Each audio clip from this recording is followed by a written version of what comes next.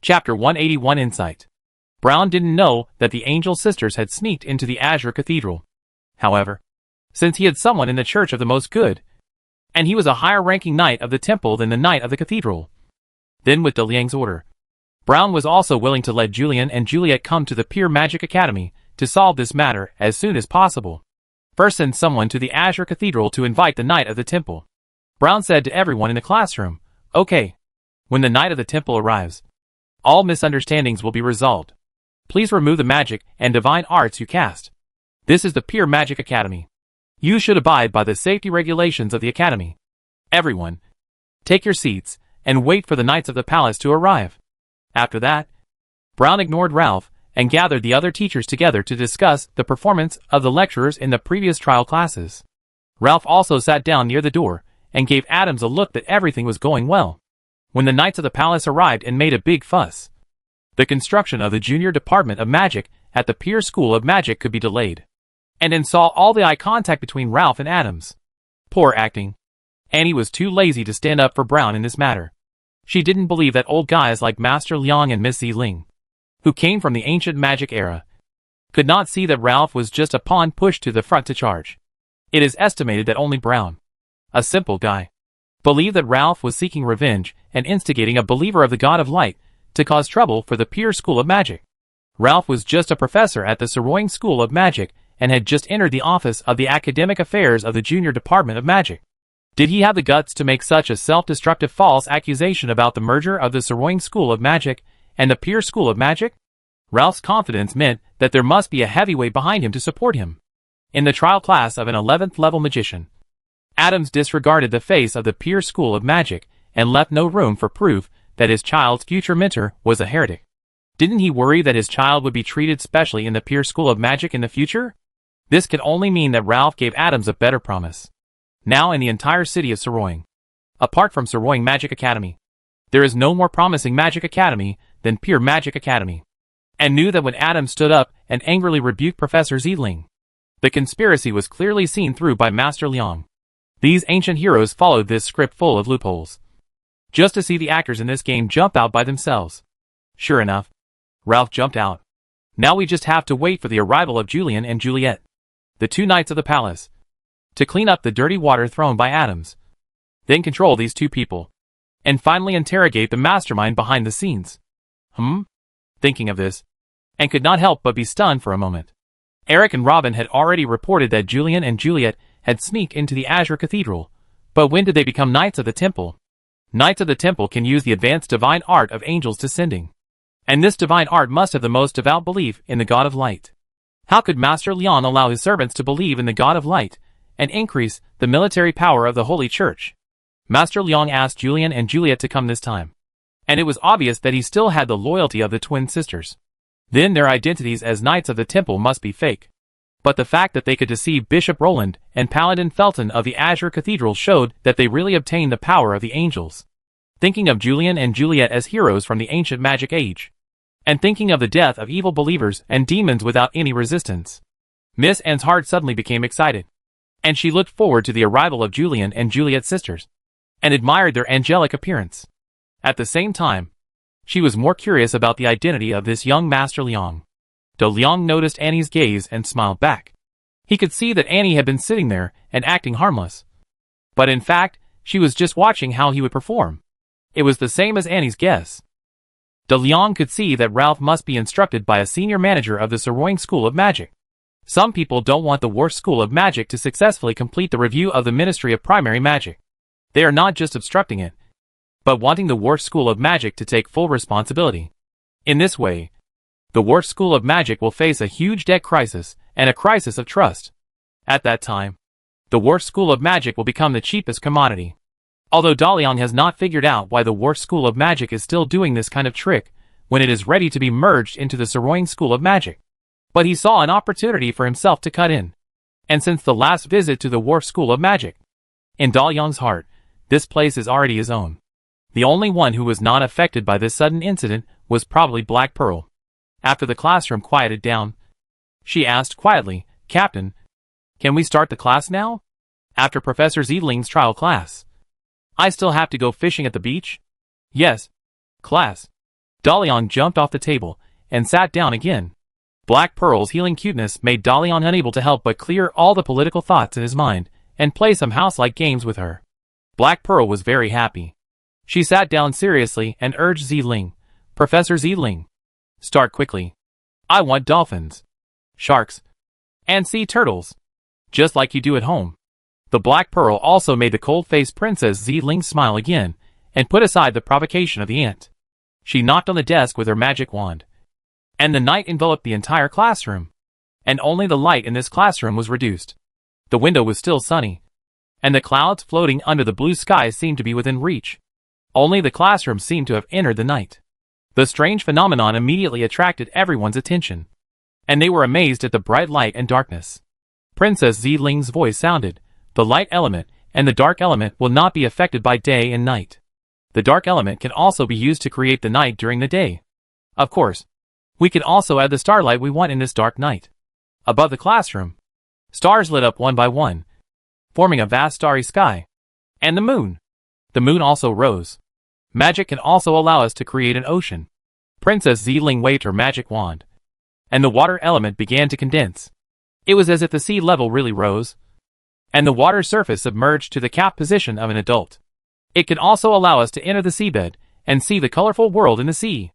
In an instant, the ocean condensed by the water element submerged the entire classroom, and the perfect concentration of water elements did not make people feel suffocated.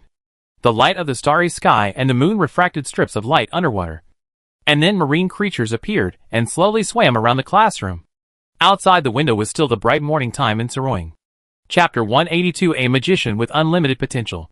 Everyone was shocked and immersed in this magical world beyond imagination. The children jumped and chased the fish and turtles, and were frightened and screamed by the sharks that suddenly appeared. After the sharks left, a group of dolphins swam over to play with the children. It was truly a magical magic that had never been seen before. The magician who knew the goods could not describe the shock he felt in his heart at this moment. He didn't know what kind of magic control ability was needed to use a variety of magic elements to mix and create this underwater world under the night sky. This young magic professor definitely has the strength of an 11th level magician, and her magic control ability is definitely beyond her own level. This is a magic master. Her future achievements will not be limited to the 11th level. Everyone instantly understood why Vice Dean Jennings admired Professor Ziling so much.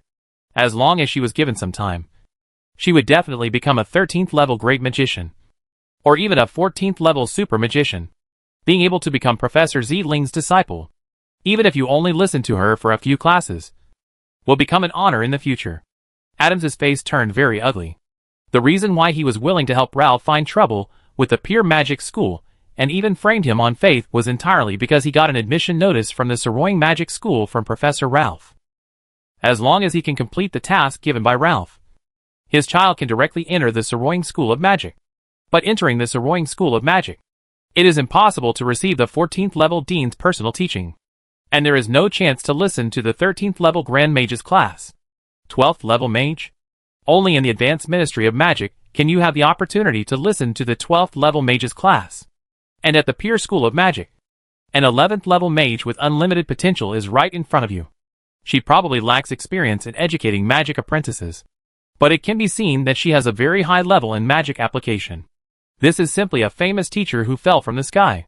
As the first freshman of the Pure School of Magic after the upgrade, they will definitely be able to learn from this magic professor, a disciple of a 14th level super magician. Even a disciple of a 13th level grand magician is already very impressive. At this time, Adams knew that he had made a serious mistake. Looking at the child chasing the dolphin, he could only silently confess to the God of Light, hoping that things could be saved. When Princess Ziling knocked on the desk with her magic wand again, the scene in the classroom dissipated like a curtain falling. The classroom was restored to light, and everyone was stunned on the spot until two twin sisters, wearing the armor of the Holy Church pushed the door and walked in. "I heard that there is a group of people who are suspected of being heretics here. Whoever is a heretic, stand up and let me see." Juliet swaggered onto the podium and drew out a sword and slapped it on the desk. Then she remembered something and said, "Yes, I should first identify myself. I am the Knight of the Palace Juliet, and the other is my sister, the Knight of the Palace Julian. Then I will let you watch the angel descend to confirm. After that, The divine light shone down from above, and the surging holy energy burst out. And then a pair of angel wings spread out behind Juliet. Extremely holy. Although Julian lagged behind a little, he also followed closely, and used angel descend to spread his own angel wings. And said, "Knight Juliet, and I received news that there are suspected evil cultists appearing at the Pure Magic Academy. Who is willing to tell us what happened?" I know what happened here. Professor Ralph stood up immediately. He knew that he had offended a potential magician today. But it was only potential. Vice Dean Creek was a real 13th level great magician, who could easily ruin his reputation. Professor Ralph said, "Dear Two Hall Knights, I am Professor Ralph of Saroying Magic Academy. When I was inspecting the junior magic department of the Pure Magic Academy, I heard the sound of a frightened child here." Professor Ralph told the story again after adding some information, and then saluted Julian and Juliet again, saying, "Mr. Adams is a devout believer in the God of Light. He heard evil words here. I think the Azure Cathedral needs to conduct a thorough investigation of the Pure School of Magic to find out the heretics that may be hiding here." "Are you talking about Mr. Adams?"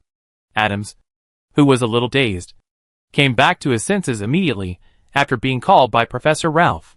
He did not talk about the heresy first, but asked Brown, Vice Dean Jennings, "Can my child continue to stay at the Pure School of Magic?" Brown looked at Dalian, and when he saw that he did not respond, he replied to Adams, "I'm sorry. Pure School of Magic is a private magic school, and we have the right to change our admission standards at any time. For this year's freshmen, all students whose family members believe in the God of Light will be refused admission to the Dockside School of Magic." When Brown said this, there was an uproar. 2 Knights of the Holy See were standing here, saying in front of them that children of believers of the God of Light would not be allowed to go to school. Is this appropriate?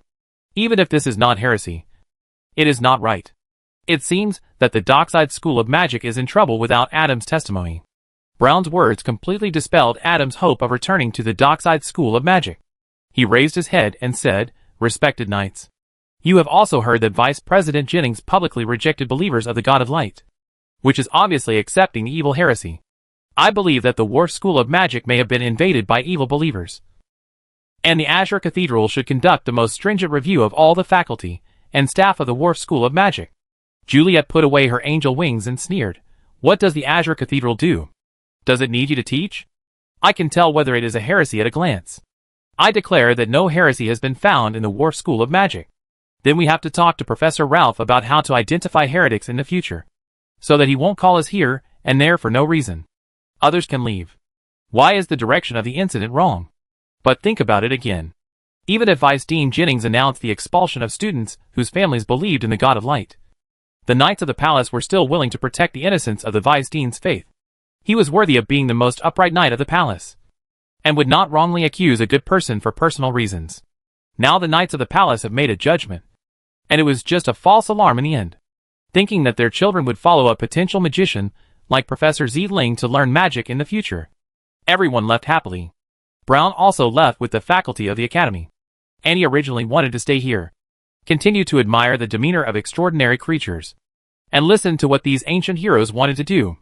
However, when De Leon looked at her casually, she understood what Master Leon meant, and finally walked out of the classroom. Chapter 183: Leniency for Confession. Soon, only Professor Ralph was left in the classroom, seeing the 2 Knights of the Palace standing closely with Professor Ziedling. Even if he was stupid, he could tell that they were in the same group. This time he really shot himself in the foot, because their relationship in the Church of the Most Good was stronger than his. Praise the God of Light. Ralph tried his best to get closer to the Church of the Most Good. He even performed a priestly salute to the twin sisters, and said with a pious look, "In fact, I am also a believer of the God of Light. So I was too radical when I encountered a suspected heresy. Since all this is a misunderstanding, I sincerely apologize to Professor Ziedling." Princess Ziedling smiled and said, "Do you think I can just apologize and get rid of you? I'm telling you, you're in big trouble." After that, Princess Ziedling waved her magic wand. Then the scene in the classroom changed, and everyone came to the villa on the Avenue de Champs-Élysées. De Leon sat down on the sofa, snapped his fingers, and a maid put a glass of coconut milk in his hand. Black Pearl shouted, "I want to drink it too. There are many flavors in the kitchen. Choose whatever you want." After Black Pearl ran into the restaurant, De Leon pointed to a small stool in front of him and said to Ralph, "Sit down. Let's talk about what happened today." Ralph was sweating profusely, and his calves were shaking like cramps. Can this kind of multi-person teleportation magic be cast instantly? Can people feel nothing when they are forcibly teleported? Who did I offend today? Will I still be able to leave here alive? I am from the Sorroying School of Magic. Professor Ralph stuttered, trying to use his identity to make the other party afraid. I know you are a magic professor at the Sorroying School of Magic. De Leon pointed to the small bench again and said, I don't like people talking to me while standing. Sit down. You still have a chance to leave alive. Hearing that there was a chance to survive, Ralph immediately sat on the bench. However, the bench was too small and too low. Basically the same as squatting there. The whole person curled up and had to raise his head to see De Leon sitting on the sofa. But no matter how uncomfortable this posture was, Ralph didn't dare to move casually like a good student. Excuse me, Leon. You can call me Master Leon. Master Leon, Ralph said with a bitter face. This is really just a misunderstanding. I happened to pass by and heard the quarrel in the classroom. I admit that I had a conflict with Vice Dean Jennings. I was indeed a little impulsive. De Leon shook the half-full fruit milk in the cup, looked at Ralph with contempt, and said, Professor Ralph, stop pretending. I brought you here just to let you know. I am serious. I have 2 Knights of the Azure Cathedral here, and they can sentence you for any crime of heresy. Ralph secretly glanced at the 2 Knights and saw them sitting at the bar counter in the corner of the hall with Professor Ling, drinking the red wine poured for them by the maid. An upright knight will not slander a person with pure faith. I asked the knight to take me to the Azure Cathedral for a faith review. Ralph placed his last hope on the Knights of the Palace. He knew that the Knights of the Palace were only loyal to the God of Light. As long as the 2 Knights of the Palace were willing to take him away, he could escape from here. However, no matter how loud Ralph shouted, the twin Knights of the Palace did not even look at this place, which made Ralph's momentum shrink immediately. Seeing Ralph's look, De Leon said with a smile, Ralph, you are not a brave man, but I believe you have seen the environment you are in. Here, if I say you are a heretic, you are a heretic. If I say you disappear, you will disappear. But you don't have to be so nervous. If you want to survive, you just need to try hard. Ralph had no more straws to grasp at this time. He said dejectedly, Okay, I'll tell you whatever you want to know. De Leon was very satisfied with Ralph's attitude. He continued, It's obvious that someone was behind what you did today. Who is this person? What is his purpose? Since he decided to confess, Ralph did not hide it anymore. He saved his life first. It's Vice Dean Creek of Sorroying Magic Academy. He asked me to disrupt the final review of the upgrade of the Junior Magic Department of the Pure Magic Academy, so that Sorroying Magic Academy would terminate its assistance to the Pure Magic Academy and require the Pure Magic Academy to repay its debts, forcing the Pure Magic Academy to declare bankruptcy. Then the Sorroying School of Magic can acquire the War School of Magic. Although De Leon could see that the Sorroying School of Magic was behind Ralph, he could not see why the Sorroying School of Magic was doing this. After all, the War School of Magic had already started upgrading and preparing to merge into the Sorroying School of Magic. Wouldn't it be redundant to use such dirty tricks? In the following inquiries, De Leon gradually learned about the purpose of Vice Dean Creek. The Sorroying School of Magic only wanted the land, not the people. And Dean Morton of the War School of Magic, in the agreement for the merger of the 2 magic schools, won many favorable terms for the War School of Magic. If the normal colleges merge, the faculty and staff of the Pure School of Magic will have a very strong say. This is unacceptable to Vice Dean Creek. After listening, De Leon laughed and said, So you came up with such a flawed persecution plan? Ralph defended, The plan was going smoothly. Who would have thought? Who would have thought? Who would have thought that the Knights of the Palace were yours? Professor Ralph did not say this in the end. Now that everything has been figured out, De Leon thought for a while and said to Ralph, You are an ambitious person, and you are willing to fight for your ambition. You are much better than Brown in this respect, and I admire you very much. But your ambition needs a better platform. Vice Dean Crick is just using you. He will not give you any help, but is ready to abandon you at any time. But your current strength cannot implement a larger and more rigorous plan. You need a senior plan implementation team. Vice Dean Crick asked you to destroy the final review of the Junior Magic Department of the Pure Magic Academy. I am willing to help you complete this task. and my people can guarantee that this task will be completed 100%. Professor Ralph stared at De Leon, who was slowly tasting the fruit milk in amazement. His mind was blank. What happened? Did I hear it wrong? Chapter 184. The plan continues. Ralph thought that De Leon was speaking in a sarcastic way, and he begged repeatedly, Master Leon, you are really a joke. I know I was wrong. As long as you let me go now, I will immediately return to the Saroying School of Magic and resign. I will leave Saroying, and will never do anything to threaten the Pier School of Magic again. De Leon was helpless about this unintelligent magic professor. It is estimated that Vice Dean Creek also saw him as a good trick. If Ralph had not only played a triggering role in the plan formulated by De Leon, he would probably not dare to use this incompetent and courageous little cannon fodder. I'm not kidding you. De Leon reiterated his attitude, although Brown is the vice president of the Pier Magic Academy. I have a good relationship with him. But I am only responsible for myself. I will arrange everything. You just need to do what I ask you to do at the last minute. It's very simple. There is no difficulty. By then, since you have completed the task assigned to you by Vice President Creek, you will get the reward he gave you. You have also completed my task, and you can get another reward from me. Professor Ralph, you are a man with ideals. Are you really willing to leave Saroying and give up the position you have finally obtained? Ralph finally confirmed that Master Leon was serious, and he didn't want the Pier Magic School to be merged into the Saroying Magic School.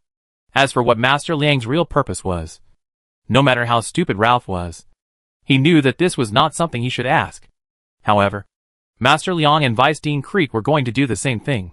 So, he only needed to complete Vice Dean Creek's task. And what happened next had nothing to do with him. Ralph's mood warmed up, and he felt that he was starting to get lucky.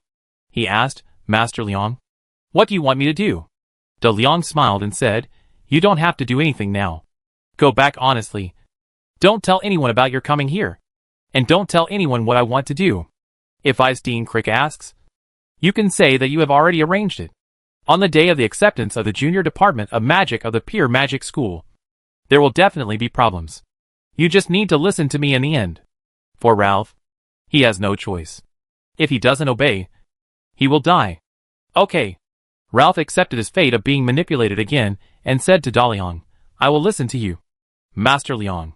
De Leon drank the fruit milk in the cup in one gulp and said, you made the most correct choice.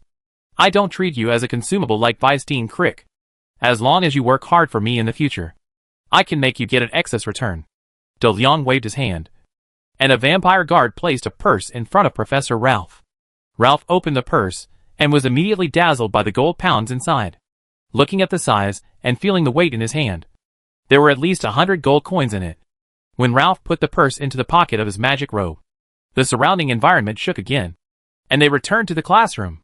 Ralph, who was squatting on a small bench, sat down on the ground. When he stood up, he saw that Master Leon and his people had walked out of the classroom from the front door. Ralph quickly slipped out from the back door. Brown went to do his own thing at this time. The new semester was approaching, and he wanted to work all day without sleeping to review new students, recruit teachers, and supervise the upgrade of the primary magic department. Therefore, and was waiting outside the classroom, seeing Ralph leave the classroom from the back door, and first looked at the sisters Julian and Juliet with admiration, then leaned down and whispered into Liang's ear, I think Master Liang has some big plans. Is there anything I can do for you? When Ralph left just now, he didn't look like he was punished. Instead, he walked around the corner with a guilty conscience, afraid that others would notice him. Based on Annie's understanding of De Leon, Ralph must have been fooled into confessing everything, and sold himself out by the way. Anything that can arouse Master Liang's interest is definitely not a small matter. Thinking about Master Liang's successive operations in Saroying City these days, Annie is sure that Master Liang is planning something again. Annie was afraid that De Leon would not let her participate, and emphasized, as long as I participate, the benefits are all yours. I just have a learning attitude and casually admire the demeanor of ancient heroes, especially the demeanor of angels. Annie could see the angel in Julian, which was somewhat unexpected to De Leon. However, Anne's major is intelligence, so it is normal for her to guess something. De Leon looked at the central square of the quadrangular building outside through the window. Adults and children came and went, all for the sake of becoming a magician and having a bright future. In response to Anne's request, De Leon said, I got a lot of help from Miss, and this time when I came to Soroing. I will prepare a dinner party in the villa on the Avenue de Élysée in the evening. Please Miss and attend on time. Such a formal invitation made Miss, and realize that her relationship with this group of ancient heroes has taken a step forward. She saluted Da Liang and said, "Thank you for the invitation. Master Liang. I will attend your dinner party on time." Da Liang turned to Julian and Juliet and said, "You can send Miss and off for me, and then go back to the Azure Cathedral. Keep an eye on Father Titus's condition, and don't let him get into danger. Black Pearl, and I will go to the dock of the academy to take a look. Miss Anne, we'll see you tonight." "See you tonight, Master Liang." Annie didn't expect Da Liang to send Julian and Juliet to send her off, which was equivalent to acknowledging her guess that they were angels, without believing in the God of Light. Using the power of angels must be something that only angels can do. Now, 2 angels will accompany her all the way away. What an honor it is. Anne, with her rigorously trained ability to withstand pressure, could not help but get excited at this moment. "Master Julian. Master Juliet. It is my honor to walk with you." Juliet put her arm on Anne's shoulder and whispered, "Annie, you only guessed half right. If you can guess my race, I promise to help you kill one. No, I will help you kill all the people you want to kill. Do you need me to give you a hint?" Julian took his sister's hand off Anne's shoulder and warned Anne, "If you don't want to cause trouble, walk with me." "Boring," Juliet complained to her sister and strode forward. After only 2 steps, she turned back and said to Anne, "Not all angels are in heaven. My race is related to hell." This is already the biggest hint. Chapter 185 The Core Camp. After returning to the Azure Cathedral, Father Titus locked himself in a prayer room, constantly reciting the doctrine of the supreme good and confessing his crimes to the God of Light. When George took the 2 nightmares away, he regretted it a little. He should have killed the 2 nightmares and told Bishop Roland the truth about what happened. Even if he lost the qualification to compete for the Bishop of the Azure Cathedral, he was still a firm believer in the God of Light. But now, excessive selfishness and ambition blinded my eyes. I actually admitted that I had 2 evil nightmares, and even used nightmares to cover up my mistakes. When you persuade evil to be good, you are also lured by evil to fall. Father Titus knew that if he had not met the evil angel Solomon last night, and had not talked to him so much, he would never do those things. He would never keep that black feather by his side. Father Titus, who could not calm down for a long time, took out the feather. He knew that it was given to him by Solomon. What does this evil angel want to do? Why did he give me 2 nightmares? And why did he give me this feather? I am so insignificant to him that I can't even damage this feather. What else is worth him leading me to fall? Father Titus couldn't figure out Solomon's purpose. At this time, a priest knocked on the door of the prayer room and said outside, "Father Titus, the bishop is looking for you." Father Titus quickly put away the black feather and responded, "I heard it. I'll go there right away." Then, things developed as Father Titus planned. The Parliament just sent someone to inform Bishop Roland that Senator George has activated the 3rd clause of the weapons transfer agreement, exempting the Azure Cathedral from all responsibilities, and no longer pursuing the whereabouts of the weapons. After Bishop Roland told Father Titus about this, he said, "I know you didn't tell Senator George about the flooding of the weapons depot in time yesterday. He activated the 3rd clause of the agreement today, which should be what you and he reached an agreement on. You still haven't told me what happened on your way to the Parliament, and why the priests who went with you didn't come back. Too many things happened last night. Too many things happened in these days. You don't want to say.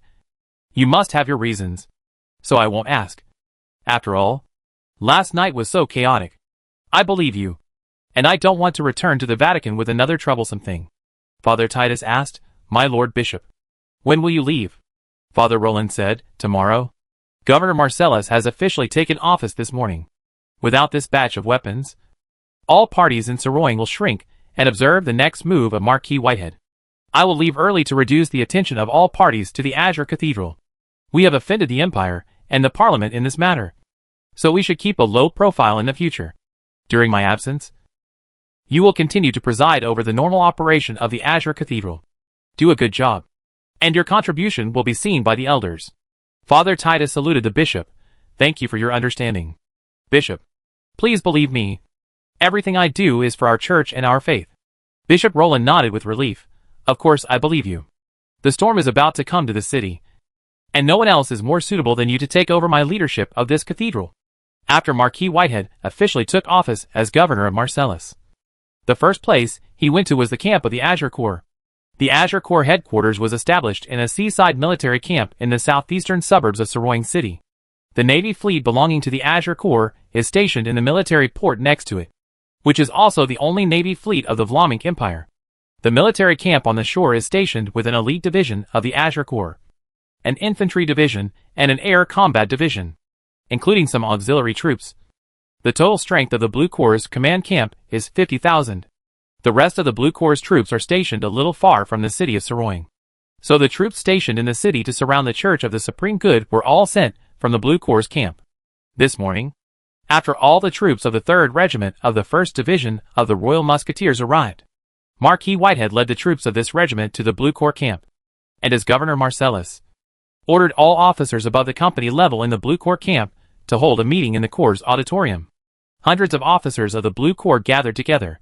Marquis Whitehead and all the generals of the Blue Corps sat on the rostrum together.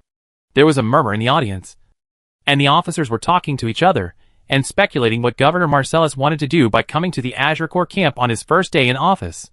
Do I need to guess? It must be to get military power. Although Governor Marcellus is the commander-in-chief of all the garrisons of the empire in Marcellus, the governorship has been vacant for such a long time, and all the garrisons in the entire province are in charge of themselves. It is not so easy to take back the military power now. Who among the officers does not have his own small treasury and small property? Handing over the military power is equivalent to handing over these things. Who is willing to do that?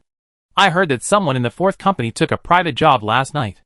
It seems that they helped the Parliament to cover up and transport something, which is something hidden in the Azure Cathedral. As a result, they hurriedly withdrew.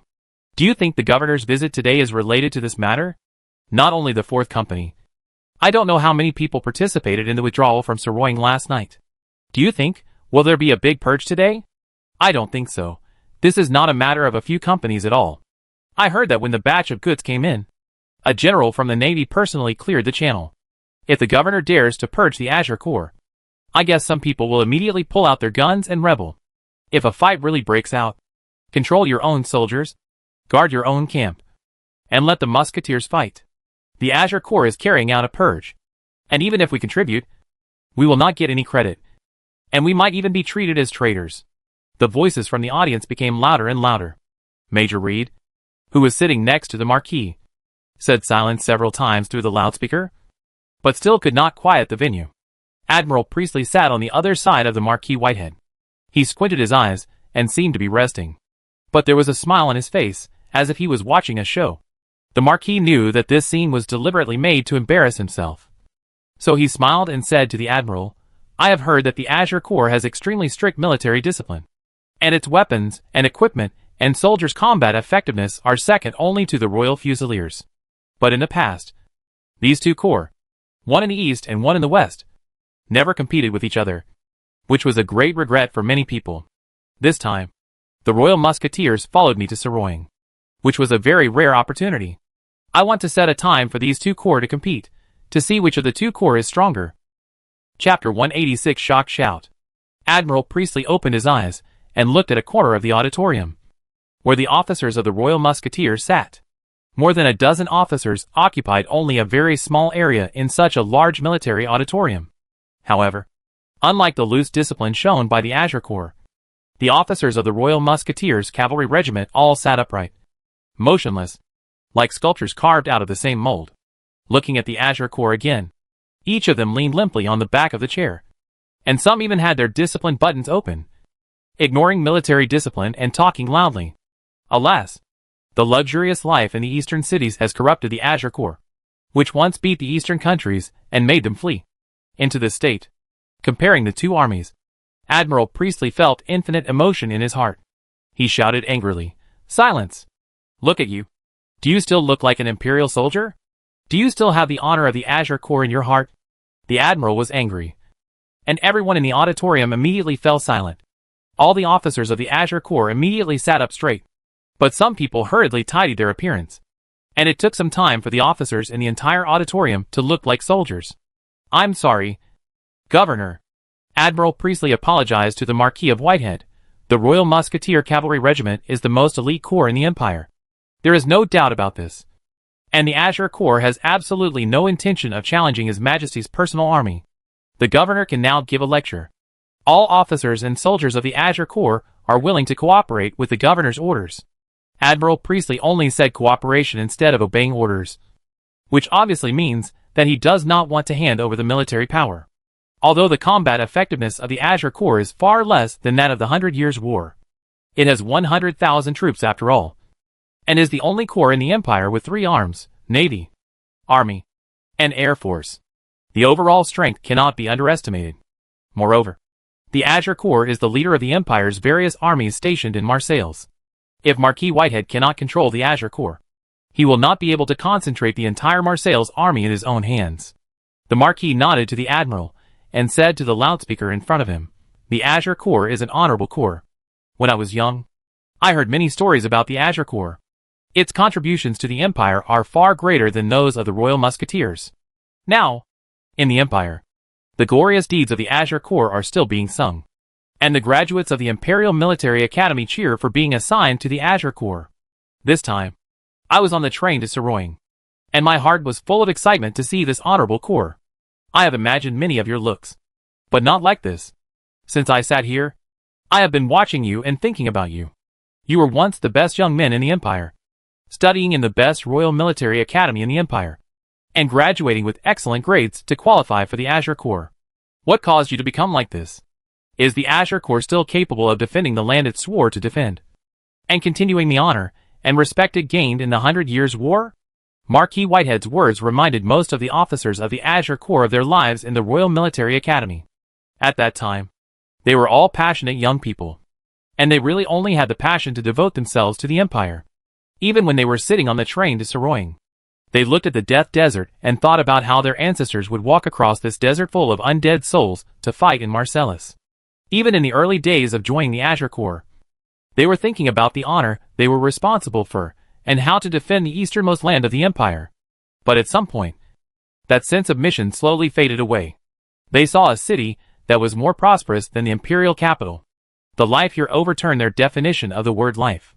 They began to try to learn from their superiors and colleagues, who had served for many years, and accepted the gold pound stuffed by various people. After listening to the Marquis's words, many officers felt guilty. Marquis Whitehead asked Major Reed to move a large cardboard box in front of him, and continued, "I believe many of you know what happened in the Azure City district of Soroing last night. Some soldiers of the Azure Corps left the designated retreat route to help the enemies of the Empire transfer weapons that endanger the Empire. I am very curious about what these people think. You know who these weapons belong to, and you must know what these weapons will be used for. Have you never considered, these weapons will definitely be in the hands of your enemies and pointed at you.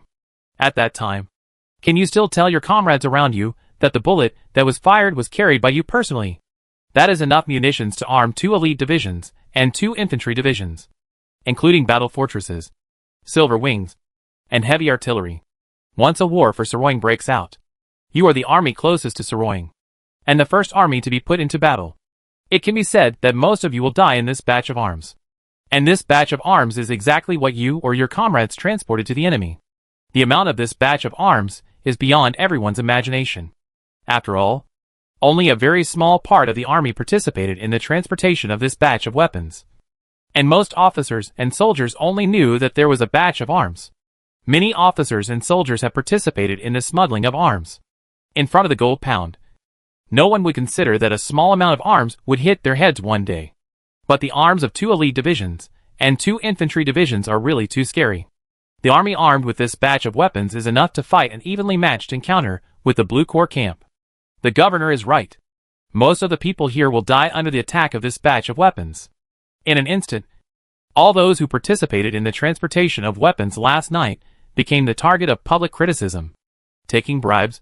Everyone is not laughing at each other. Those who can help cover it up will help cover it up. After all, who knows who will need it in the future? But sending so many weapons to the enemy to fight me is a different matter. The whole auditorium immediately became a mess again. Some people were obviously isolated. All that was left was an order to arrest these traitors, who betrayed their comrades. Admiral Priestley's face was also very bad. He looked at the cardboard box next to the Marquis, and knew that it must contain the list and evidence of the traitors of the Azure Corps colluding with the Parliament. This scandal appeared in the Azure Corps, which was definitely a serious dereliction of duty by the commander of the Corps. It is estimated that in the eyes of this governor, he is also a traitor to the Empire. The Admiral whispered to Marquis Whitehead, "I really don't know about this matter. Please let me handle this matter. I will shoot all the traitors." "Shoot?" Marquis Whitehead's voice came from the loudspeaker. "After shooting these, there will definitely be another batch of traitors who will be bribed. The problem of the Azure Corps is definitely not these traitors. In this box of mine, there is not only the list of people who helped the enemy transport weapons last night, but also the evidence of violations of discipline within the Azure Corps found by the Imperial Garrison General Administration and the Marcellus Special Security Bureau. A whole box filled with it. I came here today not to judge anyone, because that huge batch of arms has been destroyed by my people. You don't have to worry about shells falling on your heads. Then, whoever did what knows it best. From now on, I will approve all retirement applications from the Azure Corps, regardless of whether the conditions for retirement are met. You can leave the army with your personal belongings and property. I swear on the honor of the Whitehead family that I will never pursue anything you did during your service." Chapter 187 Blood Transfusion. Marquis Whitehead's words made the entire auditorium quiet again. All officers looked at the cardboard box, wondering if the crimes they committed were in it.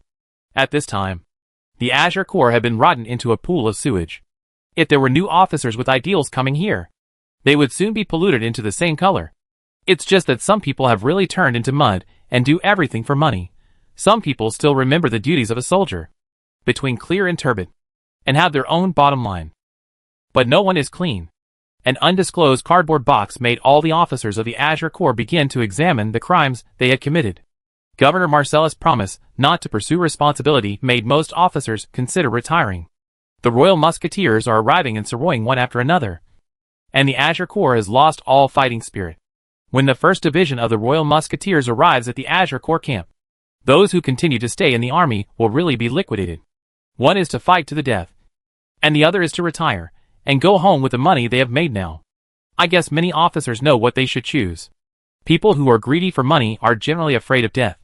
Admiral Priestley did not expect that Marquis Whitehead could destroy the morale of the entire Azure Corps camp officers by taking out a cardboard box. And the cardboard box might contain blank paper without a single word. This is definitely more vicious than the Great Purge. This is a major blood transfusion of the Azure Corps. You can imagine what the Azure Corps camp will look like after this meeting. There are basically few officers left in the entire auditorium. The vacant military positions will be transferred from the Empire. And then, controlling the officers can control the soldiers, and the commander of the Azure Corps will be sidelined. During this period, the 1st Division of the Royal Musketeer Cavalry Regiment can not only control the mutiny of the Azure Corps, but also replenish the Empire's missing military force in Soroing during the blood transfusion and recovery process of the Azure Corps, so that the Parliament dare not act rashly. This Governor Marcellus is indeed well prepared. Admiral Priestley looked at the Marquis of Whitehead, who looked at the officers who had completely lost their military demeanor, with a look of relief in his eyes. Officers are the soul of an army. If officers surrender, it means that the army is no longer a threat. A militia can turn them into prisoners. Not to mention that he has an elite division of the Royal Musketeer Cavalry Regiment. The Azure Corps is no longer a concern. After the replacement of officers at all levels and a period of training, the Azure Corps, which has regained its honor, will be a powerful force that can scare the enemy. Moreover, with the Azure Corps in his hands, he, the governor of Marcellus, can take back the military power of the imperial garrisons in Marcellus one by one.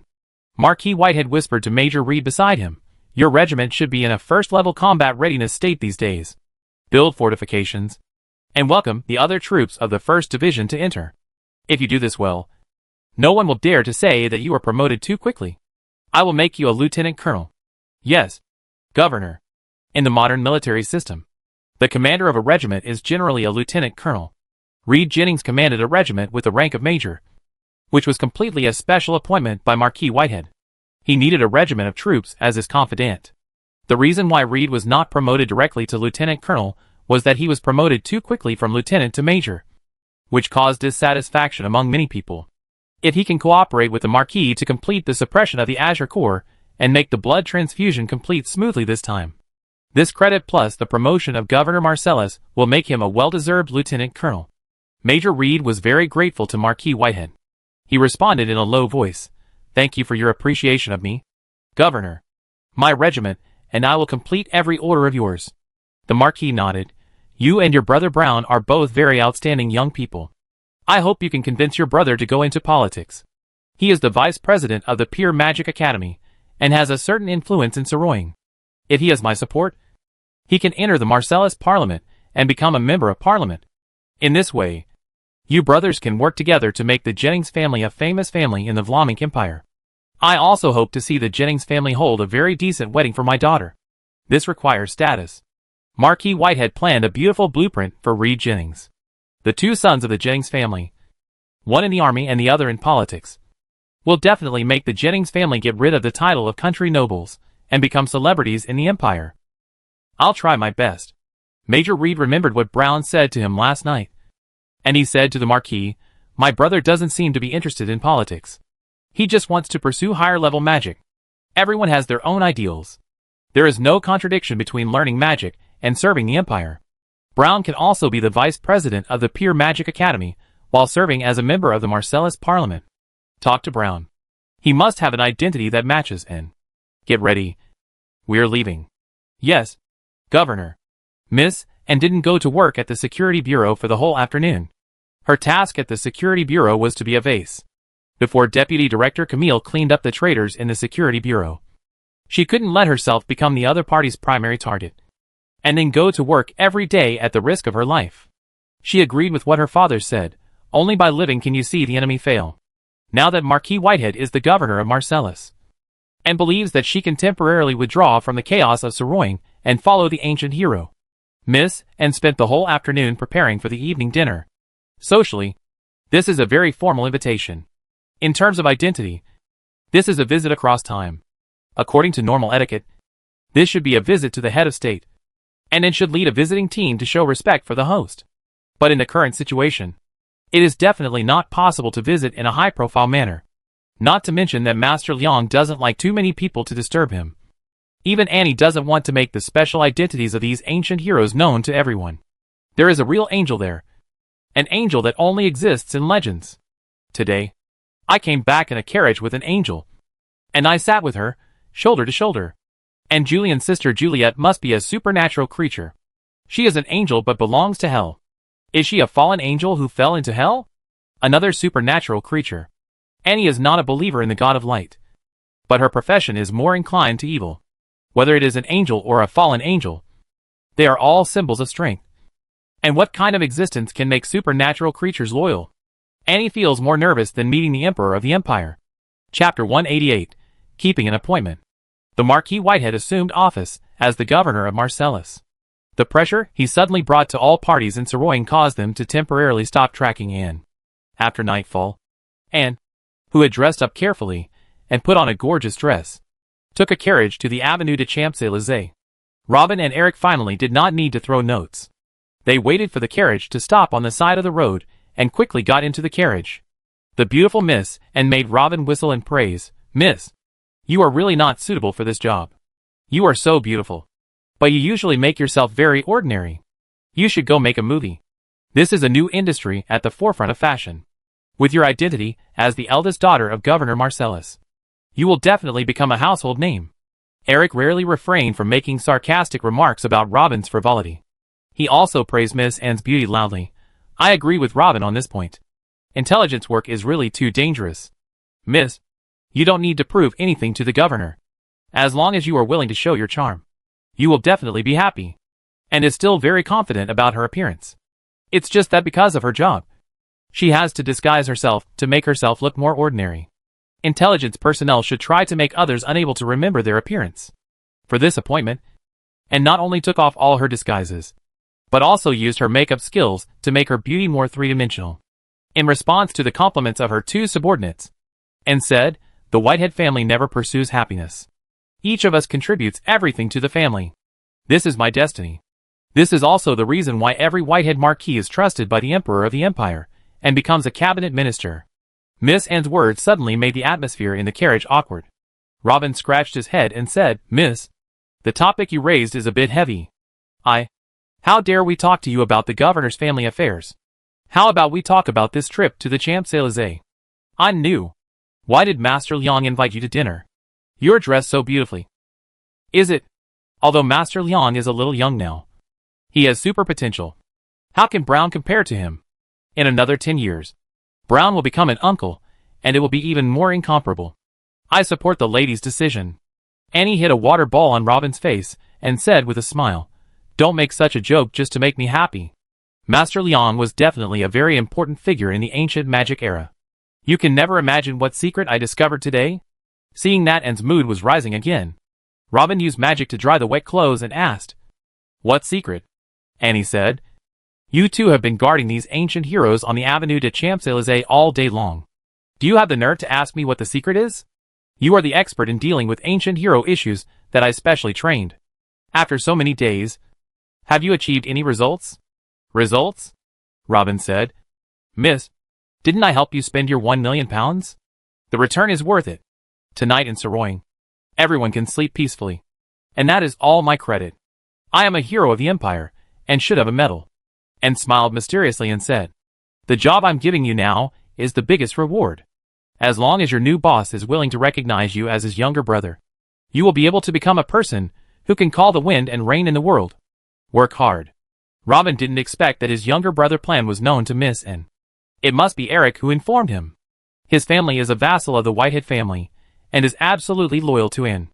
Glazing at Eric, Robin touched the back of his head and smiled awkwardly. "Miss, you know everything.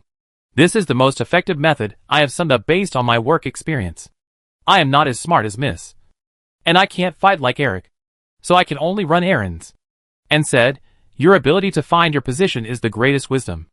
I received a formal invitation from Master Liang today, and your positioning and performance in the work played a crucial role. Master Liang acquired real estate and opened a store. You helped him with various procedures.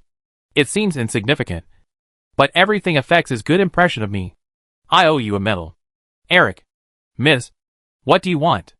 Eric responded respectfully. "If my father asks you who lives on the Champs-Élysées, don't tell him anything. He is too conceited and thinks everything is under his control. However, in Soroing, there are some people he cannot control. If he does not know the identity of Master Liang, he will not act rashly. And if he knows that there are ancient heroes coming to our time, he will definitely try every means to control them. He has no idea what he is facing. And neither do I.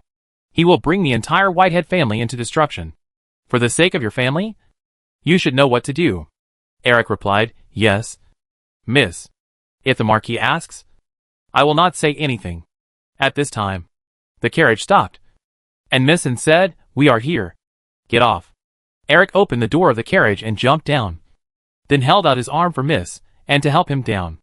A maid was already waiting at the door. She knelt down to Miss N and invited her, "Welcome to Miss N. The master is waiting for you in the restaurant." "Thank you," and nodded in return and followed the maid into the house. After passing through the door, the scene in front of them changed instantly. And Robin and Eric were stunned. They found themselves standing in a palace-style banquet hall. The whole palace was towering. On the bluestone walls and the supporting pillars in the middle, the magic lights illuminated the entire hall with golden splendor. On the walls around the hall, guards wearing full armor and red cloaks stood every 4 meters, guarding the long dining table in the middle, which was about 7 meters long. The dining table looked very small in this majestic hall, but this magnificent hall also made the dining table in the middle look extremely noble. Around the dining table, maids and waiters pushed dining carts back and forth, placing delicacies served in exquisite tableware on the table. Sitting at the main seat of the dining table was the owner of the place, young Master Liang. Sitting on both sides of him were the ancient heroes that Miss N had seen at this time, and her friends were near the dining table, and suppressed her shock, lifted her skirt and knelt to Dalian, who was looking over, saying, "Thank you for the invitation, Master Liang. But I am flattered to see everything here. This is the most grand dinner I have ever attended. I thank you again." Robin and Eric also hurriedly saluted Dalian, their minds blank with shock. Dalian, who was sitting in the main seat, smiled and said, "Miss N's beauty also surprised me. This should be your true appearance. What identity you come with will let me decide what kind of dinner to entertain you. Please sit down. Miss N Whitehead, you treat me as a friend. And I treat you as a friend too. Chapter 189 Dinner. Miss Anne was stunned at first when she heard what De Leon said. And then she understood what Master Leon meant. Disguise has become Anne's habit, just as Marquis Whitehead has trained her since she was a child. Never let anyone see the truest self at all times. Therefore, disguise has become a part of Anne's life. No matter when, she always has at least a piece of fake skin on her face. In addition to changing her appearance, it is also a constant reminder to herself. And didn't know why she removed all her disguises to attend the dinner tonight and came to the appointment with her truest appearance. Now she is in Whitehead, not director, and of the Special Security Bureau. A little change in her mood brought her a huge surprise, and knew that if she came as director in, nothing would change after she walked through that door. And then it would be an ordinary dinner. Butler Mike pulled out a chair for Anne, and after Anne sat down, he whispered, "It's a pleasure to serve you. Please don't be restrained. You can call me at any time if you need anything." "Thank you, Mike." Robin and Eric sat on the left and right of Anne respectively. This was probably the highest level banquet they had attended.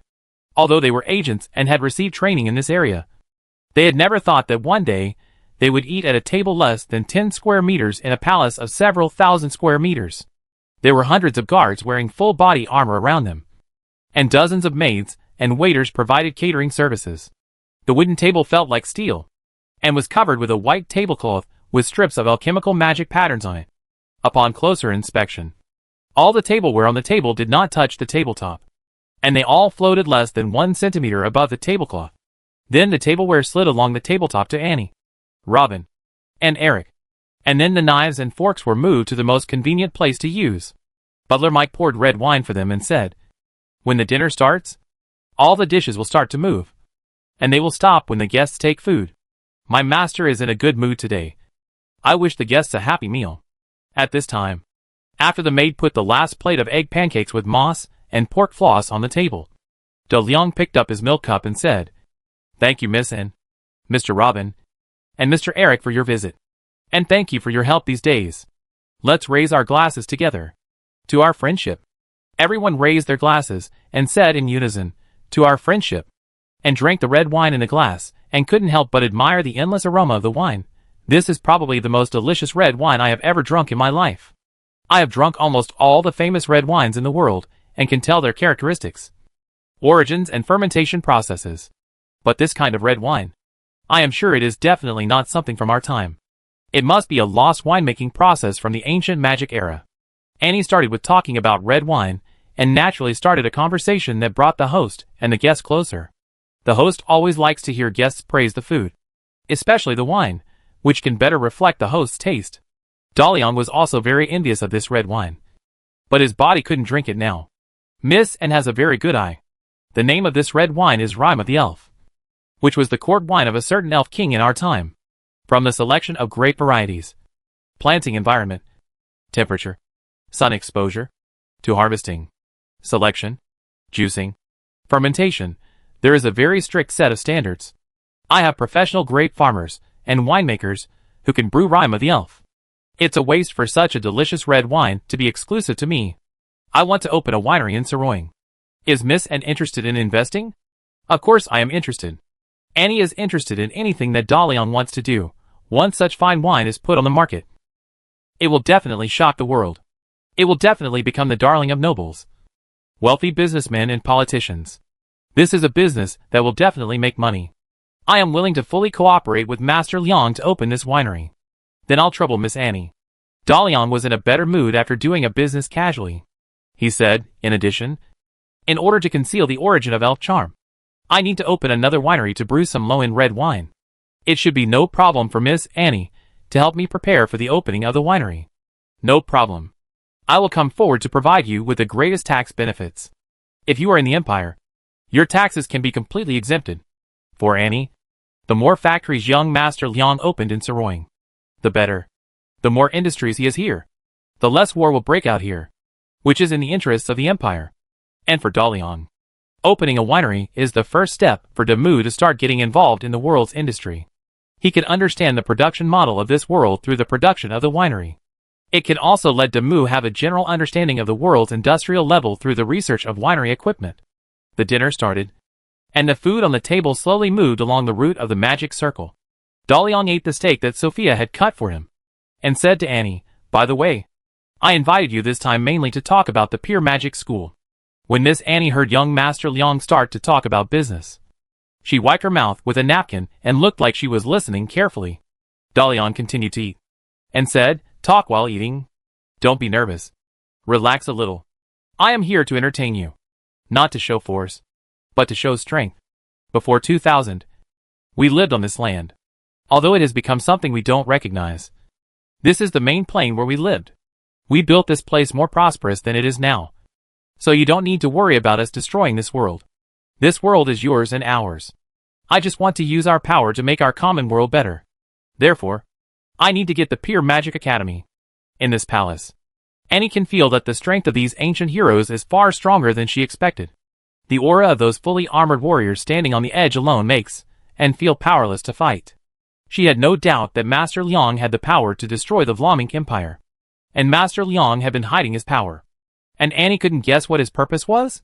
Master Liang, there is a question I don't understand. You can obviously show your power and get everything you want. Why do you only want a dark magic school? De Liang stretched out his hand to show the magnificent palace, and said to Annie, "Do you want me to show my power to the world?" No. Chapter 190 Acquisition Plan. Annie knows human nature very well. If these ancient heroes reveal their identities, they will not attract the admiration of the world, but will cause panic in the world, and expanding greed and endless fighting. Countries around the world will definitely do their best to research weapons that can fight against ancient heroes. And then, there will be an arms race, until the world order collapses. Even if Master Liang and his men do nothing, a world-class war will be triggered. The Vlaminck Empire is the first victim. Annie said, "It will take a process for the world to accept you." De Liang responded, "Don't worry. I am not interested in conquering and ruling the world. I have said long ago that I am a businessman. You have seen my palace and my subordinates, as well as the luxurious life I am living now. To maintain respectability, you need gold coins. A lot of gold coins." Annie recalled what Daliang had done in Saroying these days. He was indeed doing things according to the rules of this world.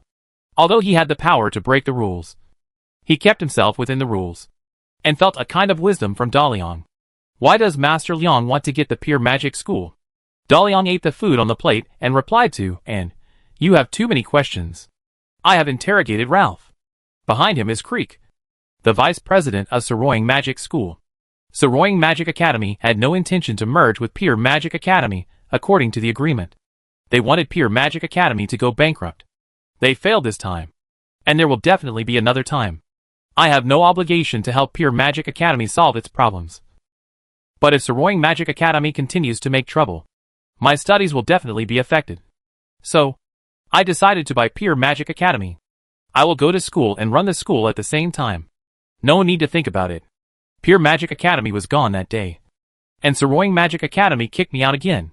De Liang did not tell the truth, but the reason he gave was also reasonable, and understood the situation that the Wharf School of Magic was facing. It was not a heavyweight like the Saroying School of Magic. If the Saroying School of Magic did not want to fulfill the agreement, it had plenty of ways to do it. It just depended on whether it had shame or not. Do you need me to do anything? For the Empire, it would be a good thing if the Wharf School of Magic fell into the hands of De Liang. Now the Saroying School of Magic is increasingly leaning towards the Parliament.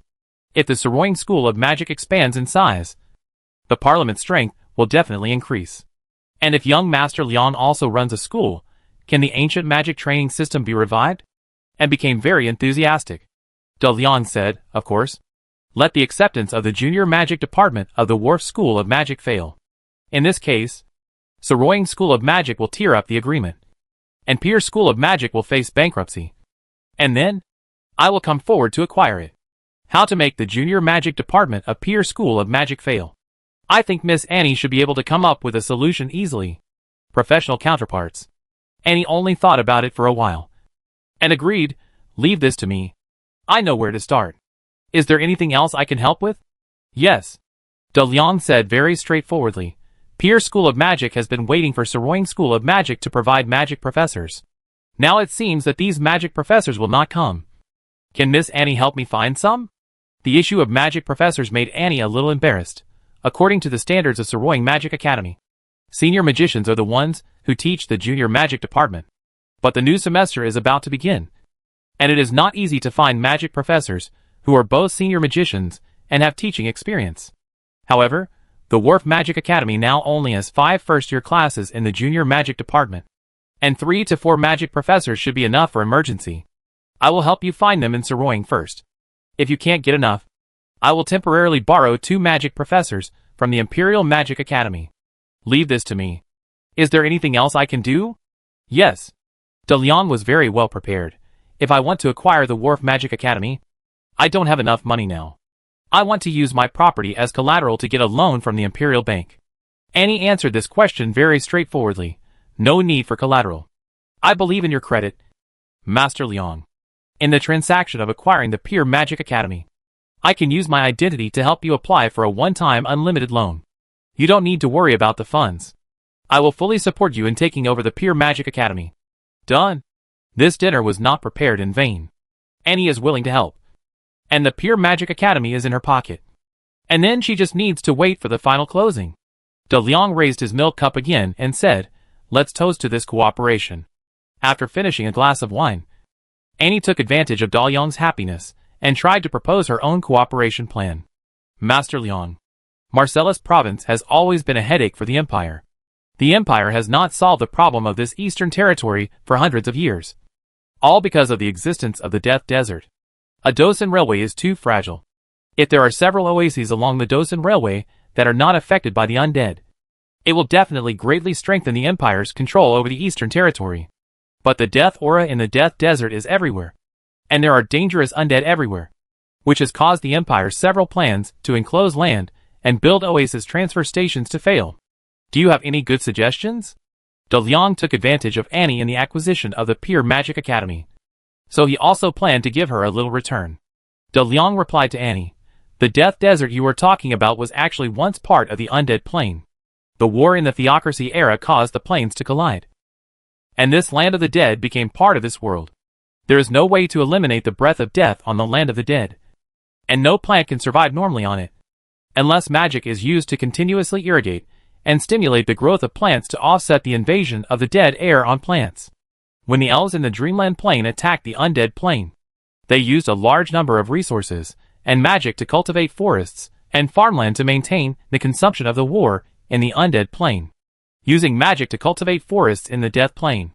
Annie marveled at the miracles brought by magic in the ancient magic era. However, this method of cultivating oases consumes too much energy. The Empire does not have the ability to maintain too many oases. If the oases cannot be connected into corridors, they are not very useful. De Liang said again, if the Empire lowers the standards and just wants to set up maintenance and supply stations along the Dosan Railway to strengthen railway safety during wartime, it is actually not necessary to transform into an oasis. Master Liang, do you have a good idea? Annie was excited. The railway can be quickly repaired when it is damaged during wartime, which is also a strategic progress in the Death Desert. De Liang smiled and said, there are no heroic undead in the Death Desert. They are all very low intelligence guys. Low-level undead can be expelled by some undead magic without command. Chapter 191 Alchemy Laboratory. Annie was somewhat disappointed by the method De Liang said. She said, but the necromancer is the public enemy of the whole world. The Empire cannot openly use necromancy. Annie knew that necromancy could expel low-intelligence uncontrolled undead, but necromancy was a despised existence. The Vlamink Empire would never dare to openly use necromancy to transform the Death Desert. This would make the Empire the public enemy of the world and lose the support of the people. Therefore, even if the Empire used airships to transport materials to repair the railway, it did not use this taboo. However, using airships to maintain railways is not only limited in transportation capacity, but also easy to be attacked in wartime. If the enemy first destroys the railway and then ambushes the airships that are going to repair it along the way, it can greatly tie up the Empire's energy and slow down the speed of the Empire's deployment of troops to the east. Therefore, when the situation in the east becomes more and more delicate, the Empire is more eager to build ground maintenance and supply stations to ensure the passage of the Dosan Railway during wartime. In addition, a certain number of infantry stationed at the supply station can also attack the enemy's personnel who destroy the railway. The cost of ground investment is not only lower than the cost of air, but also more effective. Annie looked at Daliang expectantly. She knew that this person, who was very influential in the ancient magic era, must have a way. Sure enough, Daliang said, necromancer magic does not necessarily need to be released by people. I can help you make a batch of alchemical props that can dispel the undead. You can place these props in the place where you want to build a supply station, and you can drive the undead away. Of course, you have to pay for these props. Each set of props, 10,000 gold pounds. The tension disappeared, and Annie's smile returned to her face. It would be best if she could buy it, based on the profiteer characteristics shown by Daliang. She didn't dare to take it for free. The Dosan Railway is 800 kilometers long in the Death Desert. A maintenance supply station is set up every 50 kilometers, including spare. I want 20 sets of alchemical props that can dispel the undead. Another deal was done, and another small sum of money came in. Daliang said, no problem. When does Miss and want this batch of alchemical props? And where should I deliver them to you? Annie said cautiously, I can't reveal the origin of these alchemical props. After these alchemical props are made, please seal them and bury them anywhere in the Death Desert. Not long ago, the Empire funded the famous adventurer Sir Charles to explore the Death Desert. I will make a treasure map and give it to Charles. And then, he will dig out these alchemical props. These alchemical props will be obtained by the Empire and used to build maintenance and supply stations along the Dosan Railway. Will these alchemical tools still work if they are buried deep underground? Hearing Sir Charles, Daliang naturally thought of Jessica. As if fate brought them closer and closer. Daliang did not show any abnormality. He replied, as long as they are within the driving range of the alchemical tools, it doesn't matter how deep they are buried. Then, there is no need to worry about them being dug out and destroyed in a short time. Will they lose their effectiveness due to other reasons when buried underground? You don't need to worry about the alchemical equipment I produce. I will give you a 3-year warranty. If it is damaged, no matter what the reason, you can exchange the broken one for a new one. Thank you, Master Liang. Miss Annie believes that when the repair and supply station in the Death Desert is established, it will definitely deter all those who are eyeing the Marcellus province. After a dinner, the host and guests had a great time, and everyone got what they wanted. After arranging for someone to send Annie and the other two away, Daliang came to the alchemy laboratory in the Great Tomb. The alchemy laboratory set up by Daliang in the Great Tomb is the heart of the entire underground fortress. All the alchemy problems encountered by the fortress are solved by the alchemy laboratory. The ownership of this alchemy laboratory belongs to Daliang, but the alchemists working in it are composed of 3 parts. One part is the Fairy Dragon Clan alchemy masters led by Princess Ziling. They were sent by the Fairy Dragon Clan to support Daliang when he proposed to study the God Plane. Now, due to the entire Great Tomb crossing, the Fairy Dragon Clan alchemists have lost contact with the Magic Forest Plane. So they temporarily stay in the Great Tomb and continue to work for Daliang. The other part is the alchemist group directly under the Blackfire territory of Daliang. Their main body is the undead wizards of the Sai City branch of the Wizard Guild of the Kingdom of Death. When Daliang became the elder of the Sai City branch of the Wizard Guild, he gradually recruited them under his command. The leader of the undead wizards is the vampire Minya, who is the director of the alchemy laboratory and is responsible for coordinating the work of the entire laboratory and the allocation of materials. The third part is actually a person, the chief alchemist of the alchemy laboratory, Master Nicole. Master Nicole is not a subordinate of Daliang. She works in this alchemy laboratory, not only because of her friendship with Daliang, but also because she is attracted by the research project of the God Plane. Master Nicole's alchemy level is very high, and the Black Pearl is her work. Even Princess Ziling, who is very conceited in magic, is willing to be the second. Arrive at the alchemy laboratory through teleportation. Surrounded by bright white walls, there is a long corridor in front, and the doors on both sides lead to different types of research sites. The demon servants and monsters, wearing gray robes, and alchemy nameplates push carts containing various alchemy materials and utensils, and travel between the exit and the entrance. Fairies are magic assistants that magicians and alchemists like to use very much. They look like the big-eared monsters of the orcs, but they are smarter than the big-eared monsters. They are agile, short, have good magic affinity, and have very good hands-on ability. With a little training, they can help their masters complete some simple and tedious tasks. In the outside world, fairies live in settlements of various races on a large scale, and their hands-on ability allows them to engage in some manufacturing industries and service nights. Their skillful hands make fairies the best craftsmen and engineers. The weapons they make are reliable and durable. But their individual strength is too weak, and their lack of innovation ability makes the status of fairies generally not high. Seeing Dalian coming, the spirits saluted the master, who was almost as tall as themselves, and then continued to push the cart to deliver the things to where they were going. After standing for a while, the vampire Minia, who came after hearing the news, teleported to Dalian's side. Compared with the vampire sword guard, the pure undead creature vampire's face was paler. Minia saluted Dalian and said, "Welcome to the Alchemy Laboratory. Which research institute do you want to see first?" "Go to Master Nicole's Research Institute." "Is the potion sent by Princess Xiling yesterday in Master Nicole's place?" "Yes. When Princess Xiling sent the potion yesterday, she told me that I must crack it as soon as possible. So I immediately gave it to Master Nicole.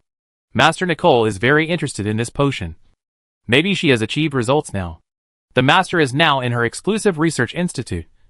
I will take your highness there now." After that, a portal opened in front of Dalian. Chapter 192. Master Nicole. Master Nicole is a human alchemist. In order to gain higher elemental affinity, she chose to elementalize her body. In the treasure hunt adventure with Dalian, she obtained the coveted spiritual stone. Then she transferred her soul into the spiritual stone for protection, and transformed all the elements of her body into a thunder body. When entering the thunder body state, Master Nicole can master the law level thunder energy and become a 16th level law level hero. However, Master Nicole usually likes her human appearance. In the research institute built specifically for Master Nicole, Dalian met his chief alchemist. The full elementalization of the body restored Master Nicole's body and appearance to her peak. Her appearance has the characteristics of the Arab region: deep eyes, long black curly hair, and a red spiritual stone embedded between her eyebrows. She wore loose leggings and bare feet, looking like a princess in 1001 Nights. When Dalian walked into the laboratory, Master Nicole was doing a potion distillation experiment on a pair of utensils on the workbench. The use of light elements makes the entire alchemy laboratory in passive lighting, and the walls painted with white paint keep the laboratory in a soft and shadowless environment. On the open work platform, glass containers and conduits meander to form a distiller that is more than 10 meters long. At different positions in the distiller, different magic element environments can cause different changes in the gas or liquid flowing inside, and then enter the pre-prepared storage container along the designated conduit. Alchemy technology is inseparable from magic potions. The more advanced the alchemy equipment, the more magic arrays are needed. Excellent alchemists can draw hundreds of magic arrays on a gemstone the size of a juju pit, and then use the corresponding magic potion to enchant it. The slight difference in the effect of the magic potion may be a generation difference in an alchemy equipment. The Great Tomb Alchemy Laboratory is one of the 3 major projects in the game to study the God Plane, and it is the first to open the God Plane. The alchemy level here is naturally the most advanced in the ancient magic era. Seeing that Master Nicole was still working, Dalian knew the temper of this technology geek, so he didn't go up to disturb her. Let Minia do her own thing. And accompanied by Sophia, Dalian walked to the rest area of the laboratory and sat down. There was an oil lamp on the table. Dalian flicked the lamp wall with his finger and said, "I'm sitting here. Why don't you pour me a cup of tea?" Just after he finished speaking, a wisp of green smoke came out from the mouth of the oil lamp, and then the green smoke condensed into a lamp god with a group of fog on the lower body and a human body on the upper body. The lamp god looked at Dalian for a long time and asked, "You are Your Highness? How did you become like this?" The lamp god is a constructed creature designed and manufactured by Nicole, and the intelligence of constructed creatures is generally low during the soul cultivation period. This lamp god is already a heroic creature, but he still didn't recognize Dalian quickly. Fortunately, the job Nicole assigned him was very simple. Dalian thought for a while, but couldn't remember the name of the lamp god. So he said, "No matter what I become, I am still your master's friend. Pour me tea quickly. I want the best tea." The lamp god floated to the tea cabinet next to him, took out the teapot and teacup, and pinched a few tea leaves from a pottery jar into the teacup. Summoned the water element to fill the teapot, and used the fire element to heat the water and boil it. Wash the tea. Make tea. Soon, a cup of fragrant tea was brought over and placed on the table in front of Dalian. It must be said that after the training of Master Nicole, this lamp god is still quite good at tea art.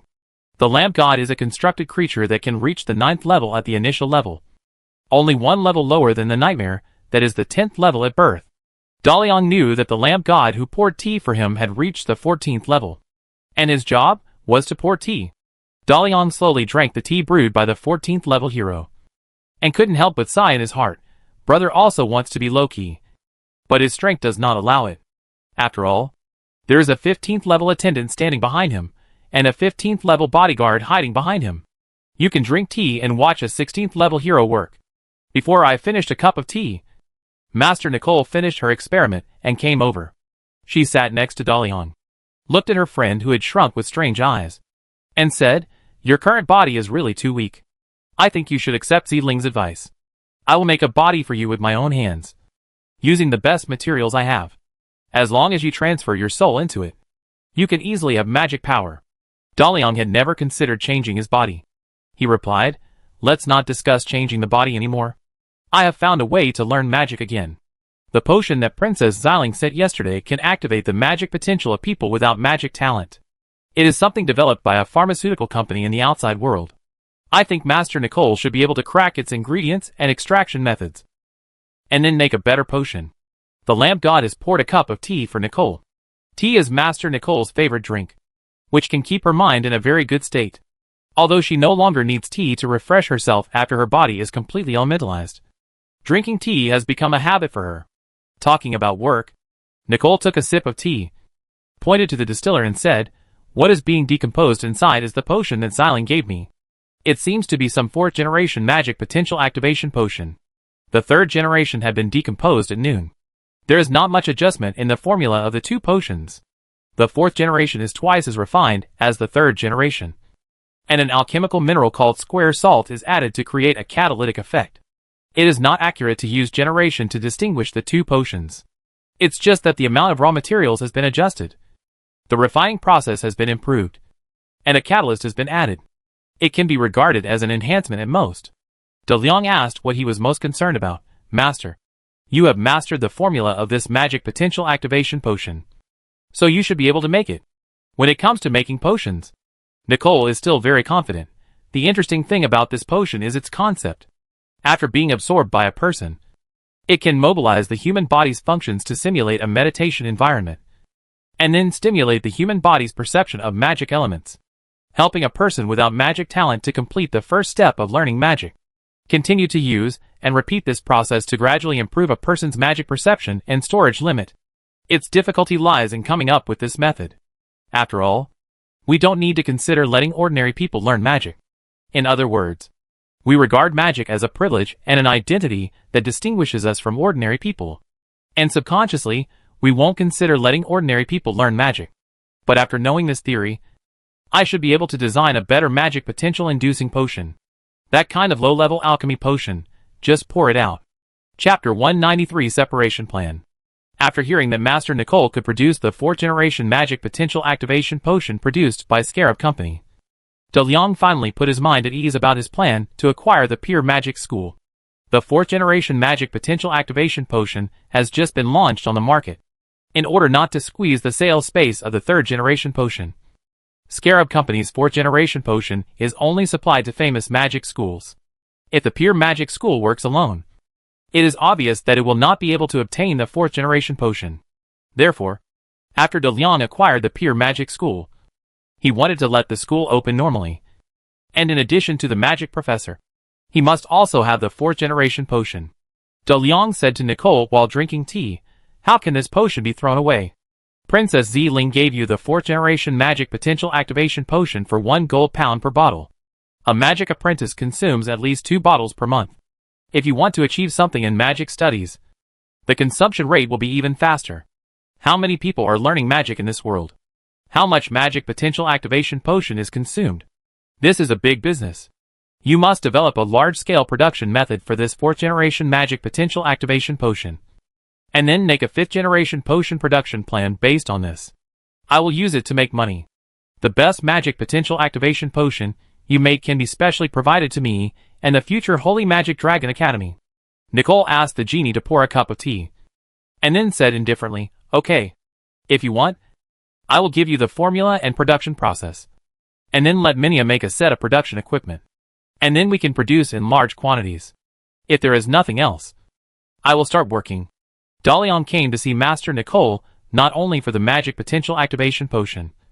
He asked again, Master, you should know that our great tomb has come to the world 2,000 years later. According to the information I got outside, the war in the theocracy era caused the collision of planes, and the burial place of the kingdom of death, where I was now, has become a desert in the main world plane. So where are the other planes? Dalian's question made Master Nicole not eager to work. She thought about it, and said to Dalian, the initial data for our research on the God plane came from Elder Quentin of the Wizard Guild. He proposed that the crystal wall between our world and the God plane is protecting us like an eggshell. Now it seems that his inference is correct. We open the crystal wall of the God plane, just like a chick breaking out of its shell and seeing the real outside world. And the various planes that were originally tightly squeezed in the eggshell will naturally separate after having a wider space. Nicole's theory finally gave Dalian a clear idea of the plane changes. He said, Master, what you mean is, the planes did not collide, but separated? Yes. Nicole was still somewhat confident in her idea. The spatial positioning system we used before, the plane portal and the intercity teleportation array, is fundamentally different. Plane and plane overlap in space. As long as the space barrier between planes is opened, you can reach from one plane to another.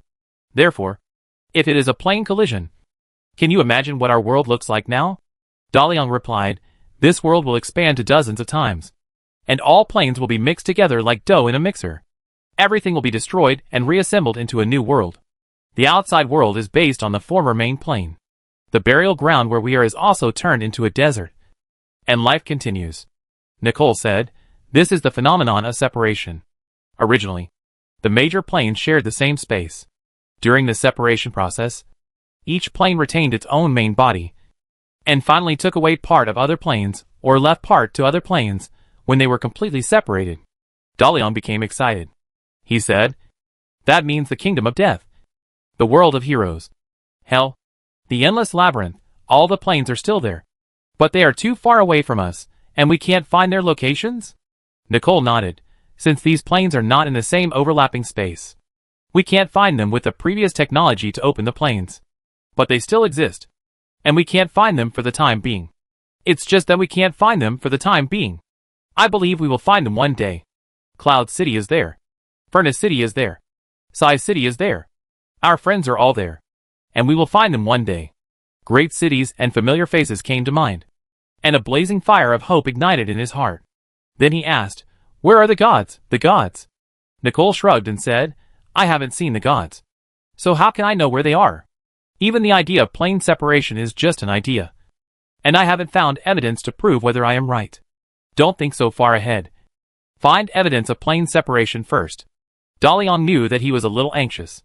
The Great Tomb had only been in this world for more than 10 days. And Nicole could have proposed a plane separation idea, which was already a very big breakthrough. As long as we study according to this assumption, we can prove whether it is right or wrong. And then we can look for other planes based on this theoretical basis. After making great achievements, Dalian said to Master Nicole, Master, please continue to preside over the work of the alchemy laboratory. If you need anything, you can make a list and let Minia give it to me. Although the materials in the outside world may not be as abundant as before, I will try my best to find them for you. Nicole has been immersed in thinking about her work. She waved her hand casually and said, I know. I also saw what you brought from the outside world. The outside world has taken a different path from us in the development of civilization. It is indeed still very backward in magic. But they also have things we need to learn. Let Zling build her technology laboratory as soon as possible and send the sorted data to me. Dalian drank the tea in the cup and jumped off the chair, saying, leave this to me. In addition, I require the alchemy laboratory to start focusing on the research of energy cores. This era relies heavily on energy. And with the development of civilization, the demand for energy will increase in the future. Whoever controls energy in the future will control the world. In addition, I think that even if we find the separated planes in the future, we will need a more advanced energy source to establish contact with them. You are right. We do need to research a better energy core. Alas, there are too many research directions that require manpower. And there are only so many alchemists here. If you want to speed up our research progress, you need to rebuild the alchemy system. Chapter 194 Military Transformation Thoughts. As one of the 3 major alchemy projects in the game world, the research on the opening of the God Plane led by De Leon is not only done by the Great Tomb Alchemy Laboratory. The team of alchemy masters led by Nicole is the cutting edge of a huge alchemy system. Downstream of the Great Tomb Alchemy Laboratory, there are also the God Plane research team of the Kingdom of Death, and the God Plane research team of the Fairy Dragon of the Magic Forest. In the later period, during the unification process of the First Empire of the main world, the alchemy forces of the city-states that were incorporated also joined this huge project one after another. The Great Tomb Alchemy Laboratory decentralized the things that needed to be studied, and then concentrated the downstream results back to attack, and finally opened the God Plane.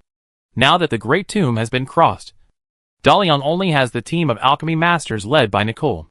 In order to start a new large-scale alchemy project, Nicole needs more alchemists to join.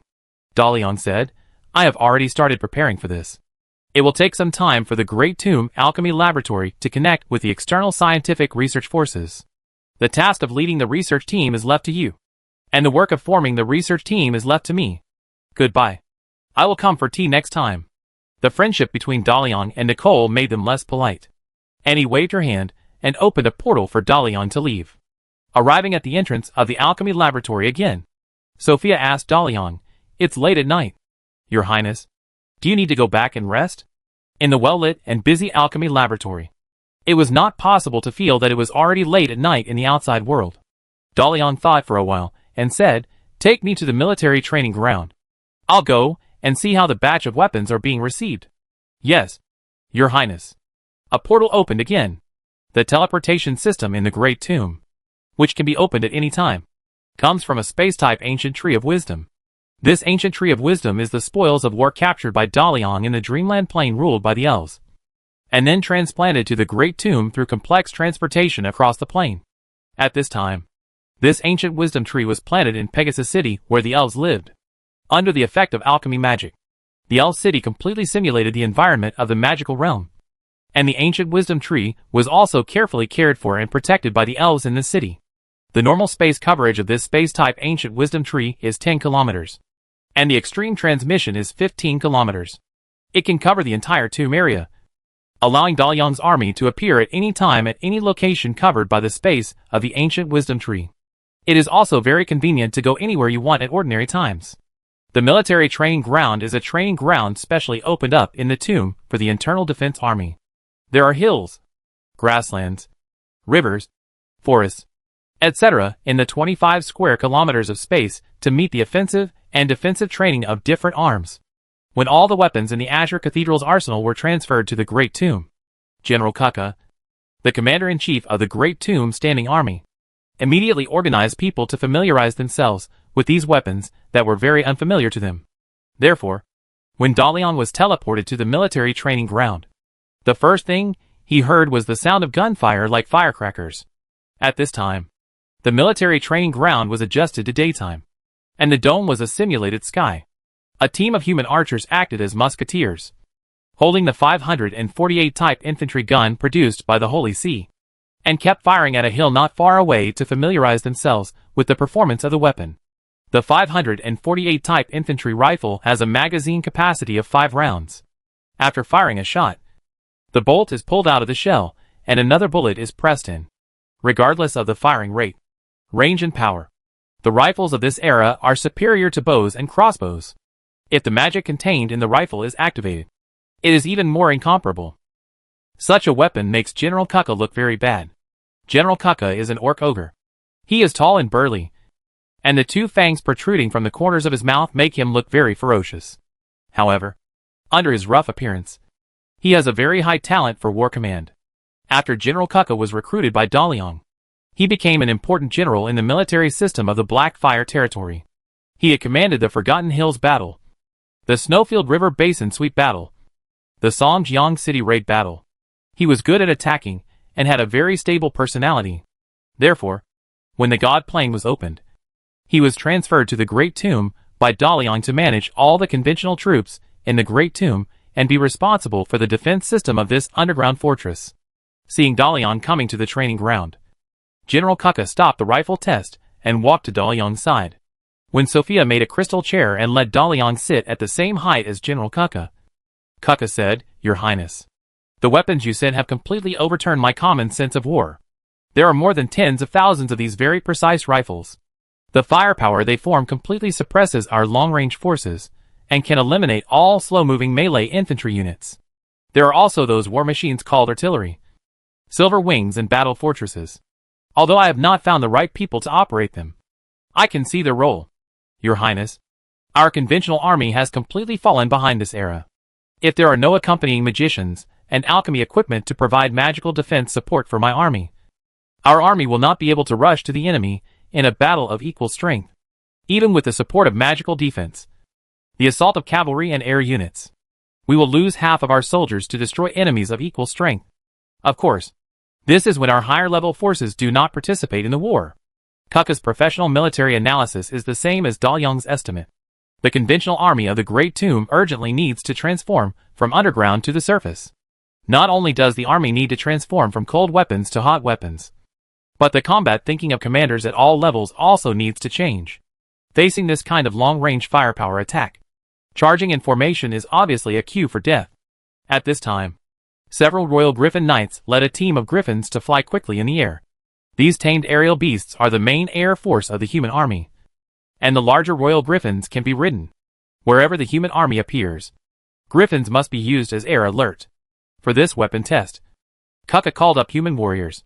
Therefore, according to the regulations, whether in wartime or training, the griffins, led by the Griffin Knights, first controlled the airspace. The high-pitched cry of eagles came from the sky, and the Griffin Knights controlled the griffins to salute their prince together. Daliang waved at the griffins, and after they flew over, he said to Kukka, "We don't have any potential enemies that need to mobilize the army now. You have time to organize the army to familiarize yourself with these weapons and the war mode of this era. Don't worry about the damage of these weapons. They are transported here for you to use. Let our soldiers familiarize themselves with the weapons with confidence. And you commanders should also summarize new war tactics and ideas based on the performance and effects of these weapons. In addition, we must bring out our advantages. We have magic and alchemical weapons that are beyond this era. We have air forces that do not exist in this era, such as griffins, Pegasus, lion scorpions, and vampire sword guards. And we also have aerospace battleships. Our army should have our own new weapons according to our characteristics. Gather your ideas and hand them over to the alchemical laboratory and me. Together, we will complete the transformation of the Great Tomb's conventional army." Chapter 195 Source of Soldiers. When Daliang knew that the army of this era had fully popularized hot weapons, and various war weapons were relatively advanced, he had been considering transforming the conventional army of the Great Tomb as soon as possible. If an armed conflict occurred with the army of this era, Daliang could easily win a war with the high-end combat power of the Great Tomb. And the larger the scale of the war, the easier it would be to win. Senior heroes' breakthrough and decapitation, high-altitude magic bombing, are enough to lock in victory. But war is not only a direct military confrontation. A war zone can stretch for hundreds of kilometers, or even thousands of kilometers. And the battles are more about small-scale sneak attacks and guerrilla warfare. Extraordinary creatures can easily win a battle. But to consolidate the fruits of victory and occupy a piece of land, Daliang must have a conventional army that can stand firm in a complex war environment. Angels do not exist to protect low-level soldiers.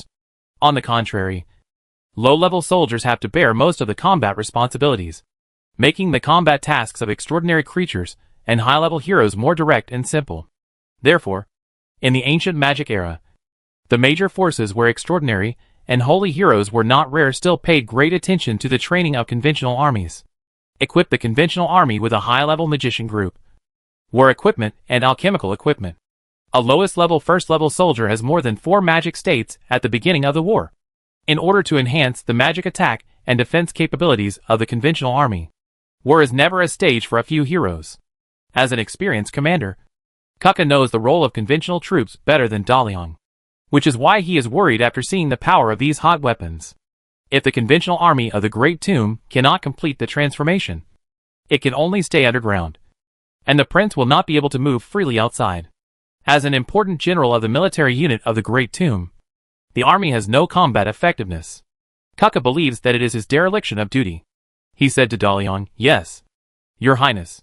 I will seize the time to familiarize myself with the performance of this batch of weapons, and then equip a new type of army." "Just," Daliang asked, "are there any difficulties?" Kaka replied, "Although these weapons are very powerful, they also consume a lot of ammunition. If there are no bullets, a musket is not as good as our halberd. The ammunition shipped this time may not be enough to support our familiarization with weapons and training of new troops." After listening to Kaka's words, Daliang tapped the armrest of the crystal chair and thought slowly. The dependence of hot weapon war on logistics is more serious than that of cold weapon war. On the battlefield of the cold weapon era, if the knife is blunt and there is no replacement, it can be polished and used, and the musket without bullets is just a stick. The ammunition equipped with this batch of weapons ordered by the Parliament from the Holy See accounts for half of the entire batch of arms, which is enough to fight a war. But it can only fight a war, and then there will be no ammunition available. However, when the Parliament decided to turn against the Empire, it could openly purchase weapons and ammunition, or build its own arsenal. So the Parliament was not worried about the ammunition problem.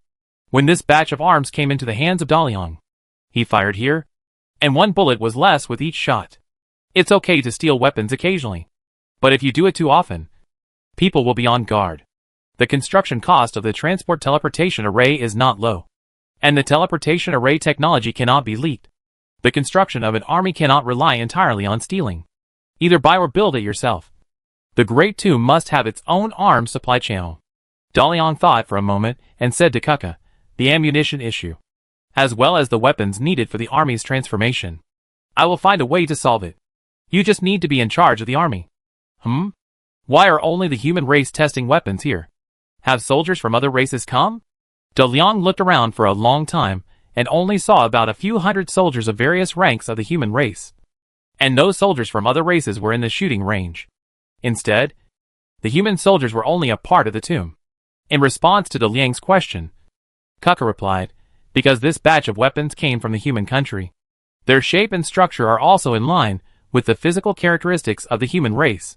The palms and shoulders of the elves are too long, while those of the dwarves are too short. The Hell race has too high an affinity for the fire element, which may detonate the ammunition. The Dungeon race, with a body structure that cannot use these weapons. And orcs." Kaka even picked up a gun to show it off. It was like holding a child's toy, and there was no way to complete the shooting posture. It seemed that the gun would be deformed if he exerted a little force. Daliang touched his head. "We also need to design weapons specifically for each race, which is another difficult problem." "What about the undead?" Daliang thought of the race that Kaka missed. In the Great Tomb, the undead are the most numerous race. In order to build the Great Tomb, Daliang used his identity as the Immortal King to recruit millions of skeleton soldiers from the plane of the Kingdom of Death. After the Great Tomb was built, these skeleton soldiers were piled up in the cave where the undead city Frost City is located. Now there are thick bones outside Frost City. Moreover, the Death Desert outside the Great Tomb is the burial place of the original undead plane. There is no telling how many undead are buried under this desert, as long as Daliang uses the identity of the Immortal King to recruit. These are the source of soldiers for the Great Tomb. Therefore, Daliang is very concerned about whether the undead can use these weapons. Speaking of the undead, Kaka answered with some embarrassment. The undead use skeleton soldiers very simply. That is, advance with a sea of skeletons. This is of course because there are too many skeletons in the undead plane, which can be consumed at will, and also because the intelligence of the skeleton soldiers is too low, and they cannot complete too complex tactical instructions. I have tested muskets with skeleton soldiers. They can learn to shoot, but that's all they can do. They don't know how to aim, and the bullets stop when they are empty. If you don't tell them, they don't know how to reload. Giving them such good weapons is a complete waste. Skeleton soldiers are indeed only capable of skeleton sea tactics. Daliang couldn't help but sigh. IQ is a big problem. Before awakening magic and becoming a hero-level unit, the intelligence of low-level undead such as skeleton soldiers can only understand very simple instructions. For soldiers in hot weapon wars, sometimes the brain plays a greater role than the weapon. Hearing the answer given by Kaka, Daliang, who was preparing to form an army of tens of millions of skeleton musketeers, was inevitably disappointed. Before solving the problem of the skeleton soldiers' intelligence, we must not give thermal weapons to low-intelligence skeletons. Otherwise they might shoot at anything on the battlefield. De Liang said to Kuka, "This batch of weapons should be equipped to human warriors first. And then let the Frost Dragon Astro organize the heroes of the undead race, and find a way to improve the intelligence of the skeleton soldiers." Minia, the director of the alchemy laboratory, is a vampire of the undead race. Let her cooperate with Astro to solve this problem. We can't leave such a large source of soldiers unused. Yes, Your Highness. Chapter 196, The Collision of Capo. Early the next morning, a piece of news shook the entire Saroying. And soon the entire Marcellus region would also be greatly disturbed by this news. Admiral Priestley, the commander of the Azure Corps guarding Saroying City, resigned from his post as the commander of the Corps. And with the permission of Marquis Whitehead, the governor of Marcellus, he had already left Saroying on a military airship to report on his duties in the imperial capital. At the same time, 70% of the officers of the Azure Corps submitted applications for retirement, and the governor of Marcellus approved them all. In the next few days, as the Royal Musketeer Cavalry Regiment arrives in Saroying one after another, the Imperial Military's special military train will take these retired officers back to the Empire on the return journey. The sudden change of the Azure Corps caught all parties in Marcellus off guard. This was equivalent to this important corps surrendering to Governor Marcellus. Marquis Whitehead took only 1 day to take control of the Azure Corps. To be precise, it was the military power of the Azure Corps Army. Only a very small number of officers in the Corps Navy Department submitted retirement applications, and most naval officers were not affected by this turmoil.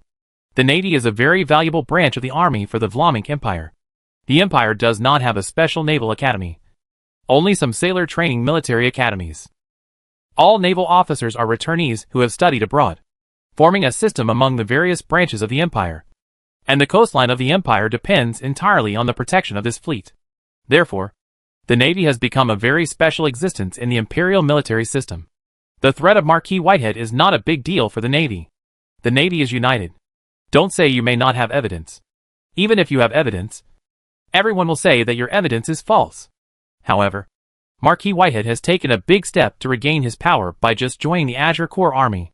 I believe that with the arrival of the 1st Division of the Royal Musketeers, and the addition of new officers of the Azure Corps, the other imperial garrisons in Marcellus will soon surrender to the governor. This is not good news for the Marcellus Parliament. The Parliament has invested a lot of energy and wealth in the Azure Corps, and the officers in the Corps have some leverage in their hands. Smuggling and some great businesses have brought unimaginable wealth to the consortiums behind the Parliament. Now that the military power of the Azure Corps has been taken away by Marquis Whitehead, the consortium's business will definitely be affected. Governor Marcellus is like a dagger nailed to the vital position of Saroying. As long as his position becomes more and more stable, the consortiums will not be able to make money as comfortably as before. They must honestly pay taxes to the Empire. For capitalists, asking them to pay more taxes is to kill them. At this time, rumors about Marquis Whitehead's seizure of military power, forcing Admiral Priestley to leave, and purging dissidents in the Azure Corps with the intention of holding the army for himself had spread to the Imperial Palace. The political environment in which Marquis Whitehead was in was worse than that of all his predecessors. The Marquis himself did not know how long the Emperor of the Empire could trust the Marquis amid constant rumors. All he could do was to follow his own plan.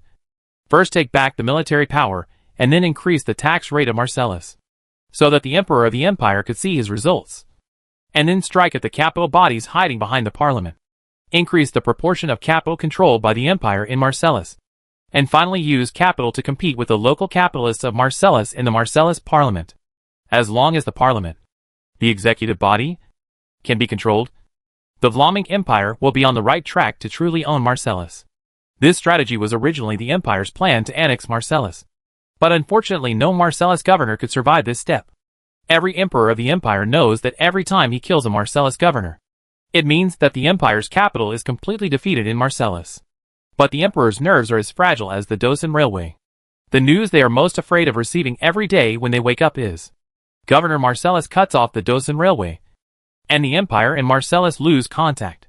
The capitalists of Marcellus are already familiar with a whole set of procedures on how to get the Emperor to kill Governor Marcellus.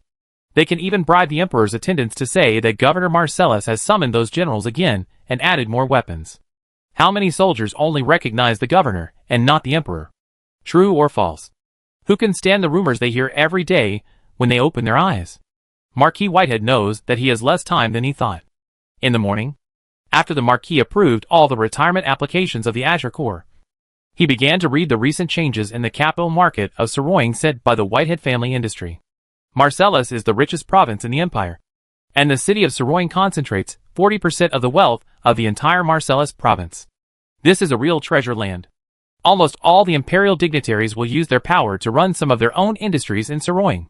The Whitehead family also has its own company in Saroying, involved in ocean trade, real estate, hotels, manufacturing and finance, with the status of a cabinet minister of the Vlaamic Empire, as well as a large area of manors and territories in the empire. The strong background allows Marquis Whitehead to do very well in Saroying. Governor Marcellus wants to launch an attack on the local capital in the capital field of Saroying. The aristocratic capital of the empire in Saroying naturally becomes the first priority weapon for Marquis Whitehead. The Whitehead family company, by virtue of its proximity, became the Marquis's personal guard. The mouth of a politician can be bought, and behind the votes are the consortiums constantly spending money, and every seat in the parliament is a collision between money bags. The Vlaamic Empire has not promoted currency reform to abolish metal currency and use paper currency, just because it does not want the economy of Marseilles to be independent from the empire, so as to facilitate the operation of imperial capital in the Marseilles province. However, currency reform is the general trend of the world, and insisting on using metal currency will cause the Vlaamic Empire to suffer a great loss in international trade. Marquis Whitehead knew that the time for the empire to passively promote currency reform was not far away, and now was probably the last opportunity for the empire to peacefully annex the Marseilles province. If this opportunity is missed, the Marcellus province will seek to promote its own paper currency, and the advantage of the imperial capital will become a disadvantage. The only problem for the Marcellus province is probably war. And war, the world situation and technology are no longer the same as 200 years ago, and the empire is no longer united in martial arts. The atmosphere of freedom in the east is blowing westward. Although the empire is richer than before, it can no longer fight a 100-year war. Thinking of this, the Marquis felt that he was born in the right era. Only in this turbulent world can his value be reflected. Sitting in his study, the Marquis found a file from a pile of intelligence materials. The cover of the file reads Light King. Chapter 197 Fast Food Restaurant Opening. £1 million is a relatively large sum for the Whitehead family company. The Marquis knew that, and had used the money from the family business. He could not ask, but he would check where the pounds went, and also sold the property on the Avenue de Champs-Élysées without saying a word, and has not received the payment yet. The current owner of the property is this Light King, a little boy who likes to be called Master Light. According to the information, this is a lucky child who inherited a huge fortune. His hometown is a very remote country town in the empire. Of course, these can only deceive those people in the household registration department of Saroying City. The Marquis has checked and found that these materials are all fake. This boy named Master Liang suddenly appeared in Saroying more than 10 days ago, and took out a large amount of money with a maturity that did not match his age. He took advantage of the fact that the housing prices in Saroying plummeted due to the influence of the devil, and bought hundreds of properties in Saroying, where every inch of land is worth money. The total value of these properties is just close to the first expenditure of £500,000 by Anne. Now Master Liang can be said to be an invisible small rich man in Saroying City, and Anne's fiancé Brown Jennings is also close to this Master Liang. At the same time, Anne's two subordinates, Robin and Eric, often appeared near the Élysée Avenue, and worked very diligently for this young Master Liang. Who is this young Master Liang? Let and make two of her trusted subordinates serve him. What did and do with the two huge expenditures? What is the relationship between the first 500,000 gold pounds and the strange deaths of evil believers and demons? What is the relationship between the second 500,000 gold pounds and the destruction of the Azure Cathedral Armory? Marquis Whitehead slowly flipped through the information about young Master Liang, since and had clearly ordered the family company not to investigate the Élysée Avenue. There was not much information about young Master Liang, but it was recorded that young Master Liang's 28 multi-flavor fast food restaurants would open today. His elf butler had recently contacted many businesses to provide supplies for his upcoming supermarket. In addition, he hired Garcia, the editor-in-chief of the former City Daily, and registered the names of two newspapers, namely Energy Daily and National Star Daily. Is this something a normal 6-year-old child can do? What is in hiding? The Marquis wanted to send someone to thoroughly investigate this young Master Liang. But he remembered Anne's warning to him. The Marquis was very cautious in doing things. He knew that Anne must have her own reasons for doing this. And he would ruin her plan if he rashly sent someone to investigate. This daughter never let him down. But the Marquis, who was used to controlling everything, didn't know the secret behind this, and felt very uncomfortable. Come on, prepare the carriage and change into casual clothes. Let's go to this place called Duway fast food restaurant for breakfast. After setting the opening time of the fast food restaurant yesterday morning, Hannah followed Dalyang's instructions, and sent all employees to the nearby streets and alleys to distribute coupons to passers-by. 40% off for set meals. Buy 2 get 1 free for a la carte. Free refills for drinks. Every 10 copper ropes spent in the store can participate in a lottery. Children who have an admission letter from the Pier School of Magic can get a school bag and a set of stationery. The unique store style of the multi-flavor fast food restaurant has already attracted the attention of the surrounding citizens. After getting the coupons for the opening of the fast food restaurant, it has triggered a rush to buy. Therefore, when the Marquis Whitehead came to the multi-flavor fast food flagship store in casual clothes and took a carriage, he was shocked by the long queue outside the fast food restaurant. Is the food here so delicious? Then the Marquis noticed the transparent glass wall of the fast food restaurant. Through the glass wall, you can clearly see what is inside. The seats in the fast food restaurant were already full, and more people chose to take out and leave. Therefore, although it seemed that there was a long queue outside, the speed of the queue was not too slow. At this time, a fast food restaurant employee came out, holding a tray and distributing a cup of coffee to the guests waiting outside. Although the paper cup was not big, a free drink made the impatient guests wait patiently again. The owner of this store was a very shrewd businessman who would not let go of any potential customers. However, the Marquis's idea of having breakfast here was unsuccessful. There were too many people in line. His noble upbringing and status prevented him from cutting in line. But he didn't have time to queue up to buy breakfast. Just as the Marquis was about to ask the coachman to drive the carriage away, the fast food restaurant employee who had distributed coffee came over.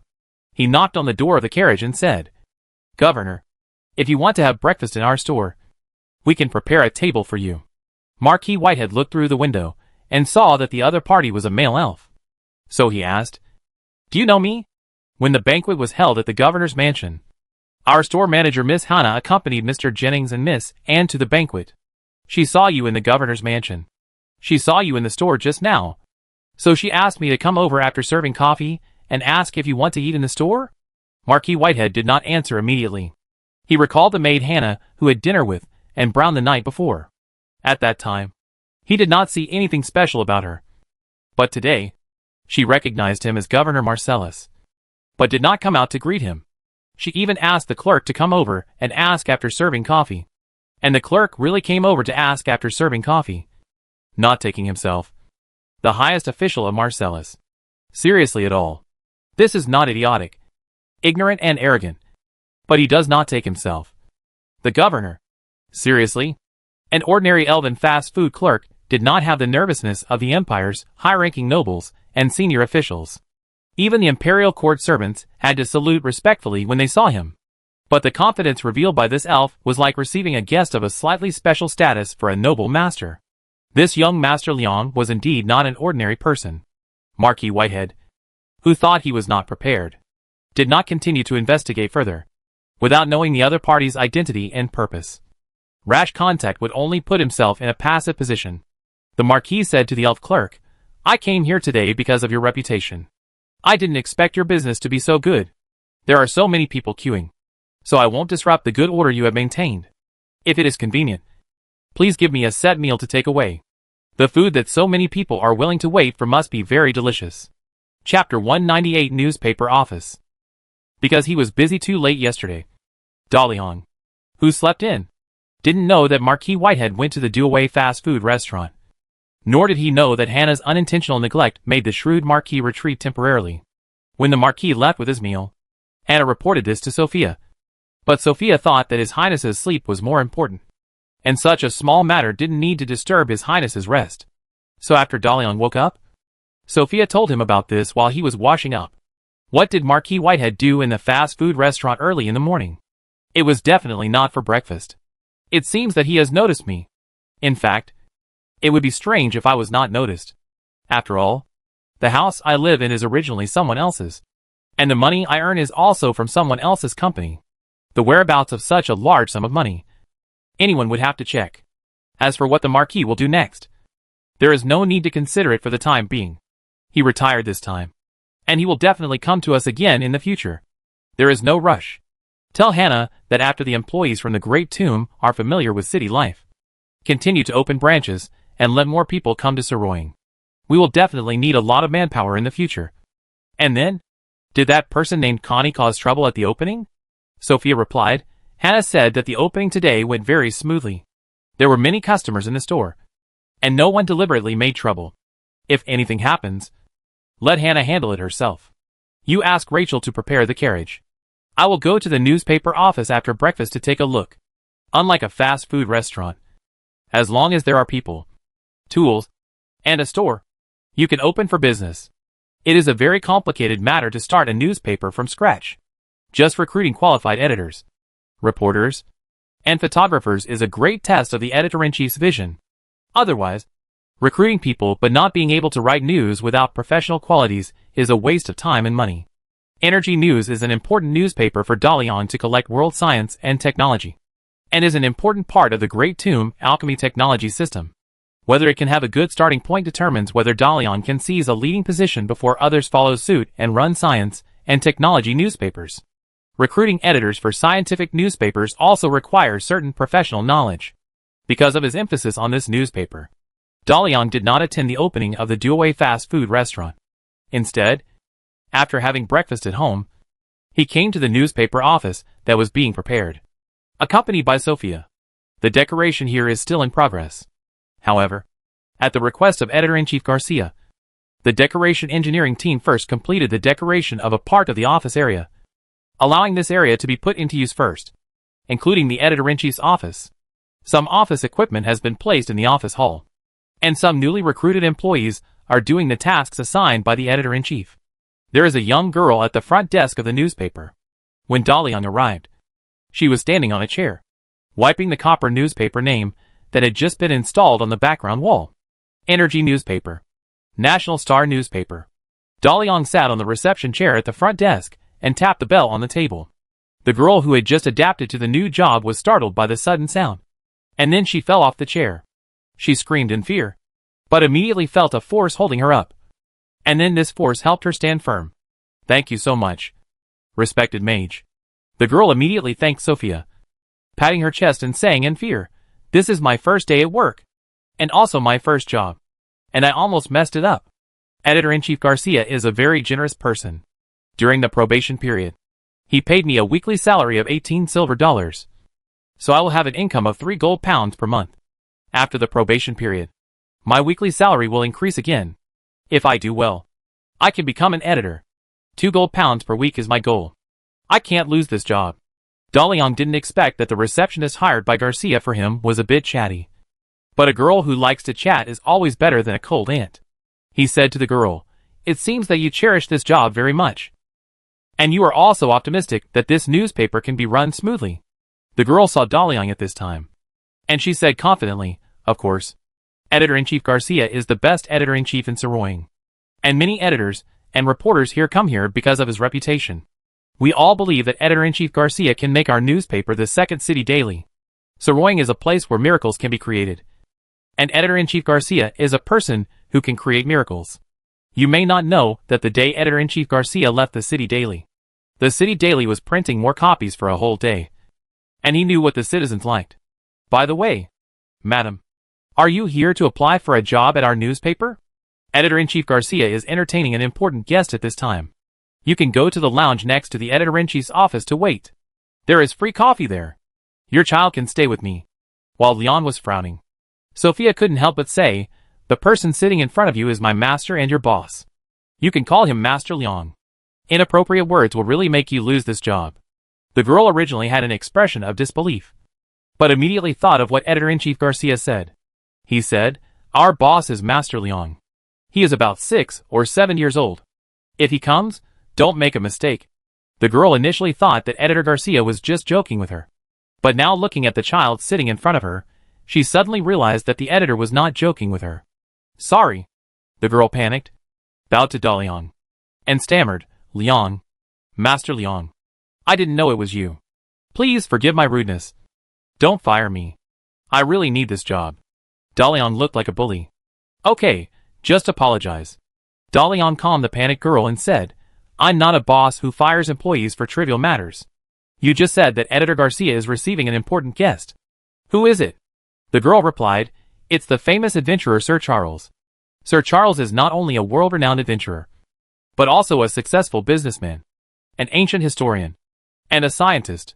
Recently, Sir Charles is planning to build his own technology laboratory in Saroying, and he has also received an invitation from the Energy newspaper. Today Sir Charles visited Editor-in-Chief Garcia to discuss the Energy newspaper. He is very interested in the newspaper we are going to publish. It seems that he wants to invest." Chapter 199: Charles's Investment. The Editor-in-Chief's office is a compartment of more than 20 square meters separated from the newspaper office hall.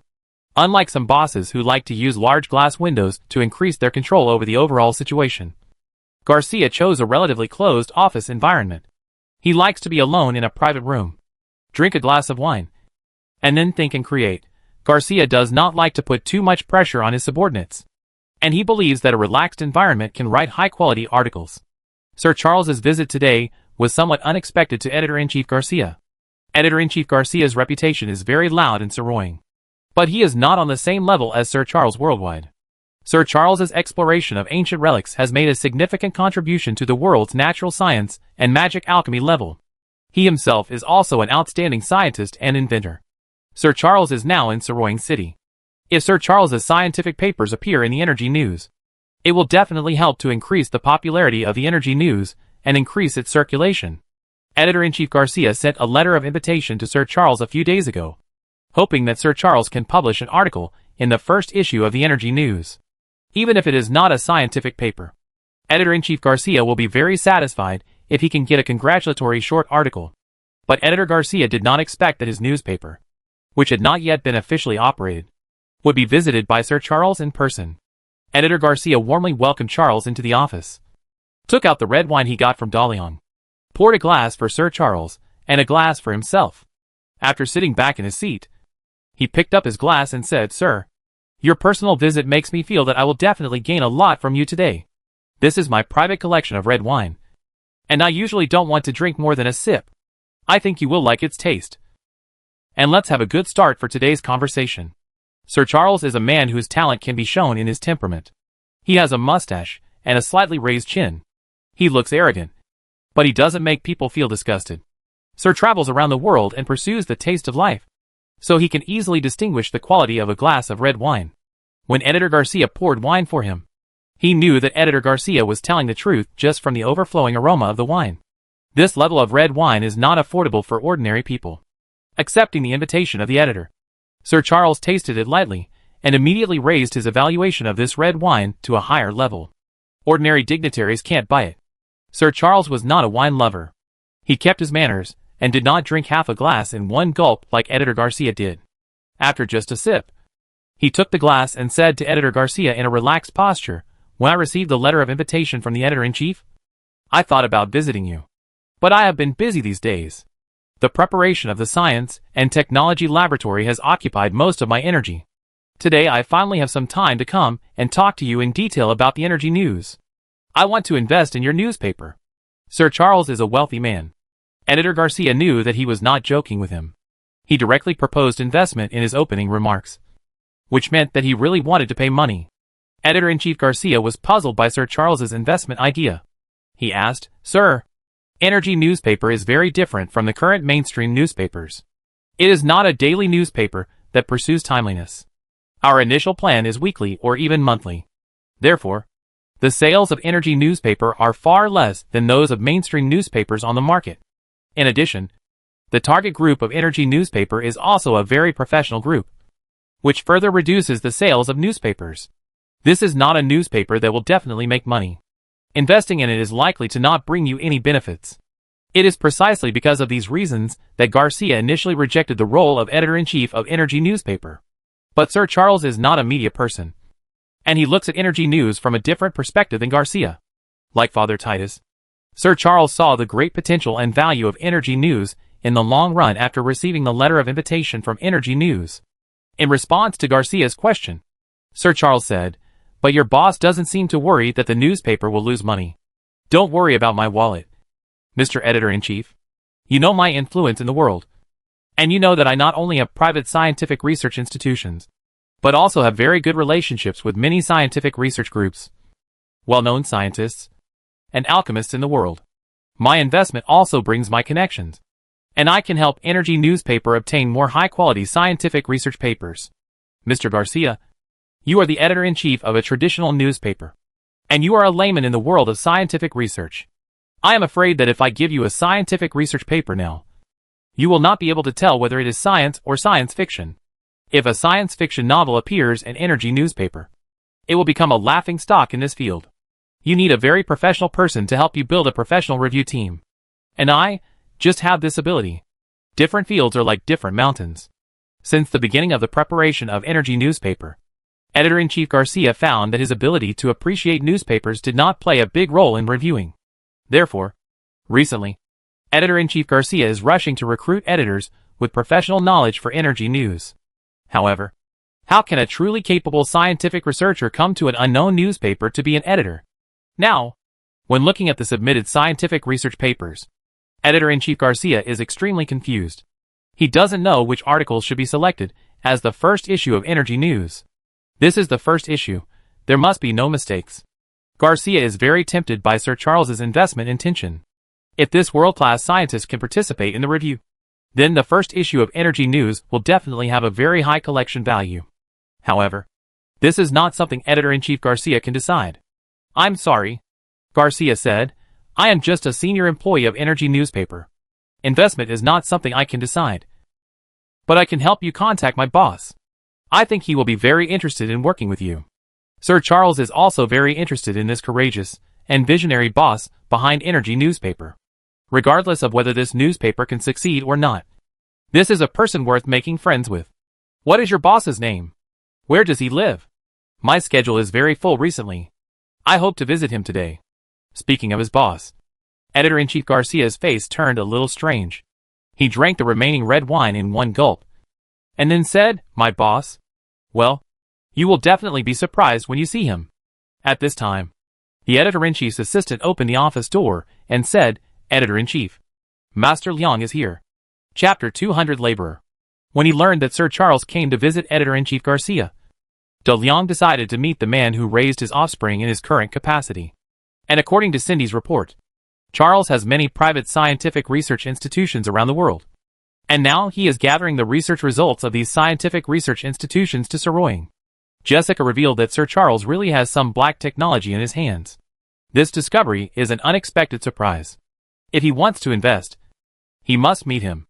After Sir Charles met the boss behind the Energy News, he finally understood what Editor-in-Chief Garcia meant by that expression just now.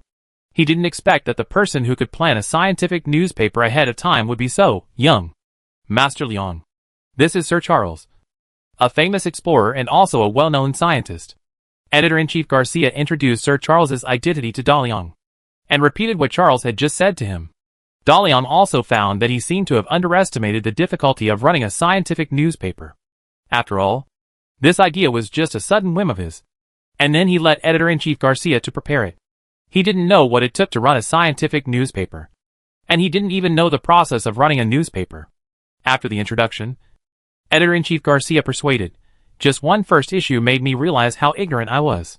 Without a professional review and editing team, we cannot produce a professional newspaper with our current staff.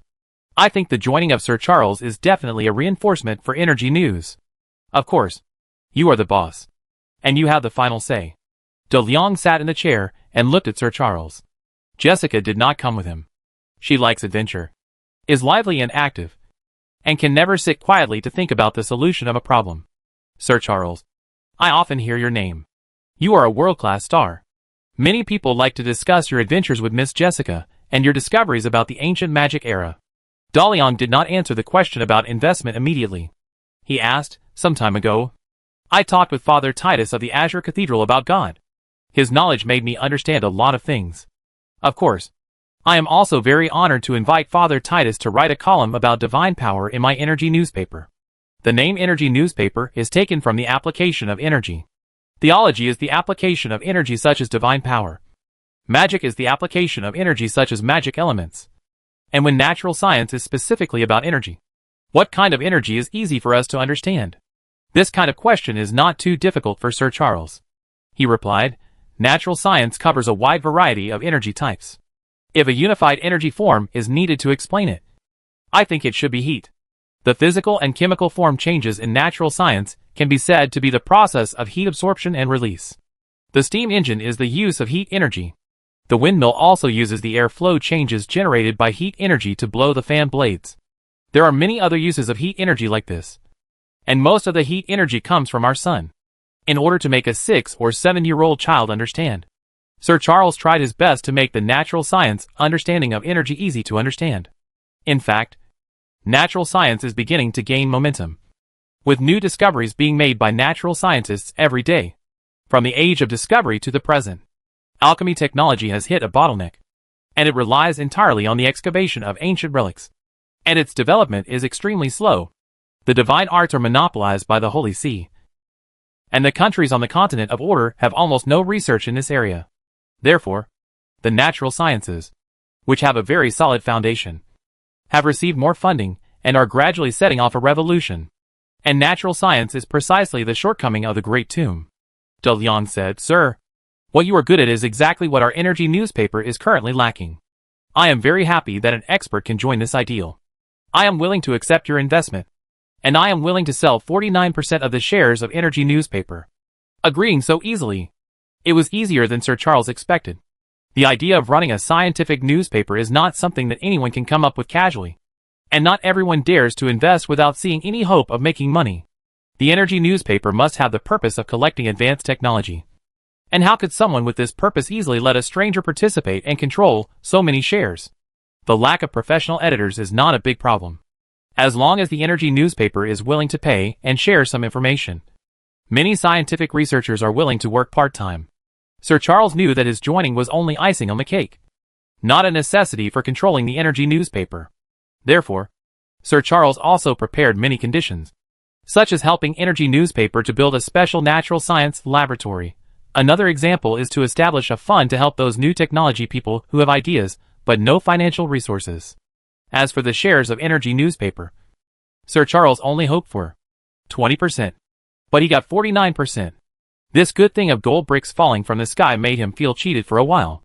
Master Liang is really generous and surprising. Editor-in-Chief Garcia was also surprised that Daliang gave Sir Charles so many shares. According to his impression of Daliang, he is a very shrewd businessman. Even if he agreed to be the editor-in-chief of his 2 newspapers, he did not mention the issue of increasing shares. Being stingy is shameless. If it weren't for the huge prospects of these 2 newspapers and the fame they could bring to him, as well as his personal safety, Editor-in-Chief Garcia would never work for such a boss. Garcia knew that energy newspaper needed Sir Charles. But Sir Charles was not a necessity. Without knowing him well, he directly sold him 49% of the shares. Young Master Liang is so willful that he is like a child. But Daliang is the boss. And Garcia is not a director, but just a senior employee. Employees can only watch and envy how the big boss spends his money. But De Leon had a different idea about recruiting Sir Charles's investment. Mine is mine, and yours is still mine. Selling 49% of the shares means making money, and having someone to share the financial pressure. Sir Charles can't just watch and not work when investing in energy news. He is an expert in the field of science and technology, and knows where good things are in the world. As the second largest shareholder of energy news, Sir Charles will definitely take the initiative to search for high-tech all over the world, and then bully himself for not understanding these advanced things and bring some awesome things into his own laboratory. But what can he do? On a higher level, this smart knight is also working for himself. Chapter 201 National Star Newspaper. Sir Charles didn't know that Daliang was the ancestor he and Jessica were looking for. Although young Master Liang's behavior and knowledge were very inconsistent with his age, they definitely did not match Charles's imagination of the peerless strongman in the ancient magic era. Sir Charles didn't know the real reason why Daliang was willing to sell 49% of the shares. However, equity represents the right to speak. Editor-in-Chief Garcia is good at newspaper operations. and the content of the newspaper is definitely controlled by himself. In this way, he can send a letter of invitation to some scientific research groups that he is interested in. When it comes to science and technology, when everyone has a similar foundation, some high-tech scientific research results may be an inspiration or coincidence.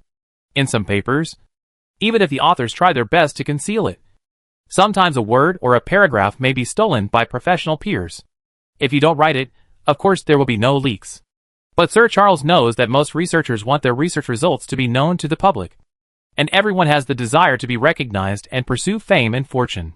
When energy news becomes the authority in the science and technology community, each journal will be the highest hall for researchers around the world to compete. In addition to the results that have been studied, some research projects that need investment can also bring out their semi-finished products or even ideas. Sir Charles can use his wealth to intercept those potential projects first. In short, Energy Newspaper is the first science and technology newspaper. No matter how many imitators appear in the future, as long as Energy Newspaper maintains its quality, it will become a harvesting machine for world science and technology. Dalian also thinks so. Sir Charles's investment in Energy Newspaper, the adjustment of the internal functions of the newspaper, and the recruitment of new review editors made Dalian spend all his time on the newspaper before school started. Then, as the equipment found by Annie arrived and was installed and debugged, the first National Star newspaper was first issued. Brown Jennings, as the first traffic star promoted by the National Star, occupied 2 pages of the newspaper. The story begins with the occupation of the city daily by the Special Security Bureau under the leadership of Director Miss and Whitehead. Why did the Security Bureau break into the famous newspaper in such a tyrannical way? Could it be that there were spies from the enemy hidden in the newspaper? No. Soon, a spy drama turned into a love drama. It turned out that Miss Anne's fiancé, Mr. Jennings, was treated unfairly in the city daily. Who was Miss Anne? The favorite eldest daughter of Marquis Whitehead, the governor of Marcellus, can be said to be a princess in Marcellus. And who is Mr. Jennings? The eldest son of an imperial country noble. He made his own way in Saroying through his own efforts and became the vice president of the Wharf School of Magic. This love that can only be seen in fairy tales happened so realistically in Saroying. The merger of the Wharf School of Magic and the Wharf School of Magic has made Brown a household name in Saroying. The inauguration of the Marquis of Whitehead as the governor of Marcellus has given Miss Anne a dazzling halo. Therefore, when pedestrians see the big headlines on the newsstand, a down-and-out noble who rents an apartment has attracted the relentless pursuit of the domineering Miss Governor, they can't help but pick up the newly discovered newspaper and take a look. Then they will be attracted by the conflicting identities of Anne Brown. And then they will be firmly attracted by the dramatic love story in it. When a person's gossip fire is ignited, he will be unable to stop taking out the copper rope to buy the newspaper and read it carefully. In addition to the emotional main line of Brown and Anne, the newspaper also interspersed the side content of the two. For example, what did Brown do yesterday? The Dock Magic Academy has completed the upgrade of the primary magic department, and the Saroying Magic Academy is accepting it. After Brown got off work in the evening, he went to the multi-flavor fast food restaurant and ordered 2 hamburger sets, and then shared dinner with Miss Anne, who was also off work.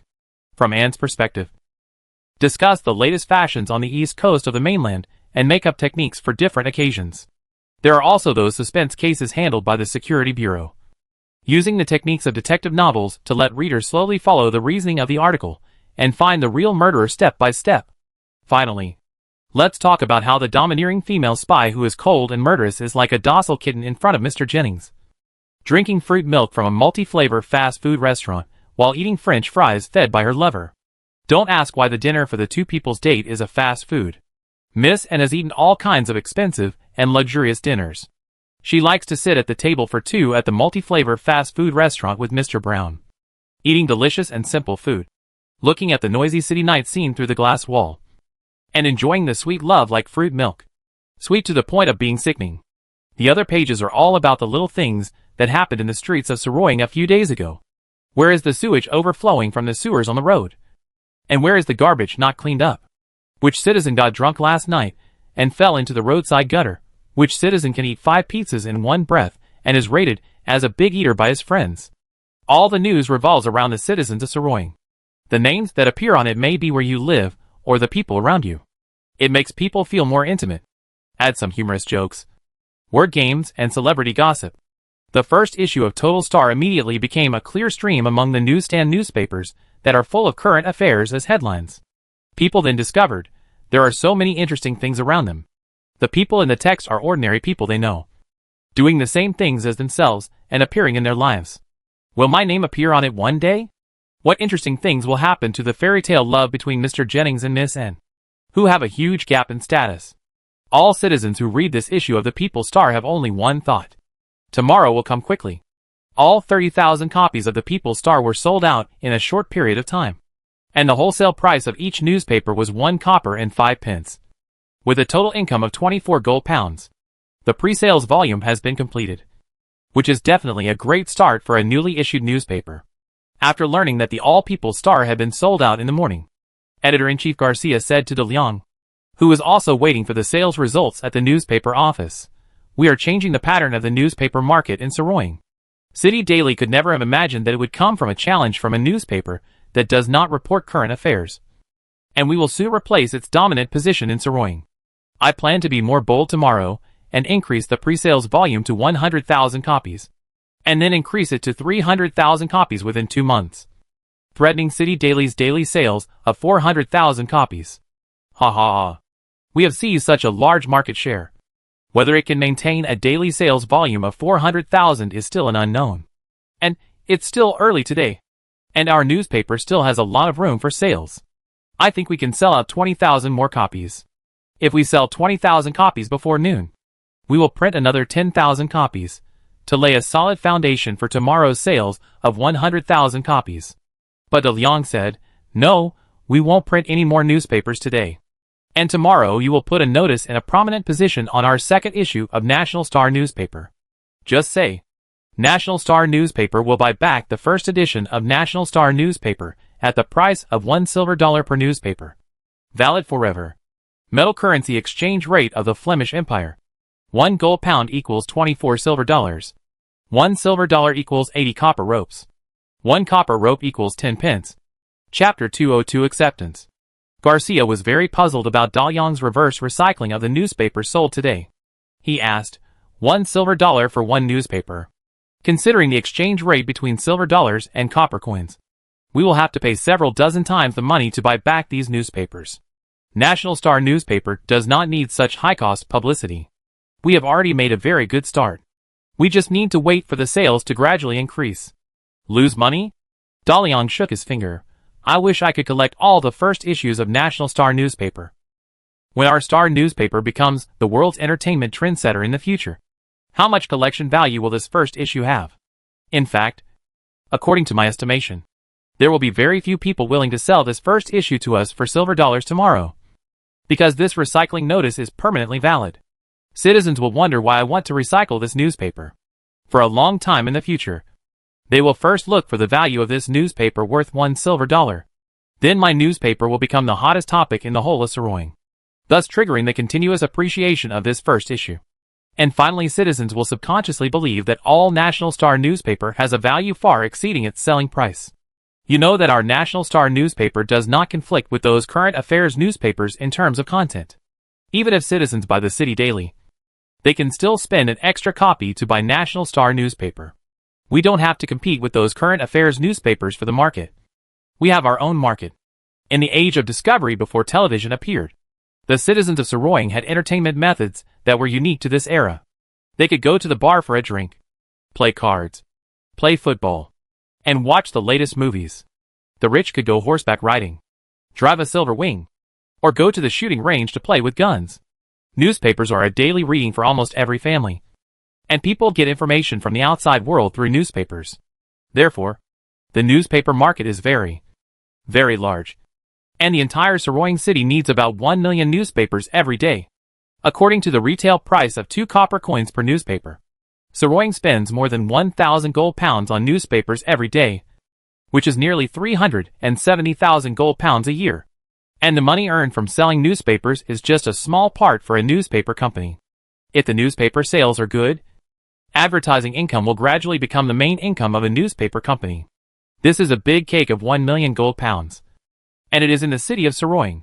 If the National Star newspaper can become a must-read newspaper for Saroying citizens, Then one cake will become 2 pieces. And Dalian can not only monopolize one piece, but also cut some from the other piece. If the National Star newspaper sells well in Saroying, it can spread to the eastern countries and the mainland of the Vlaminck Empire.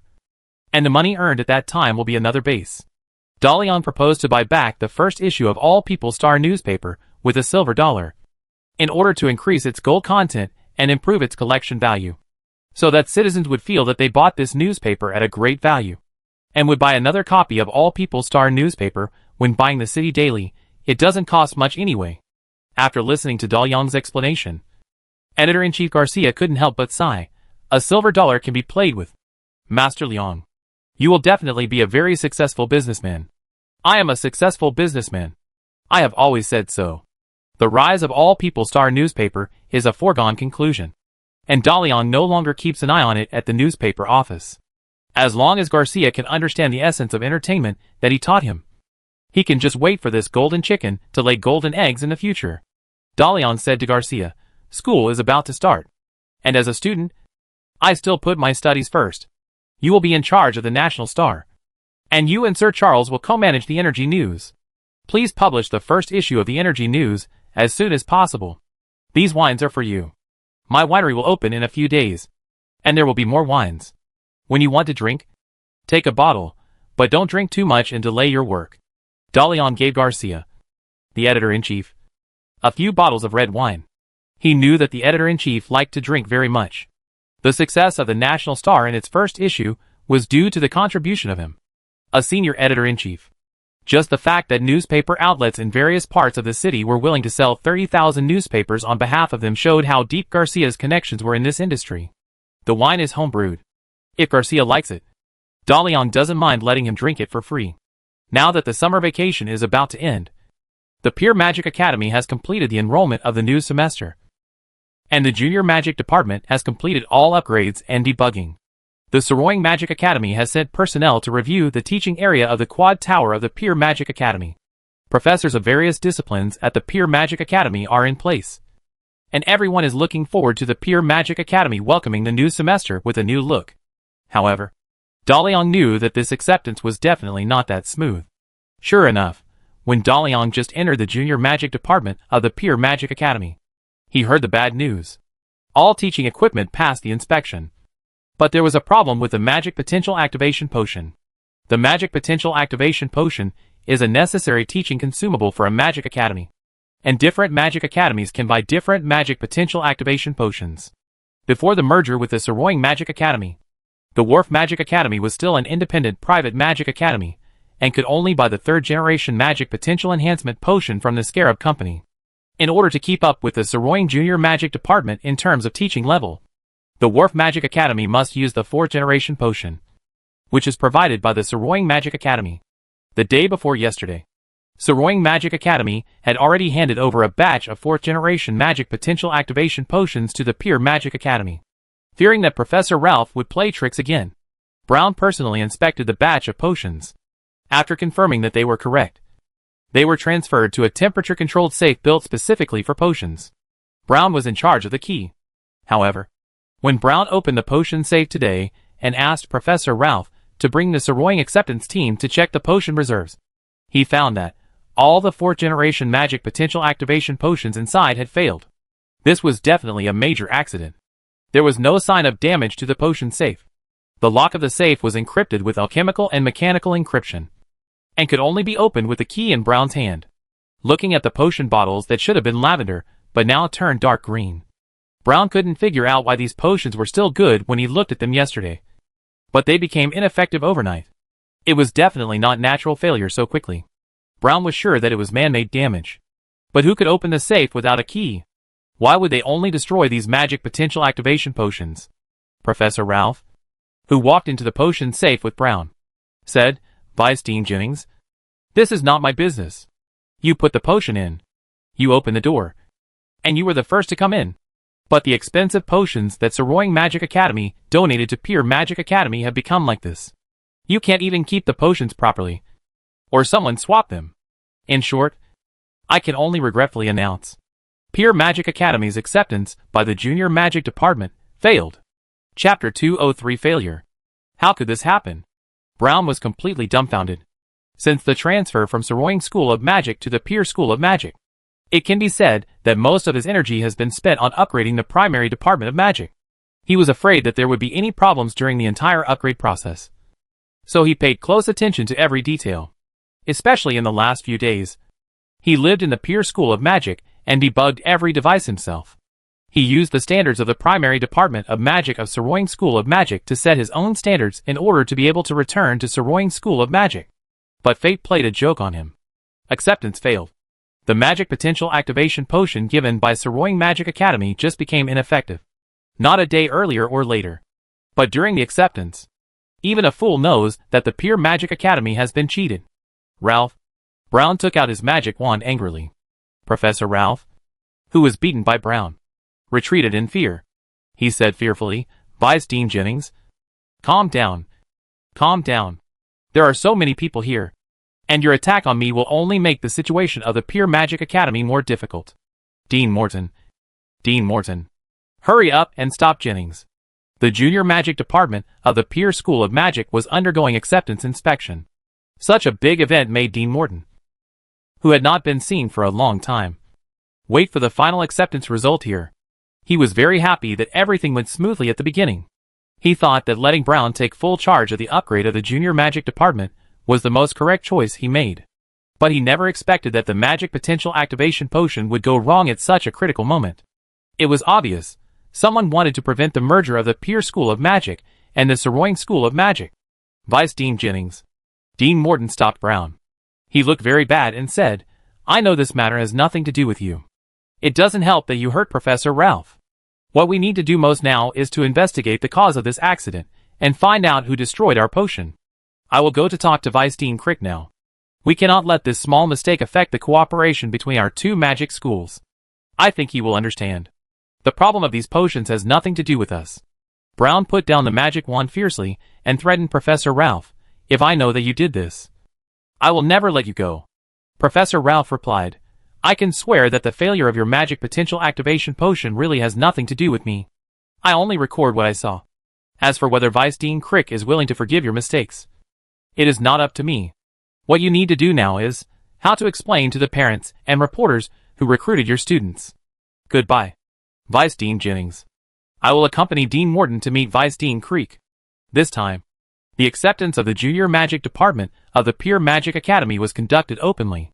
Not only were there representatives of students and parents waiting for the acceptance results, but also some newspaper reporters followed to visit the entire acceptance process.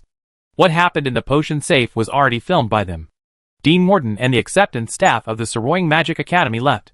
Brown closed the potion safe, refused the interviews of the newspaper reporters, and then found De Leon at the top of the tower. Master Leon. On the terrace, Brown looked down at the teaching area of the four-corner tower below. The crowd gathered below. It was estimated that the matter of the potion safe that had just happened had gradually spread.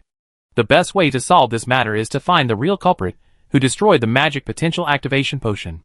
As long as it is proved that the Pier Magic School itself is not at fault, it will not be considered unqualified. And if you want to find the real culprit, asking the ancient heroes to take action should be the fastest. But just when Brown was about to make his request, De Leon, who was lying on the terrace and looking at the Sorroying Magic School across the street, said, I know why you are looking for me. Want to find the real culprit who destroyed the magic potential activation potion? Yes. Only by finding the real murderer can we prove that it is not our equipment and personnel that have problems. Brown was stunned for a moment, and asked, How do you know that the magic potential activation potion has been destroyed? Can you hear it from here? Can you see it? Ancient magic is really magical. De Leon laughed. Ancient magic is not that powerful. At least if you don't prepare in advance. You can't see what's inside the potion safe. I know that the magic potential activation potion has been destroyed because I asked Annie to do that. Remember when you were having dinner at the fast food restaurant yesterday? She quietly took your key and asked Eric to come here to open the potion safe. Finally, after all the magic potential activation potions have expired, the key will be returned to you through Annie. Why did you do this? Brown was angry, but he immediately realized who he was angry at. And he immediately whispered, Why did you do this? Haven't you always hoped to get the best magic education to restore your magic power? This time, the Pier Magic Academy did not pass the review, and could not be merged into the Sorroying Magic Academy. You should be the one who hopes that this review will go smoothly. De Liang knocked on his ears, which were shocked by Brown's voice, and then replied, I did this because I knew that the Sorroying Magic Academy had no intention of fulfilling the agreement. Do you remember Ralph's persecution of your faith? I interrogated him, and the mastermind behind him was Vice Dean Creek of Sorroying Magic Academy. Dean Morton proposed some conditions that Sorroying Magic Academy could not accept in the cooperation agreement between the two magic academies. Sorroying Magic Academy intended to make your primary magic department fail the acceptance, and then force the Pure Magic Academy to go bankrupt, and finally acquire the Pure Magic Academy as a commodity. In this way, they don't have to fulfill those agreements. Brown couldn't imagine that a famous school like Sorroying Magic Academy would do such a dirty thing. He said, Dean Morton just went to see Vice Dean Creek of Sorroying Magic Academy, and wanted them to understand the potion issue. I'm afraid it won't have a good result. But why do you want to help Sorroying Magic Academy? After they acquire the Pure Magic Academy, they may not recognize the students and faculty we recruited. They do intend to drive away those of us who do not meet the admission requirements of Sorroying Magic Academy. But this is on the premise that they can acquire the Pure Magic Academy. De Liang wanted to successfully acquire the Pure Magic Academy, and he needed Brown's cooperation. At the same time, he didn't want to deceive Brown too much on this matter. He said, I have decided to acquire the Pure Magic Academy, and then it will become the best magic academy in the world. Soon, Sorroying Magic Academy will regret being my neighbor. Chapter 204 Storm. I heard that Master Liang was going to acquire the Pure School of Magic, and revealed his blueprint to turn it into the world's top magic school. The anger Brown felt because of the failure of the primary magic acceptance by the Ministry of Magic disappeared immediately, and he was filled with ecstasy, since he came into contact with these ancient heroes. Brown went from being anxious and wanting to escape to gradually considering himself as a member of this group. He saw what ancient magic looked like with his own eyes, and felt that he, a 9th-level senior magician, was like a child standing at the feet of a giant. He was shocked by this power and wanted to possess it, so he decided to follow Master Liang in order to get the opportunity to learn ancient magic. Now, the opportunity comes so suddenly, compared with the magic mastered by these ancient magic heroes. What is the background of Sorroying Magic Academy? You have shut out a ruler of the ancient magic era. One day, you will regret your arrogance and deception. Brown also looked at the Sorroying Magic Academy next door. Their main castle teaching building is so majestic and tall. Standing on it, you can definitely overlook the entire Pure Magic Academy. Let them watch. Master Liang, Brown said, what do you need me to do? De Liang turned to look at the crowd gathered in the square of the teaching area of the four-corner tower. At this time, the accident in the potion safe has spread. More and more parents of students began to get excited after knowing that the Pure Magic Academy's junior magic department failed the acceptance. They took great pains to send their children to the Wharf School of Magic, so that they could become students of the Sorroying School of Magic, now telling them that they failed the acceptance. Wouldn't it be like letting them fall from the peak to the bottom of the valley? Parents and reporters from newspapers began to look for Vice President Jennings everywhere, wanting the Wharf School of Magic to give an answer. Some people have already started to curse the Wharf School of Magic in anger. A dog will always eat shit, and a liar will always be a liar. They must have resold the Magic Potential Activation Potion. That is the 4th generation Magic Potential Activation Potion, which cannot be bought with money. It can be easily sold for 2 gold pounds in the black market. No one suspected that it was Sorroying Magic Academy that did it, because they had no reason to frame Pure Magic Academy. If this matter cannot be handled today, Pure Magic Academy will definitely see a wave of dropouts. And then Sorroying's public opinion will hit the fallen dog. De Liang did not want Pure Magic Academy, which had just restored its image, to return to its former notoriety. He said to Brown, you go and appease the parents of those students first. Then notify the newspaper reporter that Pure Magic Academy will hold a press conference tomorrow to explain today's incident.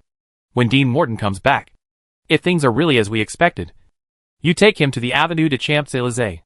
I will talk to him about the acquisition of the Pure School of Magic. Brown nodded and responded, I will deal with these things now.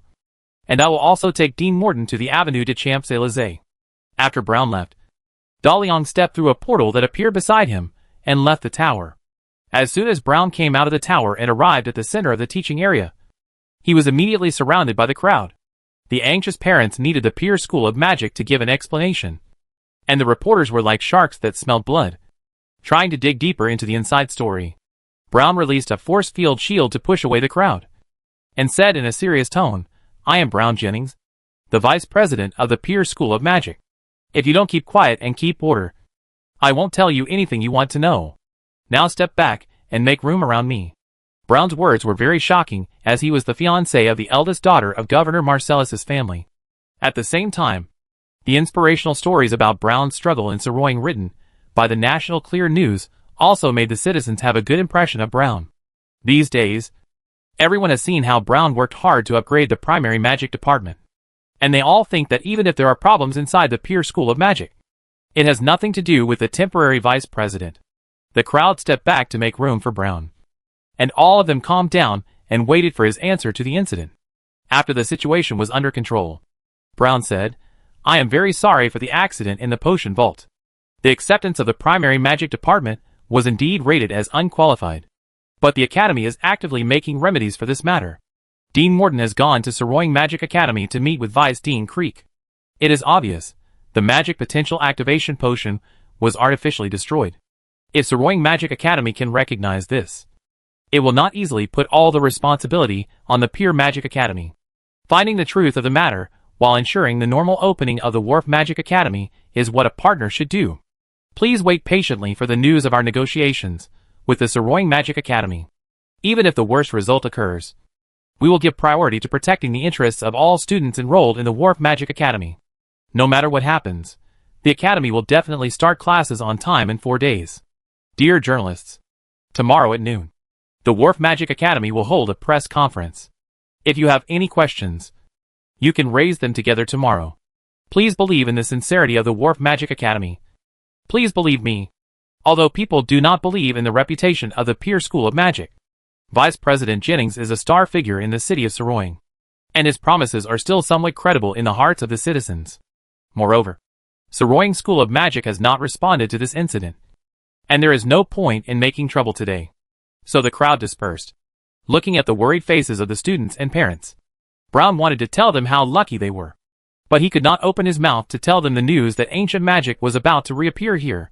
Whether they can seize this opportunity depends on their own decision in the next 4 days.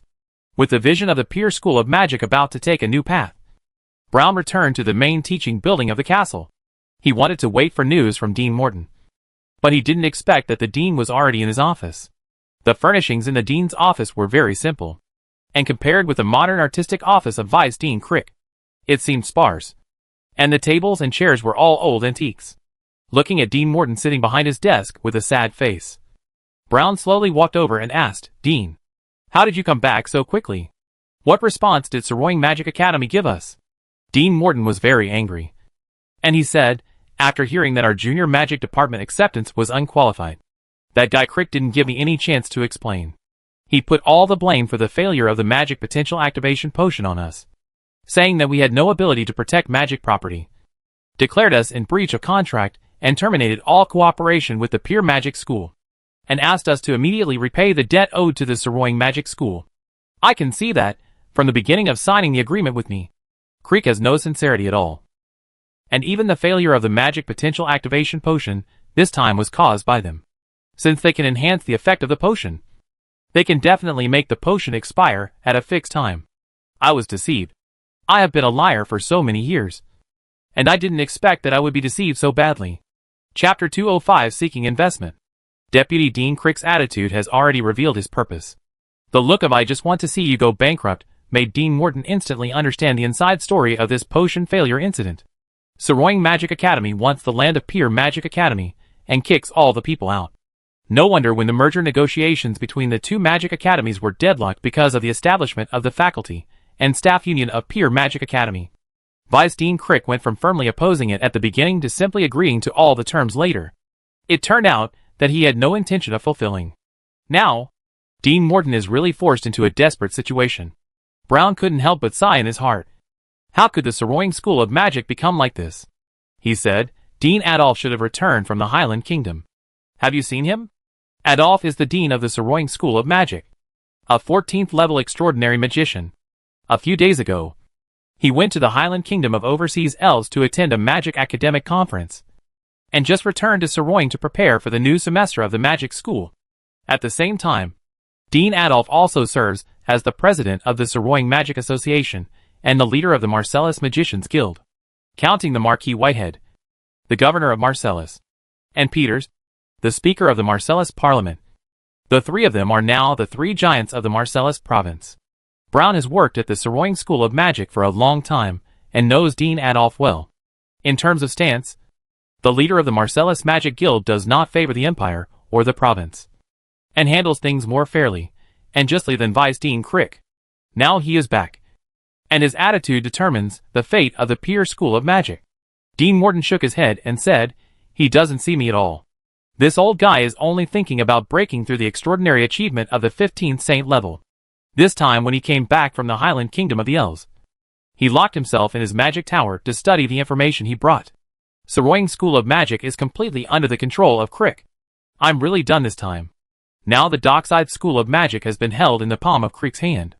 The school upgraded the primary magic department, renovated the campus, hired professors and teaching staff, and all the expenses were borrowed from the Saroying School of Magic. The Dockside School of Magic breached the contract, and the Saroying School of Magic terminated the cooperation agreement. The Dockside School of Magic had no choice but to declare bankruptcy. Then, based on the relationship between assets and debts, the Saroying School of Magic occupied a very advantageous position in the auction of the Dockside School of Magic. "I'm sorry, Brown. I shouldn't have involved you." Dean Morton apologized to Brown. "You had a very good future at the Saroying School of Magic, but I asked you to come here to be the vice dean. As for the old teachers who have been following me, I promised to take them to Saroying Magic Academy. Now, we are going to be kicked out." Dean Morton has always been very wretched, but at this moment he looks very pitiful. Brown said, "Things may not be that bad. If someone is willing to help us repay the debt owed to Saroying Magic Academy, and is willing to invest in the Peer Magic Academy, we don't have to leave. I just promised the parents of the students that the new semester will start normally." Hearing Brown's suggestion, Dean Morton shook his head and said, "These days, the whole Saroying is paying attention to us, and students are rushing to sign up. All because we are going to merge into Saroying Magic Academy. Now the agreement is void, and the Wharf School of Magic has been reduced to its original form. All the people of Saroying know what it was like before. Who would dare to invest in a fraudulent school located next to the Saroying School of Magic? This is simply throwing gold pounds into the sea. Dean Morton doesn't believe that anyone dares to take over the Wharf School of Magic." Brown said, "I know a friend. He is a very, very rich man from the Fleming Empire, and he is also a freshman in our School of Magic. He knows the hard work we have put into upgrading the Junior Department of Magic, and knows that we really want to make this School of Magic glorious again. Now we have a Junior Magic Department on the same level as the Saroying School of Magic, with the best teaching team. As long as we can get financial assistance, we can rebuild this magic school. We don't need to rely on the Saroying School of Magic, nor do we need to merge with them. The better we do here, the more Crick will regret everything he did to us." Brown's last words moved Dean Morton. When dealing with Crick, he has always been humble, while this vice dean has always been arrogant. If the Peer School of Magic is really bankrupted and acquired by Crick, how can Morton, who was driven out, swallow this breath? "Okay, I'll meet your friend, regardless of whether he could get investment or not." Dean Morton decided to give it a try. However, he recalled what Brown had just said and asked, "You said your rich friend is a freshman at our magic school? How old is he?" 6 years old. Maybe 7 years old. But age is not a problem. Brown was afraid that Dean Morton would think he was crazy. So he explained, "Please believe me. When you meet him, you will forget his age. 6 years old? 7 years old?" At this time, Dean Morton didn't care who he met, as long as the other party was rich and willing to invest in the Peer Magic School. He said to Brown, "What's his name? When can I meet him? He likes people to call him Master Leong. I'll take you to see him in the evening." The incident at the potion safe of the Peer School of Magic began to ferment. After Dean Morton left the Saroying School of Magic, Vice Dean Crick immediately began to operate the acquisition of the Peer School of Magic. The first thing to do was to put all the responsibility on the Peer School of Magic, and it was a preemptive strike. That afternoon, Vice Dean Crick of the Saroying School of Magic held a press conference. At the meeting, Vice Dean Crick presented the audit report on the Junior Magic Department of the Peer School of Magic. It is stated that the Wharf School of Magic had serious dereliction of duty in keeping magic potions, lacking the most basic sense of responsibility and safety awareness. Through this incident, I realized it is far from enough for a magic school to have only advanced teaching equipment, and the quality of personnel is more important than an expensive teaching instrument. I am very disappointed with the Wharf School of Magic this time. I thought they really wanted to change their ways this time, but in fact they didn't change at all. Some magic potential activation potions are not well preserved. What kind of students can they teach? Such people do not deserve sympathy or help. I declare that Sorroying School of Magic cancels all agreements signed with Pier School of Magic. From now on, Pier School of Magic is not allowed to use the reputation of Sorroying School of Magic to deceive ignorant citizens of Sorroying in any way. In addition, we will immediately collect the debts owed by Pier School of Magic to prevent some habitual criminals from absconding with the money. Chapter 206, Meeting Dean Morton. After receiving the notice of debt collection from Sorroying Magic Academy in the afternoon, Dean Morton finally waited until the evening in panic. He took a four-wheeled carriage to the Avenue de Élysée. In the dark night, the street lights illuminated the middle road and the gardens on both sides. The modern urban color turned into the style of the imperial manor in an instant, and the bustling streets became quiet and elegant. The tense rhythm immediately relaxed as soon as they entered the avenue. Then, in a luxurious villa, Dean Morton met his rich student. He was indeed very rich. The decoration of the entire living room was extremely luxurious, since Dean Morton used all his money to imitate Sorroying Magic Academy. There was no such soft leather sofa and large crystal chandelier in his home. However, it was later proved that his imitation of the Sorroying School of Magic was obviously a failed investment. Under the halo of the neighboring Sorroying School of Magic, the excellent magic professors of the Dock School of Magic were poached. Therefore, Dean Morton could only cheat some students and some subsidies to maintain the operation of the school. Now the Dock School of Magic has been stabbed in the back by the Sorroying School of Magic and has a huge debt. If no one is willing to help the Dock School of Magic repay the debt at this time, then Dean Morton can only watch. The Lyre Creek robbed his school and drove him and his old friends, who insisted on the Dock School of Magic, away. Master Leong, Dean Morton said to De Leong after telling him about the difficulties that the Dockside School of Magic is facing now. You have seen our efforts in upgrading the primary department of magic, and you must also know the glory that the Dockside School of Magic has experienced. I admit that I have brought shame to the honor of the Dockside School of Magic, but I am willing to correct my mistakes now.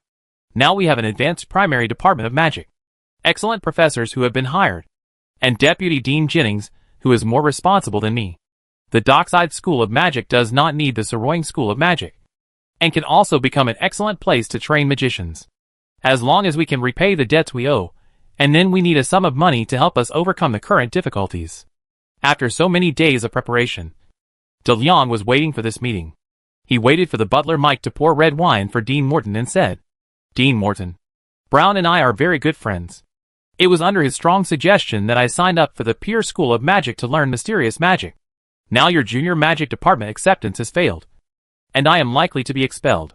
For Brown and for myself, helping the Pier School of Magic repay its debts is what I should do.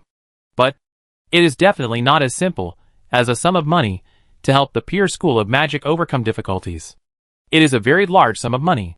Dean Morton knew what De Leong was talking about. Repaying the debt can only prevent the Pier School of Magic from being acquired, and investing a sum of money can only allow the school to operate in the new semester.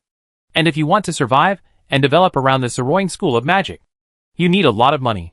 You need money to upgrade the Intermediate Ministry of Magic, the Advanced Ministry of Magic, set up various magic alchemy research institutes, and hire excellent magic professors. You need to offer a large number of scholarships to retain those talented students, and improve the Scarab Company's rating of the Pier School of Magic to obtain the 4th-generation magic potential activation potion. This requires countless gold pounds of investment. The success of Sorroying Magic Academy today is due to the uninterrupted support of the Fleming Empire, the Marcellus Province, and the Sorroying Magic Association. If the Pier Magic Academy wants to survive for a long time, the investment will definitely not be small, and there are also extremely large risks. Dean Morton understood what Master Leong meant, and he was indeed forcing others to do something difficult. Sorroying Magic Academy has taken over the Pier Magic Academy, and no one dares to invest in this project that is destined to lose money. Sorry! The bubble of hope burst, and Dean Morton seemed to have aged more than 10 years in an instant. His optimistic personality made him think that there was a solution to everything. But this time, he couldn't find any way out. "Excuse me. When Dean Morton was about to get up and leave, De Leon said again, "So I not only have to invest, but also strengthen the investment. I want to go to the best magic school in the world. And I am very disappointed with the role played by Saroying Magic School in this incident. Since Saroying Magic School is not the magic school I want in my mind, then I will build one myself." Ah! The sudden turn of events flashed Dean Morton's brain circuit. Would anyone invest in the pure magic school at this time? And it's not a simple investment. "Master Liang." "What do you mean?" De Liang replied, "The meaning is very simple. I want to acquire your pure school of magic. I can give you 10% of the shares. If you want, you can continue to work at Pure School of Magic and be a vice president to help me manage the school's construction and logistics. Brown will continue to serve as the vice president of Pure School of Magic, responsible for the school's teaching work." Dean Morton was surprised.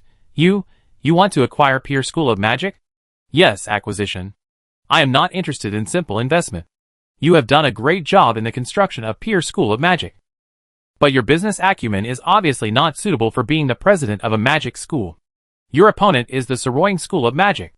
I dare not give you a large sum of money to run it. The Wharf School of Magic had a very good start. But you wasted it." "Wasted by me?" De Leon said with a very regretful expression. "I know that the Wharf School of Magic has a very long history in Saroying. Saroying School of Magic is a newcomer to you. But it has a deep background and has received key investment and training from the Empire, the province, and the Magic Association. So it can develop comprehensively.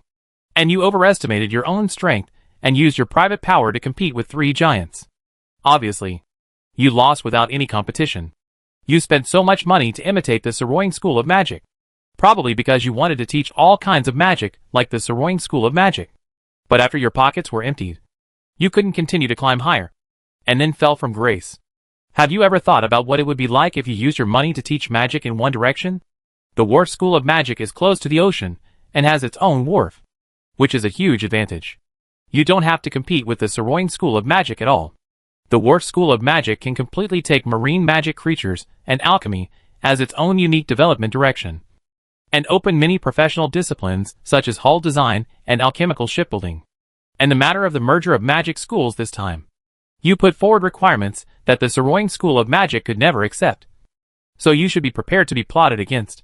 Chapter 207 Press Conference. 2 birds in the bush are worth 1 bird in the hand. You should eat as much as you can. Everyone knows this truth. But when you encounter such a thing, you can't help but be greedy and can't see the capital in your hand. The same words were once said to Dean Morton. But Morton, who was overly optimistic, underestimated the essential difference between the Pure Magic Academy and the Saroying Magic Academy, and valued the foundation left by the Pure Magic Academy in Saroying. As a result, the situation of the Pure Magic Academy was caused. After De Liang's reminder this time, Dean Morton was completely enlightened. I am not cut out to run an academy. I have too much adventurous spirit in my bones. I am bold but not careful. And the neighboring Saroying Magic Academy is simply not something a private magic academy can compete with. Dean Morton said to De Leon, "Okay. As long as the Pure Magic Academy is not acquired by the Saroying Magic Academy, as long as my old friends and I still have a place to spend our old age, I can transfer the Pure Magic Academy to you. We honestly focus on marine magic and alchemy, and Saroying still has room for the Pure Magic Academy to survive."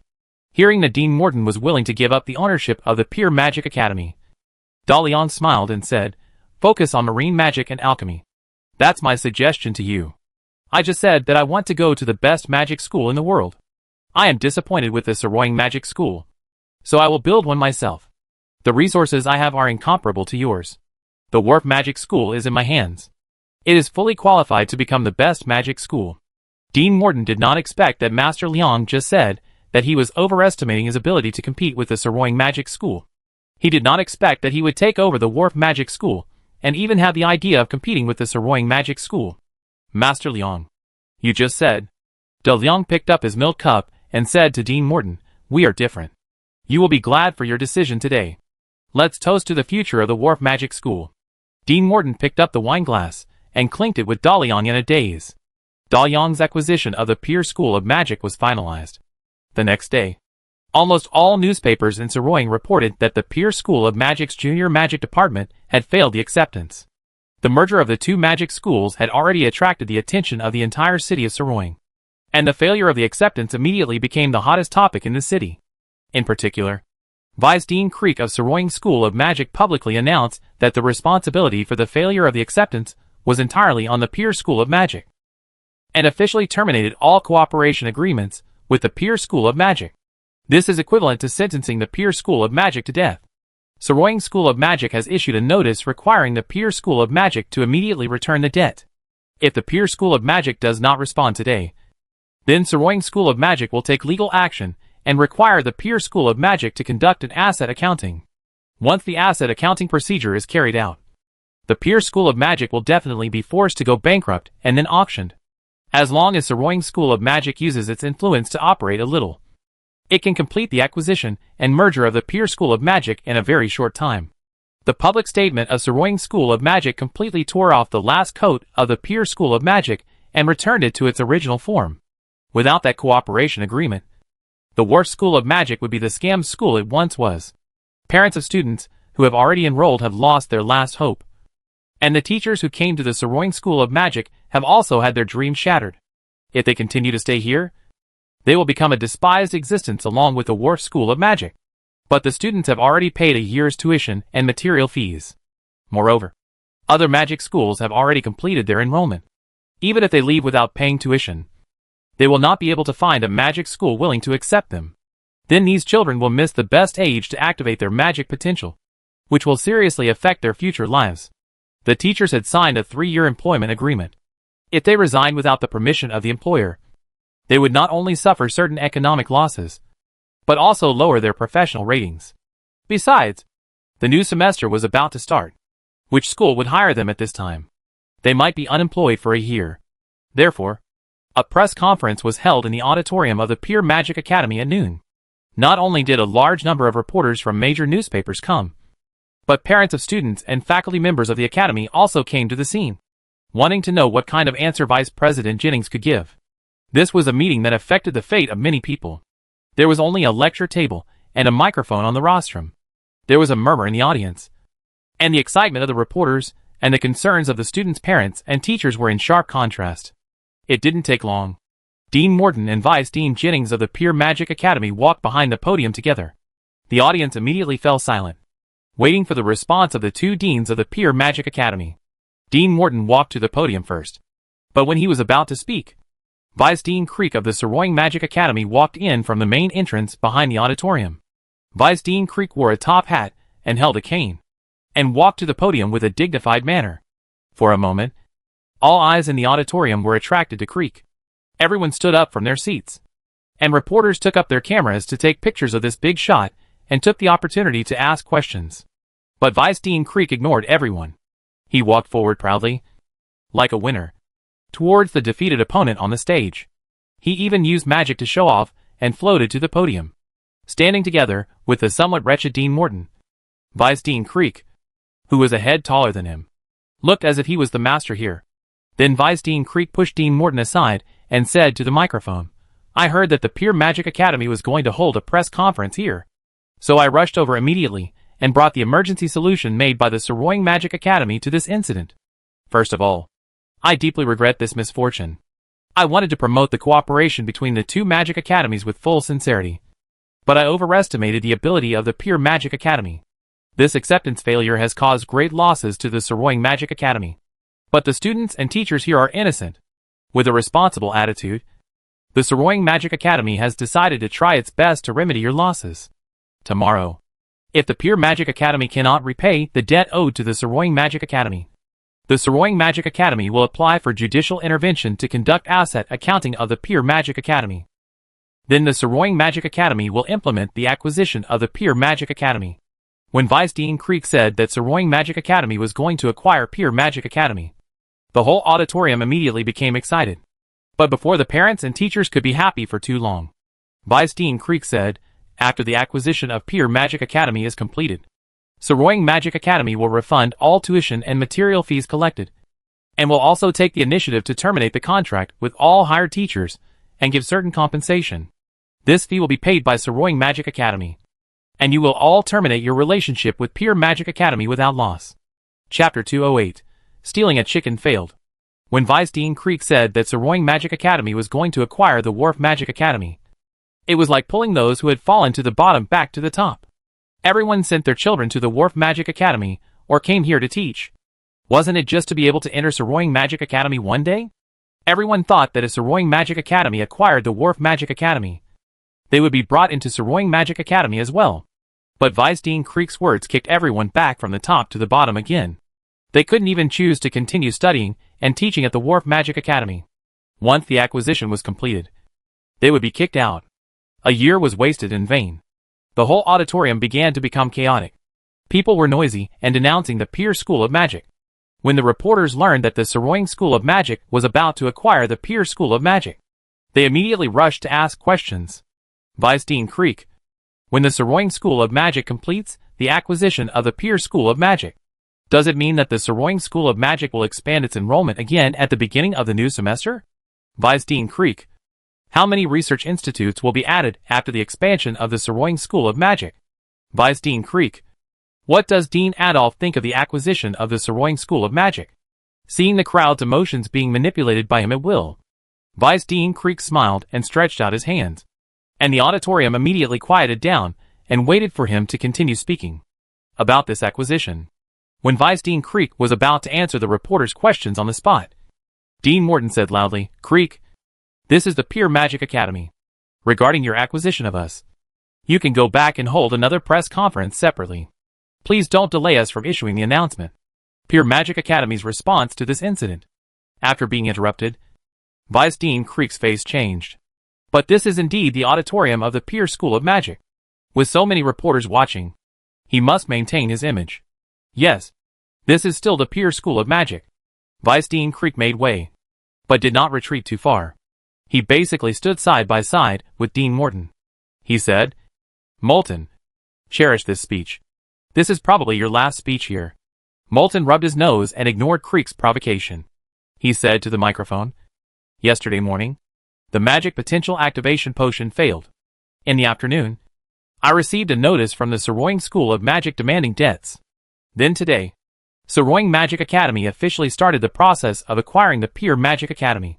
Step by step, they pressed on, not giving the Pure Magic Academy any breathing time. Vice Dean Creek didn't care who destroyed our potion at all. He now wanted to swallow up the Pure Magic Academy. He didn't see the amiability when we signed the cooperation agreement." Creek said with a bad face, "Morton, what do you mean by what you said? Don't excuse your responsibility. No matter who destroyed your potion, it was because you didn't keep it properly." Dean Morton continued, "We keep the potion. But the potion comes from Sorroying Magic Academy. That is the 4th generation magic potential activation potion. And Sorroying Magic Academy is very familiar with the potion's performance." Crick interrupted Dean Morton again and threatened, "Moulton, I sternly warn you. You are now publicly implying that I played a dishonorable role in this incident without any evidence. Just based on these words, I can sue you for defamation." Crick's threat worked. Dean Morton did not have any evidence. He turned and said, "Since Sorroying Magic Academy is not going to investigate the cause of this accident, there is no need for us to make random guesses here. The purpose of holding this press conference is to issue a formal notice to the entire city of Sorroying. The Wharf School of Magic has received a huge amount of capital injection. We are not only able to repay all debts, but also to upgrade the intermediate and advanced departments of magic at the same time. Therefore, you do not need to worry about the Wharf School of Magic.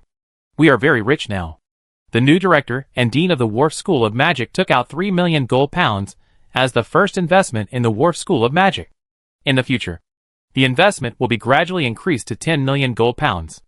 This money is enough for us to buy the most advanced teaching equipment, hire the best magic professors, and build the most first-class magic research institute. And the money we owe is just a tiny amount, a little bit." When he finished speaking, Dean Morton, who was angry, was very proud. Looking at the livid Vice Dean Creek, Dean Morton's eyebrows were raised. He continued, "Vice Dean Creek, you don't need to worry about the debt of the Pure Magic School. Vice Dean Jennings will check all the debts with you and repay them immediately. We will never owe Sorroying Magic School a penny." Dean Morton's sudden revelation made the auditorium quiet. Someone bought the Pure Magic School. This is definitely more explosive news than Saroying Magic School's acquisition of the Pure Magic School. In fact, through what Dean Morton said just now, many people have already guessed that the failure of the acceptance of the Pure Magic Academy may be deliberately done by the Saroying Magic Academy. The purpose is to make the Pure Magic Academy bankrupt, so that the Saroying Magic Academy can obtain this land at a low price without paying any additional terms, based on the reasoning that the higher the profit, the more suspicious it is.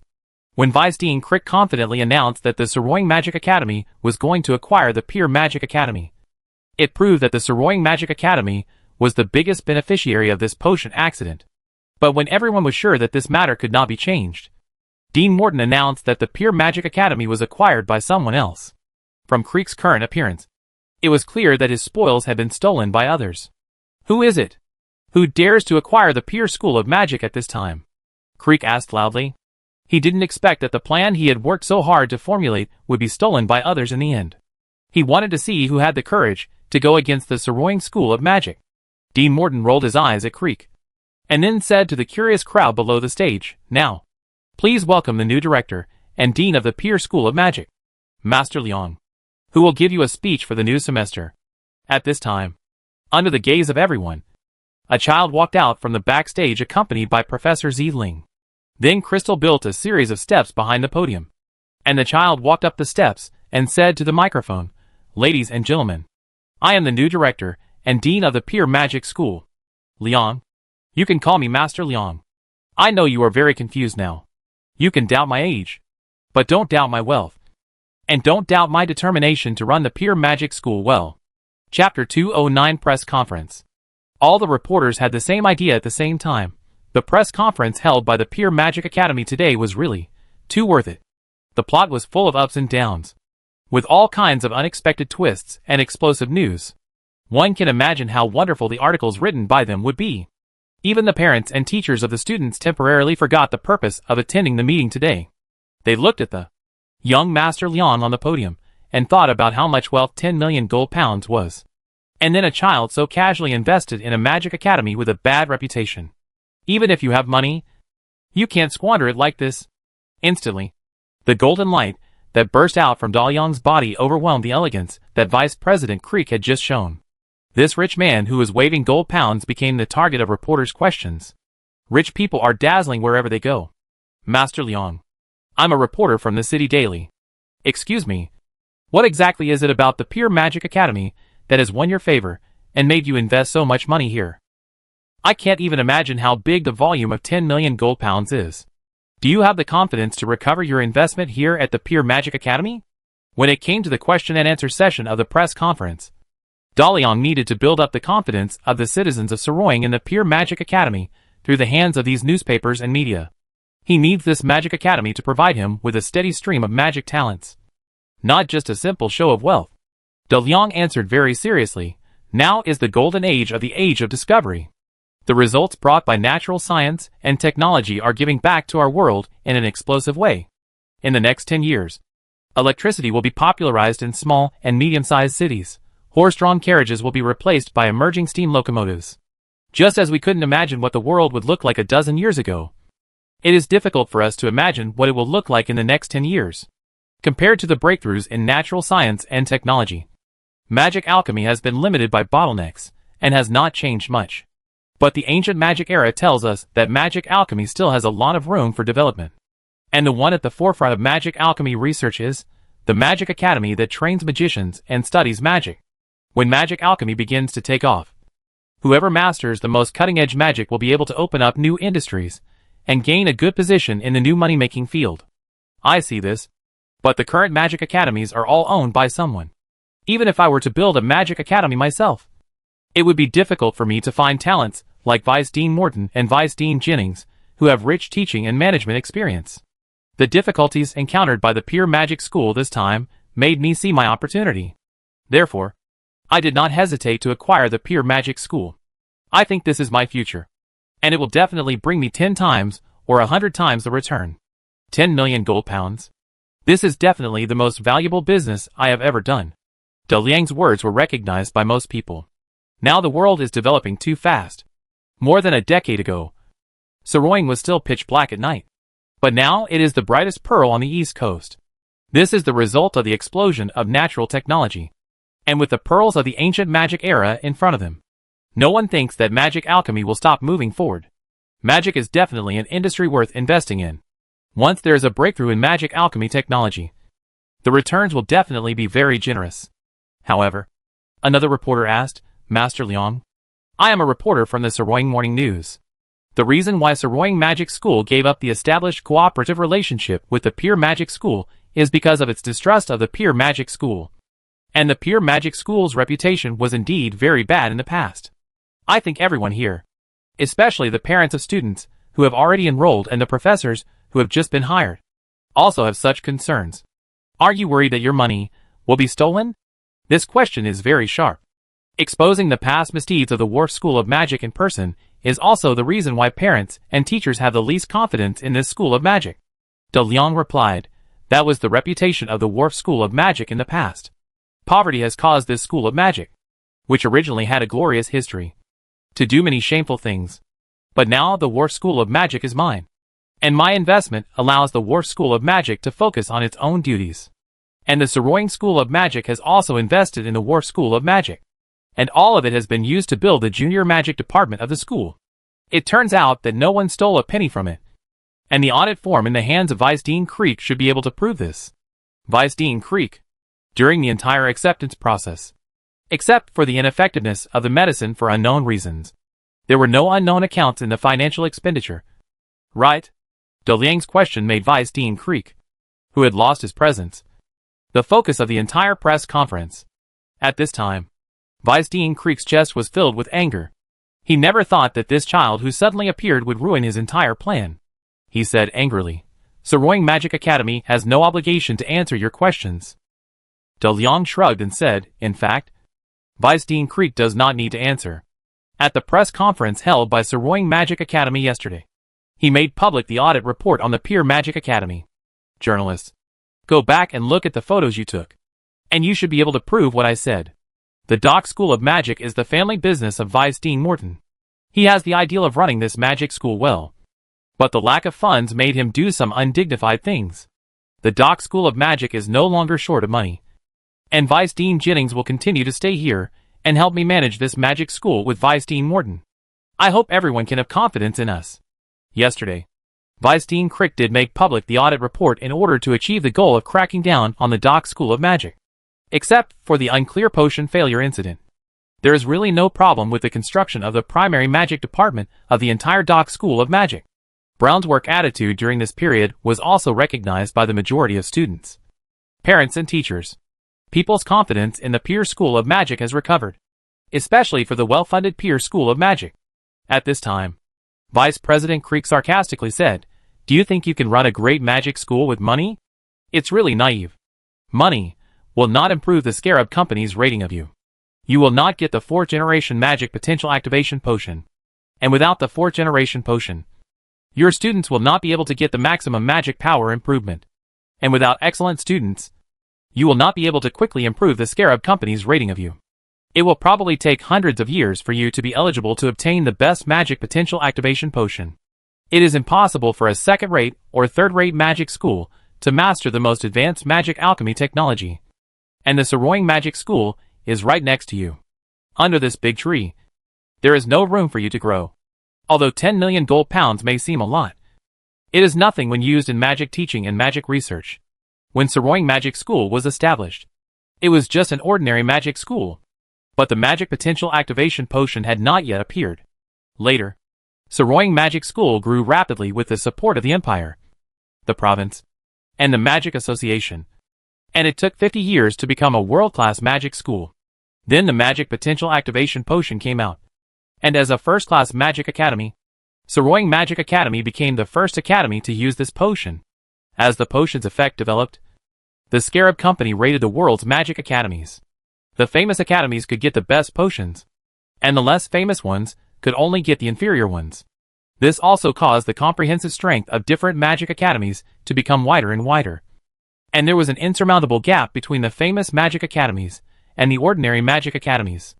Since the Scarab Company began to rate the world's magic academies, No ordinary magic academy has been qualified to buy the best magic potential activation potion. Vice Dean Creek believes that it is impossible for the Pier School of Magic to obtain the 4th generation magic potential activation potion from the Scarab Company. Without the potion, it is difficult to cultivate high-level magicians. And without enough high-level magicians, it is impossible to achieve anything in the field of high-end magic alchemy. Without leading research results, how can you make money? The Saroying School of Magic is rich because it has many magic alchemy research institutes and many research results. Ordinary magic schools can basically only rely on collecting tuition fees and receiving education subsidies to make a living. And tuition fees are just a bonus for famous magic schools. The Pier School of Magic now only has one first-year junior magic department, which is a bottomless pit with no income at all. At the same time, the lack of the 4th generation magic potential activation potion will also hit the freshmen of the Pier Magic Academy this year. Deputy Dean Creek believes that his failure is only temporary. Anyone who invests in the Pier Magic Academy will follow Morton's old path and lose everything here. No one can steal the fat meat in the mouth of the Saroying Magic Academy. All your efforts are to allow the Saroying Magic Academy to obtain a better-built campus. Just when Vice Dean Creek saw the Pier Magic Academy making a fool of itself, De Leon cleared his throat and said to the audience, "Thank you for Vice Dean Creek's reminder. I almost forgot an important thing. Now, I announce to all newspaper reporters, parents of students, and faculty members of the Academy. A Magic Alchemy Research Institute funded by me has successfully developed our own magic potential activation potion. After experimental testing and comparison, the effect is equivalent to the 4th generation of magic potential activation potion of Scarab Company. This potion will be launched in Saroying in the near future, and the Pier Magic Academy will have priority to obtain this potion. And as the freshmen of this year's Pier Magic Academy, they will have the right to use this potion for free for life." Chapter 210 Newly Emerged Potion. When De Leon revealed that he had a 4th generation magic potential activation potion other than the Scarab Company, this press conference could no longer be described as super value. As the first reporter to release this news to the world, their names will definitely be recorded in the historical honor roll of their respective newspapers. What kind of changes can a magic potential activation potion that breaks the Scarab Company's potion monopoly bring to the world? It has only been 3 years since the Scarab Company last launched the 4th generation potion. Does this super potion company now have the technical reserves for the 5th generation magic potential activation potion to meet the challenge of this new potion? More importantly, what the new director of the Pier Magic Academy said, is it true or false? There have been similar situations before, where someone announced that he had developed a magic potential activation potion that could compete with the Scarab Company. But it turned out that he just exchanged the Scarab Company's potion for a bottle. Immediately, a reporter asked, "Master Leon, how do you prove that the 4th generation magic potential activation potion in your hand was developed by your alchemy organization?" De Leon snapped his fingers, and Princess Ziling, who was standing behind him, took out a bottle of light purple potion and placed it on the lecture table. De Leon picked up the potion bottle and said, "I will set up a potion company in Saroying City. The name has been registered, called Blackfire Potion Company. The headquarters of Blackfire Potion Company will be set up in the Wharf Magic Academy. And my private alchemy laboratory will also open a research institute here to train students majoring in alchemy. When all the work is ready, I will open the supply of the 4th generation magic potential activation potion produced by Blackfire Potion Company to all magic academies established in Saroying City. I think the output and effect are the best proof." Everyone looked at the magic potential activation potion in De Liang's hand and began to believe it was real. Then they all recalled what the school director had just said. The freshmen of this year's Wharf Magic Academy will get the 4th generation potion provided by Blackfire Potion Company for free. Which means, as much as they use. If a magic apprentice wants to maintain a steady growth in magic power, he must consume at least 2 bottles of magic potential activation potion per month. If you want better results, it is best to consume 1 bottle per week, after upgrading to a junior magician. If you want to maintain a steady growth in magic power, you must increase it to 3 bottles per month. If you want better results, the dosage should be doubled, according to the price of 1 gold pound per bottle of magic potential activation potion. It is really a huge burden for ordinary families. Not having money to learn magic is also the reason why many magicians drop out of school. Providing magic potential activation potions for free means that this class of students does not have to worry about the issue of tuition at all. As long as they are willing to study and meet the requirements for further studies. They can continue to study here. This is really an irresistible temptation. Almost all parents have given up the idea of dropping out or transferring. Moreover, the Black Fire Potion Company will also open a special alchemy research institute at the Pure Magic Academy. It can be imagined how powerful this pharmacy company is to be able to develop the 4th generation of magic potential activation potion in such a short time. After graduating from the Advanced Magic Department, if you can enter this Alchemy Potion Research Institute, you will definitely become a world-class pharmacist after graduation.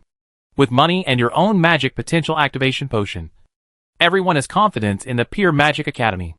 You, Vice Dean Creek, who was embarrassed, pointed at Daliang. But with so many reporters holding cameras, he couldn't get angry at a child. He said, "Who is instructing you? This must be a conspiracy of the Flemings." Daliang snorted, "Vice Dean Creek. Most of the students enrolled in the new semester of the Pure Magic Academy are from Saroying. So don't just attack the region casually. Also, the Pure Magic Academy is holding a press conference now. What is your relationship with the Pure Magic Academy? Why are you standing on this podium? If you want to listen, find a seat below and listen quietly. If you don't want to listen, go back the way you came. You have no right to speak here." Vice Dean Creek said angrily, "Don't be complacent. You will pay the price. Scarab Company will not let you threaten their potion domination." After saying this, Vice Dean Creek, unwilling to continue to embarrass himself, walked down the stage and left the auditorium. After Creek left, Dalian said, "Okay, let's end this press conference.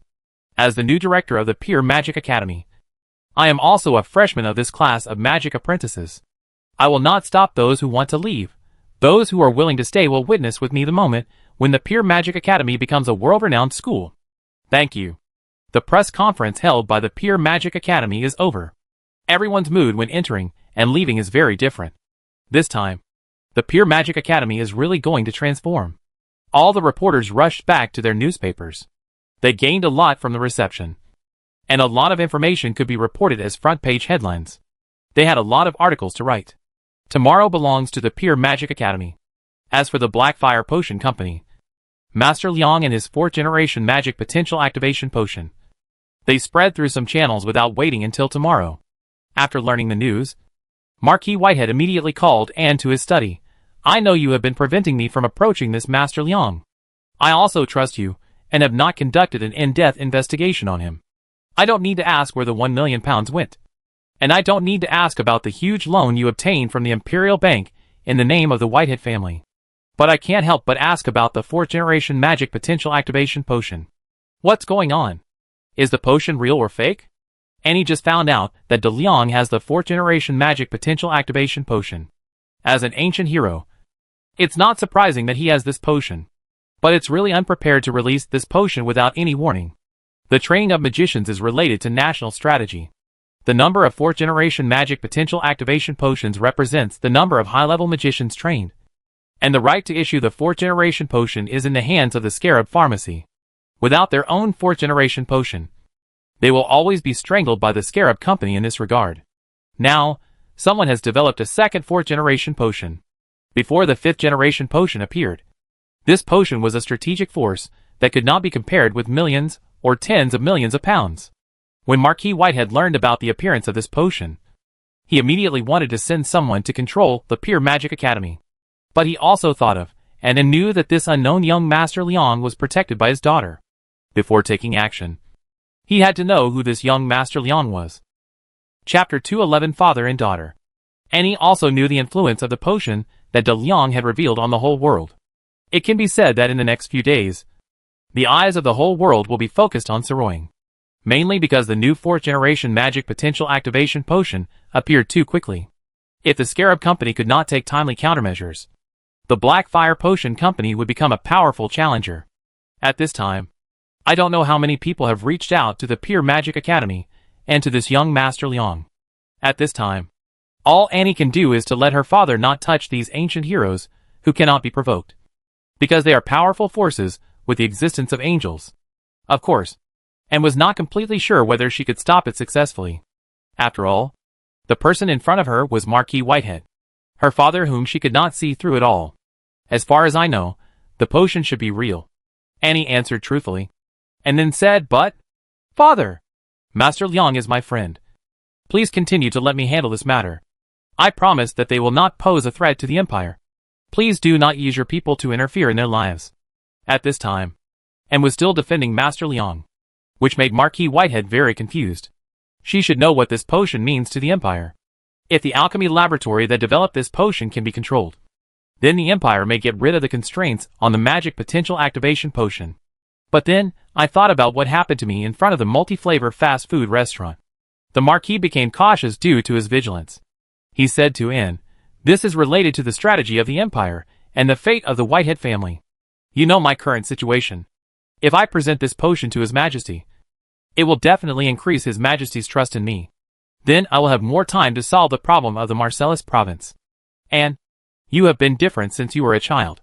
I have high hopes for you and have trained you strictly.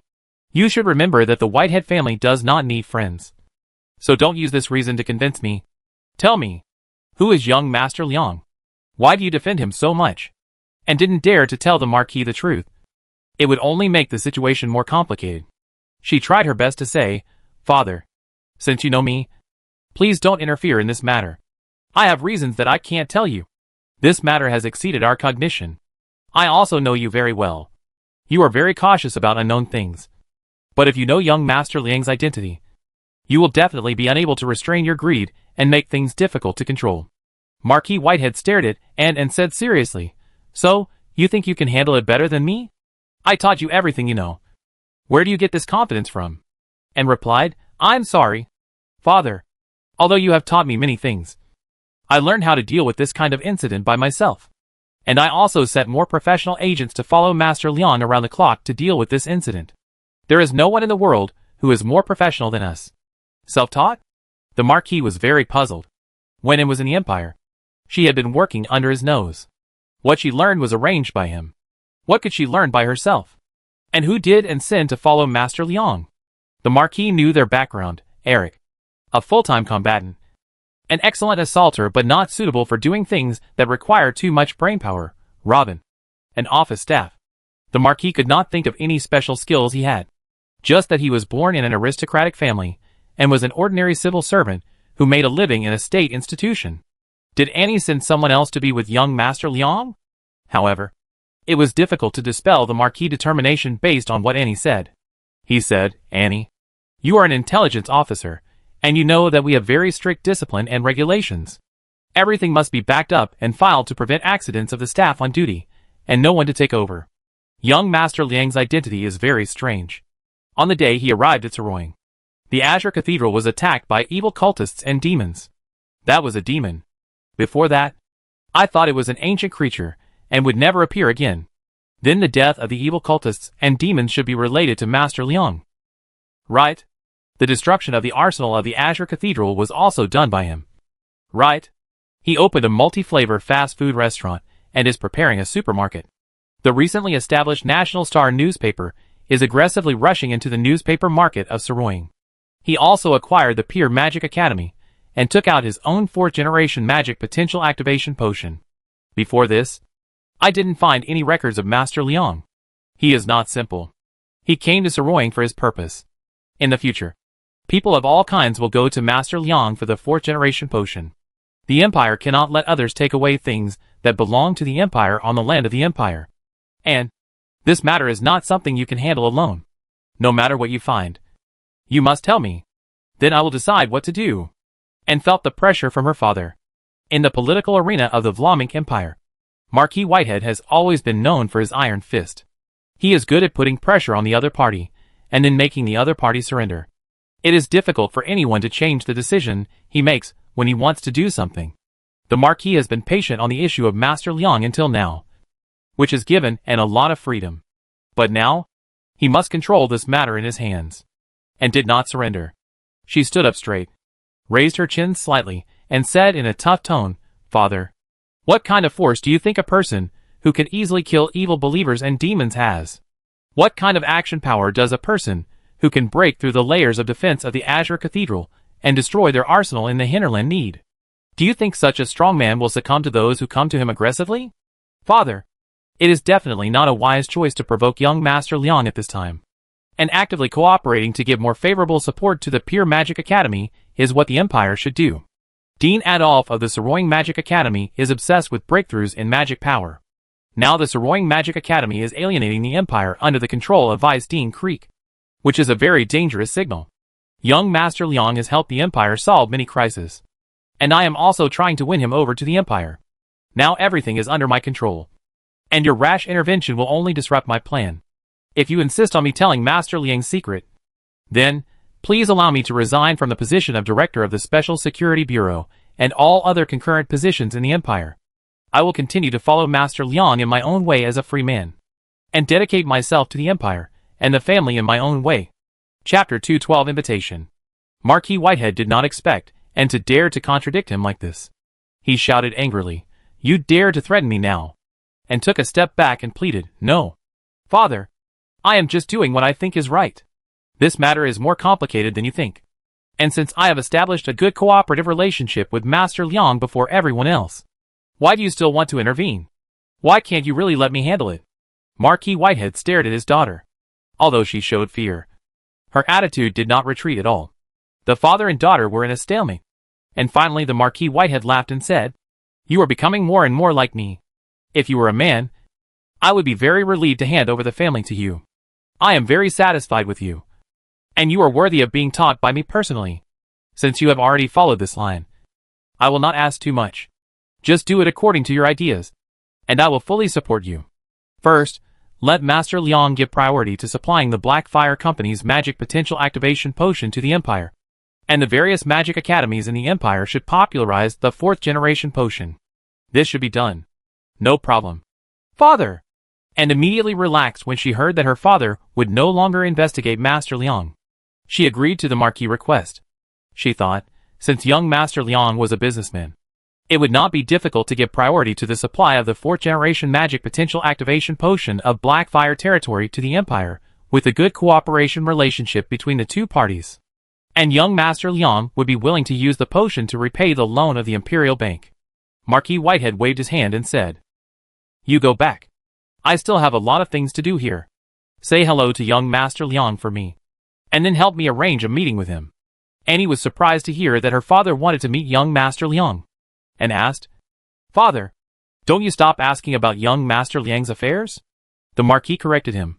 "I promised you not to investigate young Master Liang's identity, but I didn't promise you not to meet him. I am the governor of Marseilles. Do I have to stay away from young Master Liang wherever he appears in the future? What a joke. Don't worry. I met young Master Liang this time purely to discuss some business matters. The Empire needs to expand its trade share in the Marseilles province. Since young Master Liang is a Flemish and has such a good business mind, there is no reason for me not to deepen my business cooperation with him." Annie finally understood what the Marquis wanted to do. He said he would no longer investigate young Master Liang's identity, but he was just trying to comfort herself. In fact, he had not given up investigating young Master Liang. He just changed his approach. At least it was the best result that his father did not resort to extreme measures, and did not continue to dissuade the Marquis, since he had already made concessions. If she did not give in, it would really arouse his anger, and then it would be impossible to end it. "I will convey your invitation. I wish you good health. Goodbye." After Anne left the study, the Marquis looked out the window, and had just made it clear that the death of the evil cultists and demons, as well as the destruction of the Azure Cathedral's arsenal, were all related to young Master Liang. Although the Marquis had already guessed, he was still extremely shocked after the confirmation, thinking back to the feeling at the fast food restaurant. This is why Marquis Whitehead decided to use a gentle method to investigate Master Liang. "I am looking forward to your first formal meeting." After leaving the Pure Magic Academy, Vice Dean Creek did not return to the Sorroying Magic Academy, but went to the Parliament building, and then met Speaker Peters in the Speaker's office. Speaker Peters was also extremely shocked to hear that the Pure Magic Academy was acquired by a man named Master Liang, and that Master Liang also had the 4th generation magic potential activation potion. Sitting behind the desk, Speaker Peters asked Vice Dean Creek with a bad look, "Are you sure that the potion is real?" At this time, the Pure Magic Academy would do anything to stabilize its freshmen and teachers. Vice Dean Creek was hesitant. He said, at that time, all newspapers in Sorroying had reporters present. Would the Pure Magic Academy dare to lie about this? that Master Liang promised to supply the 4th generation magic potential activation potion to all magic academies in Saroying. This news will make a sensation in Saroying tomorrow, and then radiate to countries around the world. If he can't produce so many 4th generation potions, then what's the point of him lying now? I think that potion is real.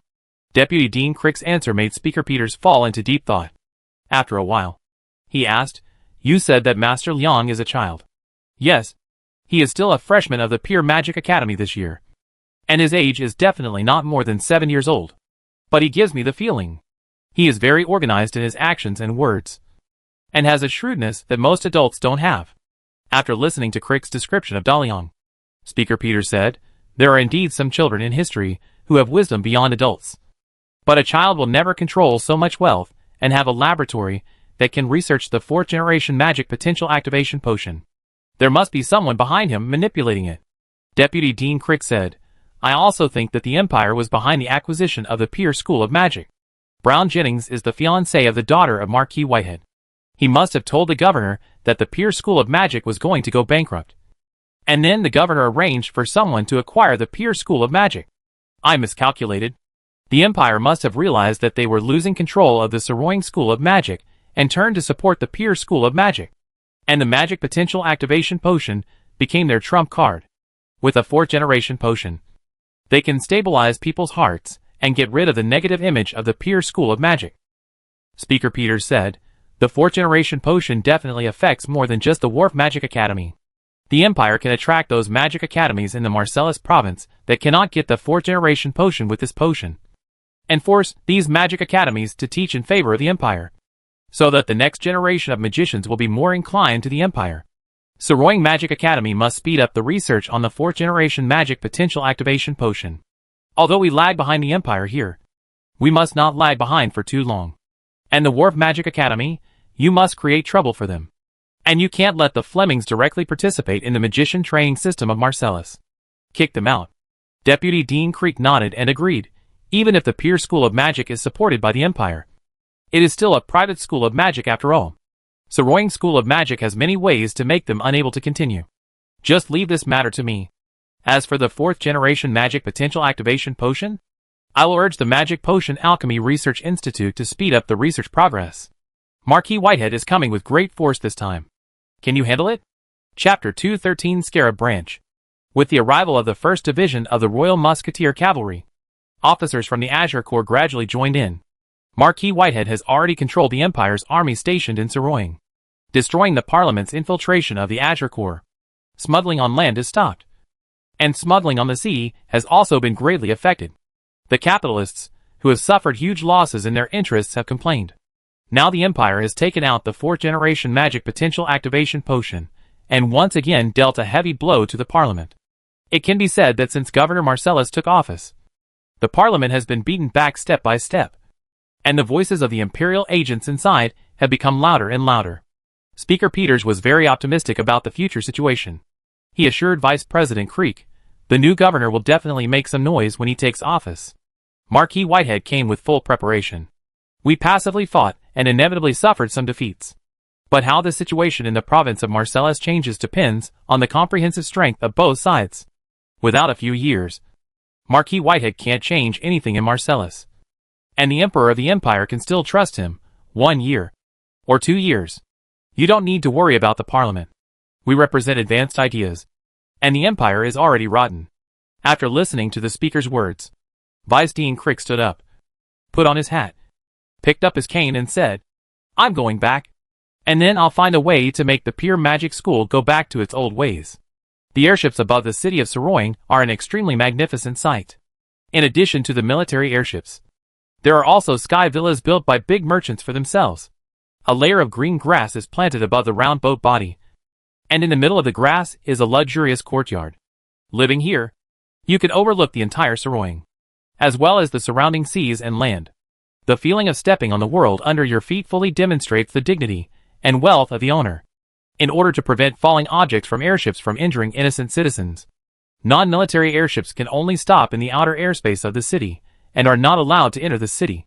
Harris is the president of the branch of Scarab Pharmacy Company established in the Marcellus province. The Magic Potential Activation Potion has given Scarab Company many privileges in the Marcellus region. So Scarab Company has almost no decent competitors here. The popularity of magic potions and alchemy potions means that Harris does not need to focus all his attention on how to make money. For him, working 1 or 2 hours a day is considered very diligent overtime. Harris spends most of his time enjoying himself.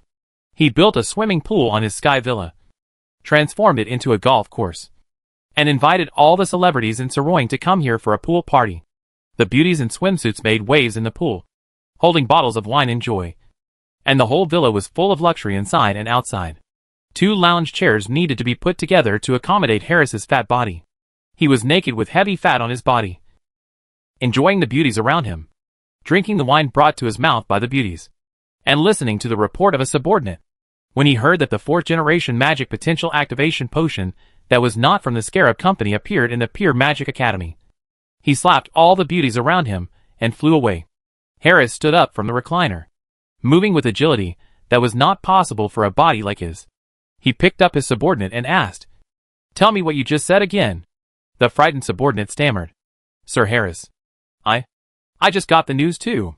Yes, a kid who calls himself Young Master Liang just acquired the Pure Magic Academy." At the press conference, he demonstrated a new 4th generation magic potential activation potion and said that it would be available to all magic academies in Saroying. Tomorrow this news will be published in all the newspapers in Saroying. Harris pulled his subordinate in front of him, stared at him and asked, "You just told me that the person who demonstrated the new 4th generation magic potential activation potion was a child?" Yes. That's what the person who informed me said. There may be some false information here. I will check it immediately. Then hurry up." Harris roared and threw his men high up. Then his men screamed, flew over the hull with a radius of 100 meters, crossed the guardrail on the edge of the airship, and fell into the wilderness below. "See," Harris shouted at his trembling subordinates and beauties, "this is the result of fooling me. Especially in such an important matter. There is a message that mocks my IQ. A child. Do you think I'm an idiot? Go and find out the truth of this matter immediately. And stop saying these things that drive me crazy." "Yes, Lord Harris." The subordinates ran to the hangar of the villa, and soon several silver wings took off to the city of Saroying below. Let the small airship send the frightened socialites away. And Harris, who had put on his clothes, began to think about how to deal with this emergency. Apart from the false part of this information, there should really be a new 4th generation magic potential activation potion in Saroying's Dark Magic Academy. After all, if it is false, the other party will definitely find an excuse to delay the listing time, rather than immediately supplying it in large quantities. Moreover, the 1st, 2nd, and 3rd generation potions have all been researched, so it is expected that the 4th generation potion will be cracked. But it is a little early. The 3rd generation potion still has a very large market, and the 4th generation potion has not yet been fully rolled out. The emergence of a competitor at this time is a big impact on the global sales layout of Scarab Company. Now the new 4th generation potion has appeared in Saroying. As the general manager of Scarab Company in Marcellus, Harris is suspected of serious dereliction of duty. If he cannot help the company properly handle this crisis, then his good days in Saroying will be over. Whether he can survive or not is unknown. Harris clenched his fist. Only by truly understanding the Scarab Company can you know how terrifying it is, and what heights they have reached in the field of potion science. The power that a person cannot obtain in his entire life can be achieved by the Scarab Company with a bottle of potion. Although the side effects are a bit greater, and even life may be lost. Once successful, he will immediately become a superior person. Harris is one of the successful products of the Scarab Company's human experiment, but not a perfect success. If the Scarab Company pursues responsibility, his fate will not be much better than the subordinates he just threw out. Damn! Why does the new 4th generation potion have to appear in Saroying when it can't be found anywhere else? Just when Harris was getting impatient, the subordinates, who went to inquire about the news, finally came back and stood in front of Harris trembling. Chapter 214 Sky Villa. Confirmed news. The person who bought the Pure Magic Academy is indeed a child named Master Liang. At the press conference that just ended, he showed all newspapers and media in Saroying his private alchemy laboratory and the 4th generation magic potential activation potion he developed. At the same time, The Black Fire Potion Company he founded is about to launch their 4th-generation potion on the market. Are you sure it's a child? Thinking of the death of their colleagues. The subordinates replied in a low voice, Yes, Lord Harris. We also got a photo of Master Liang from the newspaper. Please take a look. Harris took the photo handed over by his subordinate. And it was indeed a child holding a bottle of lavender potion. Harris curled his lips. Thinking of the subordinate he had thrown off the airship, his eyes trembled again. A new 4th-generation magic potential activation potion has appeared in Saroying City. So we have the responsibility to handle this matter well. Go tell that Master Liang. And say, I invite him to meet at my Sky Villa to talk about the potion in his hand. When the invitation letter from Harris, the president of the Scarab Marcellus branch, was delivered to Daliang. Daliang was already sitting in the dean's office of the Pure Magic Academy. There are wooden cabinets of some years, wooden desks of some years, and a wooden chair of some years. It is hard to imagine that this is the office of the dean of a magic academy. It can also be seen that Morton has really reached the end of his rope. For Morton, the Wharf Magic Academy must be sold. It doesn't matter who it is sold to, but not to the Saroying Magic Academy. Now, Brown has taken over the teaching work of the Wharf Magic Academy. After all, Daliang doesn't know how to manage such a large academy. Vice Dean Morton retreated to the logistics department, and a group of old teachers watched the support of the Wharf Magic Academy while enjoying their retirement. The new 4th-generation magic potential activation potion that Black Fire Company is about to launch will appease the students who have already enrolled. Adequate funds also allow the teachers who have already accepted the offer to choose to continue to teach in the academy. A storm that could cause the Pure Magic Academy to collapse has subsided, and the academy has returned to normal order, waiting for the start of the new semester. The magic professor that Annie helped to borrow has already boarded the train to Saroying, plus Princess Xiling and Brown. In this way, the junior magic department of the Pure Magic Academy has 4 magic professors, which is enough to teach first-year apprentices. In a year, Brown can also slowly recruit excellent magic professors and improve the teaching team of the Pure Magic Academy. When Daliang was thinking about how to renovate his dean's office, Sophia placed the invitation letter in front of him. Harris, the president of Scarab's Marcellus branch. After reading the invitation letter, Daliang threw the letter into the trash can next to him and said to Sophia, You asked the messenger to reply to Harris. If you want to see me, come to my office during my working hours. I will be off work and go home in an hour. He'd better hurry up. I don't work overtime. A silver wing took off from the Dock Magic Academy and flew into the sky. Harris soon received a reply from Master Liang, and the roar echoed over the Sky Villa. He dared to let me see him. A newly registered pharmaceutical company is so bold. Even after receiving my invitation, Speaker Marcellus did not dare to reply to me like this. This is simply an insult to the Scarab Company. Pass on my order and fly the airship to the sky above the Magic Academy at the dock. The subordinate said in horror, Sir, civilian airships are prohibited from entering the sky above the city of Saroying. If we break in like this, we may be intercepted by the Imperial military airships. Harris cursed. What are you afraid of? I didn't allow airships to enter the city of Saroying before. That was to give face to the Vlamink Empire. Do you really think I don't dare to break in? Today I broke in. Vlamink Empire, Marcellus Parliament, and Saroying City Hall. What can they do to me?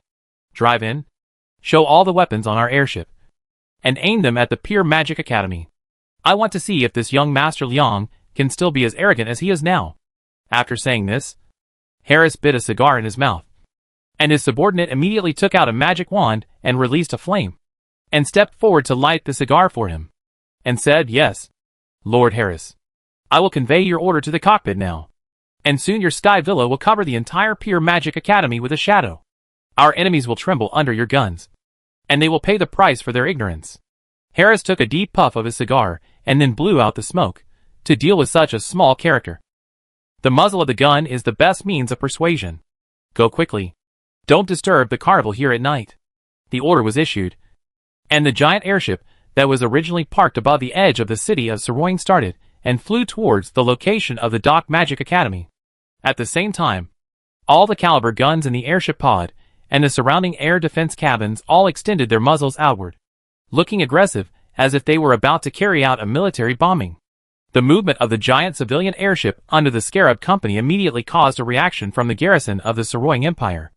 2 guerrilla airships approached, and a team of 10 new Griffin Hart 3 Silver Wings took off urgently and made a vigilant cruise around the Scarab Company's airship. Due to the special background of this airship, the Air Force of the Azure Corps did not intercept it without authorization, but reported the situation to the governor's office of Marcellus and asked Governor Whitehead for instructions. At this time, Marquis Whitehead also saw the airship moving towards the city from a distance from the window. This civilian airship used to hold up residential buildings uses a super large disc-shaped airbag. The airship pursues stability, so it moves slowly in the air and has no high military value. But if it enters the city, it will be a very big potential threat to the buildings and citizens below. Therefore, this type of airship is not allowed to enter the city airspace. But this one ignored the repeated warnings of the Azure Corps Air Force and entered the city at an unreduced speed. It seems that Harris already knows about the new 4th generation potion. His target should be the Pierce School of Magic.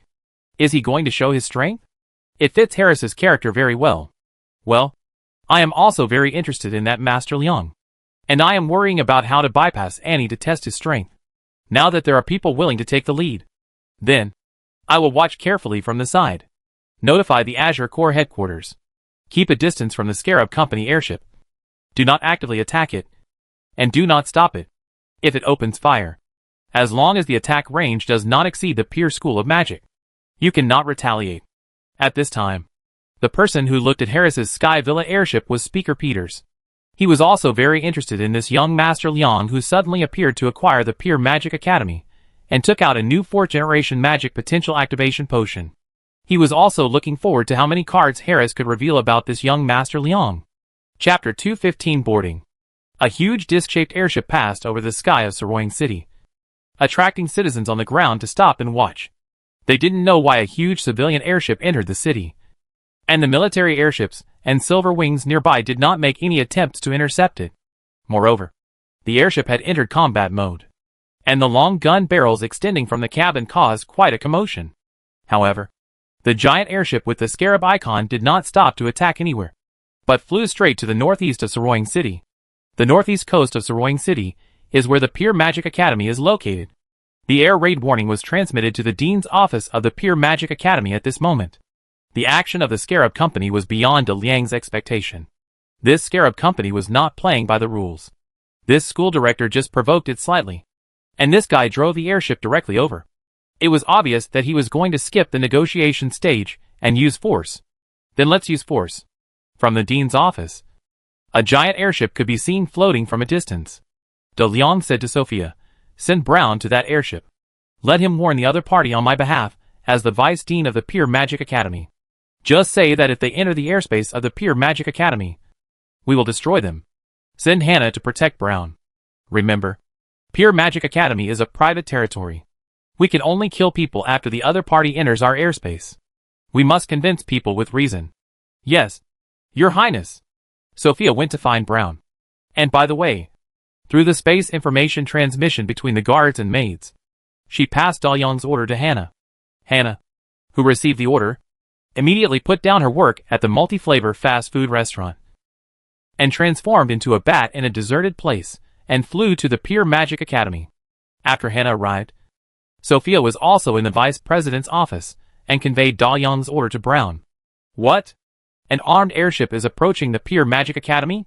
Brown has been busy with work since the press conference. The magic professor of Saroying Magic Academy will not come. He needs to organize the entire magic teaching course himself. Therefore, after Sophia's reminder, Brown saw the airship approaching in the sky in the distance outside the window. This is a blatant invasion. As the vice president of the Pure Magic Academy, Brown believes that he has the responsibility to protect this academy. No matter who the other party is, he must stop them. "I will stop them. But how do I get up?" Hannah pulled out a kitchen knife from the sleeve of her maid outfit and said, "Of course. Teleport directly up. Come with me." A portal opened in the middle of the office, and Hannah walked in first. Brown pulled out his magic wand and hurried after her, shouting, "Hannah, Hannah, don't hurt anyone first. If you hurt someone before they enter the airspace of the Pure Magic Academy, it will cause trouble for Master Liang."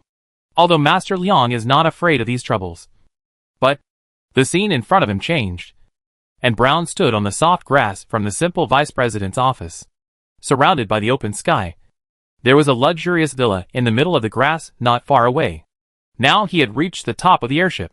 He had only looked up at these sky villas from the ground before. But this time he finally experienced what it felt like to live in the air. The air is clean and refreshing.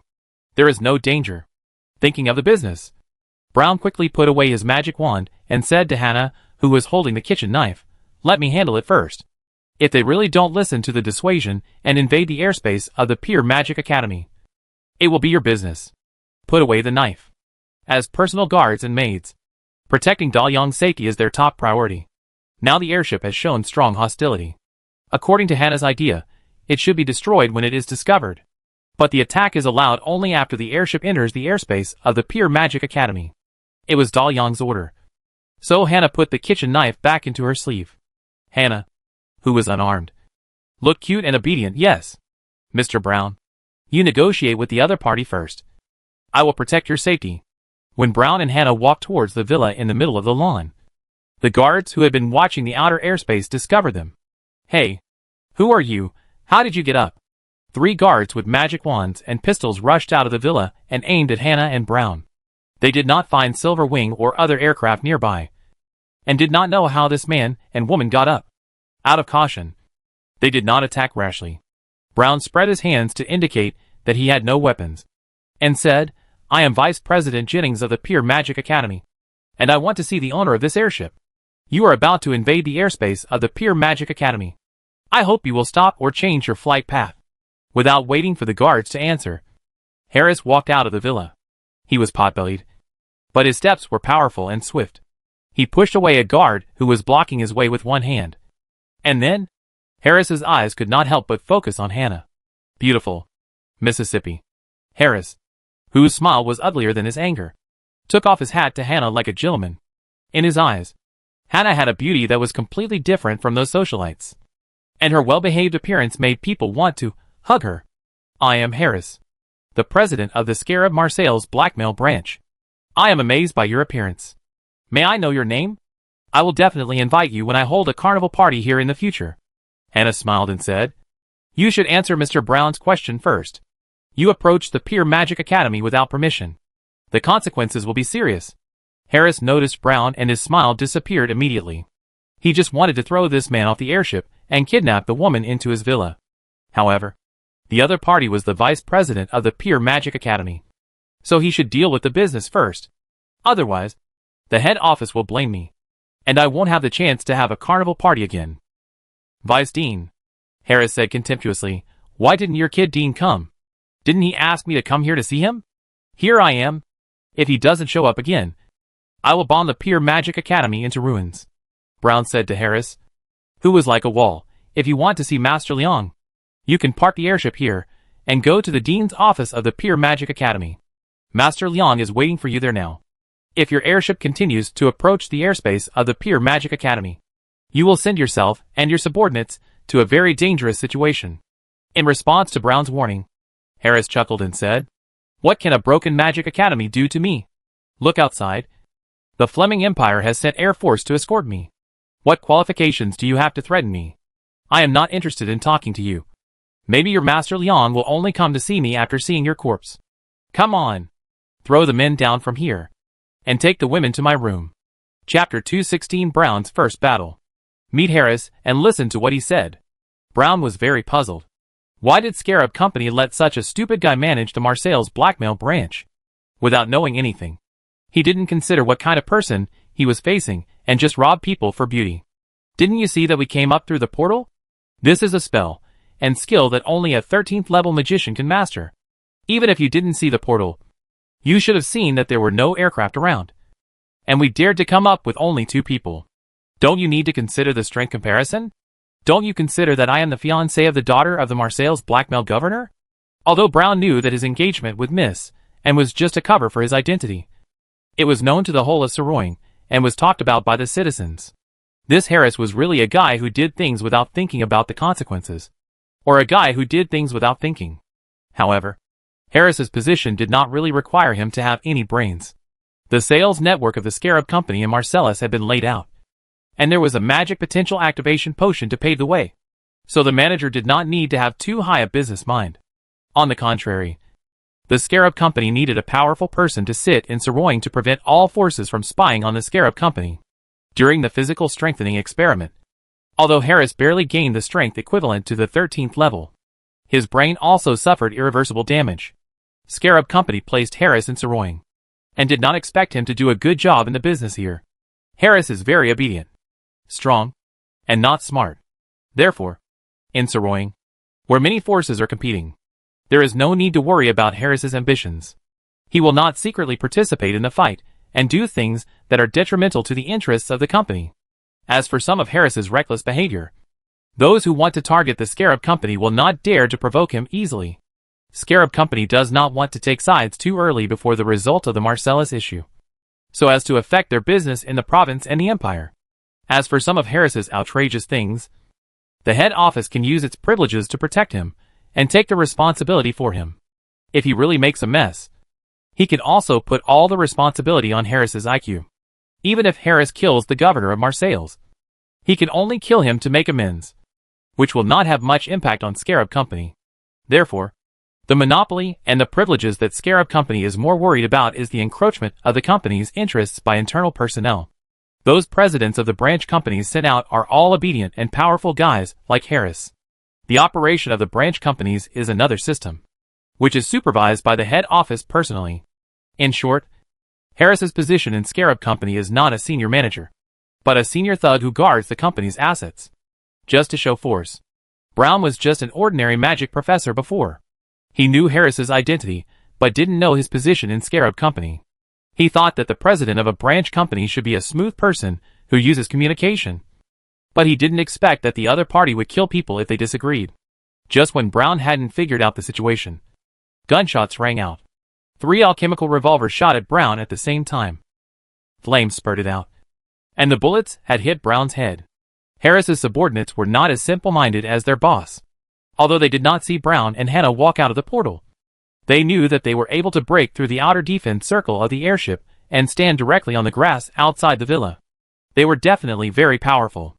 Therefore, after Harris gave the order, the guards attacked immediately, and even though Harris ordered to throw the man off the airship, they still shot Brown in the head at the same time. They thought that since Brown was the vice president of a magic academy, he should be the strongest of the two. As for the other maid in a maid outfit, let's kill one first, then catch him. The well-trained guards caught Brown off guard. When the bullet was about to blow his head off, he was still thinking, why is the president of the Scarab branch so reckless? Then he heard bang, bang, bang. A kitchen knife flew across his forehead, accurately blocking 3 fatal bullets for him. The gunshot started again. At the same time, the magic wand in the guard's hand emitted a dazzling flash, and Brown, who was about to take out the magic wand, felt a white flash in front of his eyes, and could not see anything. He was blinded. Brown never thought that he would encounter such a high-end battle one day. He had practiced shooting, magic and gun combination tactics. But when the battle suddenly appeared in front of him, he realized that he didn't know what he should do at all. He heard the sound of gunfire in front of him, bang bang bang. Then, there were the sounds of ding-dong around him. There was also a strong wind whistling around him. The hot air flow brushed his face and flew past, and the loud sound of thunder continued to explode nearby.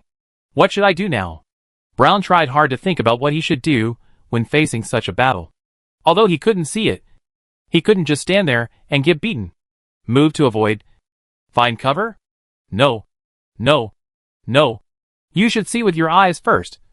Otherwise you won't know which direction to hide even if you want to hide. Brown used the magic of exorcism to remove the magic of blindness on himself, and then prepared to fight back. But at this moment, the gunshots suddenly stopped. The magic also stopped, and the whole airship was quiet. No more fighting. Yes, they have already shot out the bullets in the gun. Brown knew that an alchemical revolver like this usually only has 6 bullets. Hey! Brown said angrily to the guards and Harris who shot at him. Do you know that you have violated the laws of the Marcellus province by attacking me? Now the Azure Corps' air force has surrounded you. Put down your guns and magic wands immediately. I will make a formal condemnation to the Scarab Company and accuse you of your crimes.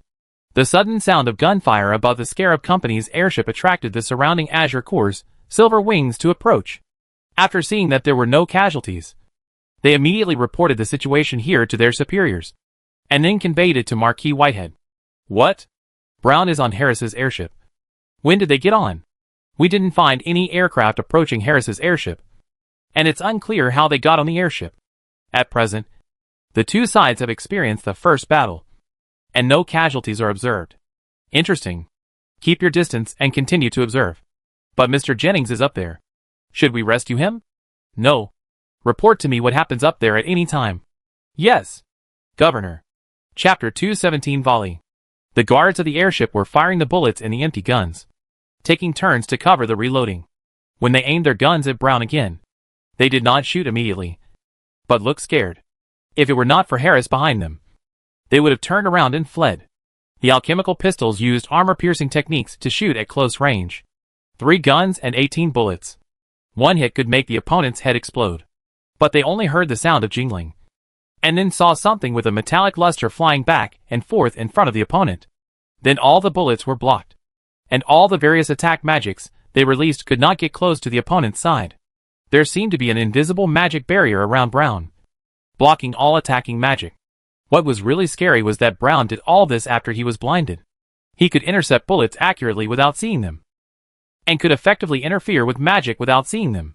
During the short attack, Brown did not move at all. He used his body to firmly block the maid behind him, protecting her from stray bullets and the residual power of magic. What kind of terrifying strength was this? The guards no longer had the courage to shoot, and they also knew that shooting was useless. Lord Harris, the other party is very powerful. I suggest that we retreat temporarily and wait for the headquarters to send us support.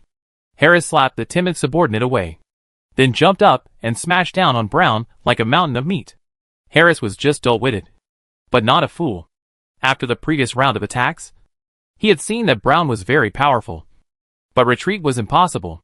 The Scarab Company studied warriors like him to let them charge into battle, and the characteristics of being indomitable have been left on their genetic level during the potion transformation. As a successful product, Harris retained his sanity, knew how to use his strength, and had strong fighting skills. Jumping into the air, Harris took out a curved knife handle from his arms.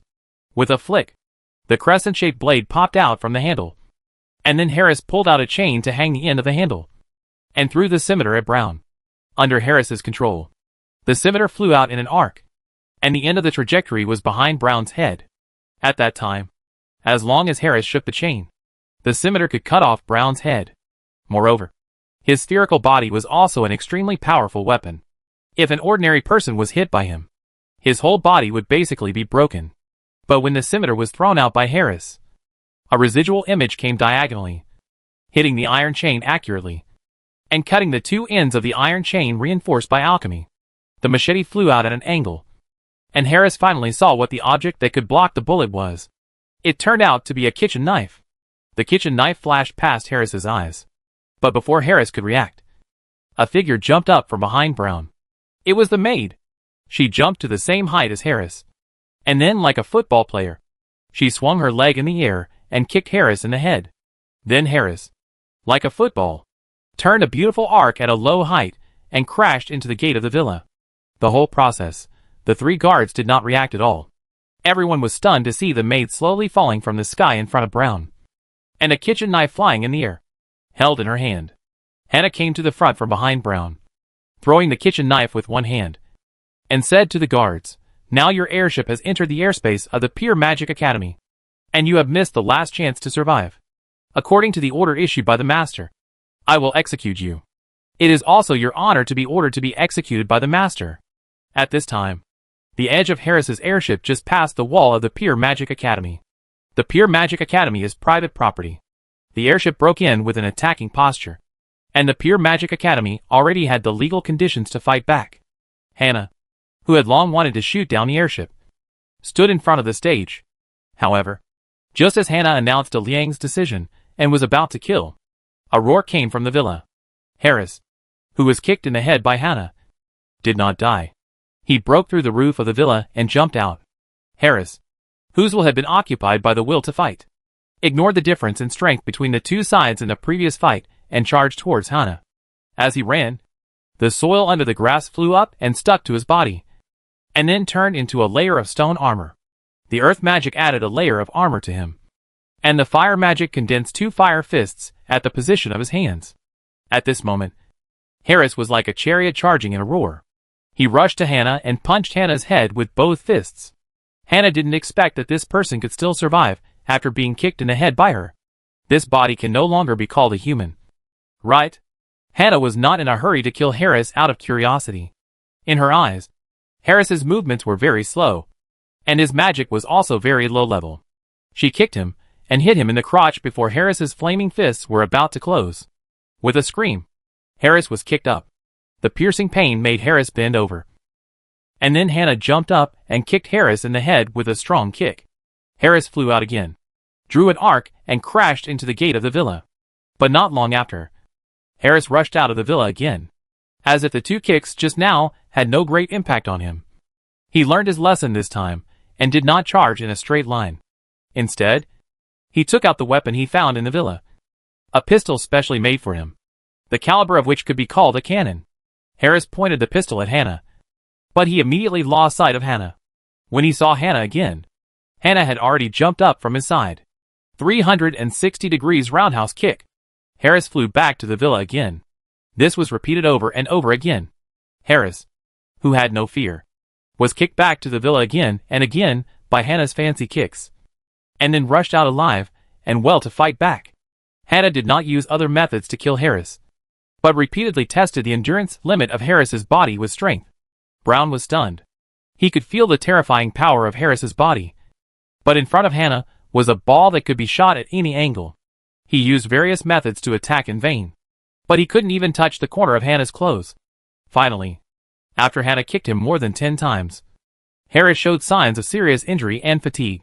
And then 3 more kicks. Harris didn't stand up again. At this time, the luxurious villa had been smashed into ruins by Harris. Seeing that Harris did not jump out, Brown asked Hannah, "Is he dead?" "No. This person's body is very special. I think the master should be interested in him. He is more useful alive. Hannah is always a good maid who cares about her master." She turned to Brown and asked, "Where are the others? I'm going to start to punish them." Brown pointed to the sky. They all ran away. Chapter 218 Cyborg. Seeing their boss being kicked around like a ball with an automatic ball-picking function, anyone with a bit of brains knew what would happen to them after this scary woman kicked their boss down. So, the guards of the villa drove the Silver Wing and the small transport airship to escape. And Brown knew his own abilities, so he didn't stop them and watched them leave. However, the Silver Wing, which was under the Azure core, had already caught up.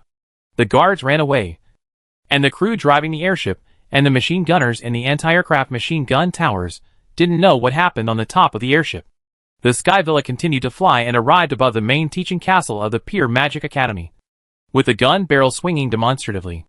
After hearing Brown say that the guards had escaped, Hannah immediately realized that she was only concerned with testing Harris's physical strength and forgot to execute the invaders in advance. His Highness will be angry. So Hannah immediately released more than 10 kitchen knives, ready to complete the task she should complete. More than 10 kitchen knives were controlled by Hannah using magic lines to fly around her, and layers of magic effects were added. The silver blades turned into 7 colors and made a buzzing noise like an angry swarm of bees. The airflow made Hannah's hair and clothes swing violently, and her body left the ground without any flying spell. Seeing Hannah's appearance, Brown quickly stopped her and said, "Wait a minute. The airship is now above the Magic Academy at the dock. If it falls, it will definitely destroy the academy. And there are a lot of ammunition on the airship. And if it explodes, it will hurt Master Leon." Hannah has completed the attack preparations, and she replied, "Don't worry. In my heart, the safety of the master is more important than anything else. Because of my mistake, some people escaped. Maybe an airship can make the master forgive me. I will use air magic to bring the airship to the sea at the east dock of the academy. And the rest of the people on the airship who dare to point the muzzle at the master must pay the price." After Hannah finished speaking, more than 10 kitchen knives shot out. Hannah had just used magic to complete the exploration of the entire airship, and all the crew members were in her magic vision. The kitchen knives shot through the magic net set up by Hannah, leaving gorgeous tracks on the surface of the airship. And the crew members in the airship pod and the surrounding anti-aircraft machine gun towers still didn't know what happened. No commands were transmitted in the communication pipeline. They continued to execute Harris's previous order, drive the airship to the sky above the Magic Academy at the dock, and prepare all guns for ground bombing. Therefore, all the angled guns on the airship aimed their muzzles at the Magic Academy below. As the residence of the president of the Scarab Marcellus branch, this airship is equipped with the most advanced weapons system. The airship's lower pod is equipped with 8 37mm rapid-fire guns in 4 directions, with a maximum firing rate of up to 15 rounds per minute, which can carry out air and ground attacks. In addition, the pod and various anti-aircraft machine gun towers are equipped with a total of 34 twin-seat heavy machine guns, most of which have a certain ground attack angle. In addition to artillery and machine guns, the airship's pod also stores a certain amount of aerial bombs. Once the attack order is issued, the firepower of this airship is enough to bomb the pure Magic Academy into ruins in a short time. This is also the reason why the military of various countries has banned civilian airships from entering urban areas, because those who own private airships are either rich or noble, and airships are also easy targets for attack. For their own safety, these people will try their best to equip themselves with weapons to protect themselves, and many of them are contraband. The airship's weapon operators have completed ammunition loading and aiming, and are waiting for the attack order. But this order will never be passed on. The kitchen knives left a trail of light along the longitude of the airship, passing through the machine gun towers, and finally drilling into the pod at the bottom of the airship. No sound was made. After everyone saw a flash of light, they were painfully pierced through the neck by the sharp kitchen knives, and no one survived. Then all the kitchen knives gathered on the west side of the airship, and they combined into a fan to rotate. The small fan sprayed out airflow that could push the huge airship, blowing the Sky Villa to the sea outside the Oriental Pier. Throughout the whole process, Brown was staring blankly, with only admiration for Hannah's martial arts in his heart, and intoxicated by her demeanor at this time. As for what happened on the airship, all parties concerned with this conflict didn't quite understand it. However, most of the guards who escaped from the airship were captured by the Azure Corps and sent to the governor's mansion. After interrogation, Marquis Whitehead had a detailed understanding of the battle at that time. The Scarab Company was a company that started with magic potential activation potions, and then it quickly became a business entity equivalent to the power of a powerful country with this monopoly strategic potion. So far, no pharmaceutical organization has been able to challenge the position of the Scarab Company in this field. And after gaining strong strength and financial resources, the Scarab Company has hidden itself. All branches of Scarab Company's potion business in the world are peripheral organizations of this national business entity, and Scarab Company's headquarters is located overseas. Since Scarab Company controls many islands and is spread across the world's waters, no one knows where the company's headquarters is. It is well known that Scarab Company is very strong in the development of potions and magic potions. The widespread use of magic potential potions has provided the company with a large amount of human data. There are signs that Scarab Company has the ability to use potions to change human genes, and has begun human experiments to turn people into extraordinary creatures. Genes are a hot biological topic in recent years. Marquis Whitehead also has some understanding of this subject. The reason why people are human and elves are elves is determined by the most basic genes. Theoretically, if there is the ability to modify at the genetic level, then people can obtain the physique of extraordinary creatures. And it may not be impossible to even surpass extraordinary creatures. After seeing the battle between Hannah and Harris, Marquis Whitehead knew that modifying genes is no longer a theory or speculation. Scarab Company and young Master Liang's Black Fire Company already have this technology. It is impossible for a human body to survive such a gravity attack on the head and neck like Harris. And it wasn't just one attack on the head. Harris endured nearly 20 kicks that could kill a person with one blow. And it's impossible for a human body to withstand the reaction force of such a heavy kick without any magic blessing. If it was an ordinary person's body, Hannah's legs would have been broken long ago. Originally, Marquis Whitehead didn't believe that such a person existed. But when interrogated separately, all the captured guards proved that Hannah had no magic blessing on her at the time, and the power to kick Harris away came entirely from her body. Hannah and Harris's physical fitness exceeded that of ordinary people, and the Black Fire Company and Scarab Company behind them had very strong drug development capabilities.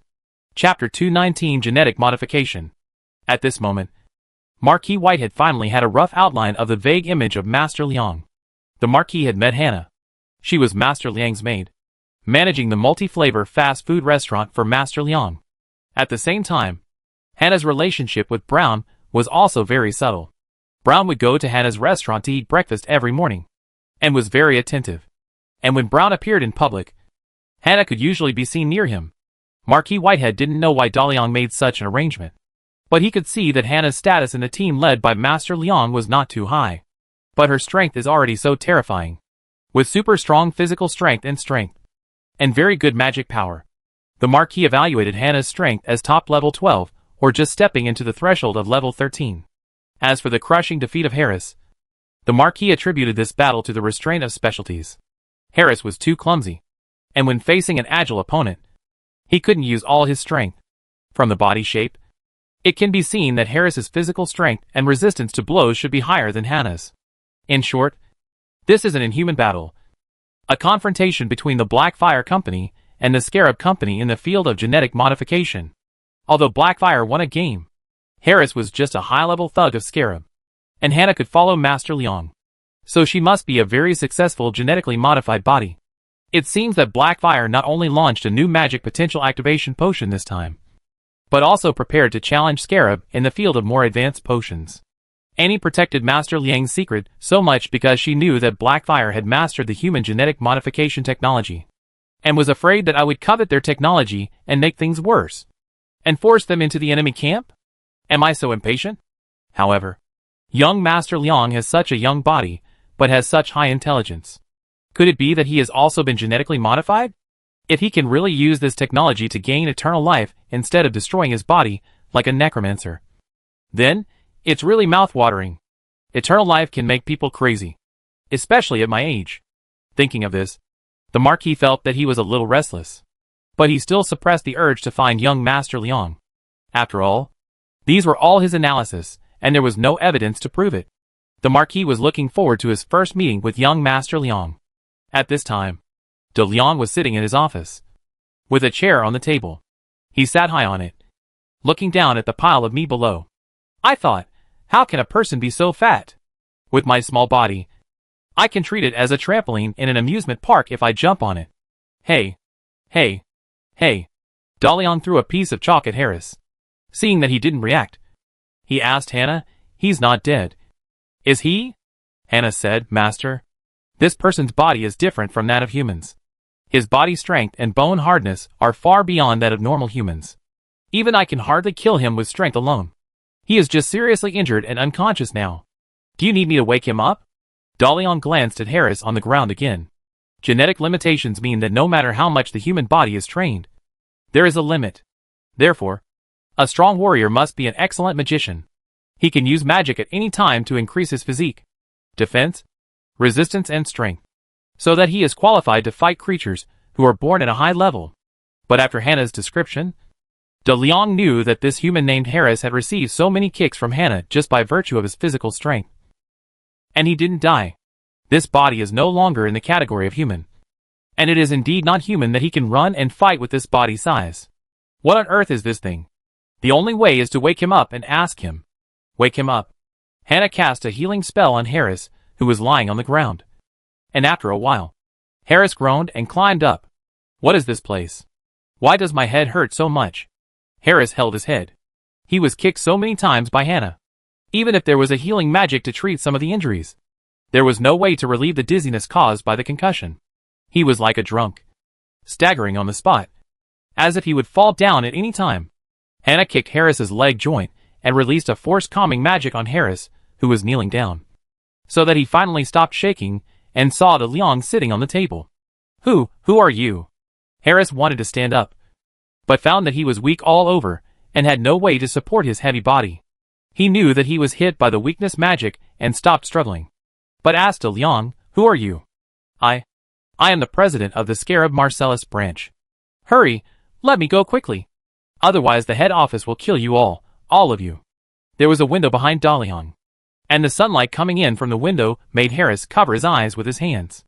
De Leon looked at this idiot who still didn't understand the situation and smiled. My name is Leong. Everyone calls me Master Leong.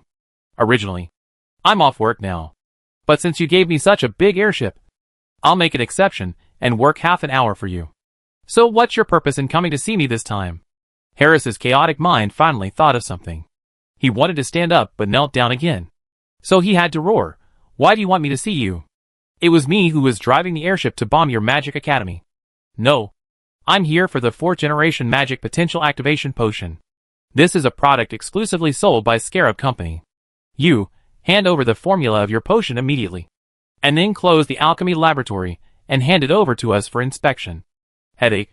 Headache. Harris's head began to dizzy again. And Hannah used a spell to force him to calm down. Mental spells will cause certain side effects. A serious concussion like Harris must be quietly cultivated and slowly recovered. Such frequent use of mental spells on him will cause permanent damage to his brain. Or even sudden brain death. After forcibly calming down, Harris's spirit became very depressed. And he lowered his head and muttered, hand over the potion formula, close the company, and hand over the alchemy laboratory. Harris kept repeating this sentence, making it impossible for the interrogation to proceed. Hannah suggested to Daliang, Master, this person's mental power is very weak, far below the normal level of a person. And the soul can be interrogated using the soul extraction spell. I suggest that Rachel preside over the spell. She is good at soul skills, and can let this person live for a while longer. The soul extraction spell can interrogate the soul of the prisoner. Because the soul is a very complex thing. People with high mental power cannot extract their souls. And people with weak mental power are also more likely to produce an instant death effect. The weaker the mental power, the higher the success rate. However, creatures with weak mental power generally have low intelligence. For creatures like the big-eared monster, which generally have low mental power and low intelligence, basically they will say everything after being beaten up. There is no need for such advanced spells as soul extraction. Therefore, the spell of soul extraction itself is relatively useless, with harsh conditions for use. And even if it succeeds, it can only be interrogated for more than 10 minutes before the prisoner dies. Even the demons who created this spell only use this spell for fun. When interrogating important matters, they do not easily use this one-time spell with a high failure rate. Harris is in a state where it is difficult to survive. And when Hannah used mental magic on him, she found that his mental power was far lower than that of normal people. And it was ridiculously low. Even a newborn human baby is higher than him. Daliang said, let Rachel come. Chapter 220 Human Body Transformation. Rachel manages Daliang's means of transportation, and is Daliang's maid when he travels. Her job is of course to provide Daliang with a barrier against mental attacks when he travels. Mental attacks are a competition of mental power. And mental power is the power from the soul. People with high mental power are more focused, and have very high self-control, while people with low mental power have difficulty controlling their emotions, and are easily controlled by others. As the best among intelligent creatures, although humans have poor physical conditions, their mental power can be compared with many high-level creatures. Therefore, as a human being who is only at level 0 when born, after learning and training, he can reach any known high-level position, and can even compete with extraordinary creatures. But when the maid Rachel arrived at Daliang's call and checked Harris's mental power, she was very surprised and said, it's very strange. As an adult human, how can his mental power be so weak? This soul power has nothing to do with the injuries on his body. It's just that his mental power is low by nature. But if his mental power is low by nature, his intelligence should be about the same as that of a pig. Although Daliang had never met Harris before, he knew that the Scarab Company would not put a pig in the position of president of a branch. He said to Rachel, then his low mental power is acquired. Get his soul out quickly. It's really embarrassing for me to sit here facing such an insane guy. Daliang wanted to act cool to this important person of the Scarab Company, who dared to force his way into the Pure Magic Academy. But the other party's behavior made him very unhappy. Now Daliang just wanted to act cool in front of his subordinates. So Harris's soul must come out to cooperate. Rachel, who has demon blood, is good at mental power spells. Feeling Harris's ridiculously low mental power, she is still somewhat confident in this soul extraction spell. Rachel put her hand on Harris's head. As the spell was cast, when she raised her hand, a faint shadow of a twisted soul was pulled out by her. Master, please ask your question as soon as possible. This man's brain has been severely damaged, and soul extraction may accelerate his brain death. Harris's face turned blue, and as his soul was extracted, the muscles on his face twisted hideously. Harris's appearance now made Daliang very uncomfortable. After all, this world was just a game to him a few days ago. Now, a real person's soul is being extracted in front of him. This kind of evil spell should be used less in the future. Daliang never thought that he was a kind person. But at this moment, he set a bottom line for his evil side. Soul extraction spells are irreversible. So since you have used them, hurry up and ask questions.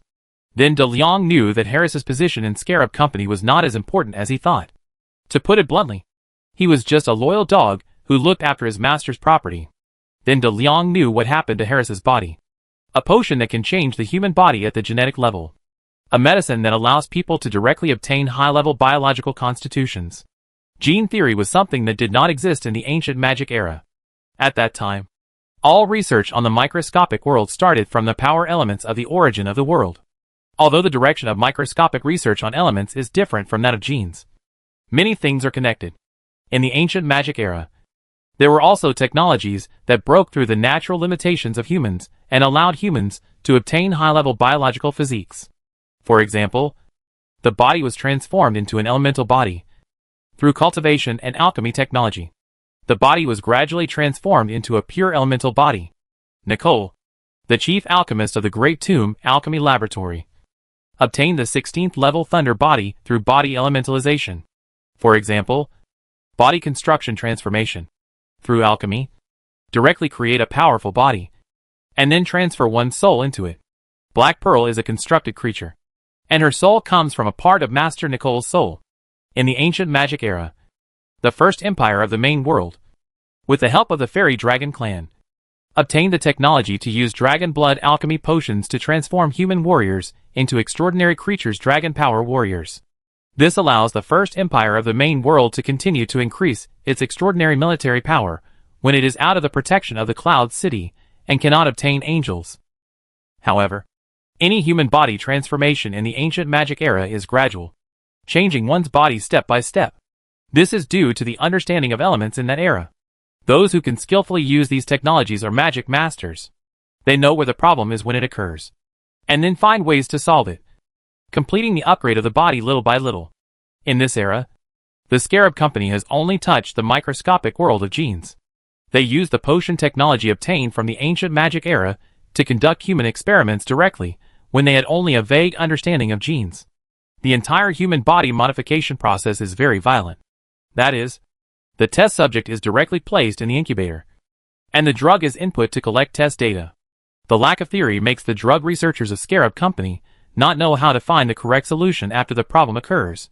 Their method is to repeatedly adjust the drug based on experience and various data to conduct human trials until an ideal effect is achieved, and then reverse reasoning to fill the theoretical gap.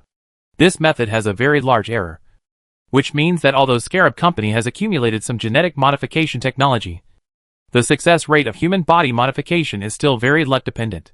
And even if it succeeds, there will be side effects of varying degrees. Harris's physical enhancement was a successful transformation, but his soul power was severely weakened. This caused his mental strength to be low and his emotions to be uncontrolled, which affected his intelligence to a certain extent. Genetic modification. After listening, Daliang suddenly felt that he had actually traveled to a science fiction world. You should know that the technological world before Daliang traveled did not have much breakthrough in genetic modification. This is a technology that can change species and create species. If you can master this technology, you can raise ordinary people to the level of high-level creatures in batches. No need to practice magic. A bottle or a barrel of potion can do it. Seeing the hope of not having to go to school, Daliang asked eagerly, "Does Scarab Company have a potion that can make people become magicians directly, without side effects?" However, this time Daliang did not get a response from Harris. He was already dead. Daliang waved his hand regretfully, asked Hannah and Rachel to dispose of Harris's body, and then asked Princess Xiling beside him, "Do you think Scarab Company has such a potion?" Princess Xiling also became interested in Scarab Company's genetic modification potion. She replied, "I have been reading science books in this world recently, and I have some superficial understanding of genes. There are many similarities between genetic modification and the elemental magic modification technology we have mastered. It's just that our mature technology can't let you gain strength with your current body. And the luck-based technology of Scarab Company is even worse. But Scarab Company's potion can at least rely on luck. While the Dragon Warrior Advanced Potion we have now will be a dead end if you don't have enough physical strength and magic power foundation. The idea is the same as the Magic Potential Activation Potion. Scarab Company's technology allows ordinary people to gain strength, while our technology can only make the strong stronger. if we can combine them. Chapter 221, Potion War. Combined? De Liang knew Princess Ziling's idea. The dragon warriors developed by the fairy dragon clan to help the first empire of the main world need to be selected from the 12th level human knights, who have been trained and fought for a long time. And then use the strengthening potion made of dragon blood to make them gain extraordinary physique and become 13th level dragon warriors. There is a very big gap between extraordinary creatures and ordinary creatures. Ordinary creatures of the same level are half a level lower. Therefore, a magician of the 13th level can only be called a great magician. And only the 14th level can reach the extraordinary level and be called a super magician. Ordinary creatures must undergo body transformation to obtain extraordinary physique.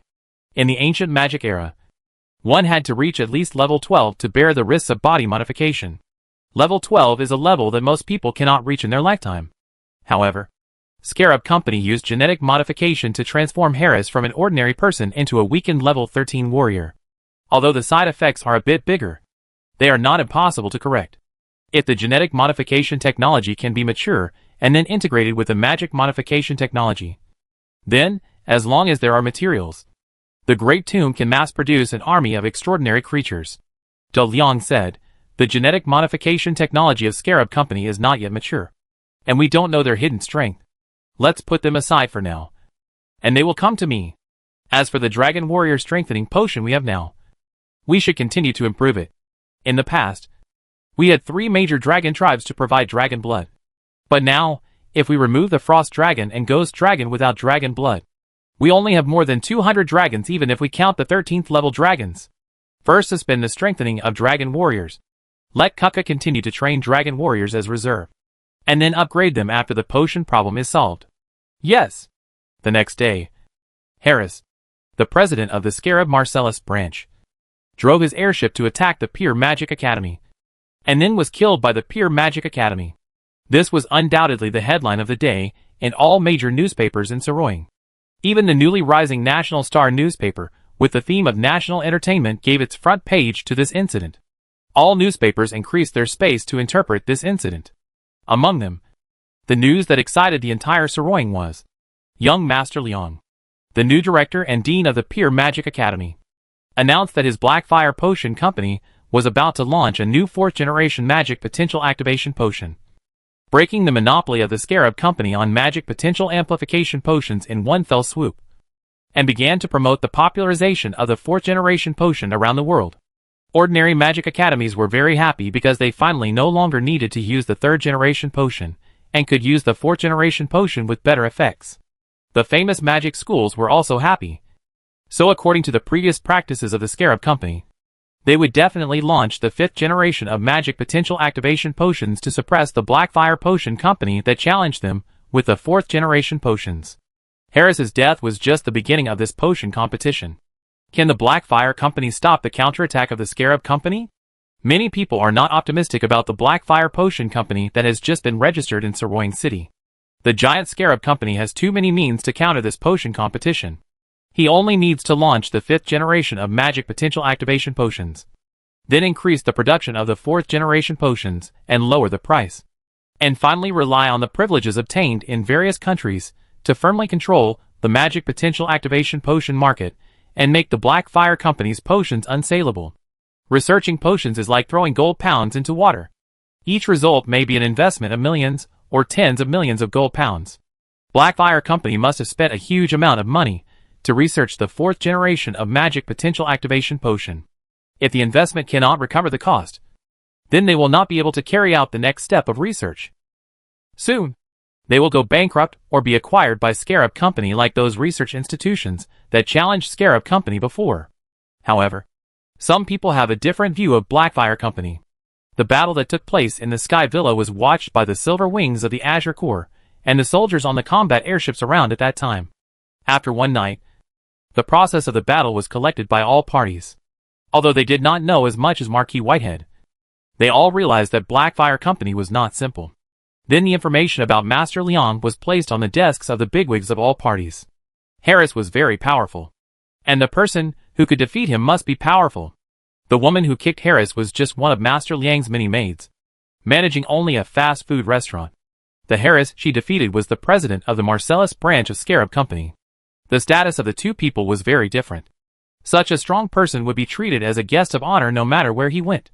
And the girl named Hannah was now in the kitchen of the multi-flavor fast food restaurant, frying eggs, frying steaks, and making hamburgers for those impatient guests. A hamburger made by a 13th level warrior only costs 15 coppers. And a cup of fruit milk only costs 10 coppers. Then when the customer takes the food, he has to smile sweetly and say to the customer, who doesn't even turn around, "Welcome next time." The bosses took a big bite of the hamburger. Listen to the report of the subordinates, who went to the multi-flavor fast food restaurant to get information. And imagine the picture. Thinking in their hearts, the hamburger made by a 13th level warrior tastes good. But why would a 13th level warrior be willing to make this thing? No matter how delicious it is only worth 15 coppers. Almost all customers don't know what kind of power the chef who makes food for them has. And don't know that she just killed the president of the Marcellus branch of the Scarab Company yesterday. She can make everyone worship her and easily obtain countless wealth and power. Why is she willing to be so unknown? And who is the young Master Leon who makes her willing to do all this? At this time, all the big guys found that when the mini crises in Soroing slowly subsided, a behemoth quietly surfaced beside them. Young Master Leon lives in Alice Avenue, known as the Imperial Avenue. He has a close relationship with Brown Jennings, who is a noble son of the Empire, and the fiancé of the daughter of Marquis Whitehead. He has a strong imperial color on him. Is the Vlaming Empire behind him? Perhaps only the power of the Empire dared to acquire the Pure Magic School under the watchful eyes of the Soroing Magic School, only with the financial resources to research the 4th generation of magic potential activation potion. Not afraid of the Scarab Company, and kill one of their branch presidents. Only with the power of the Empire could a 13th level strongman open a fast food restaurant to hide his identity. If the challenge to the Scarab Company this time was the Vlaming Empire, then this potion war would be very interesting. Chapter 222 Adaptive Magic Array. When the new 4th generation magic potential activation potion that Blackfire Company was about to launch exploded in Soroing City, Sir Charles, who was still unaware of this, finally assembled the parts shipped from various places into one after 2 days and 2 nights of installation. In Sir Charles's private laboratory, a honeycomb machine that was 3 meters high, 4 meters wide, and more than 10 meters long was placed in front of Charles, Jessica, and Cindy. In the surprised and puzzled eyes of Jessica and Cindy, Sir Charles turned on the power of the machine. And then the honeycomb boxes of the machine lit up green light layer by layer. The circuits and magic array inside the machine started to operate after the energy was injected. The brightness inside the honeycomb box continued to weaken and grow, and finally flickered rapidly. Jessica didn't know what the Sir made this machine for, but it looked very powerful. She asked, "Sir, this machine seems to be very power-consuming, but I can't see what it is used for." Sir Charles shook his cane at the machine, and a hexagram magic array appeared in front of him. The magic array was filled with magic symbols of various shapes, and these magic symbols were constantly changing. While operating the machine through the magic control array to debug, Jazz explained to Jessica and Cindy, who were listening, "You should know that the magic wand we are using now can make the magician more focused when releasing magic. At the same time, the magic array recorded inside can also help the magician to construct the spell structure, so that the magic can be released more quickly. The latest magic wand no longer requires the magician to recite spells in some low-level magic releases. Only a keyword needs to be set to automatically complete the entire magic release process and achieve instant magic release. The theory of this technology comes from the excavation of an ancient ruins 200 years ago. There is a magic amplification device that is still well preserved, which allows us to obtain adaptive magic array technology." Although Jessica didn't understand the machines that Sir Charles was fiddling with, she was quite proficient in magic. All magic must be released by a magician before a magician constructs a magic structure. This process can be done through spells, or by using some casting materials to assist in the construction of the magic structure. The higher the level of magic, the more complex the magic structure. Therefore, any magic has a preparation time. It's just a matter of length. At the same time, if there is a mistake or interference in the process of magic construction, the magic release will fail, especially on the battlefield. Magicians are easily disturbed by the complex battlefield environment when preparing large-scale magic. Therefore, the adaptive magic array technology was developed by the heroes of the ancient magic era. The adaptive magic array can analyze the magic formula of the magic released by the caster in advance, and automatically repair the deviation of the magic structure during the magic release process, even if the magician is attacked and the spell is disconnected for a short time. The adaptive magic array will continue the magic structure for a period of time according to inertia, waiting for the mage to regain control. Now the adaptive magic array technology is widely used on magic wands, which has saved many poor magicians trained in magic crash courses. And all formal magicians also like the convenience brought by magic wands in the casting process. Jessica briefly introduced the relationship between the magic wand and the adaptive magic array to Cindy, and asked, in your ancient magic era, the adaptive magic array technology should be more widely used. Cindy curled her lips and said, no. We are just the opposite. If any magician uses the adaptive magic array technology to assist in casting spells, it is very embarrassing. In our era, the adaptive magic array technology was more used in weapons, and some more complex magic arrays also use the adaptive magic array for self-repair and correction of the magic array.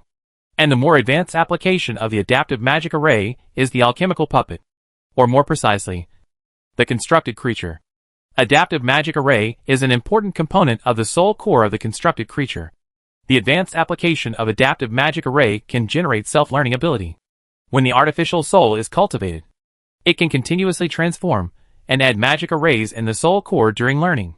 The highest achievement of constructed creatures is the titans created by academic warlocks. The adaptive magic array you are using now is only its primary application. Speaking of academic topics, Sir Charles couldn't help but admire the once glorious ancient magic era. Yes, in the ancient magic era, alchemical magic could already create souls. Titans were artificial extraordinary creatures that could fight against all extraordinary creatures. However, please do not underestimate our application of adaptive magic. Although the adaptive magic technology we have obtained is still relatively low level. Do you know what kind of qualitative change will occur when 100,000 primary adaptive magic arrays work at the same time? Cindy looked at the strange machine in front of her and asked, you installed 100,000 primary adaptive magic arrays on this machine. The exact number is 114,672 primary adaptive magic arrays. Speaking of this machine, Sir Charles showed a very proud expression. Dr. Electra, the founder of modern mathematics, once said, as we discover the truth of the world, we will rely more and more on mathematics, and need more and more complex mathematical operations. There is no upper limit to the amount of mathematical calculations, but the computing power of the human brain will soon reach its limit. In the future, whether it is natural science, magic alchemy, or the application of divine power, if you want to break through the limits of human power, you must first create a machine that can replace the human brain and perform mathematical calculations at the limit. 10 years ago, at the OA Academic Conference, someone took out a light computer test machine. The principle is to simply replace a complex math problem with the presence or absence of light, and simplify the decimal calculation into binary calculation. Jessica, how long does it take you to calculate 1 plus 1? Jessica replied, less than a second. That light computer can perform such calculations 3,000 times per second.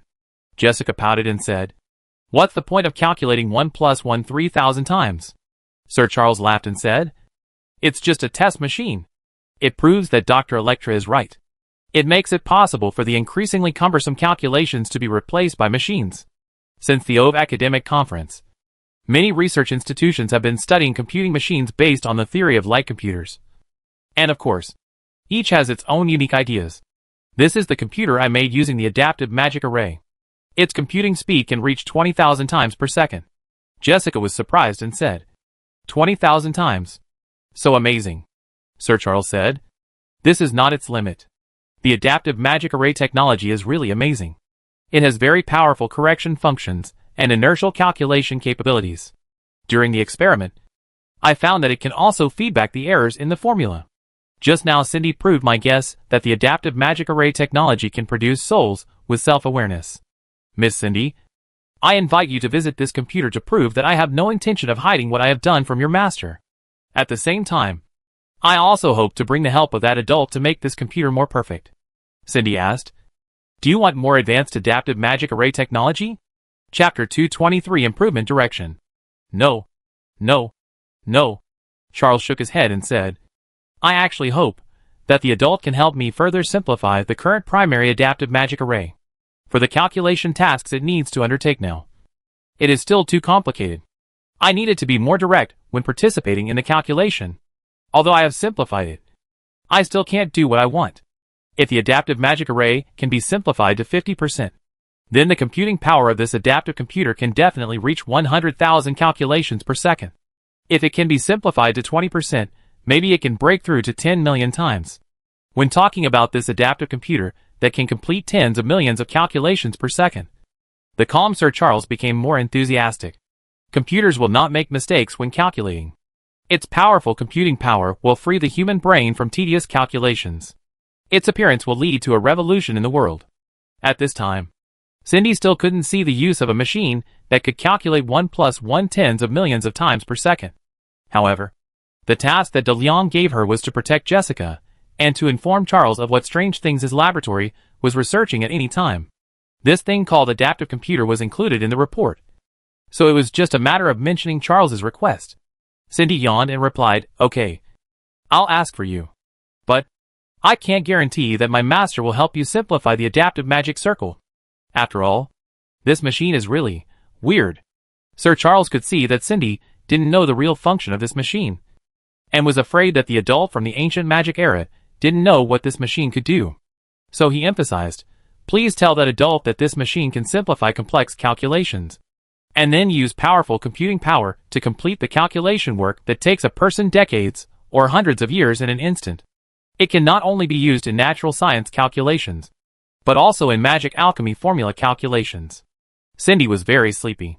She waved her hand and said, "I know. I will tell my master what you said. If there is nothing else, I will go to bed. If that adult can come here and listen to my live demonstration and explanation, he will definitely see its value. Don't be anxious or nervous. My master is the greatest existence in the world, no matter in the past, present or future. If your things are really valuable, my master will definitely see it. If the master thinks it has no value, then it is really useless." As she said, Cindy turned into a bat and got into Jessica's hand. Before falling asleep, she said the last thing, "Don't worry. The wisdom of the master is not something you can guess." Sir Charles was even more worried about the sleepy bat, who blindly worshipped that adult. But he had no better way. The magic circle is a very complicated thing. Every symbol and every circuit on it has its meaning. The adaptive magic circle itself is a very sophisticated technology. It is not possible to simplify it while retaining the desired functions. In the ancient magic era, there must be technology to simplify the adaptive magic circle, as long as its data processing ability is retained. The computing power of this adaptive computer can be greatly improved. If that adult cannot see its role and refuses to provide help, then Sir Charles can only temporarily give up this research direction and return to the mainstream research of light computers, simply using light elements to achieve binary calculations. Jessica put the hardened bat into her pocket and saw Sir Charles's worry. She said, "Genius is always difficult to understand. There is a huge generation gap between people in the ancient magic era and us. But you can rest assured that I will definitely support you. Although I can't see what this machine can bring, I am willing to work with you to simplify the adaptive magic circle. Recently, I have learned a lot of magic knowledge from Cindy. We will definitely make it faster." Jessica's optimism infected Charles. He closed the operating console of the adaptive computer and said to Jessica, "Yes, I also built this machine without the help of the heroes of the ancient magic era. We can definitely make it faster and faster if we study it together. Let's go. See what good stuff I have prepared for you." I can feel that the devil has returned to Saroying. This time it is very hidden. We have to prepare to face the abyss. Charles took Jessica to see the weapons he brought. And Dalian also learned about the adaptive computer from Cindy's report. As a time traveler from modern Earth, Dalian certainly knows what computers are used for. He used to play games with this thing every day. And the ancient magic era of this world 2,000 years ago was a virtual world simulated by computers. Now Charles has actually made something similar to a computer. De Leon knows the value of the adaptive computer in Charles's hand better than Charles does. Of course, the faster the computer can calculate, the better. At the same time, De Leon couldn't help but sigh. Charles revealed the adaptive computer, and Scarab Company also revealed that they have genetic modification technology. God knows what other black technologies there are in this world. It's really getting less and less magical. However, De Leon was not in a hurry to provide Sir Charles with simplified adaptive magic array technology. Technology cannot be given for free. Nor can it appear that you are too eager to make the technology cheap. Let the Church of Gazing into the Abyss first explore what cards Charles has, and then raise the price.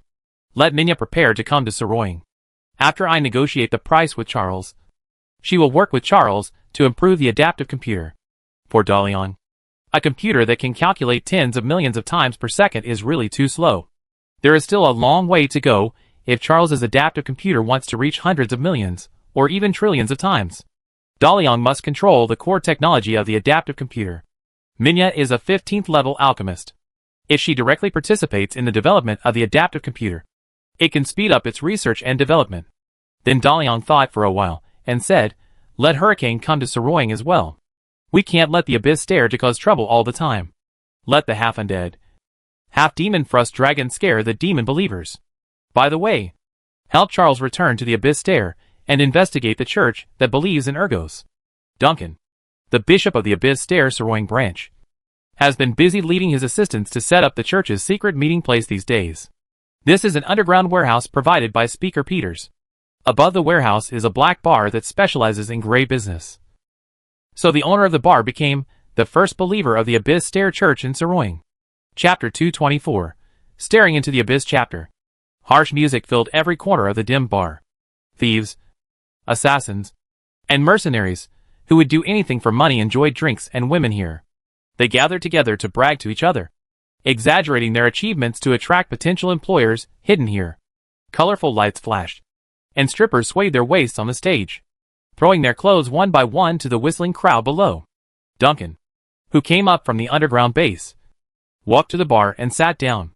After pushing away a dancer who approached him to chat, he said to the waiter at the bar, give me a beer. The waiter quickly brought the beer over, and Duncan said, ask your boss to see me. I have a business to ask him for help. Okay, Mr. Duncan, the waiter responded in a low voice, then turned and walked into the backstage. After a while, a man followed the waiter and came over. The scar on his face from the corner of his mouth to the root of his ear was particularly glaring. The man took out a bottle of red wine from the wine cabinet, walked to Duncan, poured him a glass of red wine, and said, this is the rime of the elf that has been sought after by celebrities in Soroing recently. If you taste it, you will remember its taste forever. It costs 10 gold pounds a bottle directly from the winery that sells it. But its taste is definitely worth its price. I'll treat you to this cup. Praise the great God. Duncan also whispered, praise the great God. After Duncan drank a sip of the elf's charm and showed an expression of enjoyment, the scarred man whispered to Duncan, Mr. Duncan, do you have a business that you want me to help you with? Duncan pressed the brim of his felt hat to see if anyone was paying attention, and then said to the scarred man, you should know Sir Charles. Hearing this name, the scarred man was stunned for a moment, and then asked, Charles? He is a world-renowned explorer. Do you want to make trouble for him? I advise you not to go after him. If something happens to such a public figure, it will cause very big trouble. Moreover, Sir Charles came to Soroing this time to explore the Death Desert, and he has the support of the Vlaaming Empire behind him. Once he gets into trouble, he will definitely let the cockroach blow me up. Duncan said, I am not looking for you to hurt Charles. In fact, Charles may be an acquaintance of mine, and I want to check his identity. I need a professional tracker to track Charles for me, and I also want Charles's information from birth to now. I know you have someone who can take this kind of task, and I don't limit the time of the task. This should be a relatively easy task. Hearing Duncan's description of the task, the scarred man relaxed. It was not difficult to just track and collect information. As for what Duncan would do after getting Charles's whereabouts and information, that was none of his business. Although he had joined the Church of Gazing into the Abyss, believing in the Lord of Fear did not mean that he had to sacrifice his life. No problem. Just leave this to me. I know who is suitable for these two tasks. The scarred man agreed and turned to the waiter and said, give this gentleman another beer. It's mine. When Charles was young, he joined the Church of Gazing into the Abyss, but he did not use his real name. When he attended church gatherings, he stood in an inconspicuous place. He had no friends and did not fight for power. He just prayed to the Lord of Dread very hard to gain divine power and study divine arts, until he decided to rescue Jessica and betray the Church of Gazing into the Abyss. He was a believer with very little sense of existence. He was able to participate in the large-scale summoning ceremony presided over by the church's top leaders, because he bribed a believer with status in the church with money. Then gazing into the abyss caused a massacre and led himself to destruction. After the Church of the Goodness wiped out the Church of Gazing into the Abyss, which had just established a foothold on the mainland. The traitor who informed on the church became the pain of the Church of Gazing into the Abyss for more than 10 years. This time, Gazing into the Abyss returned to the Order Continent, and punishing the traitor was one of the things that had to be done. But when the survivors of Gazing into the Abyss fled the Order Continent under the pursuit of the Holy Church, there was no chance to find out who the traitor was. Now more than 10 years have passed, and it is very difficult to check again. The first thing is to find the surviving believers who did not leave the Order Continent. The traitor must be among them. Sir Charles is now a public figure, and his appearance was recognized by the survivors. It's just that the name doesn't match, and there are some deviations in appearance. After all, there are many people who look alike in the world. In order not to make a mistake and expose that Gazing into the Abyss has returned to Saroying, Duncan decided not to contact Charles directly, but to find a third party to conduct preliminary investigations. After drinking beer, Duncan returned to the underground base through the secret door of the bar. This is also the church of the Saloyong branch of Gazing at the Abyss. On the altar is the statue of the dread Lord Urgus, a red abyss python. Unlike the god of light of the Church of the Most Good, the god believed in by the Church of Gazing at the Abyss has an accurate image and a name. In the excavation of ancient ruins, the deeds of this demon king can also be found. These are the reasons why the followers of Gazing at the Abyss feel superior to the Church of the Most Good. On both sides of the statue stand two nightmares, with hellfire burning on their bodies. These are real high-level creatures of hell. Obtaining them has allowed Duncan to be rewarded by the General Assembly, and also allowed the Saloyong branch to gain more support from the General Assembly. The President asked Duncan to make the search for nightmare manufacturing technology the most important task of the Saroying branch, at all costs. Standing in front of the high-level hell creature nightmares that were born at the 10th level, Duncan couldn't help but be shocked by their beauty and majesty every time he saw them. After joining the Gazing Abyss, the two nightmares behaved very well. They also liked the environment full of hell's chaotic atmosphere here, and were keen to spray a little flame to attract the worship of the Gazing Abyss believers. From the growth process, the two nightmares are still newborn larvae, far from being as cunning and experienced as the old guys in hell, and are in a stage where they are easy to control. However, no matter how Duncan tried to inquire, when it came to the creator, the two nightmares immediately shut up. That was a restriction engraved on their souls, and they couldn't even hint at it. It seems that we can only find a way from their master, Father Titus. But Speaker Peter's plan is to wait for Father Titus to come to the door himself. Duncan knew that Peters must have been spying on the method of making nightmares, and he also knew that the cooperation between the Church of Gazing at the Abyss and the Marcellus Council was mutually beneficial. After Speaker Peters got the method of making nightmares, he would never share it with himself. Since the General Assembly has sent helpers, we should take the initiative to avoid the investigation of the Council. Chapter 225 Goodbye Solomon. Since the armory was flooded, the Azure Cathedral has become very peaceful. Bishop Roland returned to the Holy See to report the incident to the presbytery. Before leaving, he handed over the work of the cathedral to Father Titus, and ordered all churches in Saroying to stop intervening in the conflict between the empire and the province, and wait for the future orders of the Holy See. News came from the Holy See that Bishop Roland would most likely stay in the presbytery after reporting on his duties, so the position of the bishop of the Azure Cathedral would be vacant. All the priests could see that Bishop Roland liked Father Titus very much. The few times he returned to the Holy See, he asked Father Titus to take charge of the affairs of the Azure Cathedral. This time, he still asked Father Titus to take charge of the cathedral, and his intention was very obvious. However, priests from other churches are not without opportunities. After all, the bishop of the Azure Cathedral must be appointed by the presbytery, and Bishop Roland's opinion can only be used as a reference. Father Titus has had a bad time these days. It seems that the incident with the weapons has subsided. The Empire and the Parliament did not hold on to the weapons, allowing him to get out of it unscathed. But did he really get out? Father Titus has not contacted Senator George. The priest sent to the Parliament came back to report that Senator George went to visit a country overseas. When will he come back? It is not clear yet. Senator George must have been in trouble. He has his own two nightmares in his hands, and he will never leave Saroying without a word. He may have been killed. And who has the nightmare in his hands? Damn it. How could I make such an idiotic decision? Now as long as someone proves that the two nightmares belong to me, I will become the enemy of the entire Holy See. I should be honest with Bishop Roland. The God of Light will bless me. Thinking of the God of Light, Father Titus prayed and stretched out his hand. But the faint ball of light was hazy, as if it would break and disappear at any time. Damn it! Father Titus cursed again. He knew that his divine power was about to pass away, if it was noticed by other priests or knights. Father Titus didn't dare to think about it anymore. He knew that if he didn't make a choice, he would be abandoned by the God of Light. Go find Solomon. My current confused thoughts are caused by him, so I should end it from him. If I can't pull him to the light and bring a holy angel to the church, then I will never fall into depravity even if I die. Father Titus left the Azure Cathedral. He refused to follow the church knights and did not take a carriage.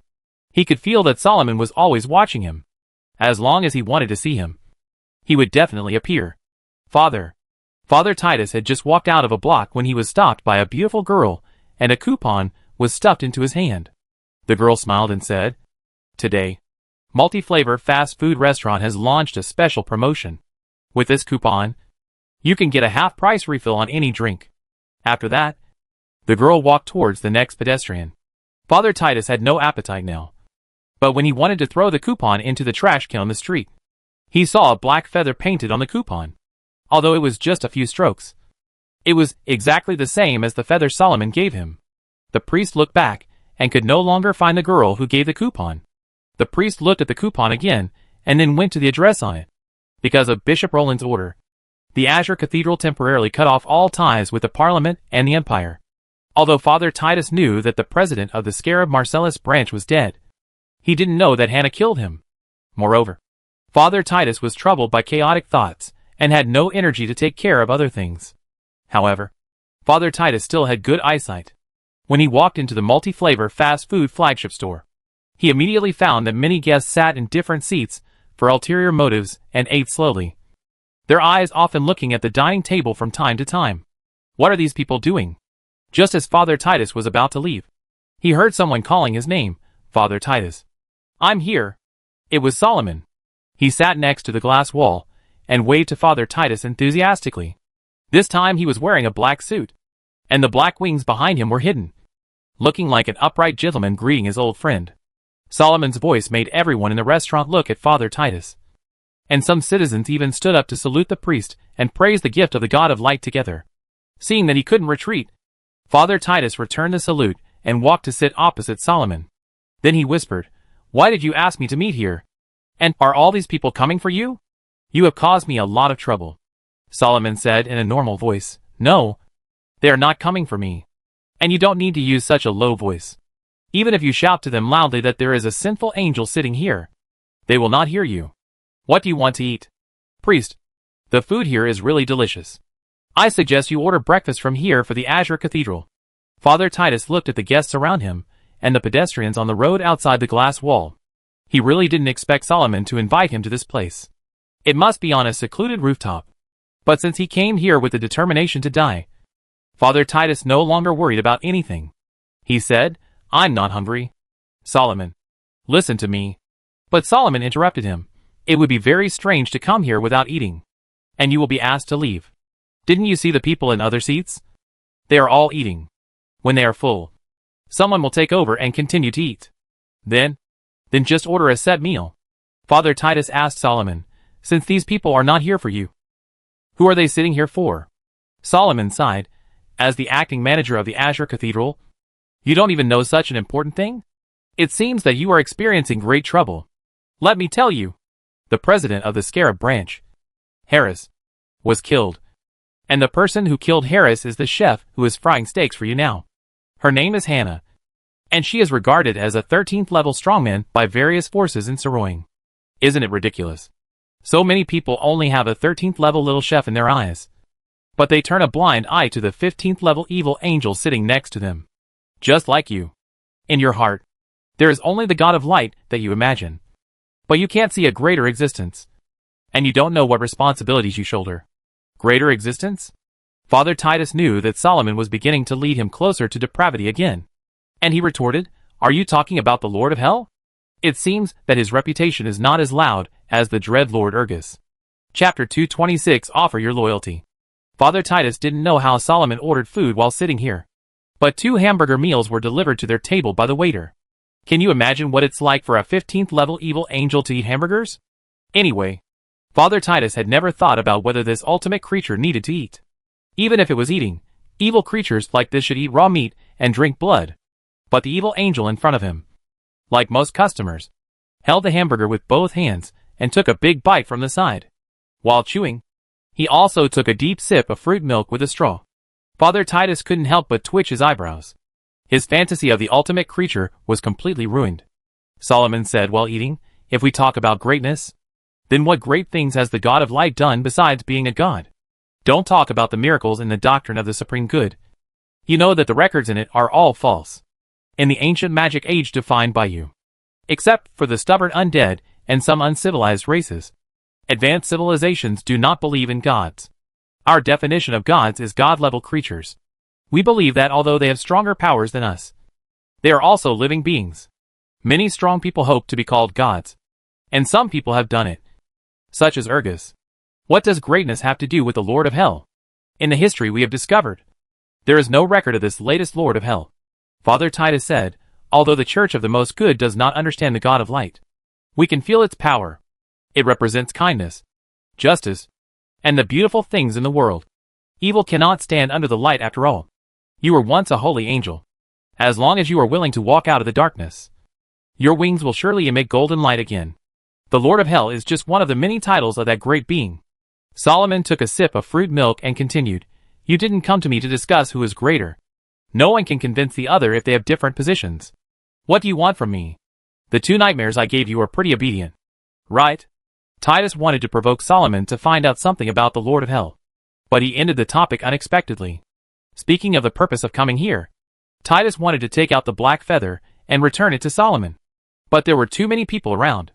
Although they couldn't hear what the 2 said, they could see it. "You should know where the 2 nightmares are.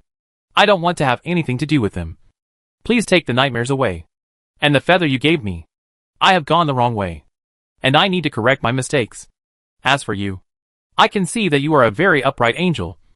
And you are not evil." Solomon smiled and said, "Do I need to kill everyone here to prove my evil? No." Father Titus quickly stopped him. He knew that the evil angel in front of him could definitely do it. Solomon had finished his portion of food. He picked up the napkin to wipe his mouth and said, "You don't understand me at all, and don't understand why the fallen angels chose to turn to evil and join hell. Therefore, your advice to me is empty and useless. On the contrary, the more you want to lead me to goodness, the more you can see your inner desires and temptations.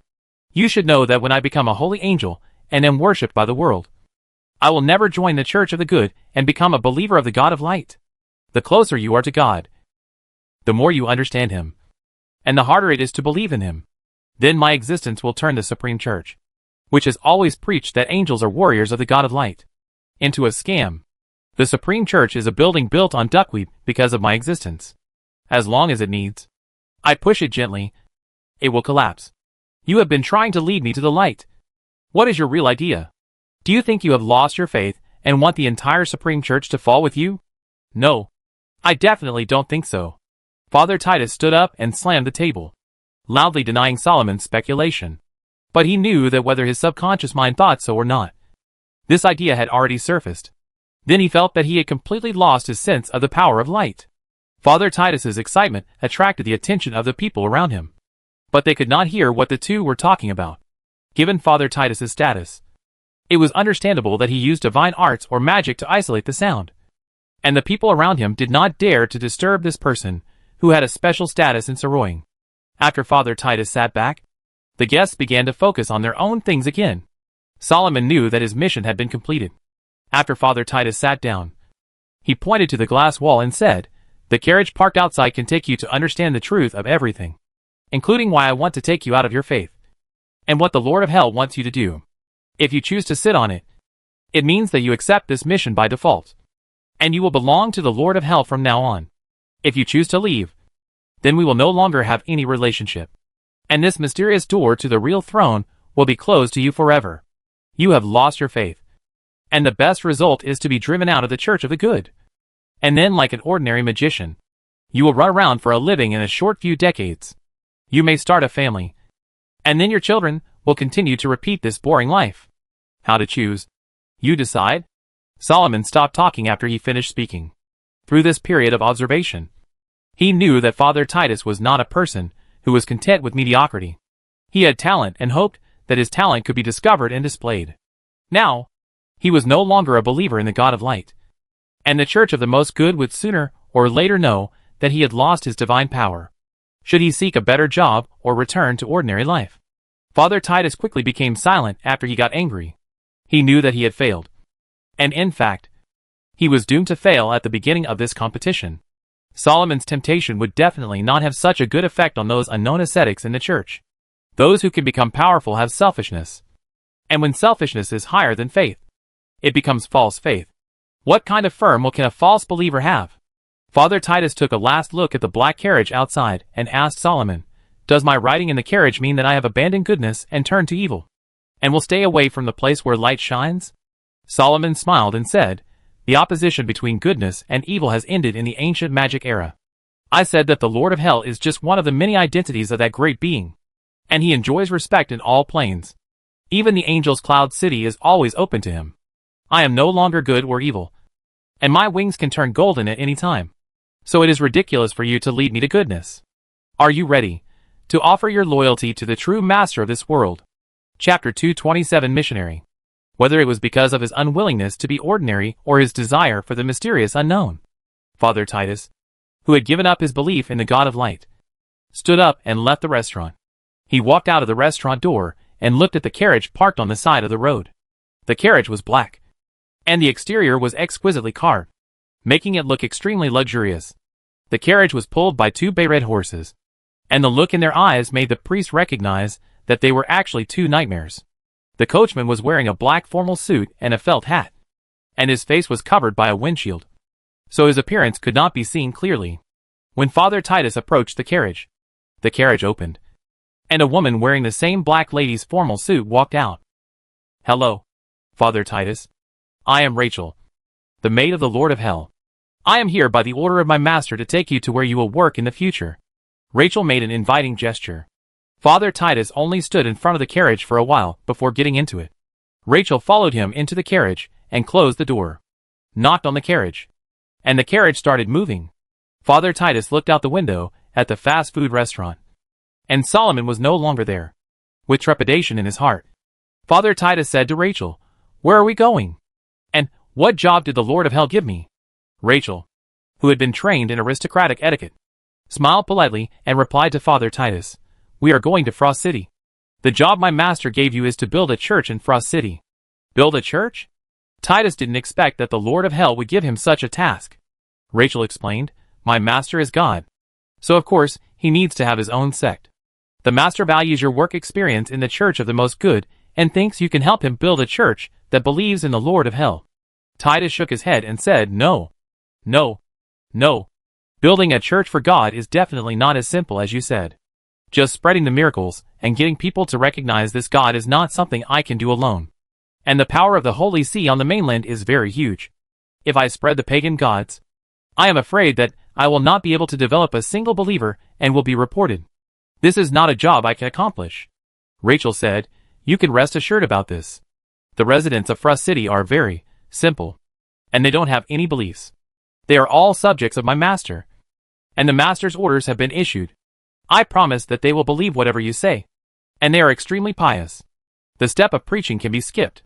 You just need to think about how to let them obtain the power of the Destroyer King, and then develop magic."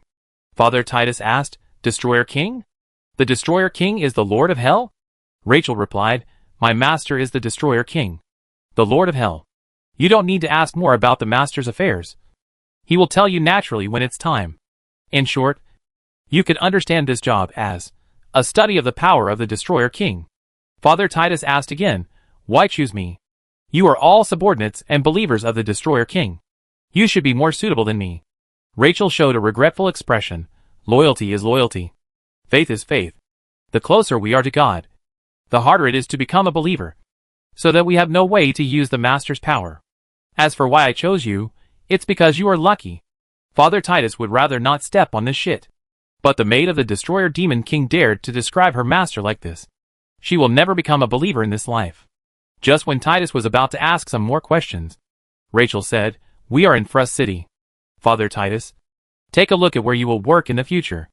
There are tens of millions of believers here waiting for you to teach them how to use the Master's power. Tens of millions of believers." Father Titus complained in his heart, Sorroying, a world-class city, only has a few million people. How can a city that no one has ever heard of have a population of tens of millions?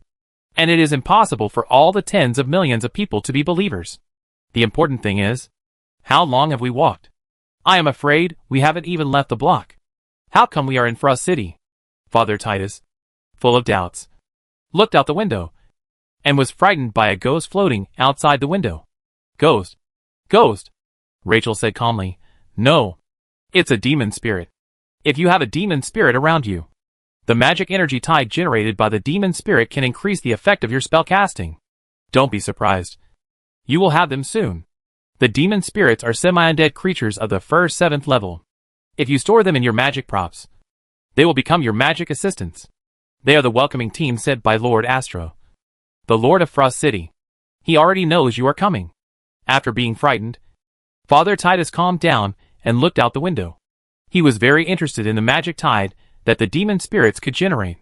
Now that he could no longer use the power of the God of Light, he could only rely on magic in the future.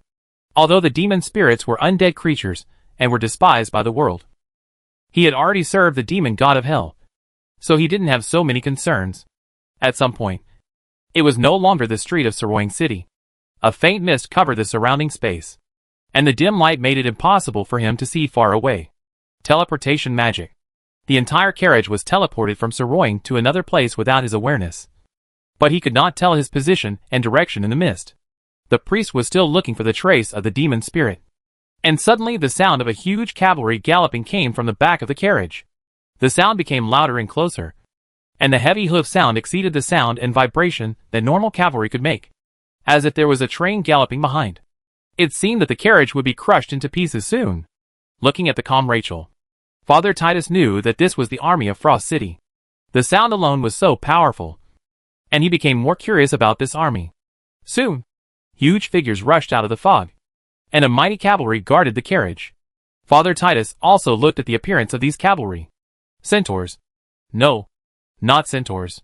Centaurs have the body of horses, and the upper body of humans above the neck, and their body size is smaller than that of ordinary horses. In the ancient magic era, the centaurs were vassals under the rule of the elves. However, the dwarves, who were also vassals of the elves, later became independent, which caused many elves subordinate races to break away from the elves' rule. The centaurs also left the dreamland ruled by the elves and joined the orcs. When the centaurs were in the elves, they were the first-level creatures. When they came to the orcs, they became the third-level creatures. Mainly because the first-level creatures of the orcs were the big-eared monsters, goblins, who were too bad. These cavalrymen outside the carriage looked like centaurs, but they were much taller than centaurs. Father Titus, who was sitting in the carriage, estimated that their shoulder height reached 2 meters. You can imagine how strong and huge they are. These centaur-like creatures, both human and horse, were covered in black steel armor. The Milan helmets were fully covered, and the eye-shaped gaps in the eyes emitted a green light similar to flames. Rachel said, "These are the main cavalry war tramplers of Frost City. Semi-undead creatures of the 12th level of birth." Father Titus was shocked. 12th level of birth. There are so many. Chapter 228 Titus's Church. To understand the status of the Knights of the Most Good Church, you can see what the 12th level is to this world. The Knights of the Most Good Church are at the 12th level when they are in the state of angels descending. Even a church with a hub status, like the Azure Cathedral, only has 12 Knights of the Most Good Church. Each Knight of the Most Good Church has a team of apprentice knights as their squires, who are equal to priests and have many privileges. In order to highlight the unique status of the Knights of the Most Good Church, even the Grand Elder of the Presbyterian Council of the Most Good Church is not qualified to have the Knights of the Most Good Church escort them as a ceremonial guard when they travel. There should be more than 40 12th level war tramplers outside the carriage now. Or even more. Seeing the priest's look, Rachel said with a smile, "Don't keep making a fuss. You should know who you are serving. They are just war tramplers. And you have also seen the Sin Angels. Show your manners. They are all followers of the Destroyer Demon King in the future. You will often deal with them, and followers, who are stronger than them. For the Destroyer Demon King who has the Sin Angels. These may be just a small scene. But it makes Father Titus feel a great honor. Titus began to look forward to this job. Even the endless field of bones outside the window did not affect the priest's vanity. Wait, bones! At this time, the fog outside the carriage had disappeared. And there was a gloomy city in front. There was a fog circle outside the city. And between the fog circle and the city was a large pile of pale bones. The skeletons were neatly stacked on the ground. The firefly-like soul fire inside the round skull showed that all these skeletons were undead, who could stand up at any time. The number of these skeletons is estimated to have reached tens of millions. Father Titus thought of what Rachel had just said. And he asked fearfully, "Why are there so many undead here? And the ones escorting us are also undead. Isn't the devil king of destruction the lord of hell? This is the world of the dead. Are you asking me to preach to the dead?" "It was the devil king of destruction who asked you to preach to the dead," Rachel corrected. "I said that the lord of hell is only one of my master's many identities. He is also the immortal king of the undead, the lord of bone eviscerating, and the death mentor. All the undead here are the master's direct subjects. The master asked them to believe in the devil king of destruction. So they naturally believed in the devil king of destruction. We are here. Let's get off. Lord Astro is waiting for you in your church." I don't know when the carriage had entered the city of the dead and stopped in front of a church under construction. The construction workers are a large number of skeletons and some undead wizards. More than 10,000 skeletons gathered in a square construction site with a side length of 500 meters. They were interlaced according to the floor plan of the church, standing one by one in their own positions. The undead wizards used earth magic to divide the prepared stones into square bricks, and then handed the bricks to the nearby skeletons. The skeletons mechanically transported the bricks to the location where they needed to be placed to build a wall. And then the undead wizards used magic to solidify the wall. This is very efficient to build a house. The main hall of the church has been built. And now some ancillary facilities are being built. The church was filled with the howling of ghosts, who seemed to be chanting something vaguely. Rachel, who had just stepped off the carriage, patted her forehead in frustration after hearing these sounds, and then helplessly said to Titus, who jumped off the carriage, "It seems that Astro has misunderstood the master's meaning. The master asked him to build a church for the devil king of destruction. But he actually built an immaculate church for the god of death, and found a group of demons to chant the immaculate doctrine in it. Sorry, priest. I made a fool of myself." Originally, the undead directly under the master did not believe in the god of death, nor did they believe in any god. It is estimated that Astro did not know what kind of church to build after receiving the order, so he directly built it based on the immaculate church of the god of death. I hope that the god of death is not enshrined in it. Let's go, priest. This place is yours from now on. Just tell Lord Astro how you want to transform it. Titus had never seen so many undead in his life, and he had never thought that the undead could build such a magnificent building. The main gate of the main hall alone was 10 meters high. You can imagine how magnificent it was inside. Seeing that Rachel had gone far away, the priest, who had already been dizzy by what he saw, hurriedly chased after her. Along the way, Rachel mentioned the city's Lord Astro many times. The priest was very curious about what kind of person Astro was. After all, this would be his church in the future, and he would definitely have to deal with the city lord frequently. When Father Titus just walked into the main hall, he was almost frightened by what he saw. There was a giant dragon in front of him. A giant dragon of the undead clan. The outside of the thick bones was covered with a hard keratin layer, and the rows of edges and corners looked particularly fierce and ferocious. He stood 10 meters tall, and his pale eyes made people shudder, as if they had touched death. The dragon stood in front, and the pressure stirred the air. When Titus's calf cramped and his whole body cramped, and he couldn't speak, Rachel walked in front of the dragon without being affected by the dragon's might. She saluted the dragon and said, "Respected Frost Dragon Clan leader, Lord of Frost City, Lord Deathroar Astro, I am following the master's order to take Father Titus to take over the church, so that the undead in Frost City can obtain the grace of the Devil King of Destruction as soon as possible. The Frost Dragon Clan is a half-undead, half-hell dragon clan created by Dalian on the basis of the Bone Dragon. It is born at level 14, and is an important extraordinary force in the Blackfire territory. Astro is the patriarch of the Frost Dragon clan, and his own strength has reached level 15. In order to commend the outstanding contribution of the Frost Dragon clan to the Blackfire territory, Daliang named this undead city Frost and handed it over to Astro for management. Astro has seen Father Titus, who is almost paralyzed by fear. White death mist is oozing out from the gap between his teeth. He said, "Does the master really want to give such an important job to such a weak human? I feel that if I speak a little louder, I can scare him to death." Rachel turned around and looked at Titus, then said helplessly to Astro, "If we don't use him, who will manage this church? Can you? Is it your order to let those demons recite the immaculate doctrine there?" "Sir, that is to preach the doctrine of the God of Death. We built this church to let the undead believe in the devil of destruction. Professional things should be done by professionals. Father Titus was a very capable priest of the Church of the Most Good, and he will be the bishop of the Church of the Most Good in the future." Astro, realizing that he had made a mistake, shouted, "Shut up. All of you. Get out." Chapter 229 Handover of the Church. The church fell silent, looking at the demons fleeing in panic. Rachel couldn't help but pat her forehead again. The undead is a very simple race, especially the skeletons and zombies. It is difficult for them to think too complicatedly, and even the ultimate undead dragons sometimes act recklessly. Therefore, in the wars of the ancient magic era, the tactics that the undead are best at and like to use the most are skeletons pushing forward in a wave. Simple and practical. It is always cool to use it. The plane of the kingdom of death occupied by the undead has been suppressed by the treacherous demons because the undead are not good at thinking, and they have been the second in the evil camp for thousands of years. It was not until Daliang came to the kingdom of death that he led the kingdom of death step by step and stepped on the body of hell to become the boss of the evil camp. The speed of the train depends on the locomotive. If you want to build the Church of the Destroyer Demon King in Frost City, you really need an expert like Father Titus. Astro knew that he had done something shameful, and saw that the human was scared out of his wits by his roar. He said to Rachel, "Since you have come with the people entrusted by the master, then this church is considered to be handed over. I will arrange for the workers to complete the construction of other parts of the church as soon as possible, and the warriors who escorted you here will be incorporated into the church knights as the church's guard army."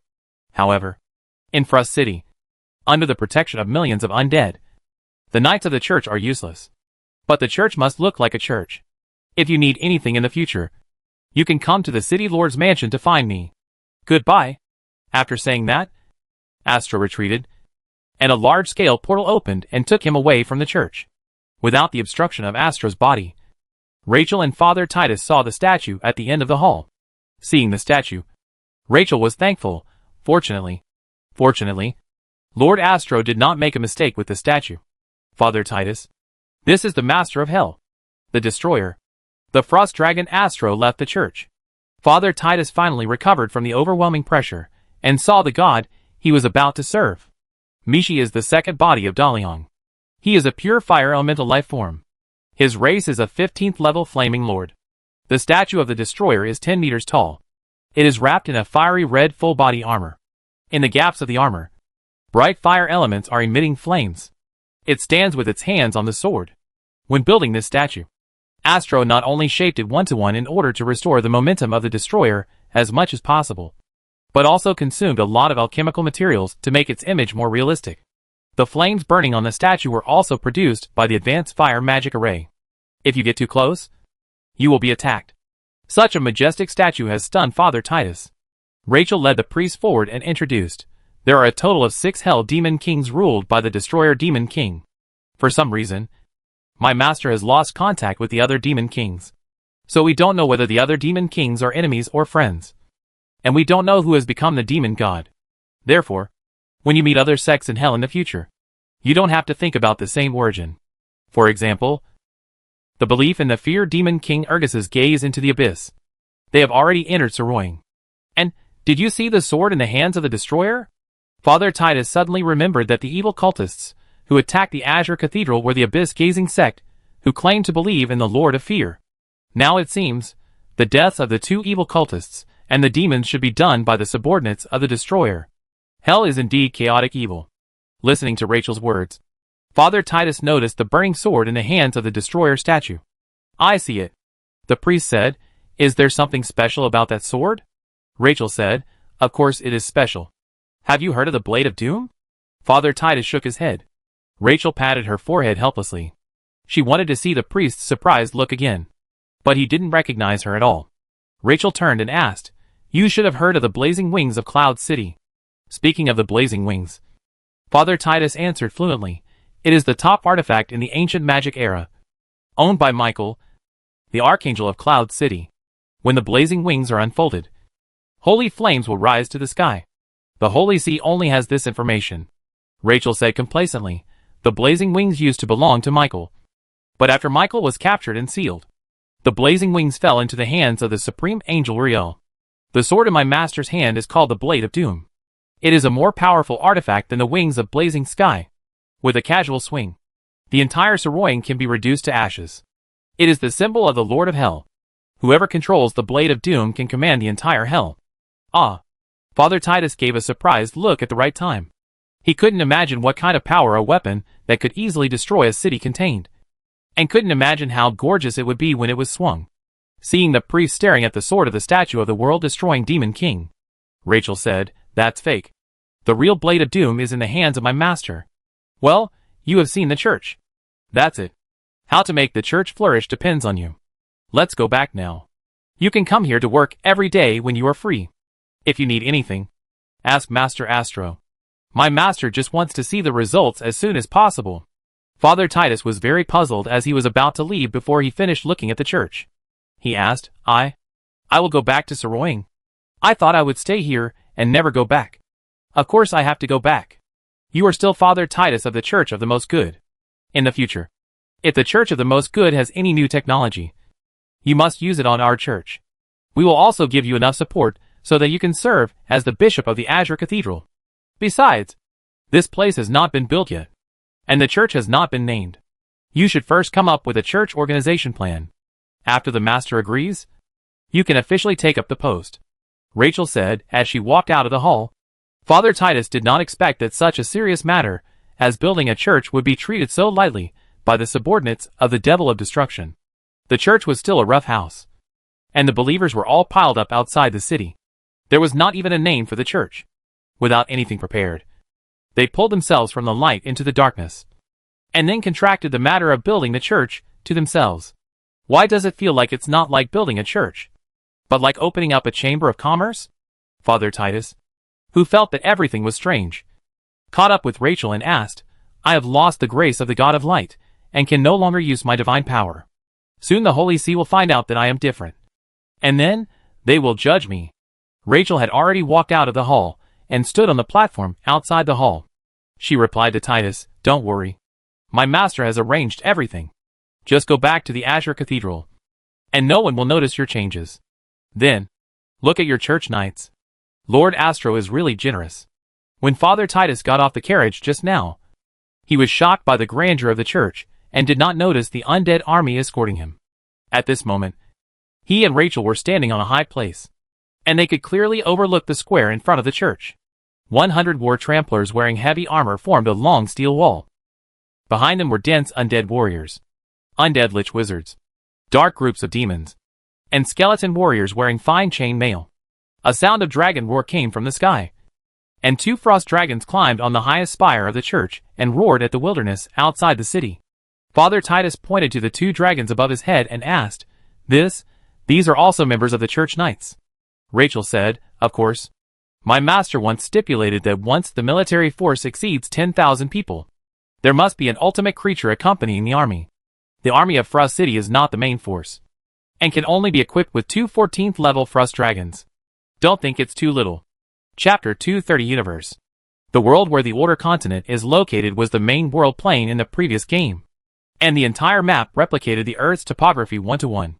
However, after the terrain changes in the late Theocracy era, the current world has changed beyond recognition. But the ocean still occupies most of the entire planet. The headquarters of the Scarab Company is located on a small island somewhere in the ocean. The news of Harris's death has been passed on. A high-level meeting of the Scarab Company was held in a room filled with blue light. The 3 leaders used magic projection to sit at the 3 corners of an equilateral triangle table. Judging from their appearance, they are all very old.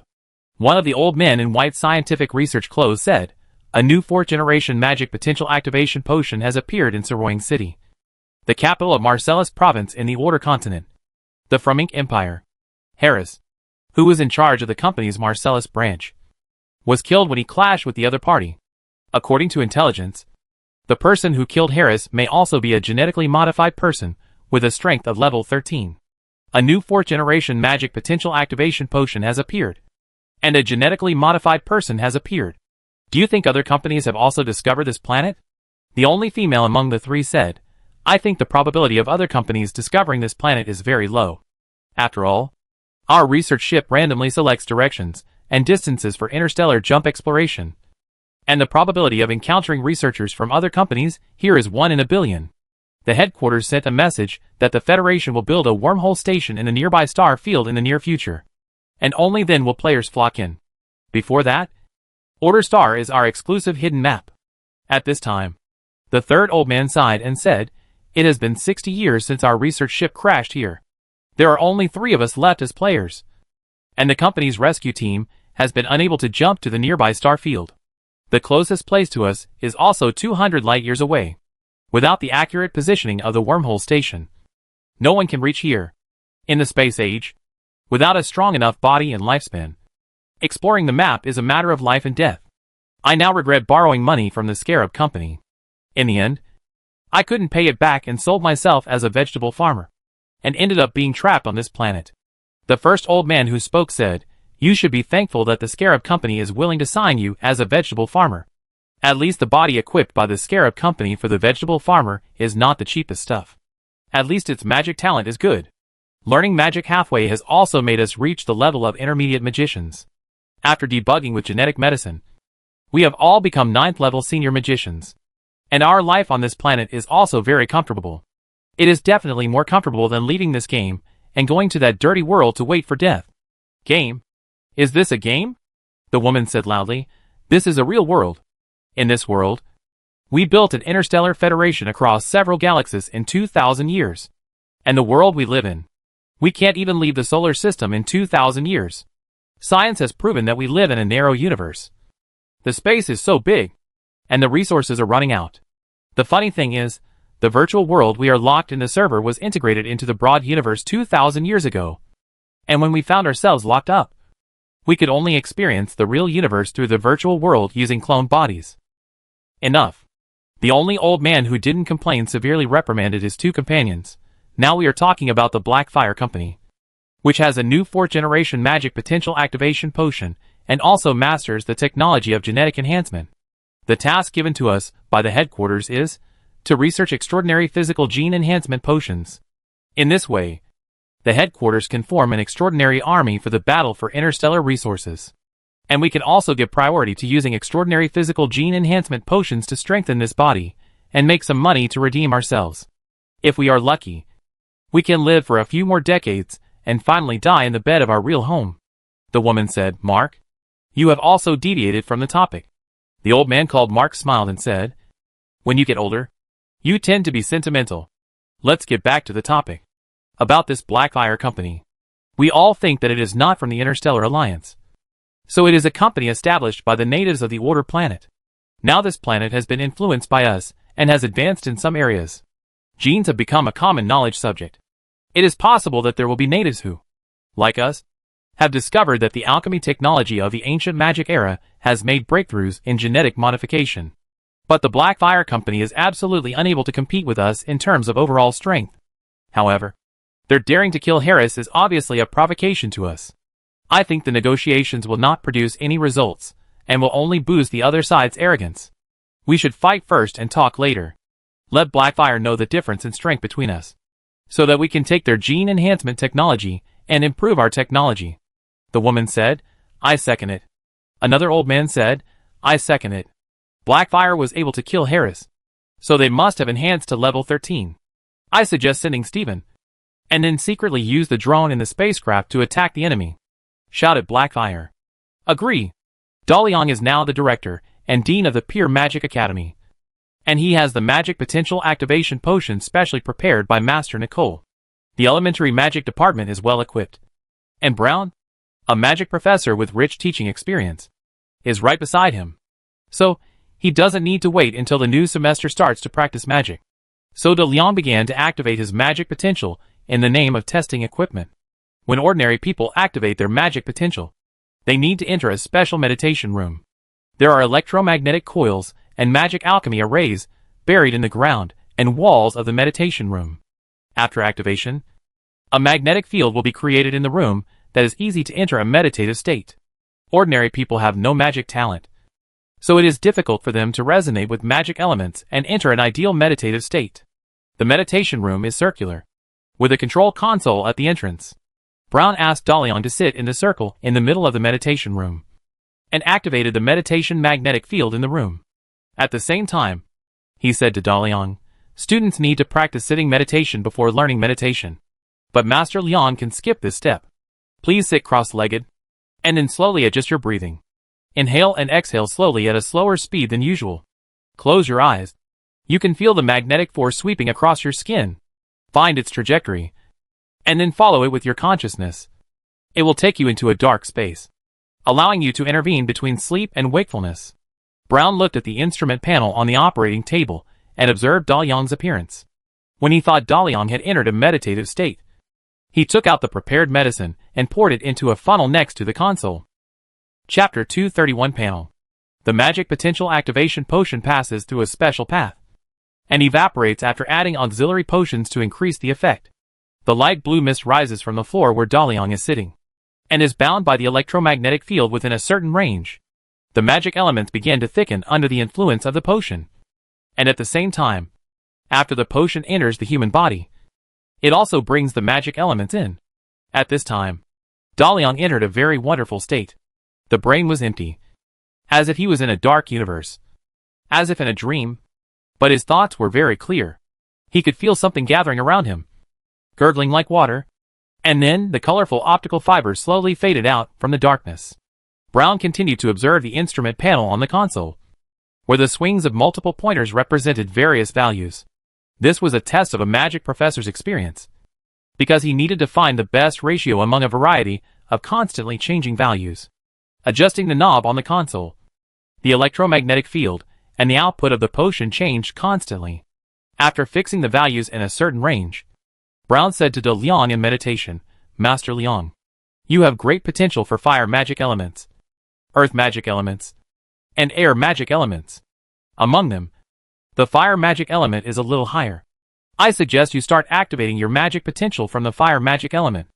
As long as the first step goes smoothly, the subsequent potential activation will be relatively simple. Now you should have felt the magic element. Find the red color representing fire, control it. I have found the magnetic field that is in sync with your body. The magnetic vortex is about to start. Control the fire element and let it enter the magnetic vortex. The concentration of the magic potential activation potion has reached the highest. Try to collect more fire elements before the potion is consumed. Wait for my instructions. 3, 2, 1. Start. De Leon, who was meditating, could clearly hear what Brown said. When Brown said start, his meditation space immediately became more colorful. More and more magic elements were gathered together, forming patches of light clouds against the black background. At the same time, a whirlwind also blew up in the meditation space. It was the magnetic field vortex that Brown opened for De Leon. The magnetic field of the same frequency can better assist the absorption of magic elements to stimulate the body to produce magic power and activate elemental induction. The first activation of magic potential is crucial for ordinary people who want to become magicians. De Leon knew this, so he immediately used his consciousness to capture the red fire magic element. But for an ordinary person without magic power, it is more difficult than imagined to control magic elements out of nothing. The fire magic element is like a fish swimming in the water. When you think you have caught it, it will slip out of your hand with a slight swing. No one can help you in this process. The first time to control magic elements is the most difficult. Many magic apprentices need to take 3 to 5 meditation classes before they can complete the absorption of magic elements for the first time. Don't catch magic elements. They have affinity and repulsion for you. The harder you try, the greater the repulsion. Find the feeling that makes affinity greater than repulsion, and then use this feeling to drive magic elements, as long as you guide them to the range of the magnetic field vortex. The magnetic field of the same frequency will help you complete the last step. After hearing Brown's words, De Leon no longer tried to capture magic elements forcefully, and began to look for the feeling that could attract fire magic elements. A ray of red light was pulled and moved. It was like a small fish attracted by sweet bait, swimming with the spiritual power released by De Leon. But it would flee immediately when frightened. De Leon maintained great patience at this moment.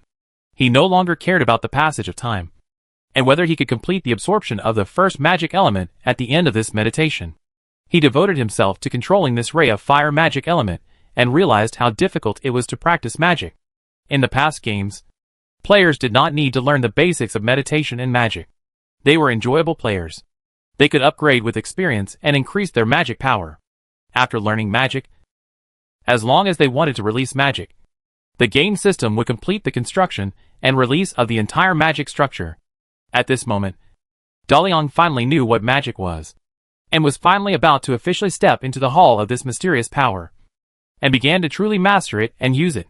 The red fire magic element did not escape De Leon's control in the end. It was brought into the magnetic vortex, and the magnetic vortex brought it into De Leon's body. Under the guidance of the magnetic field, the magic element stimulated every cell of De Leon. Those negative element sensing elements gradually responded, and the magic element stimulated them. A weak magic power was generated. At this moment, the red replaced all the black in De Leon's entire meditation space, and all the magic elements turned into blazing flames.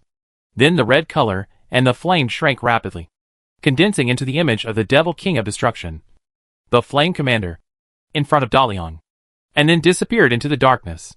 What happened? Before starting the meditation class, De Leon wrote down the entire meditation course, which recorded the situations that might be encountered during the first meditation training. But none of the situations were what he saw. Why did the world destroying appear at this moment? Realizing something, De Leon immediately opened his attribute panel. Since crossing over, De Leon's player attribute panel has always existed. He didn't know why such a virtual thing existed in this real world. However, De Leon's main hero attributes all disappeared, and the secondary hero attributes all turned into unusable gray. Except for the attribute panel, all other player functions were gone, which was of no use to De Leon. So De Leon temporarily forgot about it. This time, he saw the destruction of the world in his meditation space. So he subconsciously opened his attribute panel to see the status of the destruction of the world. However, he saw that his main attribute was no longer blank. Name, De Leon, main hero status. Main hero, human. Attack, 0.1. Defense, 0.1. Intelligence, 0.4. Knowledge, 0.4. Hero specialty, Magic Mage. Get the magic talent and growth value of a newborn 12th level Magic Mage. Magic power increased by 20%. Magic consumption reduced by 20%. 40% chance of magic immunity. Hero specialty, Master level Wisdom. Master level Navigation. Law level Fire Magic. Master level Earth Magic. Master level Intelligence.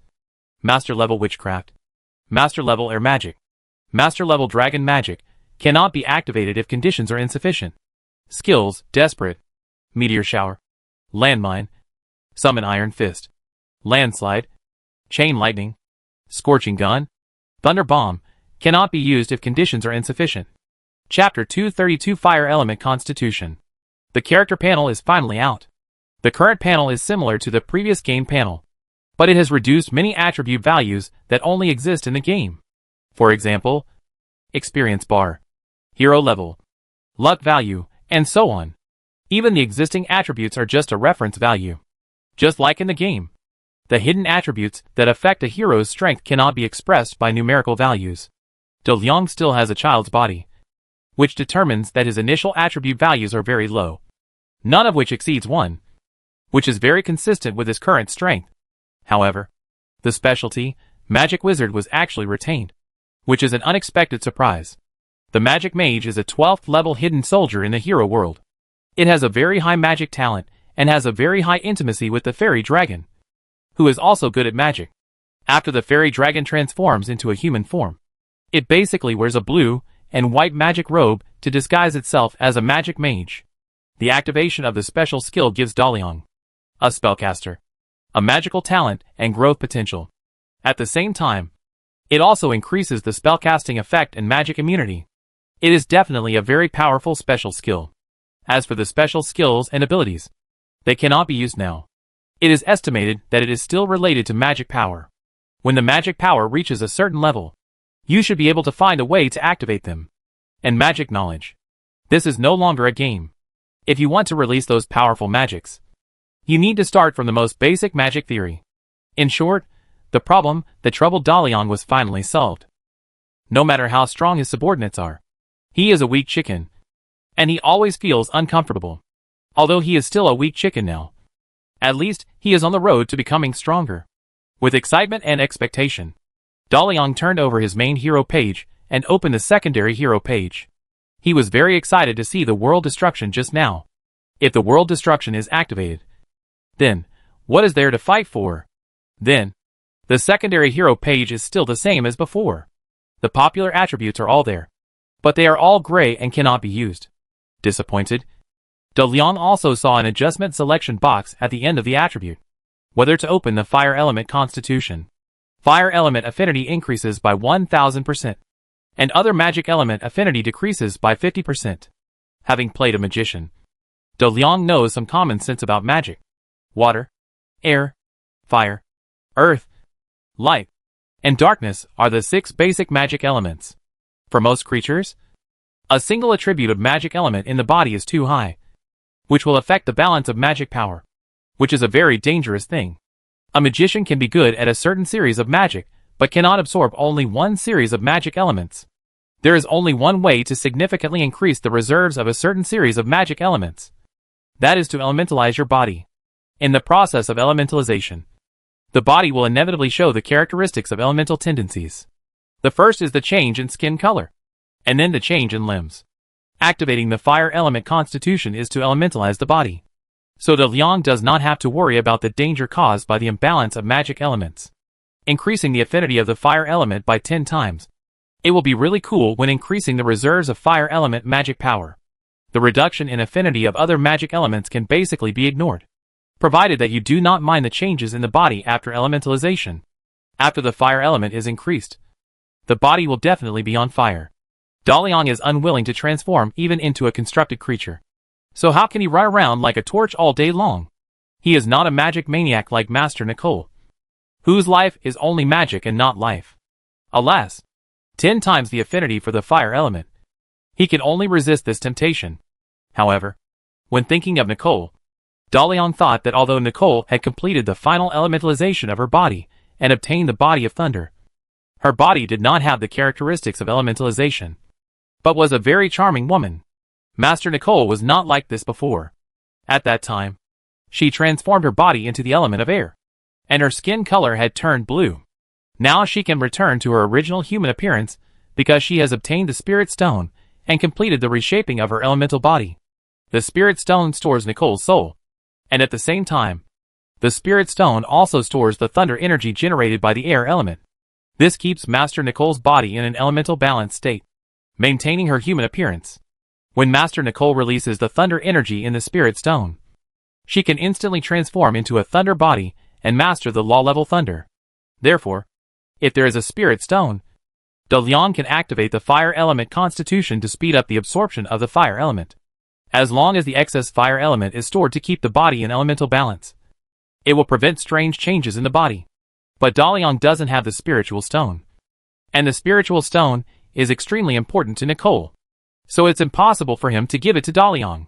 But Dalian has the elemental stone. Nicole's main purpose in looking for the spiritual stone was that it could protect her soul when her body was undergoing elemental remodeling, and storing excess thunder energy was just a secondary function. The elemental stone comes from the elemental altar in the Golden Crow's Nest on the elemental plane.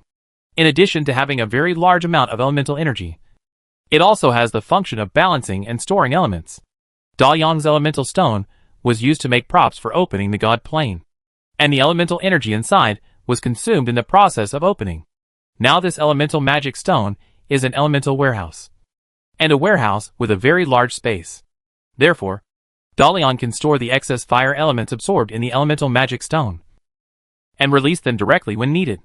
Of course, the idea is simple, but the implementation may be more complicated. But Dalian is the boss, He only proposes the plan, and the specific implementation is done by people with strong hands-on ability. Anyway, the choice of fire element constitution is not a one-time thing, and one-time practice will not affect anything. When the elemental magic stone plan does not work, you can close it. Now you can have fun if you can. What does 10 times the affinity feel like? You will know it after trying it. At this time, De Leon was still in meditation. In the dark meditation space, the colorful light clouds representing the magic elements were floating leisurely. The magnetic field vortex was still running, and Brown's voice came to his ears again. The magic power is activated. Great. Being able to absorb magic elements so quickly. Your magic potential can definitely be opened up very high. There is still a little time now. Try to absorb more magic elements. In the future, you don't need to deliberately absorb fire magic elements. When the element sensing elements in your body are activated enough, you can easily introduce magic element groups into your body. Keep the state just now.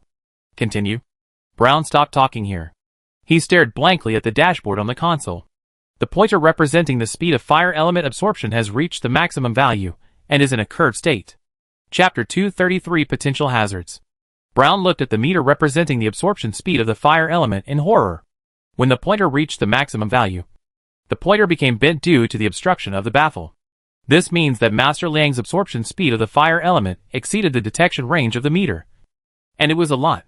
This meditation training room is designed for the entire grade of the primary magic department. It is not only used to activate the magic potential of magic apprentices, but also the meditation training of the third-level primary magicians is carried out here. At the same time, because the assessment of primary magicians in the Magic Academy includes a cultural course, some students may have reached the level of intermediate magicians in terms of their own magic power, but they are retained because they failed the cultural course examination. These students will also use the meditation training room of the primary magic department. Therefore, when designing and installing all the equipment in the meditation training room of the primary magic department, a very large margin is left to meet the needs of high magic students. But even in the Soroyan School of Magic, Brown has never seen such a phenomenon. In fact, there is no need to look at the dashboard.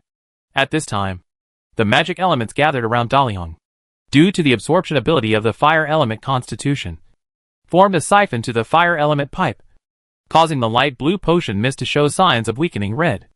And the blue gradually became heavier. Brown didn't know what happened to Daliang, but he knew that absorbing the fire element at this speed would definitely cause a serious imbalance of the magic elements in the human body. At the same time, Brown also knew that he could not understand all the magic knowledge of the ancient magic era, so he did not rashly stop Daliang from absorbing the fire magic element, but called Princess Xiling over. After Princess Xiling arrived, she saw at a glance that Daliang's physique had changed, and she could also feel that the surrounding fire elements were gathering quickly like a flock of birds returning to their nests. She didn't know why Daliang's physique had changed so much, but the fire element physique would not cause the magic element to be unbalanced due to excessive absorption of fire elements, so there was no need to worry about his safety. However, if he was allowed to absorb fire elements like this, his body would gradually become a fire element body. Could it be because of the destruction of the world? Princess Xiling said to Brown, "Dean is fine. You should be happy to have such a high affinity for fire elements. Continue this course. When all the potions are consumed, wake him up." Brown is very convinced by Princess Xiling. She is simply a living encyclopedia of magic. Brown asked a lot of questions about magic these days, and Princess Xiling answered them all. The more he asked, the more Brown felt that Princess Xiling was unfathomable and terrifying in the field of magic. This great magician said that it was fine, which meant that it was really fine. Your Highness. When there were no outsiders, Brown always used honorifics for Xiling, and was respectful like a disciple. This was his luxury. Brown said based on his magic knowledge, even if the absorption of so many fire elements does not cause an imbalance of magic elements to damage Master Liang's body, it will have some impact on Master Liang's appearance. If Master Liang changes into a fire element, he will definitely attract too much unnecessary attention. You are right, and premature elementalization will also affect his growth. Princess Xiling nodded and said. Then the princess imagined that De Liang had become Xiaomiesher. Always the same. Always so cute. However, Princess Xiling was able to remain rational when forcibly getting close to a young child. She knew that Daliang had always been dissatisfied with his height. At the same time, as a leader, Dalyong's failure to grow up would have a great impact on the stability of the entire Great Tomb. Therefore, Princess Xiling said to Sophia, who was guarding the door, "I will go back to Master Nicole to discuss how to implant the elemental stone into my brother's body. After your master finishes his meditation, bring him here. He is too reckless. He must store the excessive fire elements before the fire elements begin to change his body. Once the body elementalization begins, it will block a person's growth. This process is very fast. Dalyong's magic knowledge is purely half-baked. At the same time, he has lost his magic power for so long. When he directly experienced the magic elements, he could not control his desire for a while. After opening the fire element constitution, the feeling of the fire element swarming around him made him completely forget that he should ask Princess Xiling for her advice. Fortunately, Brown was cautious enough to call Princess Xiling. Princess Xiling was indeed an authority on magic, and she also knew the impact of the elementalization of the body on Dalyong. Princess Xiling returned to the alchemy laboratory in the Great Tomb in an emergency, preparing to immediately perform surgery on Dalyong, who had absorbed too much fire magic elements. Dalyong was still unaware that an attempt that he thought was no big deal would limit him to this height forever. Meditation training continued, and he was still immersed in the excitement of feeling the magic elements for the first time. A feeling that he could not feel as a player. At that time, he only knew that he was awesome, but he didn't know why. Although he has just come into contact with magic elements, he is completely shocked and truly understands what magic and magic power are. He has truly embarked on the road to climbing to the top. In the dark meditation space, colorful clouds of light are gorgeous. Large optical fibers representing fire elements are formed in the distance, far beyond the range of the potion mist and magnetic field. They swim towards Dalyong, gather together to form red light bands, and finally enter Dalyong's body in the vortex of the magnetic field. The first time he felt the magic element, he received so much fire element energy. Every cell in Dalyong's body became active under the stimulation of magic energy. More and more element sensing elements opened up, allowing Dalyong to control the magic element more calmly. Compared with the activeness of the fire element, the magic elements of other attributes have become extremely dull, although they can also be sensed and captured by the activated elemental sensing element, and can even be driven into the magnetic field vortex by the surging fire element. Very few of them can stay in Dalyong's body. According to the display on the dashboard of the operating table, Dalyong's absorption speed of the 5 magic elements of air, water, earth, light, and darkness is half of that of a normal magic apprentice. This will seriously limit his learning of other magic except the fire element. Brown, who has been paying attention to Dalyong's meditation, doesn't know how to teach such a student. But on second thought, what qualifications do I have to teach Master Liang? Any maid under his command can beat the world in magic attainments. Not to mention Princess Xiling, a true magic master. The magic potential in the potion vessel activated, the potion gradually reduced. When the potion mist stopped pouring out, Brown closed the magnetic field and said to Dalyong, "Today's meditation training ends here. Meditation consumes a lot of mental energy. Excessive meditation will cause harm to the body. Master Liang, you must be prepared. You will be very biased in the future." Chapter 234 Elemental God Stone Activation Project. Sophia did not give Dalyong time to discuss this meditation training with Brown. She opened a portal and said to Dalyong anxiously, "Princess Xiling has been here, and she has now returned to the alchemy laboratory to find Master Nicole. When the princess left, she asked me to take you there immediately after you finish your meditation. You have absorbed too much fire element, and you must store the excess in the elemental god stone before these fire elements affect your body. If it is too late, your body will stop growing." Hearing that he would not grow up, Dalyong finally realized that he had done something wrong, and he immediately followed Sophia into the portal. First go back to the Avenue de Élysée, and then use the long-distance teleportation array there to return to the alchemy laboratory in the Great Tomb. Princess Xiling and Master Nicole have already made preparations, and Dalyong was taken into a dust-free element stabilization room. Nicole was not nervous about the possible changes in Dalyong's body, but advised, "What's wrong with elementalization of the body? You can get a long life. Even if you just sleep every day, your body is still absorbing fire elements. I used to suffer a lot in order to elementalize my body. I really envy you. You can easily elementalize your body." Dalyong is already standing in the erected element isolation cabin, which is an alchemy device specially designed to suppress the activity of elements. in which the influence of fire elements on his body can be effectively reduced. In response to Nicole's suggestion, De Liang smiled and replied, Master Nicole, I am not as advanced as you. I only have magic and alchemy in my heart. My pursuit is very simple. That is, to enjoy life well. If I want to eat something after turning into a ball of fire, I am afraid it will burn before I put it in my mouth. Now I have you and Princess Ziling, the two best alchemists in the world. Tell me what you have planned. Nicole looked at De Liang with contempt, who had no spirit of dedication to magic, and said to Princess Ziling, what a person with low tastes. You tell him. I will prepare the tools and materials. Princess Ziling has changed into a blue and white magic wizard robe, and even put on a magic wizard hat. She held an alchemical instrument to shine on De Liang, checking the magic-related values in his body, and said to De Liang kindly like a sister, all the magic elements in your body have been suppressed. Fortunately, we prepared the things here in advance, and you will be fine. Master Nicole and I have just discussed a solution. Using the elemental god stone to store the excess fire elements you absorb is the most convenient and quickest way. But as long as you are unwilling to accept the elementalization of your body, you cannot use these fire element energies. The more fire elements you store, the faster your body will be elementalized after they are released. If you don't use these fire elements, with your current affinity for other magic elements, it will be difficult to achieve too much in magic. De Liang, who had calmed down, listened carefully to Princess Ziling's words, and knew that his magic knowledge was too shallow, which put him in an awkward situation. He said, in fact, I can change my physique and make the affinity for fire elements disappear. As long as I practice magic in the normal way, I will soon be able to balance the extra fire elements now. But if I do this, I don't think I will achieve too much in magic in the future. So I want to hear what your second plan is. Princess Ziling said, Master Nicole and I agree that the best way is to store all the magic elements you have obtained during your practice in the elemental divine stone. De Liang frowned and said, store all in the elemental divine stone?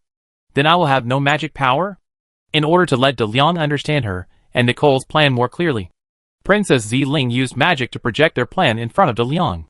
At the same time, she said, first of all, our elemental divine stone has lost its energy.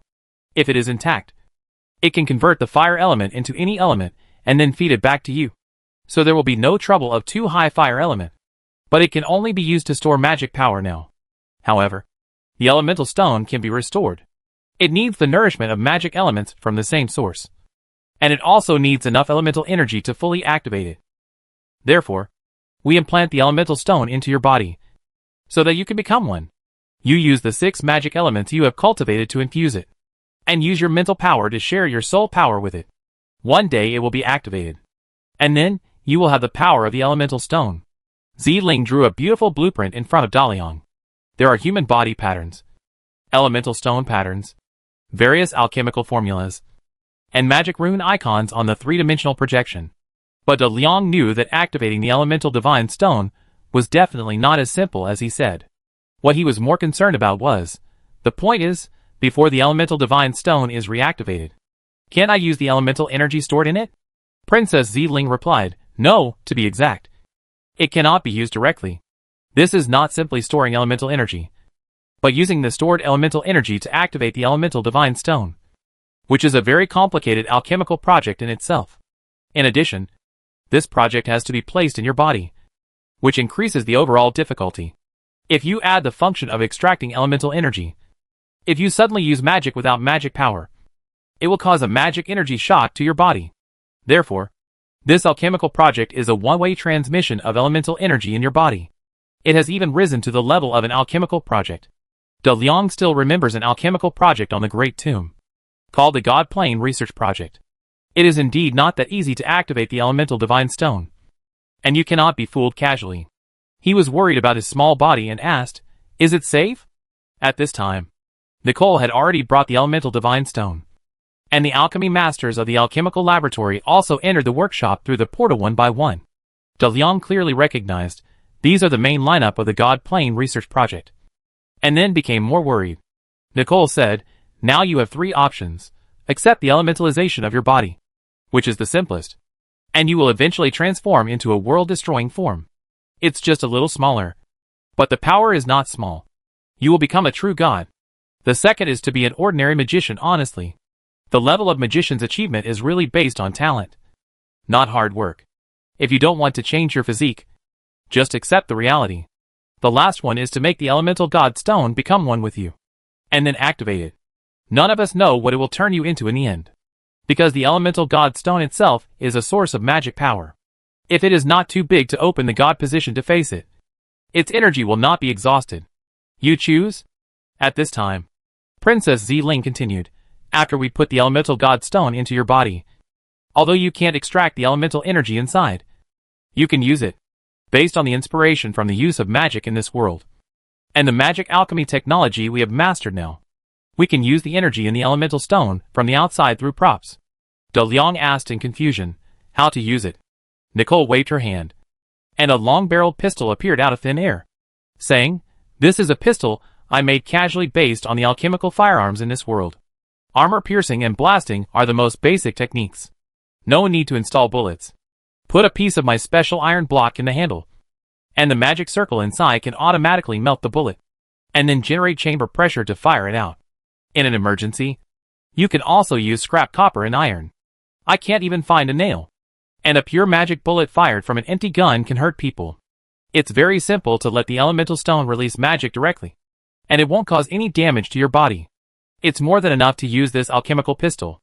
After the elemental stone activation project is completed and the magic inside is improved, I will make you a set of alchemical armor, with defense and attack power.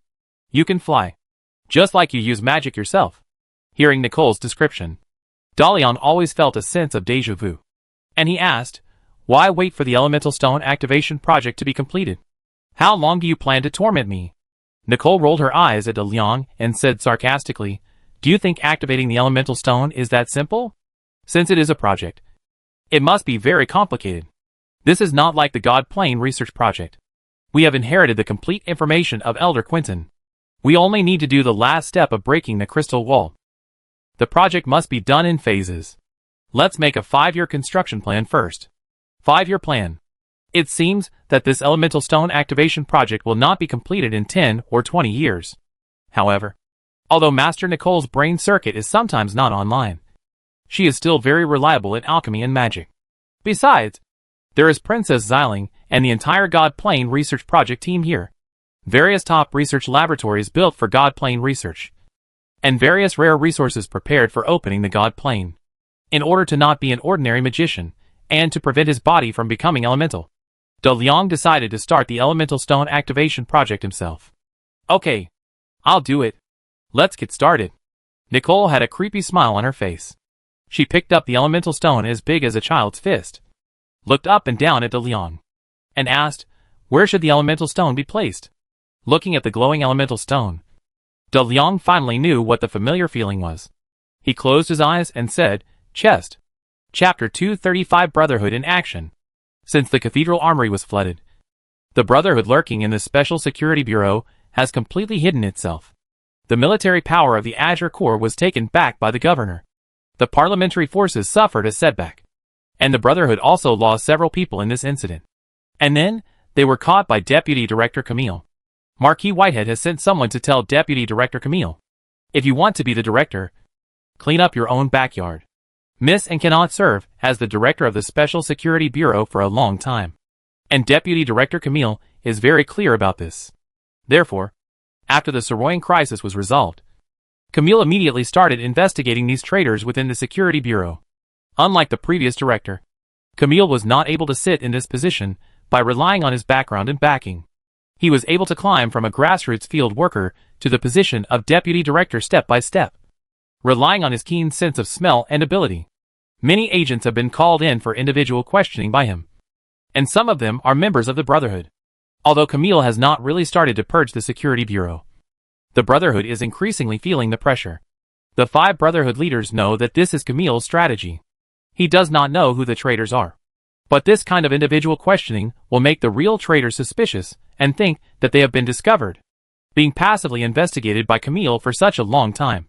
The Brotherhood members with low mental quality are likely to be asked something, and even become his insiders. Because these are individual interrogations, the Brotherhood has no way to install eavesdropping devices in the Deputy Director's office. And they don't know what Camille and the agents being interrogated said, naturally, they don't know if anyone has been turned by Camille. The organizational structure is too secretive and strict, which has both advantages and disadvantages. Members in the organizational circle don't know who is their own people. When the organization reduces activities and contacts, they will feel isolated and helpless, or even abandoned.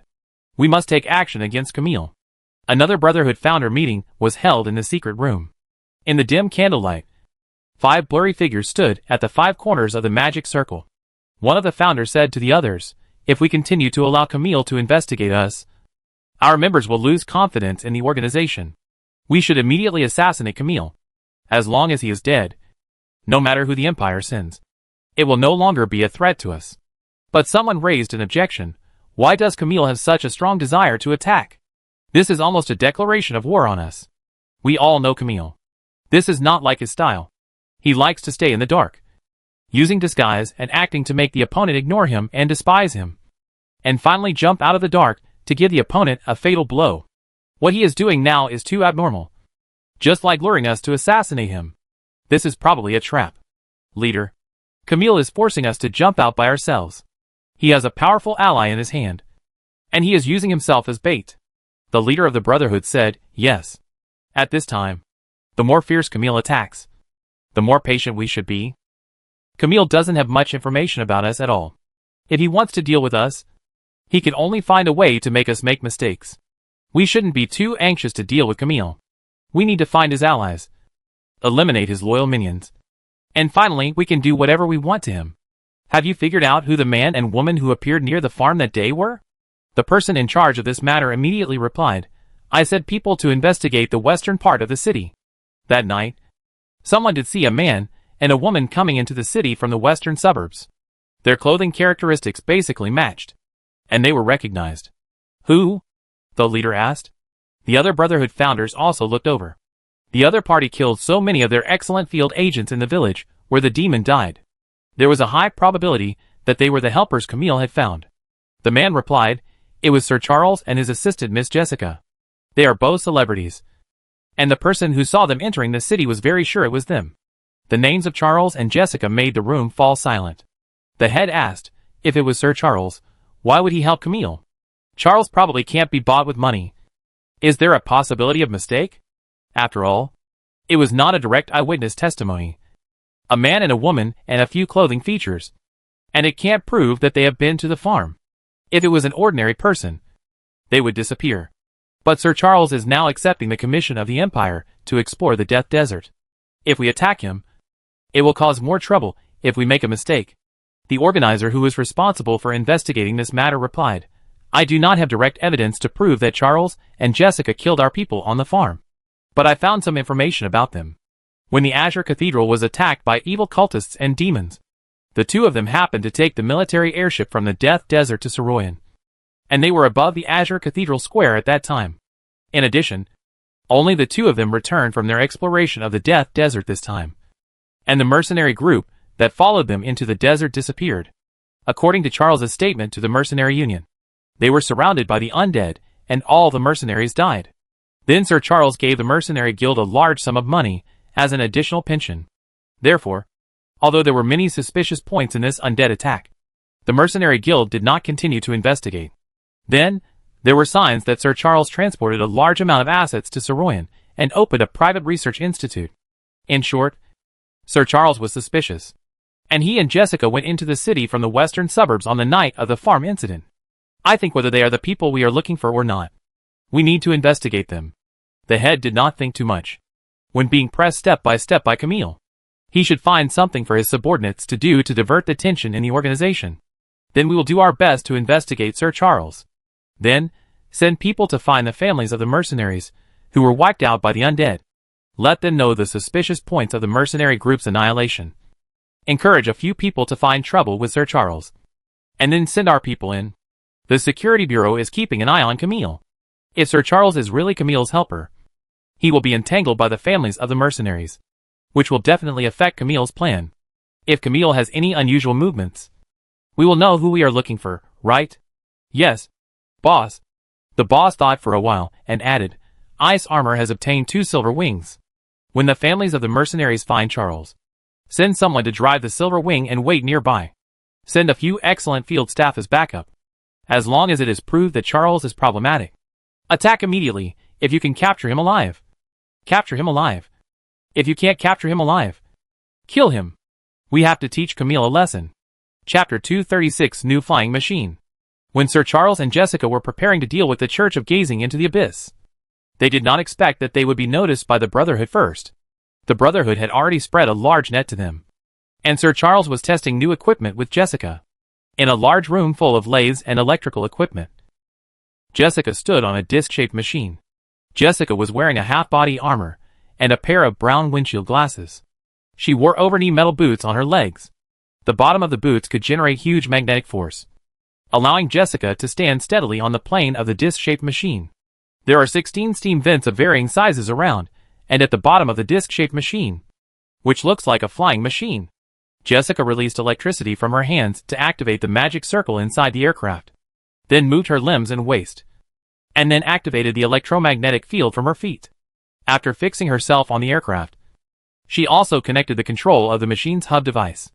Jessica, who was ready to take off, said to Sir Charles, who was checking the flight equipment next to her, "Sir, I have flown the Silver Wing, which is very easy to control. I can't understand why you made the aircraft like this. Standing on it, I have a center of gravity, and the aircraft has a center of gravity. It's too difficult to master the balance." Sir Charles controlled the magic circle projection interface, checking the operation of the magic circle and each component of the aircraft one by one. At the same time, he answered Jessica, "Yes. The disc-type aircraft requires very high technical and physical fitness from the driver. I can't stand on it during intense driving. But you controlled it very well during the first few flight tests. When you are fully proficient in controlling the disc-type aircraft, you will find that its maneuverability far exceeds that of the Silver Wing. The shape of the Silver Wing determines that its steam generator power and thermal effect cannot reach the maximum value. But the disc-type aircraft is different. Its entire power system can be concentrated together to minimize the loss of heat energy. It will fly faster and longer. At the same time, the simple power system can save more space for the layout of the magic circle. On this disc-type aircraft, I also installed a small adaptive computer, which can provide you with some references on air data to help you keep adjusting the power system to complete more difficult maneuvers. You can also control the machine gun at the bottom to automatically lock on the target you specify. Of course, this is not all its functions. I still have many ideas to implement on it. Are you ready? Today we are going to conduct a real flight test in the air. The previous flight tests were all conducted indoors. This time, we are going to go into the sky to conduct a real flight test of the disc-shaped aircraft. The nervous mood made Jessica take a deep breath and exhale it for a long time. Then she said to Sir Charles, "Okay, I'm ready to take off." Sir Charles opened the remote control roof above the laboratory, revealing the blue sky. The sky was clear and very suitable for flying. Jessica waited for Charles to stand outside the safety line and activated the magic energy thermocore of the disc-shaped aircraft. After a few seconds, white steam sprayed out from the nozzle at the bottom of the aircraft, carrying Jessica to sway and float. After the suspension posture stabilized, Jessica increased the power of the steam engine, and the jet pipe made a huge roar, and the air pressure pushed the aircraft out of the roof. Then the side jet port started, and it disappeared from Sir Charles's sight after leaving a trail of white smoke. The rest was to wait for Jessica to fly back and make further adjustments to the disc-shaped aircraft based on her test flight experience. Then this new type of jet aircraft could be displayed to various countries. Charles believed that even a reduced version would be enough to attract the interest of the military of various countries. Compared with the Silver Wing, the disc-shaped aircraft could better bring out the abilities of the ace pilot. I can make a lot of money, and then research better flying machines. The future of the world lies in the sky and the universe. Charles put down his tools and left the laboratory. Jessica might play for a long time, with Cindy by her side. The Jazz was not worried about Jessica's safety.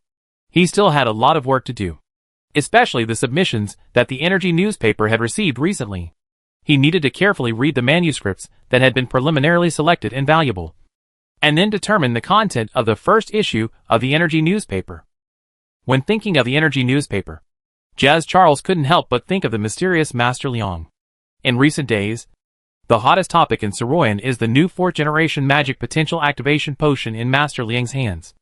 and the Black Fire Potion Company he established after acquiring the Pure Magic Academy. In addition, the death of the president of the Scarab Marcellus branch will soon spread Master Liang's name around the world. Master Liang is definitely the most popular star recently. Sir Charles also felt the background of Master Liang's courage to establish the energy newspaper. He remembered that when he invested in the energy newspaper, Master Liang said that he would produce several papers on alchemy and magic. Sir Charles is more looking forward to professional papers written by the laboratory that is capable of researching a new 4th-generation magic potential potion. But when Charles was about to go to the energy newspaper, someone from his archaeological studio came to say that someone was visiting. It was Miss Anne Whitehead, the daughter of Governor Marcellus. Sir Charles dared not neglect the daughter of the governor. He changed his itinerary and took a carriage back to the archaeological studio sponsored by the Empire. When Sir Charles saw Anne and was looking at some photos on the wall of the studio, those were photos taken by Sir Charles during his last exploration of the Death Desert. Some were of mines. Some were of rivers and lakes. Miss Anne. Sir Charles took off his coat and hat and saluted Anne. "You came to my studio. What can I do for you?" Anne's eyes did not leave the photos on the wall. She said, "I have seen the information about your last exploration of the Death Desert from my father.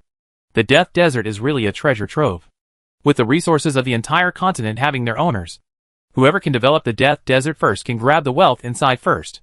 Look at the mines you photographed. And there are plenty of water resources. This should have been fertile and rich land. But it was occupied by the undead. We should take this large piece of land back from the hands of the undead." "Sir, when are you going to explore the Death Desert again?" Sir Charles replied, "The last time we explored the Death Desert, all the mercenaries I brought died in the desert, proving that we still underestimated the danger of the Death Desert. The second exploration of the Death Desert requires more thorough preparations before we can set off. I set up a laboratory in Soroyan to prepare some safety equipment for the next exploration of the Death Desert. We will have to enter the Death Desert many times in the future, and we must minimize casualties." Annie turned around and looked at Sir Charles. She took out an old leather map and said, "When to enter the Death Desert is up to you, and the Empire will do its best to cooperate. This is a map I got from a thief by chance. It seems that there is something buried in the Death Desert. Perhaps an ancient relic. I hope you can come here to take a look next time you enter the Death Desert." Sir Charles took the map, and before he could unfold it to look at it, an employee of the archaeological studio hurriedly ran in from outside and shouted, "Sir! Sir!" A group of people rushed in from outside, and we can't stop them. Chapter 237 New Equipment. At the same time, 2 days after the activation of the Elemental God Stone in the Great Tomb Alchemy Laboratory, Dalian completed the placement of the Elemental God Stone. The Elemental God Stone was implanted in his chest, and the part exposed outside was emitting a faint colorful light. After the operation, Dalian woke up from anesthesia. He could feel that the magic elements he absorbed during the meditation training class had disappeared without a trace. And he could also feel that his body had established a weak connection with the Elemental God Stone. It was very strange. As if using his magic power to hatch an egg, Dalian jumped out of the stable cabin, took off his simple surgical gown, looked at the Elemental Divine Stone on his chest, and then picked up the clothes next to him and put them on. He said to Nicole and Princess Xiling, "I just had magic power, but it disappeared before I could even warm up. I feel empty inside. I really don't know when the Elemental Divine Stone can be activated. Will it always be like this in the future? Any magic power I have will be sucked away by the Elemental Divine Stone?" Master Nicole spread a magic circle with both hands, and the faint light projected from the magic circle shone on Dalian, and replied, "You should be thankful that the Elemental Divine Stone absorbs your magic power.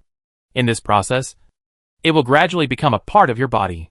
When the Elemental Divine Stone still has energy, there is absolutely no such good thing. At most, you can make it into a very powerful energy source to drive some large alchemical equipment. For example, build a floating city. If I didn't already have the Spiritual Divine Stone, the Elemental Divine Stone would not be your turn to use. This was originally mine." Dalian complained in his heart. But he also understood that he had gained a great benefit this time. An energy body that can drive the floating city is in his chest. When it is completely compatible with him and activated, then this energy will belong to him alone. Although I don't know when I can be awesome. At least there is hope. Princess Xiling was not like Nicole, who always liked to sneer at Dalian. She patiently explained to Dalian, it takes a lot of magic power to activate the elemental stone. And the more magic power it absorbs from you, the higher your compatibility will be. You must complete the meditation training class seriously. In addition, when we checked your body, we found that your mental power has become very high, which should be related to your physical changes. After returning to the Pure Magic Academy, Brown and I will work together to develop a suitable meditation training class for you to speed up the activation of your body's elemental sensing element. Although you have no magic power, the speed of absorbing elemental energy can be further accelerated. And you should know, what does it mean that you can store your magic power? The speed of absorbing magic elements does not mean that all the absorbed magic power can be stored in the body. The magic power limit of a magician is accumulated bit by bit through meditation training day by day. The whole meditation training process is a process of activating the element sensing element in the body and expanding the body's storage of magic power. The excess magic elements will be lost after passing through the magician's body. Therefore, the magic power value of oneself is an important criterion for assessing the level of a magician. No matter how much De Leon strengthens his meditation training in the future, no matter how high he raises the upper limit of his body's storage of magic power, his own magic value will be 0. But all the magic elements he absorbed will not be lost, but will enter the elemental stone along the path set by the Elemental Stone Activation Project. And the elemental stone has no upper limit on the storage of magic elements. Even for a crappy magician, the magic elements absorbed over time are also a very large number. Not to mention that now Daliang has not only opened the fire element constitution, but also become a 12th level magic race, magic wizard. As long as he strengthens meditation training in the future and activates greater magic potential in the future, in terms of the speed of absorbing magic elements, I am afraid that even the 15th level fairy dragons of the magic dragon race will be inferior. In short, Daliang is now a power plant under construction. The elemental god stone is a battery with no upper limit on the amount of electricity it can store. And magic props are electrical devices driven by electricity. During the period when he could not use magic directly, Daliang was very interested in what kind of alchemical weapons the alchemy laboratory could prepare for him. I know, under heavy protection, I basically have no chance to use magic. The magic elements I absorb will be stored all the time, and then reach a capacity that I don't even know how to use it up. In the world we know so far, there is no enemy that has the ability to directly threaten Daliang's safety. In the future, he would use the stored magic power just to show off. However, there is a saying that if you have food at home, you will not be worried. Facing an unknown world, you must be strong to release the power of the great tomb with confidence. Daliang asked, besides that gun, is there anything else you want to give me? Although Nicole usually likes to squeeze Daliang with words, she is very serious when preparing alchemical equipment for Daliang. The pistol she showed to Daliang was just an improvisation. After deciding to give this gun to Daliang, she made some modifications and added functions. The gun body was reduced to a size that Daliang could easily hold, with less weight and less recoil. Change all the primary magic circles inside to advanced magic circles. For easy carrying, Nicole also made a space ring for Daliang. Not only this alchemical pistol, but all the alchemical equipment added in the future can be stored in the space ring. And you can hold the gun in your hand with just one thought. In addition to the pistol, Nicole also prepared a tower shield for Daliang. When the tower shield is released, it can generate a defensive force field, which can effectively defend against physical and magical attacks. At the same time, Daliang can also adjust the defense strength of the front, side, top and back according to needs. One attack weapon and one defensive equipment are enough for Daliang to deal with some emergencies. In addition, Master Nicole gave Daliang a lightning ball, which can emit an electromagnetic field to make some invisible people appear, and can also emit lightning to attack the locked target at close range. In addition to the various magic scrolls that can be activated by magic, Daliang can return to the previous state where fighting depends entirely on money. Daliang readily put away all the things given by Nicole. Princess Ziling said, "The Elemental Stone Activation Project has just begun, and you are not able to use more advanced alchemical props now. In the future, we will design a set of armor for you that can integrate the functions of all alchemical props according to the progress of the project and your magic state. You will soon have the power you once had." Chapter 238, Helping but Not Helping. This is the benefit of having a strong team of alchemists. As long as you have magic power, they will find a way to get you a set of equipment that can maximize the magic power. Now that the elemental stone has been placed in place, The next step of the activation project requires more magic power. At the same time, Nicole has to lead her team to make a more detailed plan and design. According to Nicole, DeLeon only needs to be a guinea pig and be available at any time in the future. Looking at Nicole, who has a fanatical look in her eyes, DeLeon always feels a little unreliable. However, the elemental stone was already placed on his chest, so DeLeon could only bite the bullet and let Nicole do it. Calculating the time, 2 days had passed, and the new semester of the Pure Magic Academy was about to begin. He, the new director and dean, should attend the opening ceremony on time. So DeLeon took out a ring and put it on his thumb, and then left the tomb through the portal. Nicole's jump ring. This is a magic ring that Nicole made for DeLeon in the early days. It contains a short distance movement magic that only Nicole can do. Nicole only made 3 of this kind of rings in total, and gave them to her 3 best friends. After that, Nicole never made this ring again. Not even her disciple Black Pearl. Now that DeLeon has regained his magic power, he can use the movement magic in Nicole's jump. An arc of electricity popped out from the ring and landed on the sofa, allowing DeLeon, who had just returned to the villa through the teleportation array, to sit on the sofa instantly. Instant movement magic. From one end of the arc to the other. The speed of movement is as fast as the speed of lightning. The arc can cross obstacles and drill through small gaps. As long as the arc can reach, the user can reach it, whether it is to save life or fight. This ring is absolutely powerful. A gun, a shield, a lightning ball, a ring, plus a large stack of magic scrolls, and an elemental god stone in the body waiting for oneself to activate. After coming back, the mood is different. Butler Mike poured a glass of fruit milk for DeLeon, and then said, "Master, Mr. Jennings came to see you this morning. He said that tonight, the Soroyan Magic Association will hold a meeting of the deans of magic schools to discuss the magician education work of each school in the new semester. As the dean of the Pure Magic School, you are also invited.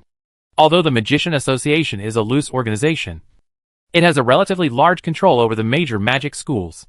It has a lot of resources in its hands, and every year it donates a large amount of funds to the major magic schools in Soroyan. Merchants will also find the Magician Association for many of their commercial research on magic alchemy. And then the Magician Association will allocate resources according to the research strength of the major magic schools, which is also a very large amount of funds in itself. In addition to the education subsidies from the Soroyan City Hall, which will be directly distributed to various magic academies, the special investment in magic education and social donations from the Empire and the province are all in the hands of the Magicians Association. Among the more than 10 large and small magic academies in the entire Soroyan city, except for the Soroyan Magic Academy, which is rich and powerful. The other magic academies are basically balanced in income and expenditure, or in a slight deficit. If the academy wants to update equipment, want to provide more benefits, and want to increase scholarships to attract outstanding students to stay, it needs to get this money at this meeting, and get a lot of it. DeLeon must attend the meeting to distribute money. Thinking of the work he had given to Mike, DeLeon said, "I see. Send someone to inform Brown to meet up here in the evening, and we'll go get the money together." "How is your supermarket prepared?" Mike replied. "Master, everything is ready. The merchants are distributing goods these days, and it is expected to be open for business within 5 days. I will run this supermarket well. Fast food restaurants, newspapers, supermarkets, all make money on turnover, and the profits seem low, far less than the huge profits of wineries. But when the volume increases, the money earned is definitely not comparable to selling wine. Of course, DeLeon's goal is to enter the industry, and the military industry. However, the road must be taken step by step. First, expand the market and build connections, so that the products made in the future can be sold. DeLeon let Mike do the supermarket, just like the fast food restaurant was handed over to Hannah.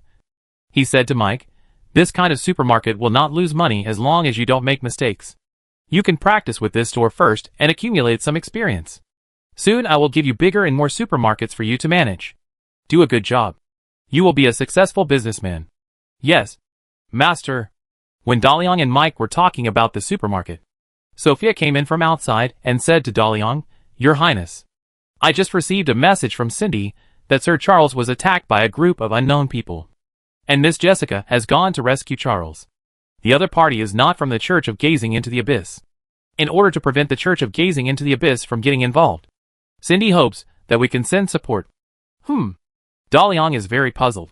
Has Charles offended anyone else in Saroyan? Daliang's order to Cindy is to try not to interfere with the fight between Charles, Jessica and others, but to protect Jessica's safety. If Charles's opponent is just gazing into the abyss, Cindy is confident that with her 14th level strength, she can protect Jessica's safety at a critical moment. However, the people who attacked Sir Charles this time were also very strong, and there were 2 silver wings in the air. Cindy was worried that gazing into the abyss would take advantage of the situation, and it would be bad if Jessica was injured in the melee. So Cindy immediately asked for help from Daliang. Sophia said again, I have set 2 guards over.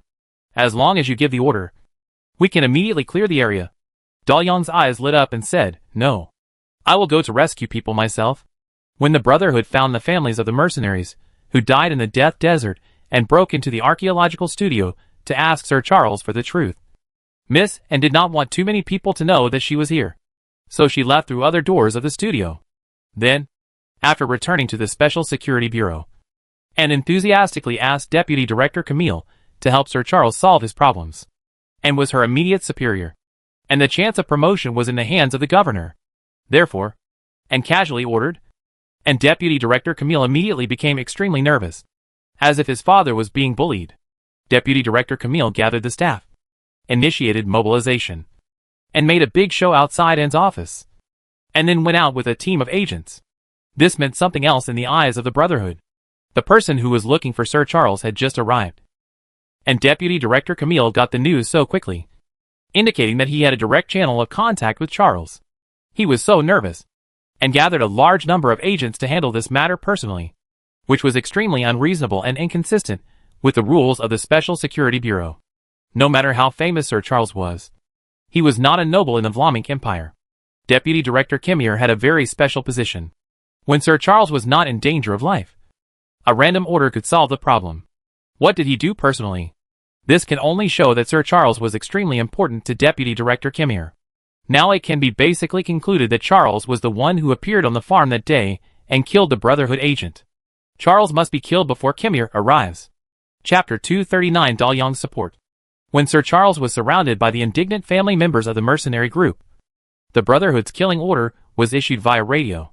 Considering that Deputy Director Camille was already on the way with his men to provide support, and that the battle in the city of Saroyan would also trigger the air force of the Azure Corps, the Brotherhood did not have much time. The peripheral supporting personnel could create some chaos to block Camille and the military, and by about 10 minutes for the personnel attacking Sir Charles. After receiving the attack order, the 2 silver wings on standby in the air immediately dived at full speed to the window of Sir Charles's archaeological studio. 2 aerial combat rifles were fired at the crowd in the studio at the same time.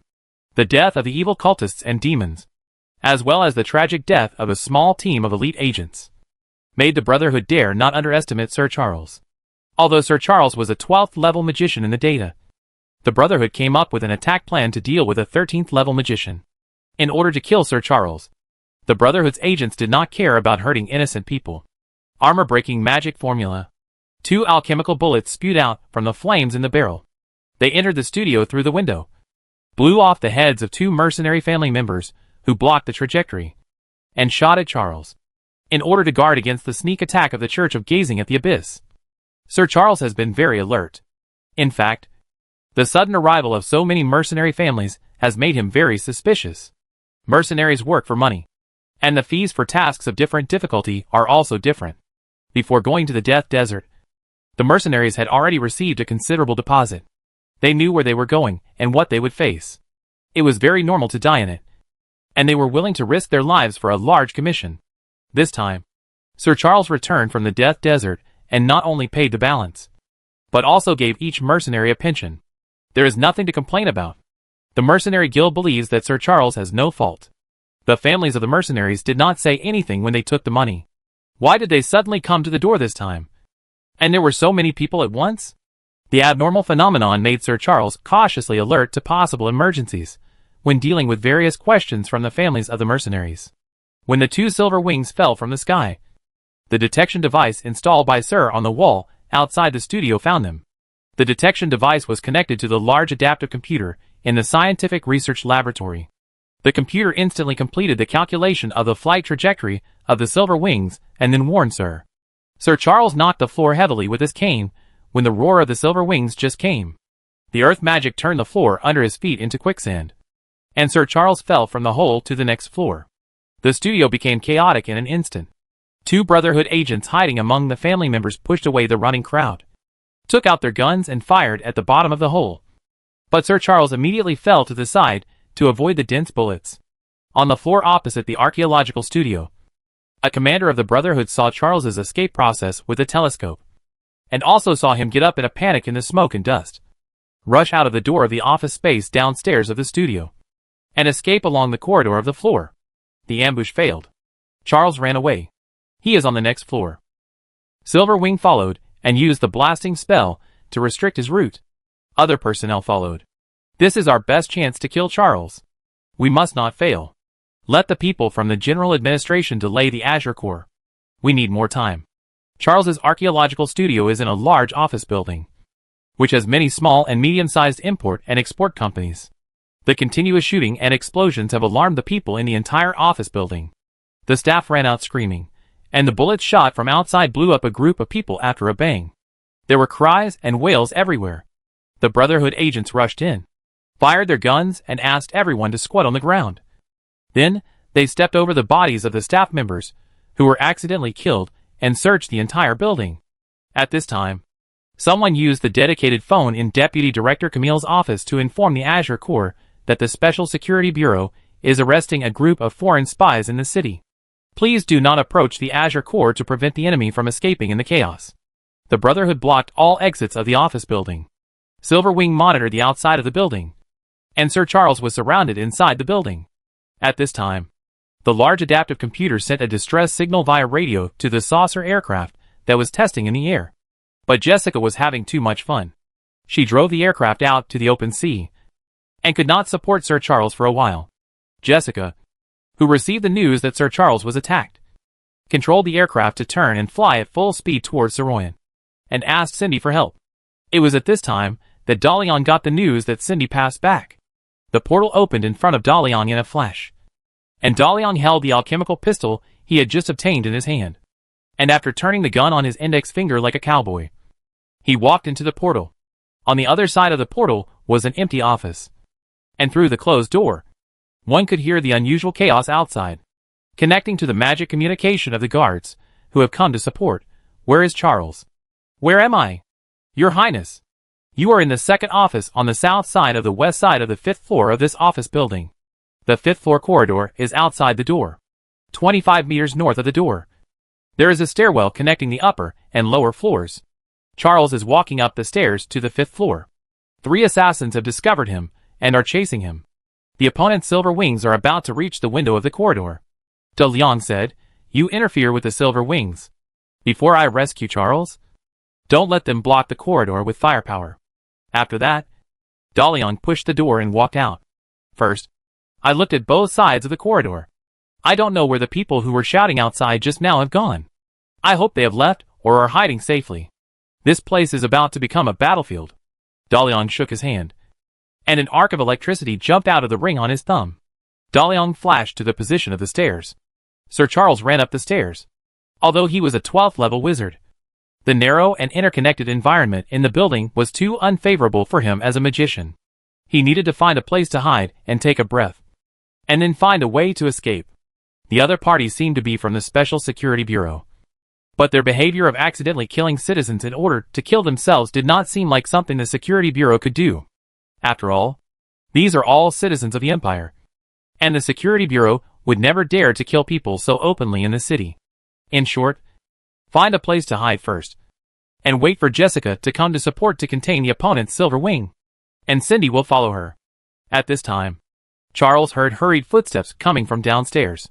He knew that he was discovered, and if he ran upstairs, he would probably be blocked in the stairwell, setting up a wall of fire on the steps behind him to block the killers who were chasing him. Charles pushed open the stairwell door on the 5th floor, and then saw a child standing opposite him with a gun. "Hello, Sir Charles." What a coincidence. Chapter 240 Rescue Charles. Charles was stunned when he saw De Liang suddenly appear in front of him. And then he saw him raise the pistol in his hand that looked a bit like a flintlock. "Get out of the way!" Hearing De Liang's words, Sir Charles immediately dodged to the side. Behind him, the assassins of the Brotherhood had used magic to extinguish the wall of fire released by Charles. They rushed around the corner and were about to shoot Charles. But De Liang pulled the trigger first. When Charles dodged in a panic, he saw the scene when De Liang's gun was fired. At least 6 small magic circles were deployed around the alchemical pistol, and 3 magic circles were stacked in front of the muzzle. This is because the magic array engraved on the alchemical pistol is too advanced, resulting in energy overflow. For ordinary alchemical guns, all the magic effects produced can be borne by the gun body and bullets, and it is impossible for the magic array to be released. In other words, the magic energy that this pistol can produce has far exceeded the limit it claims to be able to use, and the energy has overflowed. It's a waste. This level of magic array should be used on heavy artillery. But how can such a complex magic array be engraved on the size of a pistol? Charles's thoughts and the flash of the magic array overflowing from the alchemical pistol disappeared in an instant, and a crisp gunshot was followed by a huge roar. Then, a 2-meter diameter hole was opened on the wall opposite De Liang. Behind the hole were walls that had been blown open, with white sunlight shining through the end. This shot actually pierced through the entire building, and the killer that De Liang was aiming at naturally disappeared. The killers chasing from below all stopped and looked at the big hole in front of them with horror. How to chase? No shelter can stop the bombardment. De Liang himself was also shocked by this shot. This was the first time he shot after getting this gun, and he ended up piercing someone's building. De Liang shouted in his heart, "Nicole! Nicole! Come and have a look. Is this a gun?" At this moment, the commander of the Brotherhood, who was controlling the overall situation in the building opposite, saw the building being pierced. A white light penetrated the outer wall of the building and rushed into the sky, and the whole block became more chaotic. He really wanted to know what happened to the people inside, but the radio was too large and had not been equipped to the frontline combatants. He had to connect to the silver wing in the air and shouted, "Why haven't you arrived at the location yet? Charles is in the west corridor of the 5th floor. Use firepower to suppress him. And don't let him use magic at will. You may be facing a 13th level magician. We can't be careless. Limit his space and don't give him time to use large-scale magic. No matter how strong he is, he can't withstand too many armor-piercing bullets. Captain, just now we encountered a turbulence between buildings. Now we have controlled the silver wing and are about to reach the attack position." When De Liang was stunned by his own shot, the magic communication of the guards reached his ears. "Your Highness, 2 silver wings are about to arrive at the corridor on the west side of the 5th floor. They will attack you from the window at the end of the corridor on the north side." After receiving the warning, De Liang finally came to his senses. He released the tower shield and stood on his side. And then 2 heavy blows hit the shield surface of the tower shield. Hearing that the silver wings had already started to suppress them, the assassins downstairs fired upwards, preparing to rush upwards with firepower. The silver wings did not expect that the attack they launched would be blocked by a shield that suddenly appeared, and it seemed that someone had responded to Charles. However, due to the obstruction of the tower shield, the silver wings could not see who rescued Charles, and could only use the armor-piercing technique to shoot the shield over and over again. But they just couldn't penetrate it. Seeing the dense bullets coming from the bottom of the stairs, De Liang knew that these assassins were about to rush upwards. The shot just now consumed a lot of his magic power, which was exciting. But he only took 1 meditation training class, and the little magic power he stored was not enough for him to use for a few shots. De Liang immediately reported the problem of the alchemical pistol to the Great Tomb Alchemical Laboratory. While waiting for a reply, he said to Charles, "Let's go. We have to find a way to break out." Charles didn't know why De Liang was in this place, holding such a powerful pistol, and the shield that could block Silver Wing's shooting. This young Master Liang was full of weirdness. But now was not the time to talk.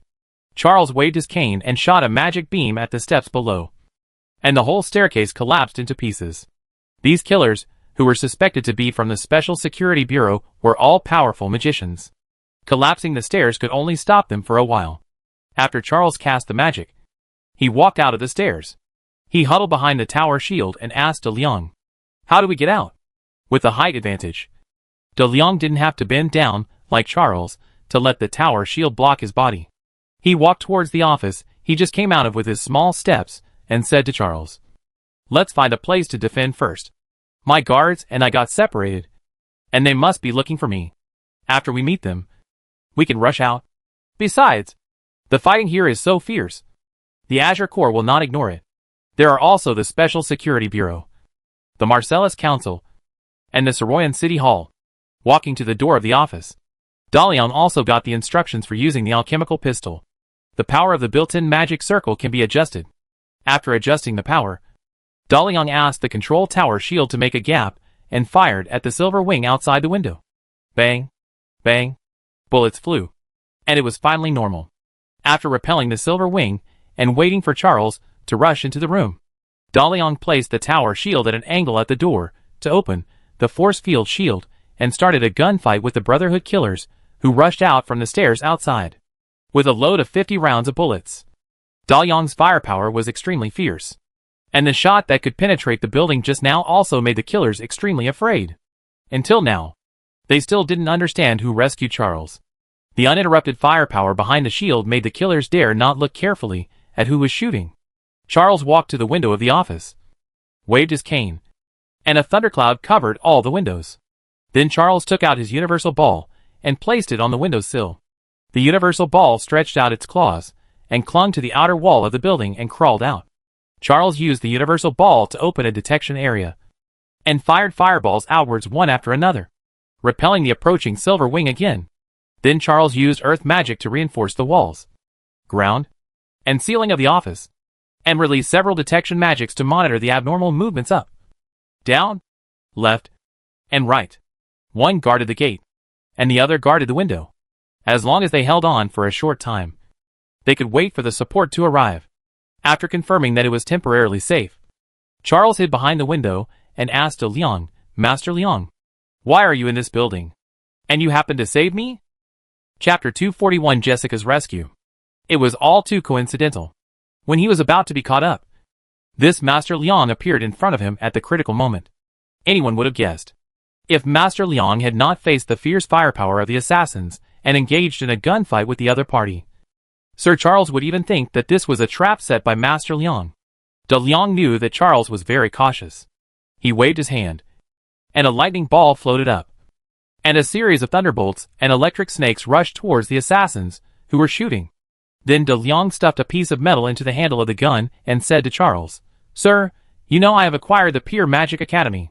But the foundation of the Pure School of Magic is really too poor, and the indicators to measure the ability of a magic school to run a school, in addition to teaching equipment and professors, are the number of professional research institutes and research capabilities. I know that your private research institute is leading the world in many fields. So, I came to you to discuss cooperation and build the research institute of the Pure School of Magic together. However, there were many people in your studio just now, and I didn't disturb them rashly. I just looked around in the building to see if there was any profitable business to invest in. Then, you saw it all. My subordinates and I were dispersed by the chaotic crowd, and I met you when I was about to go downstairs to take shelter. It's such a coincidence." "Yes, it's such a coincidence." Sir Charles couldn't find any loopholes in De Liang's answer. He generously let him invest in the energy newspaper, and he must have been thinking about his private research laboratories. The Pure School of Magic also needs to establish its own professional research institute as soon as possible to transform the soft power of funds into the hard power of magic alchemy research, with students at the bottom and top research capabilities at the top. The Pure School of Magic is not afraid of any challenges. Sir Charles raised his cane and released magic energy directly at the wall. He used magic energy to attack the killers next door. With a higher rank difference, he forcibly confused the magic elements in the area and interrupted the killer's spellcasting. "I'm sorry for dragging you into this battle. With time and space, Sir Charles can finally show his strength as a 12th level magician." He fought with his opponent through the wall, and still had the energy to talk to De Liang. "You saved my life. If I can get out of here alive, I am willing to cooperate with you to set up a professional research institute of the Pure Magic Academy." After loading the bullets, De Liang started shooting at the killers outside again. The killers he and the lightning ball didn't dare to show their heads at all, and those killers who wanted to break the wall couldn't suppress Charles for a while. The commander, who saw that he couldn't break the situation for a long time, ordered, "Silver Wing, Keep a distance and use the most powerful bombing spell to fire at the room where Charles is hiding. We are making too much noise here. The Azure Corps is coming. End the battle quickly. The two Silver Wings retreated to a distance of 200 meters from the building. At this distance, they can dodge calmly even if there is a magic attack. The two Silver Wings hovered in the air, with their aerial combat rifles pointed at the room covered by thunderclouds. The muzzles lit up, and the bombing spell began to gather energy. Just as the Silver Wing was about to pull the trigger, a bullet shot from the sky above the side. A sound of breaking through the air was heard, and a Silver Wing's head exploded instantly. The other Silver Wing saw his companion being shot down and did not dare to continue shooting. He instinctively made an evasive move, turned around and found the enemy in the direction where the bullet came from. It was Jessica, the assistant of Sir Charles. She was standing on a disc-shaped aircraft, and the rifle in her hand was already aimed at him. The surviving Silver Wing maneuvered again, and the combat rifle in his hand changed from bombing to armor-breaking magic, and fired a chaotic shot. All the air combatants were powerful magicians. When they were flying in the air, they always had various defensive spells on them, and ordinary gunfire did not pose much threat to them. While Silver Wing was maneuvering, he also reported the encounter in the air to the commander of this battle. I found Charles's assistant Jessica. She was driving a special aircraft at an altitude of 1,400 meters at the 7 o'clock direction. Tian Yo has been shot down, and I have also been locked by the enemy. Requesting ground support. Requesting ground support. Jessica finally arrived. She stood on the disc-shaped aircraft, occupying a high-altitude position, using the sniper mode of the combat rifle specially made for her by Sir Charles, and killed a Silver Wing with one shot from a distance of 1,000 meters. There is another one. Jessica loaded a bullet and controlled the disc-shaped aircraft to move continuously to prevent the sudden cold guns from the ground. At this time, she found that the disc-type aircraft had not only the advantage of maneuverability over the Silver Wing, but also the wide shooting angle that the Silver Wing could not compare with. It was just that the disc-type aircraft required too high physical fitness and talent from the pilot. Jessica had not yet mastered the disc-type aircraft. During the maneuvering flight, she failed to shoot the Silver Wing in time, and the opponent lowered its altitude and drilled into the city's buildings. Jessica, worried about Sir Charles's safety, did not pursue. At this time, many parts of the office building were on fire, and thick smoke was everywhere. Jessica had to rescue Charles before the whole building burned. The adaptive computer located Charles, and Jessica rushed towards the thundercloud on the outer wall of the building. Knowing that Jessica had arrived, De Liang ordered his subordinates, who were hiding everywhere, "Today's mission has been completed. Now, clear the area." Almost instantly, the gunshots that echoed throughout the corridor suddenly stopped. In the magic perception network released by Charles, the killers who were fighting against him with magic across a wall next door fell to the ground at the same time, and the breath of life quickly disappeared from his perception. All dead. These well-trained killers died at the same time. Who has the ability to kill them all? The attack came suddenly and ended suddenly. While Sir Charles was confused, Jessica rushed through the thundercloud and jumped in from the window. She saw that Charles was safe and sound, and she finally let go of the worry that had been hanging in her heart. Jessica didn't know that the killers were all dead. She shouted to Charles, "Sir, hurry up and jump out of here with me. The aircraft is outside. I will take you away." Charles, who didn't know why all the killers died, also thought that this place was still unsafe. He said to De Liang, who was standing at the door, "Master Liang, this is my assistant Jessica. There is an aircraft outside the window that can take the three of us out." This was the first time that De Liang faced Jessica, a girl who exuded vitality and vigor. Looking at this descendant of countless generations, De Liang felt an indescribable feeling in his heart. He thought more about Joyce, the king he had sworn to protect forever. De Liang put away his pistol, tower shield and lightning ball, and said to Charles, "My guards have found me. I hope that this fight side by side will become an opportunity for us to cooperate further. After you finish dealing with things here, let's have a discussion. Goodbye." Chapter 242 Silverwing Ace. Walkley is a field agent of the Special Security Bureau and a backbone of the Brotherhood. Since he was once a Silverwing Ace pilot, he formed a double-wing formation with another Ace Silverwing to take charge of the air mission when the Brotherhood surrounded and killed Charles. The mission target may be a 13th level magician, but Walkley did not feel too much pressure.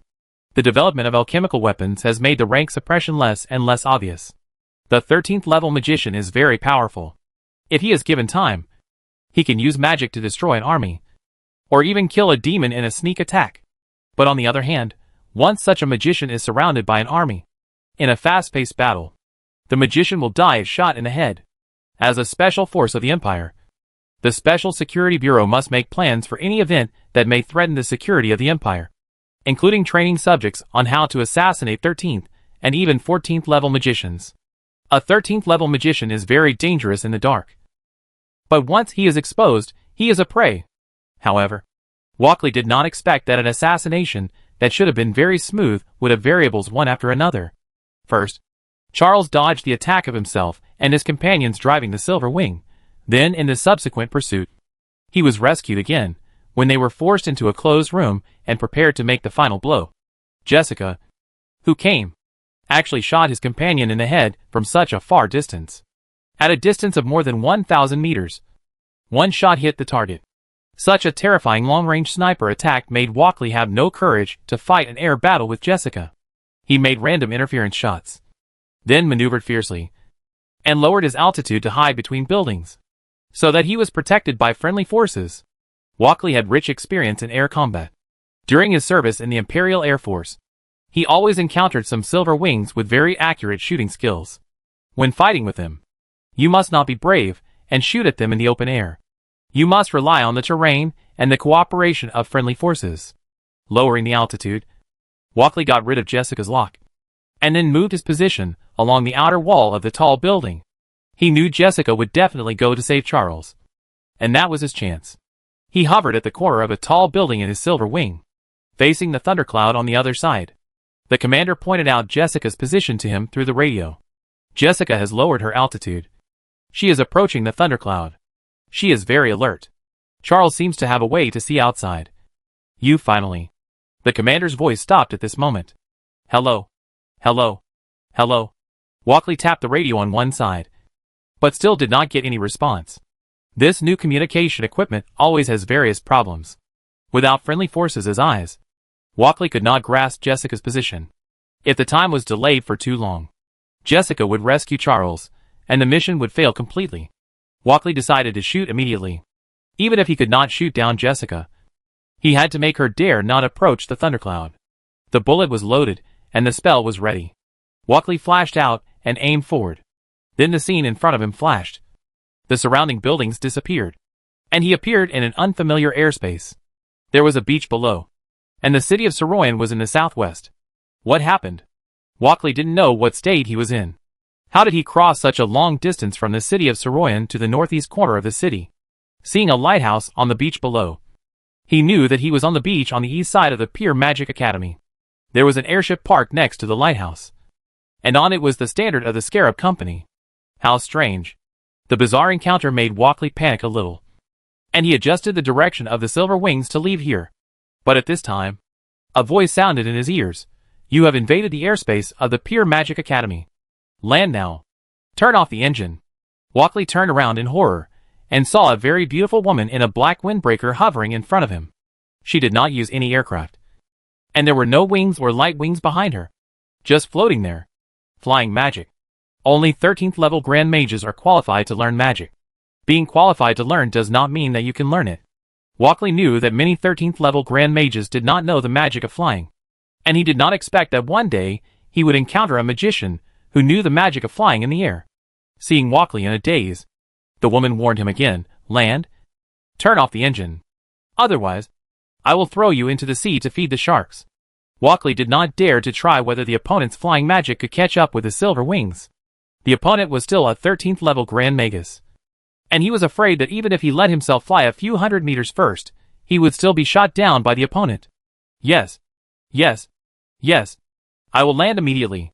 Walkley slowly lowered the altitude and said, I don't know how I got here, but I have absolutely no intention of offending you. This is a misunderstanding. I hope you can let me go. The woman landed at the same time as Walkley and replied, It is not up to you to decide whether there is a misunderstanding or not. My master wants to see you. You'd better be honest. Respectfully call him Master Liang, and then answer whatever he asks. This way you have a chance to leave alive. Possibly. The probability of death made Walkley even more nervous, because the other party dared to kill even the president of the Scarab branch. Silverwing landed on the airship under the supervision of a vampire guard. After Walkley and Silverwing separated, they were taken to the ruins of the villa in the middle of the airship. At this time, De Leon was pointing at the ruins and said to the alchemist Minia, who had been transferred from the Great Tomb, "Tear down this villa. After getting the technology of Charles' adaptive computer, make a big one on top of it and put it in the sky. How to put it is up to you. The higher the better. Put a true eye for me to monitor all the surrounding areas. Then, you can do whatever you want. In short, this is my one eye and one ear. The clearer you can see, the better. The more carefully you can hear, the better. The wider the range, the better.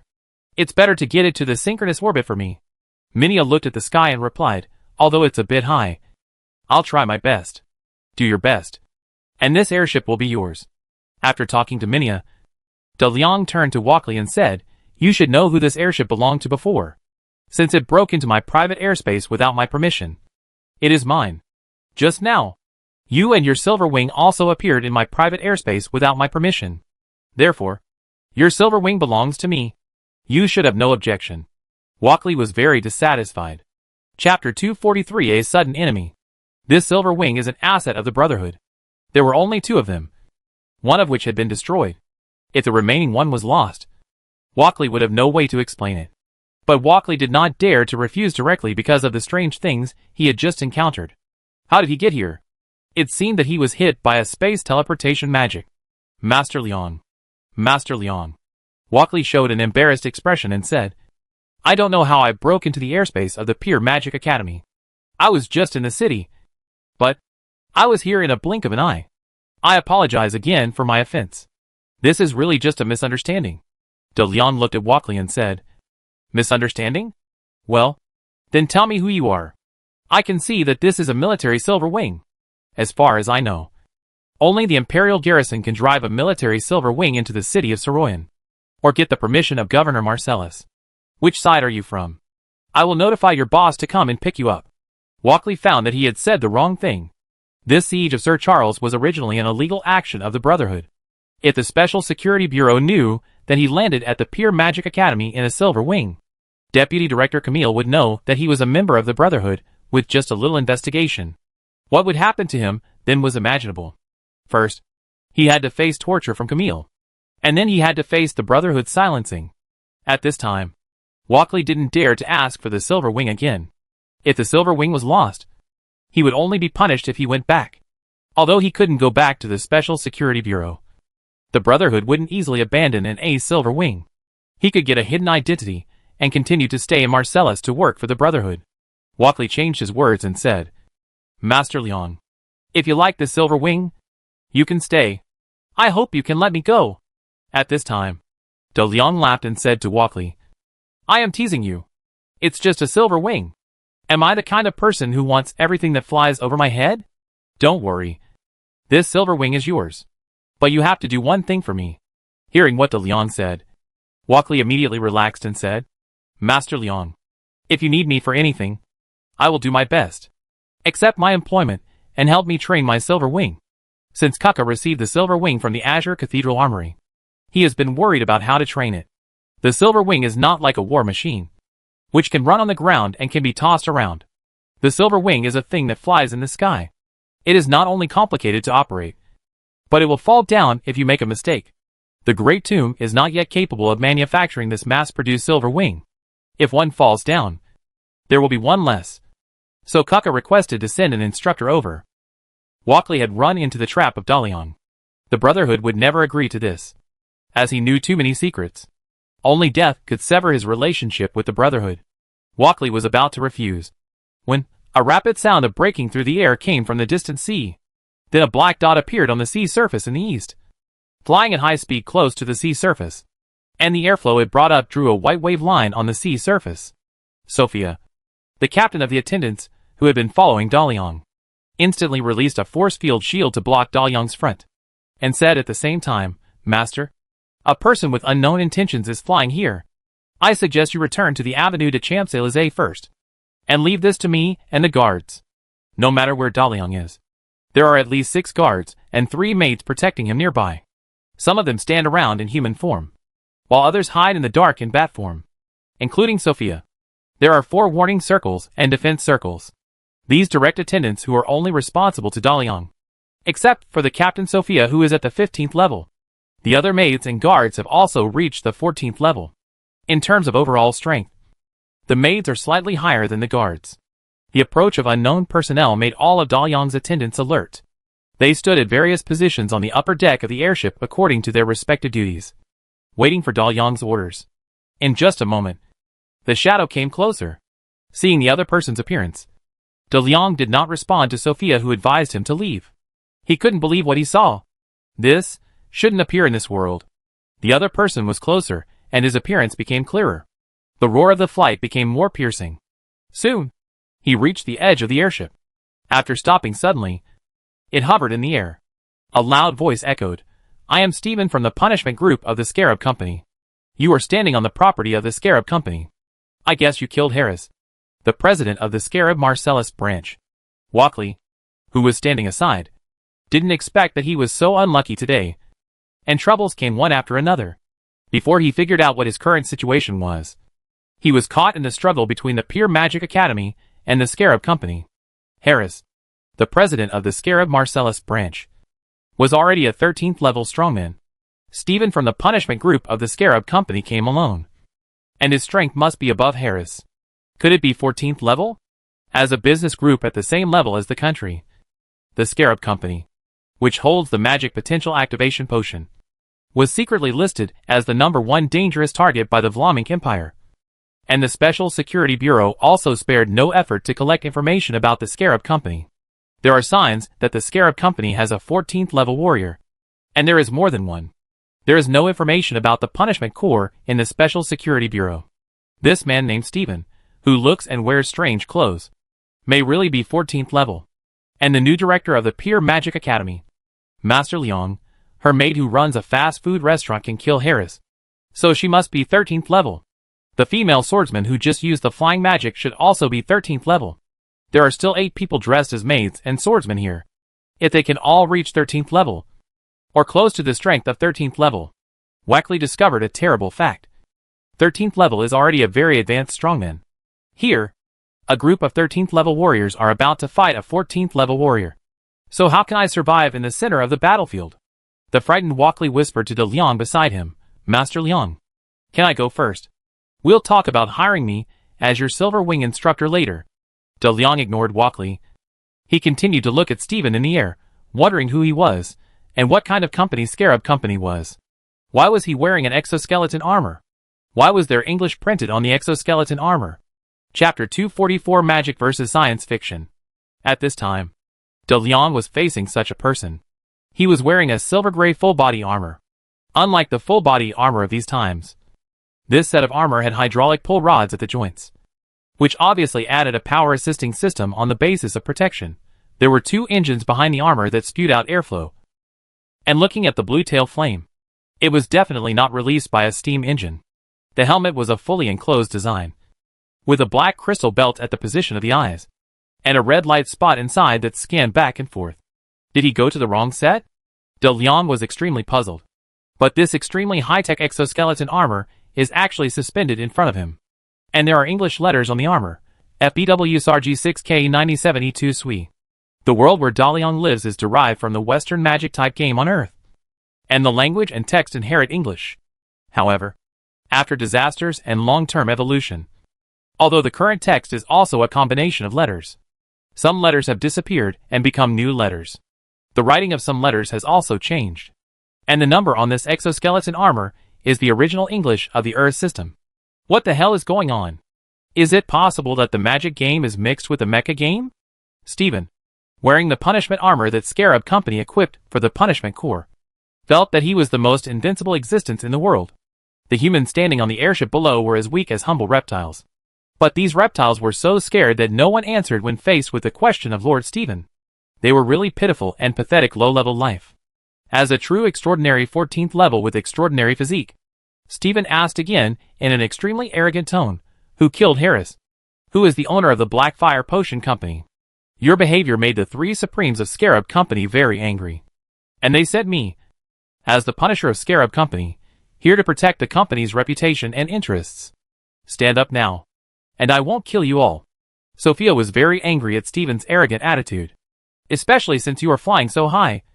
Don't you know that the Master hates looking up at people? Master, leave this man to me. I will make him pay for his offense against you. Dalian did not send Sophia to fight. In the original magic power system of this world, Sophia's 15th level is already the top. But this time it is the technology side that is intruding. And Dalian, who doesn't know what kind of black technology this is, has to deal with it carefully. No. You stay with me. Let Julian, Juliet, and Solomon come and stand by. Then Issei will go to battle. Among all the heroes in the Great Tomb. Although the 15th level Shadow Dragon Demon Issei is not the strongest hero, her survivability is definitely the strongest. Facing an enemy of unknown strength, it is best to stand in an undefeated position first. Issei's ability to control space and time is already a bug. Yes, Master. After receiving the order, Issei slowly appeared from Dalian's side, with a dark body and death-handled long swords at the end of his limbs. At the same time, the Holy Angel Julian, the Hell Angel Juliet, and the Evil Angel Solomon have already arrived in the higher airspace through teleportation skills, ready to support Issei in fighting the enemy at any time. For level 15 creatures joined forces, and a level 16 hero was on standby. As long as the opponent's power level did not reach the god level, they would never lose. Dalian was ready to go big, and the three working players of Scarab Company also had a backup plan. A drone was hovering slowly in the airspace more than 20 kilometers away from the airship, and the radar was irradiating unscrupulously. Anyway, they knew that this planet did not have the technology to detect radar radiation. The built-in pulse cannon of the drone completed the lock on all the targets on the airship, and then the radar irradiated 3 more static targets in the airspace above the airship, with an altitude of 2,000 meters. Due to the distance, the camera system on the drone could not see what these 3 targets were. 3 working players were watching the upcoming battle in the control room of the forced landing spacecraft. On the large screen in front of them, there were video signals sent back from the front by the individual mechas, as well as various battlefield environment information collected by the drones. They reminded Steven, there are 3 unidentified targets at an altitude of 2,541 meters above you. The Supremes will help you monitor their movements. There are 11 people in front of you. The human child is the main target this time. Leon, according to our speculation, the strength of the others should range from level 11 to level 13. Note, they are all genetically enhanced warriors like you. It is not certain whether young Master Liang has other backup forces. Wait, what is this? The voice of the Supreme rang in Steven's ears. The ability to see the entire battlefield situation from thousands of miles away made Steven admire it. Although he had never seen the 3 Supremes, his power was given by the Supremes, and the powerful armor was given by the Supremes. His every move was seen clearly by the Supremes. Although Steven barely obtained the extraordinary physique, he did not dare to have any second thoughts about the Supremes, with the Supremes controlling the overall situation for him. Even if the other party had an ambush, Steven was confident that he could kill all these people. Even if there was one more, a dark, weird-looking guy. Steven saw Knight appear, and the 3-player workers saw it too. Knight looked more sci-fi than Steven in his exoskeleton armor, like a slim woman wearing a more advanced combat armor. The 3-player workers recalled their initial speculation about Master Liang and Blackfire Company. Genetic drug technology beyond this era, more advanced single-soldier combat armor. Could it be that besides them, there are other players who have discovered this planet with a unique civilization?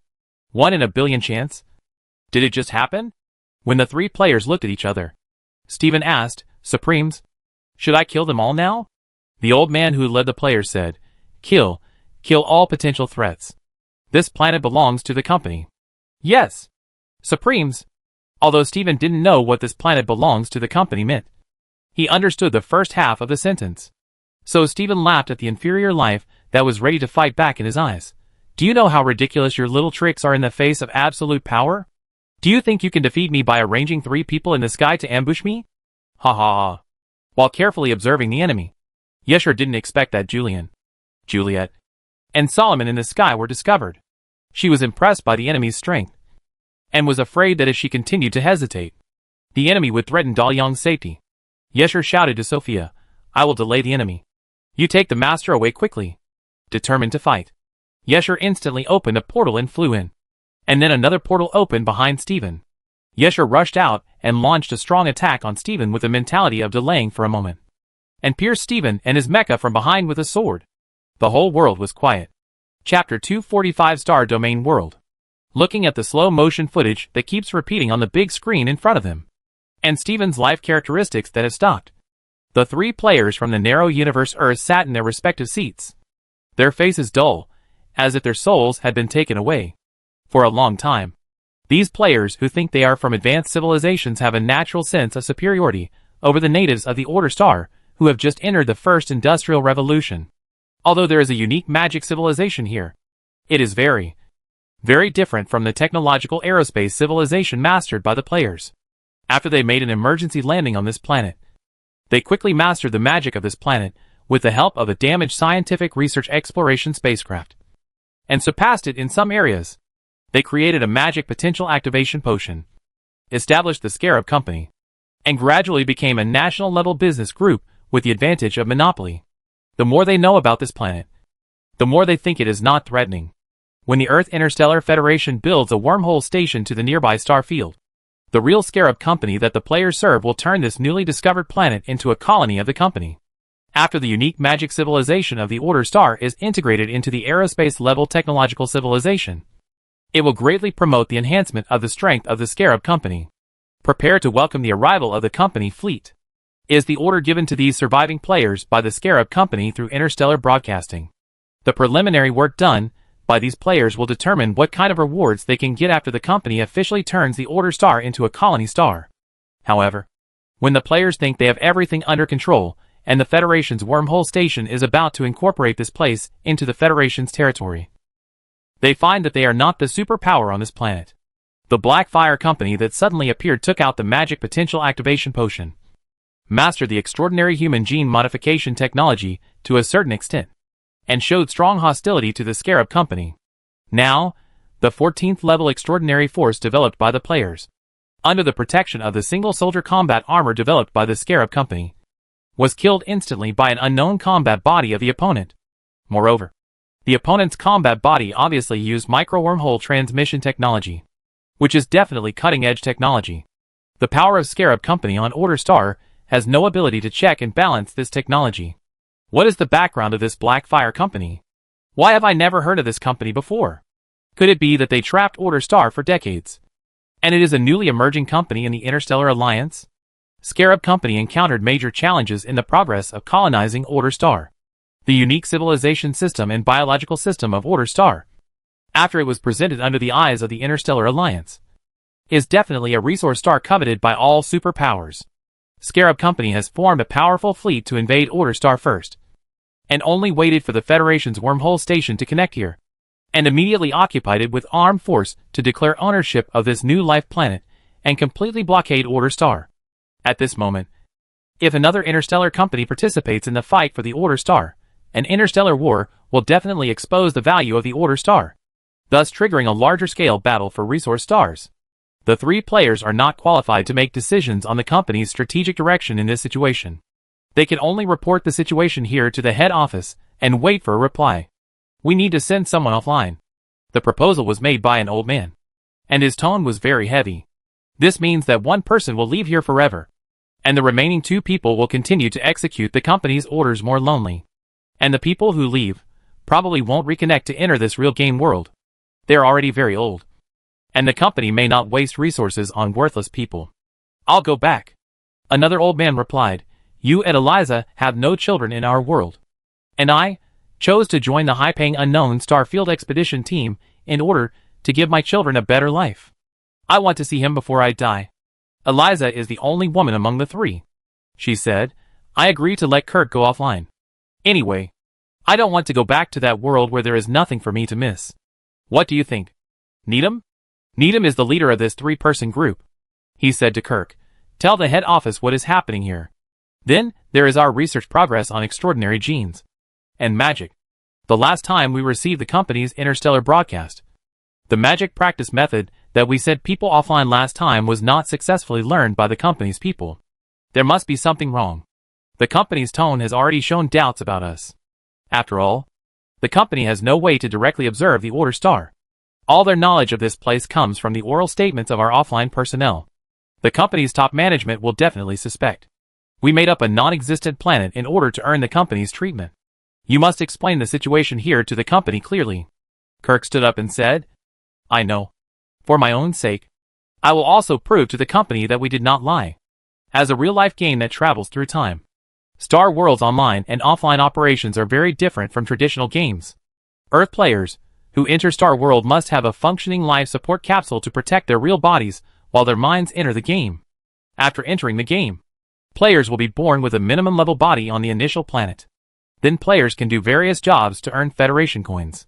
Federation coins can be exchanged for Earth's currency in the currency market, or they can be used to transform and strengthen the body, purchase equipment, or be used for daily consumption in Star World. Players cannot just disconnect and leave the Star World, since the player's body in the Star World is real. Disconnecting will cause the body to die directly. Therefore, if players want to log off, the safest way is to enter the cryogenic hibernation life support cabin first, and then pull their minds back into the body of the Earth's life support cabin. However, the cryogenic hibernation life support system of Needham's research spacecraft was damaged during the forced landing, so their offline became a one-way trip, and they could not come back once they left. In addition, they can only receive interstellar broadcasts sent by the company, and the spacecraft's communication system cannot reach the power of reverse transmission of information. Therefore, if they want to tell the company something, they must log off and let their minds return to Earth for direct reporting. During the decades of exploration of the Order Star, some players died unexpectedly and logged off, while others took the initiative to log off and report the situation to the head office. One after another, there were only 3 of them left out of the 27 players on a research ship. After Kirk left, only Needham and Eliza were left. Chapter 246. A large amount of information. Kirk left, and the other 2 did not go to see off this old friend of decades. In the future, before the Federal Wormhole Station is connected, Needham and Eliza will face the suddenly appearing Blackfire Company alone. They must try to collect information about this company to know what scale of enemy they are facing before the company's fleet arrives. Needham and Eliza look back at the screen. The signal of the individual armor has been cut off, indicating that the other party already knows that someone is monitoring them through the monitoring equipment built into the individual armor, which further proves that the other party is not a native of the Order Star. They knew what this mecha was, and how to cut off the connection between the mecha and the spacecraft. Fortunately, there was still a drone on standby in the air. Thinking of the drone, I thought that the other party might be a Federal expedition team like me. Then the drone used radar to illuminate the other party, so carelessly. Didn't it clearly tell the other party the location of the drone? Without external supplements, all the equipment on the scientific research spacecraft was extremely precious. They had already lost a mecha, and the more precious drone could not have any mistakes. Needham said to Eliza, "Recall the drone immediately. We need to make a new strength assessment of our potential opponents." Eliza quickly typed a command on the console in front of her to recall the drone. But at this time, she found something strange on the drone radar, and said to Needham, "Originally there were 3 targets in the air, but now there are only 2. One of them is out of the range of the drone radar." But just after Eliza finished speaking, the drone lost contact. Looking at all the signal channels on the screen being invalid, Needham closed his eyes tiredly and said, "Send someone to recover the drone wreckage according to the location. If it can be repaired, repair it. If it can't be repaired, the spare parts are also useful to us. Then cancel the Marcellus branch. Notify the potion production factory to increase the production of the 4th generation magic potential activation potion. Provide the 4th generation magic potential activation potion to all magic academies except Marcellus. And prepare to launch the 5th generation magic potential activation potion. Magic potential activation potions are different from extraordinary gene potions. Magic potential activation potions require a large number of user data analysis to find the right formula ratio. Blackfire's 4th generation magic potential activation potion is just a crack of our potion formula. Their potion has just been launched, and they certainly don't have our activation potion user database. So it is impossible for them to independently develop a more advanced activation potion. We will fight them again in the medicine market. In addition, according to the information we have now, Blackfire Company seems to have established contact with the Vlaming Empire. Then we will support the Marcellus Parliament. Give them money and weapons. After Marcellus becomes independent, we will slowly clean up Vlaming trapped inland. Okay. I'll listen to you. At this time, on the sea east of the Pier Magic Academy, a huge airship was tied to the pier by a cable. The top of the airship was a layer of green land, and the green grass was trimmed very flat. The mecha that was just showing off in the air fell in front of Daliang. No one expected the battle to end so suddenly. The seemingly invincible Punisher of Scarab Company was stabbed to death by Yisei from behind. Even when Yisei started the fight, he did not expect that his desperate attack to cover his master's evacuation would kill his opponent. He was so weak that it was totally different from the momentum he had just shown, and the majesty of his armor. Yisei even thought that his opponent had some hidden tricks, and he continued to attack him several times before confirming that his opponent was really dead. The mecha fell in front of De Liang with Steven's body.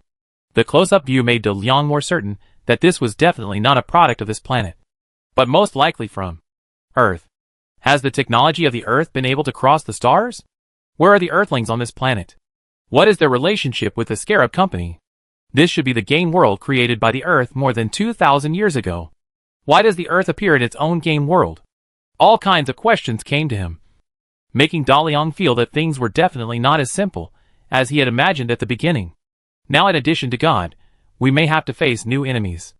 The Scarab Company must be related to the Earthlings. Thinking about the fate of the Native Americans after the discovery of the American continent, Daliang did not think that the intelligent life on this planet would have any good end. The amount of information in this battle is quite large. Daliang knew that such a mecha must have a long-distance communication system inside. Although the people inside were dead, some functions of the mecha were still running. So Daliang said to the knight that landed, use space confinement on this mecha, and then transport it to the basement of the Élysée Avenue. In the future, it is strictly forbidden to say anything about the big tomb near this mecha. Daliang's words made all the servants nervous again. Sophia asked, Master, do you think this person is not dead? Daliang said, no.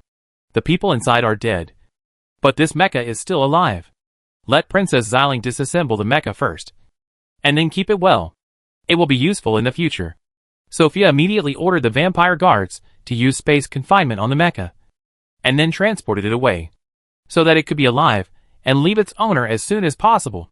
At this time, a portal opened next to Daliang, and Julian, wearing the armor of the palace knight, walked out of it. She glanced at the mecha on the ground, and then said to Daliang, just now we felt someone in the air using some kind of ripple energy to impact the entire space, which seemed to be some kind of detection method. Juliet has entered the subspace and chased after the source of the emission. It seems that the enemy has sent more than just this one person. As he was talking, Juliet, who was also wearing the armor of the palace knight, walked out of a portal. She said triumphantly, there is nothing to worry about. It is just a strange triangular flying alchemical puppet. Although it is big, it is also very stupid. I cut it into 2 pieces with one sword and it fell into the sea. Hey, that, Master, do you know who the other party is? Since the enemy is already looking for trouble with us, let me kill them all. De Liang listened to Juliet's description and wondered what the triangular flying alchemical puppet was. Could it be an airplane? This kind of technological item that surpasses this planet for countless generations has great research value even if it is damaged. Daliang asked Juliet, do you remember where the alchemical puppet fell? Juliet scratched the hair on her forehead and thought, maybe, remember? You won't ask me to fish it out. It's the bottom of the sea. If something sinks, how can I find it if I want to? I won't do it. Daliang laughed. Our enemies will definitely go to find the crashed alchemical puppet, since the alchemical puppet was cut into 2 halves by you. Bring back 1 half, and let the other half take away. And you follow to find the other half's lair. After we find it, we will attack it. I'll let you go first. Chapter 247, Breaking Through the Bottleneck. Juliet happily accepted De Liang's order and left. Nothing could motivate her more than killing people. The airship's surroundings returned to calm, and the battle here was not known to the outside world. And the significance of this short battle, no one could understand it better than De Liang. There is no trace of God yet, and the threat from the Earth is more imminent. The Scarab Company must be dug out as soon as possible to obtain more information about the Earth. And magic alchemy and natural technology should also be pushed to develop outside the planet as soon as possible, no matter what purpose the Earthlings have for this planet. They must go all out in preparation for war. De Liang turned to Walkley, who was left aside, and said, "Have you thought it through? Will you accept my employment?" Walkley had a bitter smile on his face. He had seen so many things that he shouldn't have seen. If he said no, there would be only one outcome. And this battle also made Walkley very curious about De Liang. The Punisher sent by Scarab Company was suspected to have reached the 14th level, but was killed in one blow. What level was the strongman who could be invisible and teleport at any time? What was Master Liang's identity to be able to gain the loyalty of such a strongman? And the Knights of the Holy See, they are warriors loyal to the God of Light. Why can they be summoned and sent away by Master Liang? In a short time, Walkley's heart was filled with shock and doubt. While he was afraid, he also looked forward to his new job. Walkley replied, "Master Liang, I am willing to accept your employment and train Silver Wing for you. But I also have something to tell you. My identity may bring you some trouble." "You said?" De Liang knew that there was an independent and uncontrolled organization in the Special Security Bureau through Miss N. This time, the Special Security Bureau launched a siege against Sir Charles, which should be done by this organization. Originally, De Liang had no great interest in this kind of organization. Now they are looking for trouble with Charles and Jessica, which is equivalent to looking for trouble with De Liang. De Liang brought Walkley here, and also wanted to figure out this organization. Walkley said, "Master Liang, I work for the Special Security Bureau of the Marcellus Province, and I am also a member of the Brotherhood within the Security Bureau. The Brotherhood has infiltrated every corner of the Security Bureau." Through Walkley's narration, De Liang knew that the scale of the Brotherhood was much larger than and had estimated. In the early days, the Brotherhood was just a small group of people who were dissatisfied with the Empire's employment standards.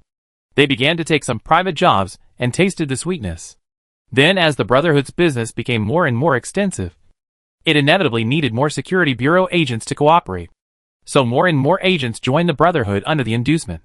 Now the Brotherhood is no longer limited to the Special Security Bureau. In the province of Marcellus, the Brotherhood is the intelligence agency second only to the Imperial Special Security Bureau and the Parliamentary Internal Affairs Bureau. At the same time, due to the secrecy of the Brotherhood, some intelligence channels are unique to them. Assassinating the former director of the Security Bureau was just a small test for the Brotherhood. However, because the Brotherhood was formed by the most professional agents, there has been a very strict confidentiality system since the establishment of this organization. Even though Walkley was an old man who joined the Brotherhood early, he did not know too many specific members and structures of the Brotherhood. After introducing the Brotherhood, Walkley said, "Master Liang, I know you have absolute force. But after the Brotherhood knows that I accept your employment, some of their tricks will make you feel very annoying. But you can't catch them. At the same time, they will definitely kill me to scare those members who have different intentions towards the Brotherhood." De Liang knew that Walkley was worried about being silenced. So he said, "Don't worry. You don't work in Soroyan. I will send you to a specific location to work, where you will lose a certain amount of freedom. But I will also give you a certain amount of vacation every month. However, don't tell anyone what you see and what you see. And don't be scared yourself. If you have any relatives who need to be transferred or things that need to be taken away, just tell my guards, and they will arrange your itinerary. I will give you a weekly salary of 5 gold pounds first. As long as you do a good job, money is not a problem." After letting the guards take Instructor Walkley to the Great Tomb, De Liang led his subordinates back to their home on the Avenue de Champs-Élysées through the portal. At this time, the mecha had been sent to the basement and handed over to Princess Ziling, who was dismantling the mecha with her assistants. Then, the sound of bang, bang, came from underground from time to time. It must be difficult to dismantle a structure that has never been seen before. I hope they don't use too much force. Now, De Liang can only climb the technology tree step by step. Without a solid foundation of basic technology, there are not many shortcuts to take on this road. Even if a spaceship is placed in front of him, the Great Tomb doesn't know where to start. After all, they don't even know how to dismantle a mecha. However, in terms of magic alchemy, the Great Tomb has shown a trend of accumulating strength and then bursting out. It seems that an invisible restrictive shackle has been opened. The research of the Great Tomb Alchemy Laboratory during this period found that many bottlenecks in alchemy have become loosened. Some formulas that existed only in theory, but could not be realized before the crossing have actually undergone gratifying changes. This means that once the magic alchemy technology mastered by the Great Tomb has a breakthrough in the bottleneck. The ancient magic civilization represented by the Great Tomb will enter a new stage. If a new magic system is formed, the application of magic alchemy that is fed back can also bring the tentacles of the Great Tomb to the universe. Magic alchemy. Natural technology. De Liang's strategy is to thoroughly understand one and follow up, and then look forward to the surprise of divine power. But it will take time. De Liang regretted being too ostentatious in the past few days, which was inconsistent with the low-key strategy he had formulated at the beginning, so that he was directly exposed to the Scarab Company, competing for magic potential to activate the potion market, killing the president of the other party's branch, killing the Punisher sent by the other party, stealing the mecha, destroying their plane. A series of hostile actions may have made him, and the Blackfire Company, the hostile targets that the other party must get rid of. But De Liang was not afraid. All the signs of the Scarab Company showed that the power of the Earthlings on this planet was not great, and they did not have the strength to conquer this planet by force. There must be some reason that prevents the Earthlings from coming here in large numbers. As long as you are careful. The Scarab Company is not difficult to deal with, but once they know of their existence, they will definitely seek more support. Therefore, since the low-key strategy has failed, then let's be more high-profile. What I am best at is not pretending to be a pig to eat the tiger, but pretending to be a tiger to eat the pig. Chapter 248 Dean Level Meeting. Brown came to the villa near dusk. He wanted to take De Liang to attend the Dean Level meeting of the Soroyan Magicians Association and the Magic Academy to discuss the Soroyan magic education work in the new semester. After getting on the carriage together, Brown told the maid Rachel the address of the meeting and said to De Liang, originally, the Magicians Association was chaired by Adolphe He, the dean of the Soroyan Magic Academy. But Dean Adolphe was obsessed with breakthroughs in magic ranks and had not managed the affairs of the Magic Academy and the association for a long time. This dean-level meeting must be hosted by Vice Dean Creek. The Soroyan Magicians Association is a loose group, but it has a strong control over the Magic Academy. We have ruined his plan to acquire the Wharf School of Magic, and I am afraid he will cause trouble for us at the meeting. De Liang looked at the gradually lit streets outside and said in a nonchalant tone, power must be supported by strength. Power without strength is like a walking stick made of dead branches. No matter how gorgeously decorated it is, it will not change its nature of being easily broken. What qualifications does Creek have to cause trouble for me? Relying on the Soroyan School of Magic? Brown suddenly felt the sudden change in the attitude of this young Master Liang. Yesterday, he was like a titan fist, accumulating terrifying explosive power, but carefully testing the world. But at this moment, Brown has already felt the oppressive fist wind, and Master Liang seems to be about to make a big move. Brown echoed, yes. Creek is indeed not qualified to trouble you. The carriage continued to move, and Liang did not put the topic on the upcoming meeting. He said to Brown, after the new semester begins, the Pure Magic Academy will only have a first-year junior magic department. It will take more than 10 years to train qualified magicians. Do you have any way to establish the junior magic department, intermediate magic department, and advanced magic department of the Pure Magic Academy in a short period of time? If you want to quickly climb the technology tree, you need a lot of talents. If you run the school step by step, the Pure Magic School will not be able to reap the fruits until more than 10 years later. And it may take 20 years to form a magician training system. If it was before, De Liang could play slowly. But he discovered the background of the Scarab Company, which may come from the invasion of the stars, which will not give him too much time. The Pure Magic School must form a complete set of circular magician training system in a short period of time, so that it can carry out the integration and application research of magic alchemy and natural technology with the support of the Great Two Magic Alchemy Technology. De Liang's idea made Brown fall into deep thought. Then he said, as long as there is money, plus the help of Miss N, it is not too difficult to upgrade the intermediate and advanced magic departments of the Pure Magic Academy. The difficulty lies in the source of students. We don't have students of the corresponding academic level, nor do we have magic professors. We can only poach people from other magic academies. This is a hateful thing. Besides, the Pure Magic Academy is not famous enough to attract outstanding students. A famous school needs more than 10 years, or even decades of accumulation. Master Liang, you don't need to be too anxious about this. De Liang said, there are things you don't know. Now I need to build the intermediate and advanced magic departments of the Pure Magic Academy as soon as possible. You and Deputy Dean Morton will work on an academy upgrade plan. You are responsible for the equipment, And as for the students, just leave it to me. Not long after walking, the carriage stopped downstairs of the Soroyan Magicians Association. This is a gray square 7-story tower, with a flag of the Magicians Association on the pointed roof of the tower. In the city shrouded in night, every window of the Magicians Association building is lit, which highlights the unique status of magicians compared to the surrounding low-rise buildings. Daliang and Brown got off the carriage and walked up the stairs into the building. Entering the building, Daliang finally felt the mystery and magic that magic should have. There were magic balls floating in the sky above the hall. There were some relatively low-level alchemy puppets around to help the magicians move things.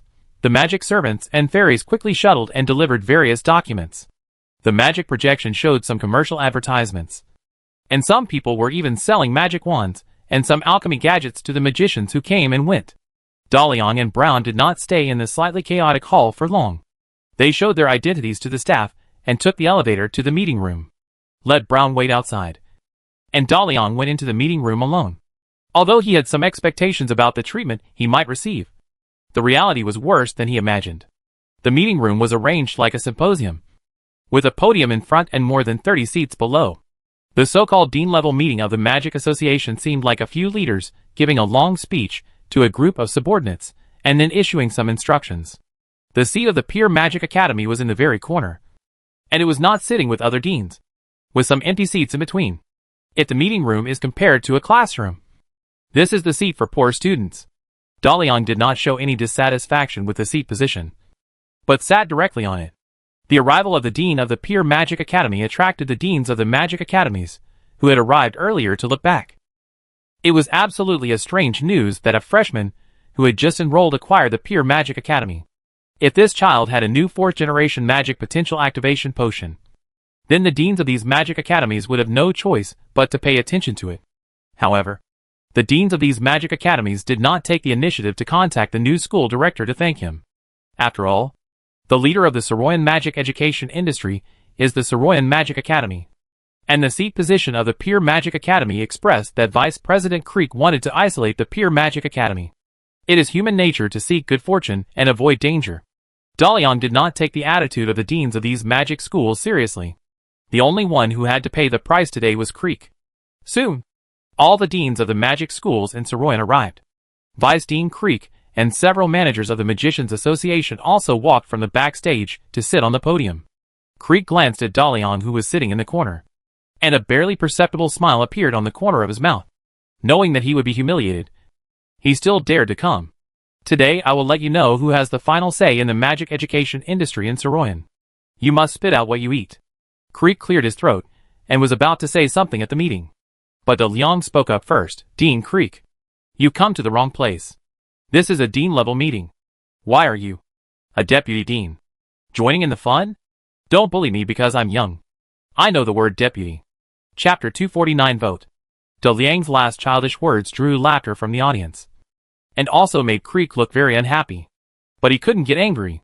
From a child's perspective, although the question raised by Daliang was a little sharp, it was not wrong. Creek, who had met Daliang, knew that he said it on purpose, but he could only pretend to be friendly and explain with a smile. Dean Liang, this position should have belonged to Dean Adolf. But Dean Adolf had some important things to do, so he specially entrusted me to preside over this meeting on his behalf. You don't need to have any objections to the arrangement of the meeting. Just listen. Now I will. Creek wanted to continue the meeting, but was interrupted by Daliang again. Deputy Dean Creek, I reiterate that this is a dean-level meeting to discuss the issue of Soroyan magic education in the new semester. For a dean of a magic academy, what could be more important than this? If Dean Adolf thinks that he no longer has the energy to manage Soroyan Magic Academy, he can choose to retire and concentrate on doing important things. Sending a deputy dean here is a disrespect to all the deans of Soroyan Magic Academies, and to all educators in Soroyan. A deputy is a deputy. If you want to sit in this conference room, remove the word deputy from your name. After Daliang finished speaking, the conference room immediately became dead silent. No one expected that Daliang would target Dean Adolf. This 14th level extraordinary magician is the honor of Soroyan, and the backbone of Soroyan Magic Academy. Let Dean Adolf retire.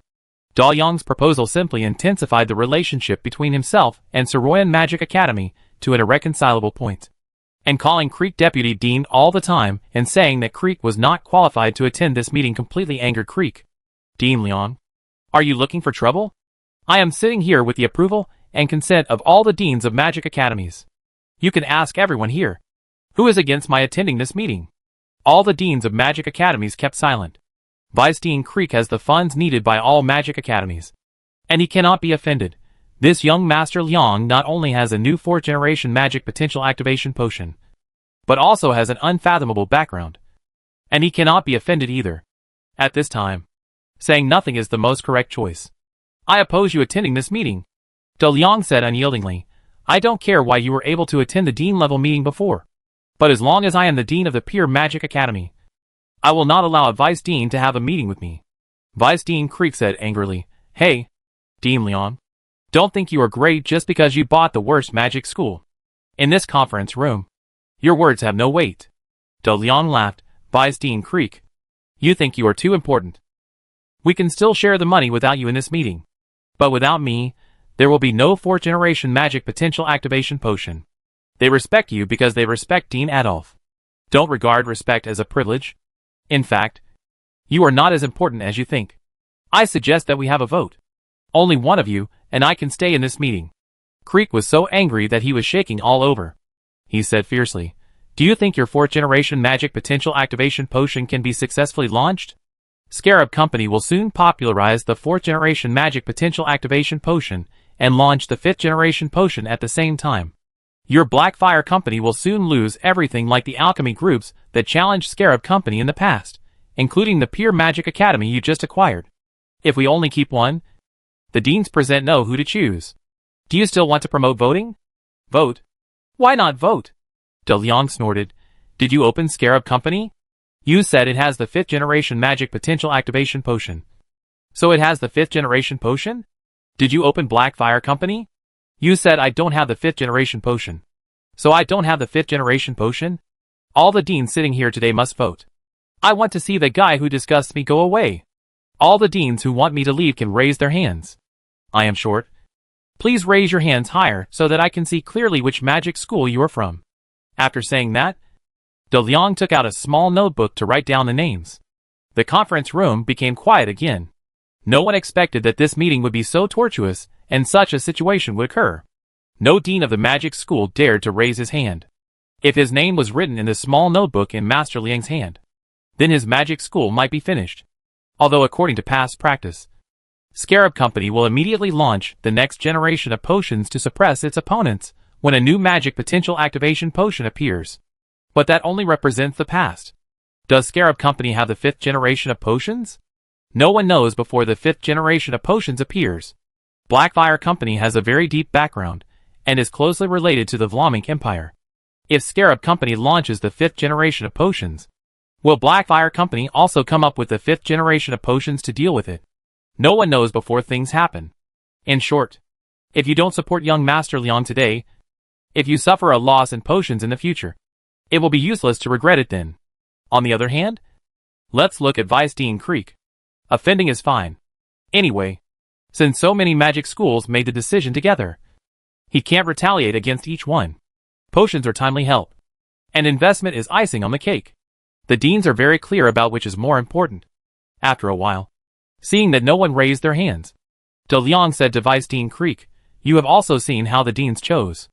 Facts have proved that I am more valuable here than you. And it's funny that you can't see it. The future of Saroyan Magic School is worrying under your leadership. Vice Dean Creek, please leave the meeting room and don't delay the meeting of us deans. Creek didn't expect things to develop in this direction. If he left the meeting room, it would definitely be a serious blow to the prestige of Saroyan Magic Academy. He said, he used the magic potential activation potion to force the deans, so of course they didn't dare to raise their hands.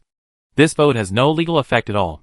De Liang took back his little notebook and said, which ear did you hear me forcing the deans? Are you dissatisfied? Then let's change the way. Those who think that Vice Dean Creek is not qualified to attend the dean level meeting, please raise your hands. This vote only lasts 20 seconds. If you don't raise your hand, it means you want me to leave. Let's start voting. After that, De Liang stood on the chair and overlooked the entire venue, and raised his hand. Under De Liang's glance, The deans also raised their hands one by one. Chapter 250. You come down and I go up. Looking at the raised hands of all the deans of the magic academies below the stage, Creek knew that he was completely screwed here today. He had never been humiliated so much before. And he also realized that this vote was not just about him alone. As the Vice Dean of Saroyan Magic Academy, and the only representative of Saroyan Magic Academy in this meeting, if he was kicked out, it would mean that Saroyan Magic Academy would lose the right to distribute the benefits this time. This is definitely more serious than him being kicked out as the Vice Dean, because the position left vacant after he left will definitely have a replacement. If this replacement has strength and ambition, he can do many things that are detrimental to Saroyan School of Magic. Creek looked at Dalian with red eyes. He stood on his seat, which was separated from the deans of other magic schools. That was the position of a poor student. When isolated, that position would be very isolated. But this position was also the other extreme. When it broke out, it would become another center. Creek is now facing the most difficult moment of his life. If he can't hold on, the loss of Saroyan School of Magic and himself will be immeasurable. I represent Dean Adolf. Creek no longer had the momentum he had at the beginning when he spoke. He brought up the glory of the Saroyan Magic Association and said, "Without the Saroyan Magic Academy, what is the meaning of this meeting? Dean Leon, I hope you don't bring our personal grudges to this occasion. We all know, the deans chose you because of the 4th generation magic potential activation potion in your hand. This vote is a child's farce. Please sit down and don't affect the normal progress of the meeting." De Leon put down his raised hand and said to Creek contemptuously, "Vice Dean Creek, you are so thick-skinned. At this point, you still refuse to leave that position. Okay, I'll take a step back. You can stay here, but as a Vice Dean, you really don't have the qualifications to sit there and let so many deans listen to you. Come down and sit down. Anyway, this meeting can still go on without you." Crick said, "I have the donations from Saroyan Magic Academy to various magic academies." Dalian smiled and said, "I also have the donations from Pure Magic Academy to various magic academies. Come down. The donations from Saroyan Magic Academy are just leftovers. I brought a gold mine to various magic academies. I am more qualified to sit in that position than you." Dalian's sudden revelation aroused great interest among the deans of all magic academies. All magic academies in Saroyan, except Saroyan Magic Academy, are living a tight life. Why do everyone come here to hold a meeting? Why do they have to look at the face of a Vice Dean? Isn't it all for the money distributed at this meeting? But this little money is indeed as Dalian said. It is leaked from Saroyan Magic Academy. It is absolutely impossible to eat enough. At most you can live a little more comfortably in the new semester. Now the new dean of the Pure Magic Academy said that he would give everyone more money. And the emotions of the deans were really mobilized. Money makes you the boss. We had already offended Vice Dean Creek when we voted just now, so we didn't care about offending him again. An elderly dean of the Magic Academy said to Creek, "Crick, Dean Adolf and I have been studying magic together since we were magic apprentices. It is indeed rude of Adolf not to attend such an important meeting today. And you, although you can represent Adolf, you shouldn't sit in that position and let us deans look at you from below. Come down.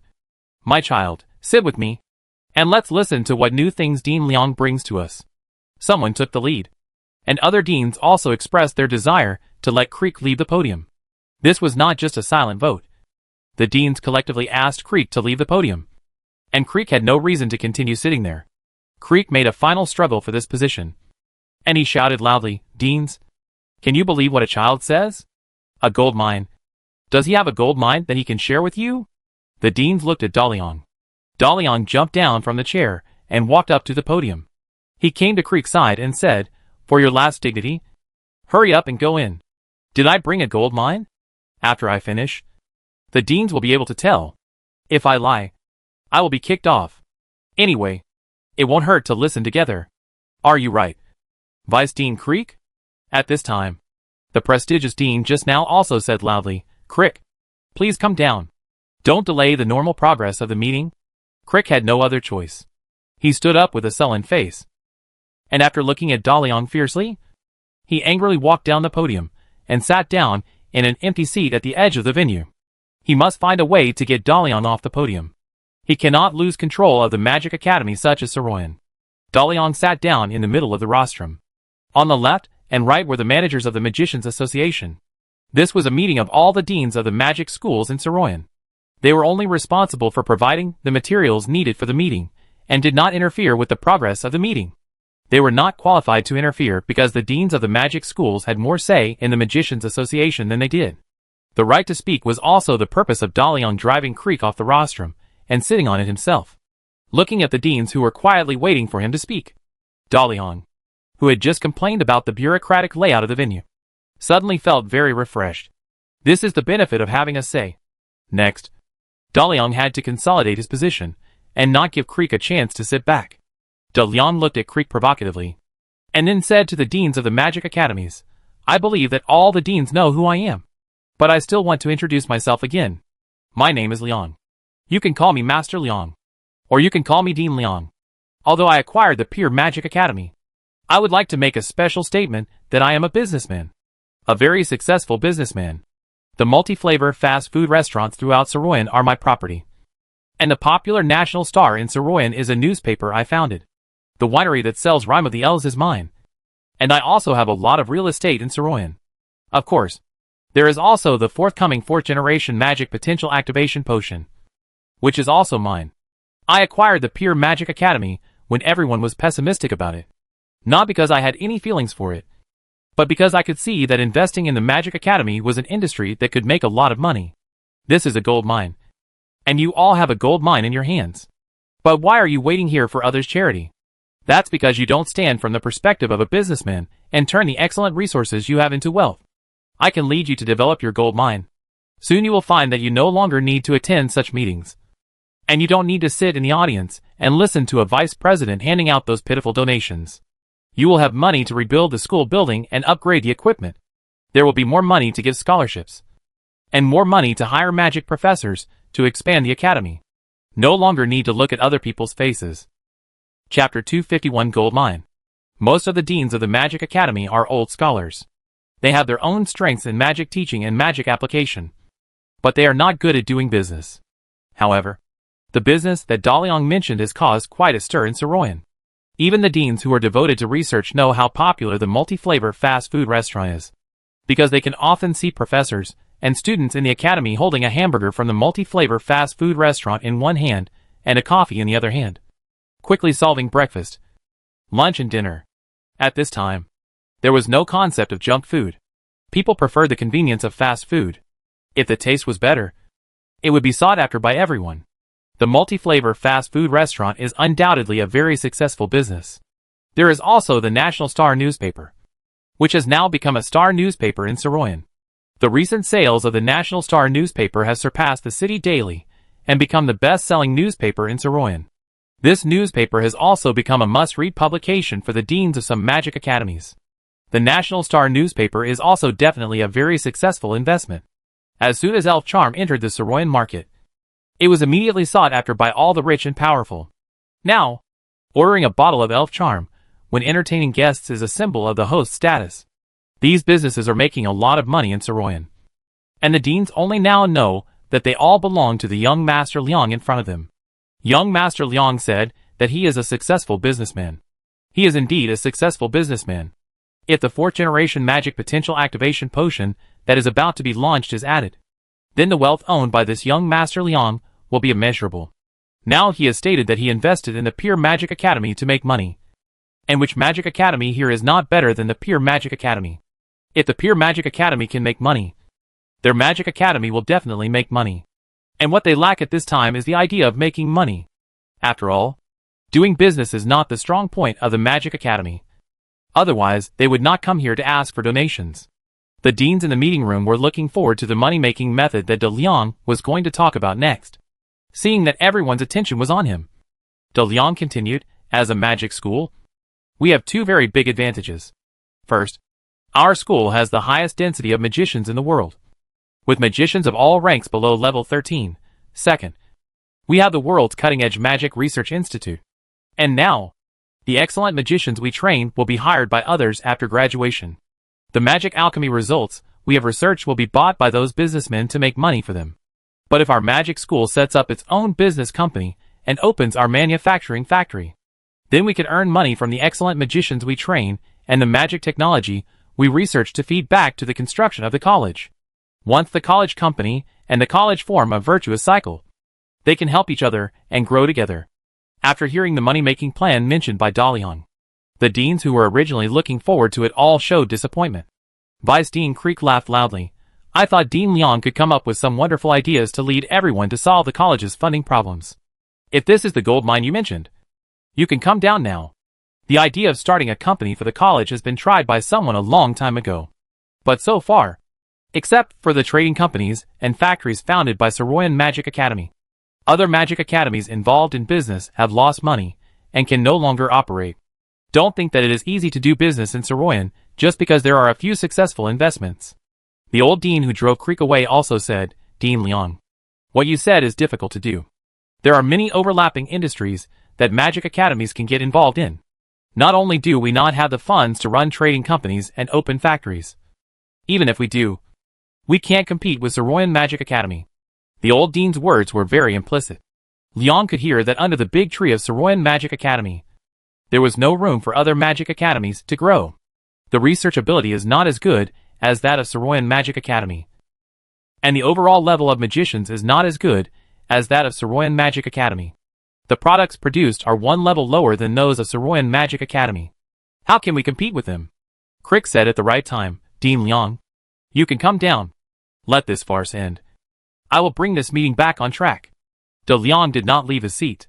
He said to the disappointed deans, if we, a single magic academy, rashly set foot in the Saroyan business market, we will definitely not be able to compete. But if all our magic academies unite and concentrate our strength, then our strength in Saroyan will definitely be an unshakable existence.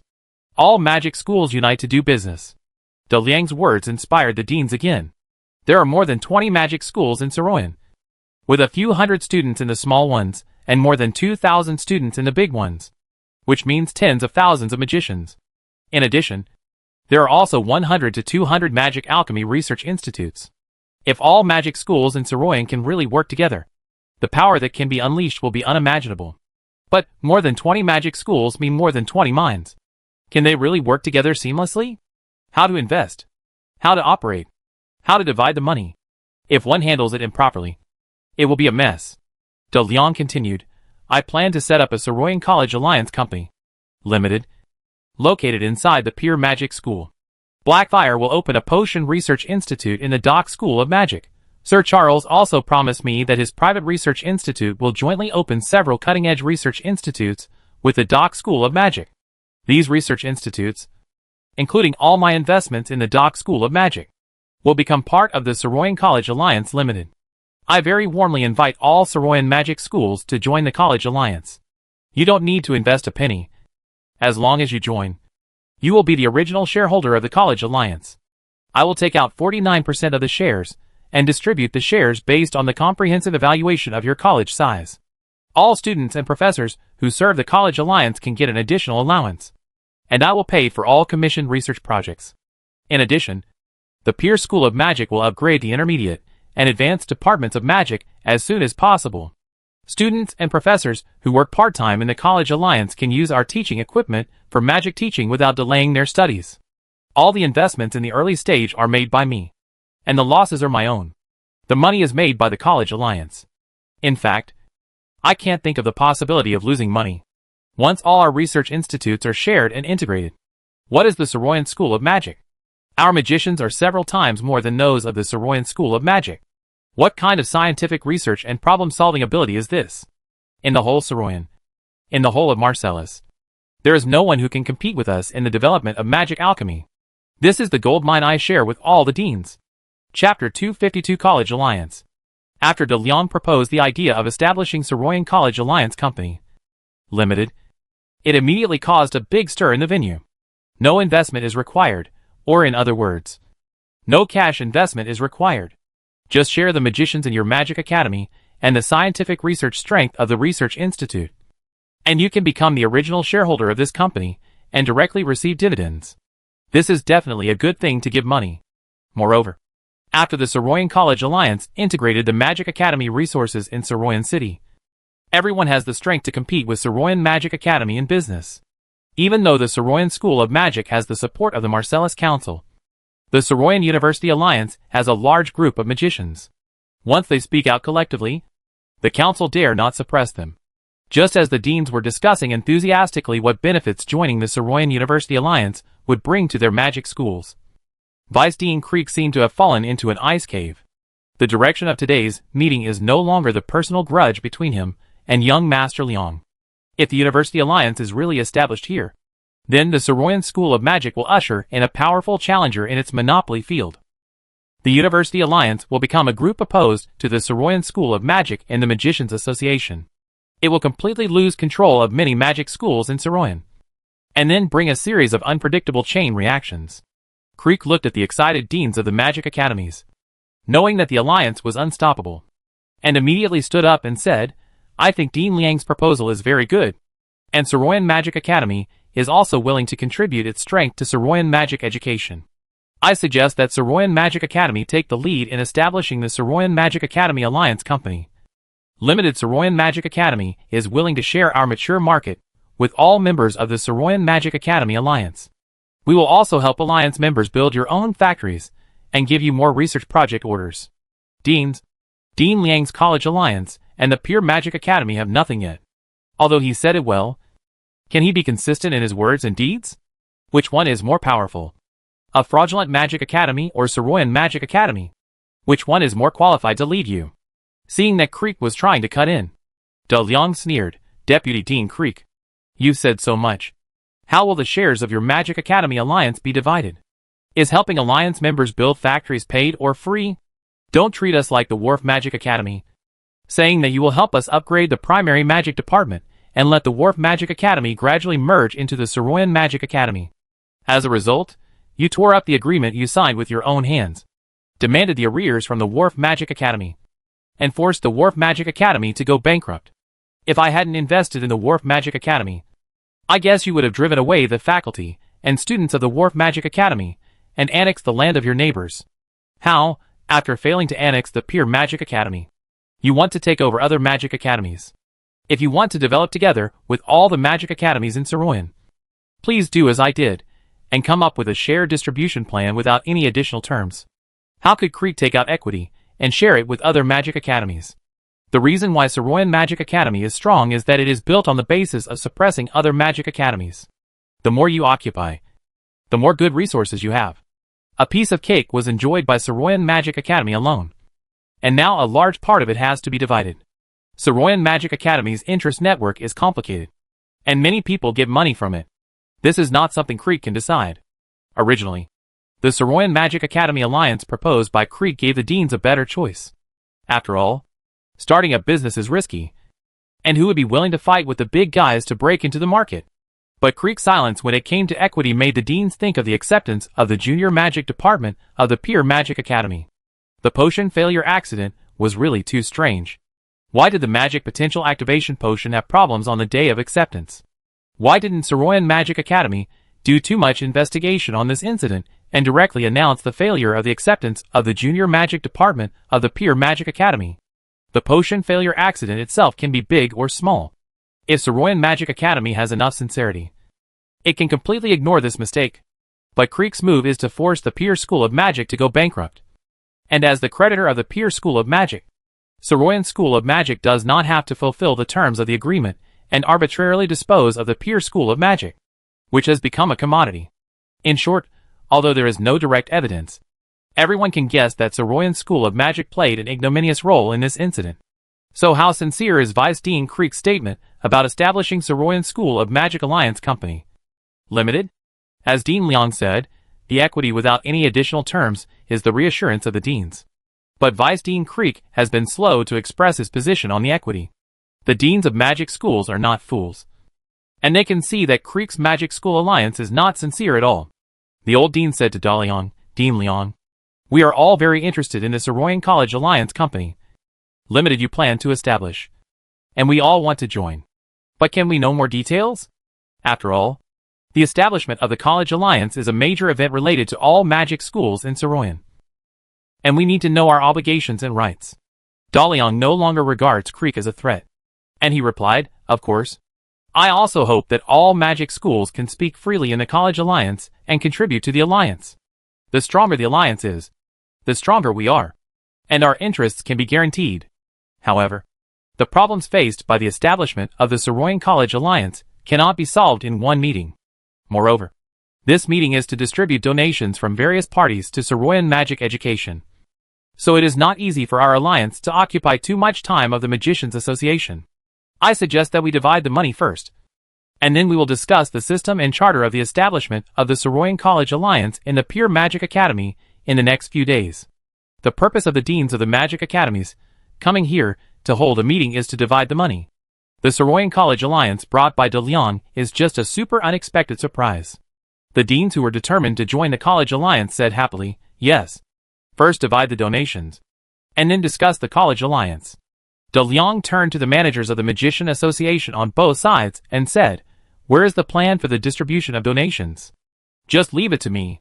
Chapter 253 Earth in the Narrow Universe. The acquisition of the Wharf School of Magic became a stepping stone for De Leon. The dean of the school gave him the qualifications to intervene in the magic education world of Saroyan. Otherwise, how could an outsider establish the Saroyan College Alliance? The successful business investment and the strong funds demonstrated gave the deans of the magic schools confidence in De Leon, hoping that the college alliance could help their magic schools get rid of the difficulties in education funds. Everything went smoothly according to De Leon's idea. In De Leon's plan, the Wharf School of Magic will become the headquarters of the Saroyan College Alliance. And then after the Energy newspaper is officially published, the Wharf School of Magic can rely on its own resources to integrate the research institutions of various magic schools. Those who can work in these magic alchemy research institutes are the best among the middle and senior magicians. They will work in the office area provided by the Pure Magic Academy, and then study in the teaching area provided by the Pure Magic Academy, although they are still students of various magic academies in name. Over time, they become employees of De Leon. Tens of thousands of professional magicians at various stages can allow De Leon to conduct magic alchemy research of different difficulties. The Great Tomb Alchemy Laboratory is only responsible for the most cutting-edge part, and other middle and low-end research projects can be completely delegated to the College Alliance. In this way, a complete, top-down magic alchemy research system is formed. It made up for the weakness of the number of magicians in the Great Tomb Alchemy Laboratory, freeing the energy of the alchemy masters from the tedious low-level research projects. At the same time, De Leon named it Saroyan College Alliance instead of the Magic College Alliance proposed by Creek, because the super technology research group he envisioned was not limited to magic colleges. In addition to magic colleges that teach magic, there are more ordinary schools in this world. Those colleges that focus on natural science and technology are also De Leon's targets for annexation. But those are things for the future. What he needs to do now is to make these magic colleges feel that joining the Saroyan College Alliance is worthwhile. No matter how grand the imagination is, making money is the most important task. In this way, the Saroyan Magician Association held a meeting of the deans of magic academies, and the new semester began on a very ordinary day. While De Leon was busy preparing for the establishment of the College Alliance, he also studied the knowledge of this world seriously, meditated to the maximum extent to absorb magic power and store it in the elemental stone. On the Earth in another space, Kirk woke up from the hibernation capsule after going offline for decades in the game. His body was specially placed in a special medical room by the Scarab Company, and professional personnel monitored his physical indicators 24 hours a day. The planet discovered by their scientific research ship is too valuable, but the crew members are offline once. There is no way to replace them, and Scarab Company can only use the last medical treatment to protect their bodies outside the game. Kirk, who just left the Star World, is extremely weak, both mentally and physically. But as one of the last 3 players, Kirk's offline must bring important news. The staff responsible for monitoring did not dare to delay anything. After checking Kirk's condition, they immediately put him on a wheelchair and pushed him to the office of the chairman of Scarab Company as quickly as possible. A young man with golden hair sat in the chairman's seat. The elderly Kirk looked at the spacious office, which was luxuriously decorated and had a metallic design that was very much in the sci-fi style of the Star Domain world. This was Kirk's first time here. Before boarding the spaceship, he was an ordinary vegetable farmer who had signed a contract with the Scarab Company and boarded a random jump and pioneering spaceship with a good welfare. For the current Earth, the Star Domain world is seen as a recreational game by some people, and as a job by others. When the Earth's technology hit the ceiling and could not break out of the solar system, The magnificent cosmic adventure of the star domain world attracted almost all Earthlings to enter this world. Everyone knows that the star world is a real world, and is defined by scientists as a broad universe. The Earth is now in a place defined as a narrow universe. Just like a certain religious Zen saying, one flower, one world. The Earth has always been in the world of flowers. And if it were not for a certain game, the Earth would not know where it is in the real world. Hero World is a holographic virtual game from more than 2,000 years ago. In a sense, it can also be regarded as a flower world in one flower, one world, a narrow universe created by humans. But one day, this narrow universe was integrated into the broad universe earlier than its creator for some reason. At the same time, due to the particularity of the game, the Earth can peek into the general universe by logging into the game. After entering the general universe, the technology brought by the Earthlings seemed to be unlocked, and there was an explosive development. It took players only a few decades to enter the era of cosmic exploration. And then, the Star Alliance was established and the territory continued to expand. This general universe is defined as the Starfield world. Then the Star Alliance entered 2,000 years of continuous interstellar exploration. Generation after generation of Earthlings shuttled between the universe, explored one star field after another, and developed nearly 1,000 habitable planets. But the technology of the Earth still cannot form a breakthrough. Those things that have been proven to be feasible in the Starfield world are not feasible on Earth. What an embarrassing era. After returning to Earth, Kirk couldn't help but let out a long sigh, and then asked the young man in front of him, when I left on the scientific exploration spacecraft. The chairman of Scarab Company was Mr. Murphy. Now he should have passed away. What should I call you? The blond young man smiled brightly like the sun. The Mr. Murphy you are talking about should be my grandfather. Now the chairman of Scarab Company is me. And my name is also Murphy. Hearing that you came back from Order Star, I turned down all important things, including a big business with the Judgment Group, the founding company of Star Alliance. This is an immeasurable loss for Scarab Company, which is not doing well now. I hope the news you bring is good news that can make me feel better. Kirk has been establishing Scarab Company on Order Star with his companions for decades, and he can't help but develop the bearing of a superior. Facing Mr. Murphy, Kirk was very calm. He replied, I'm sorry to disappoint you. This is probably the last time we take the initiative to go offline, and we won't waste it on a good news. We met a team called Blackfire Company on Order Star, and we suspect that Order Star has been discovered by people from another company.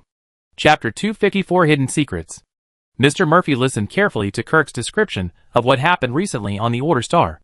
New 4th generation magic potential activation potion, suspected genetic modification technology, and micro-wormhole opening technology. Kirk also focused on all the information he collected about the Blackfire Company and Master Liang. This child named Master Liang seemed to appear out of thin air. Although the registration information of the Saroyan City Hall shows that he is from the Vlamink Empire, the credibility is not high, due to the one-way nature of communication. Kirk told Murphy about the relationship between the Vlamink Empire and the Marcellus province in recent years, and then analyzed, according to the level and rank classification of the Order Star. This Master Liang has an unknown number of 13th level and 14th level strongmen around him, with strength beyond the average level of the Order Star, especially the micro-wormhole opening technology, which should still be just a theory when we leave. Murphy listened carefully to Kirk's narration and analysis, and then couldn't help but fall into a long contemplation. Finally, he pressed a switch on the desk, and an ultra-thin display screen rose from the flat desktop. Murphy tapped the virtual keyboard on the desktop, entered a complex password, and opened a top-secret document to read carefully. I don't know how long it took.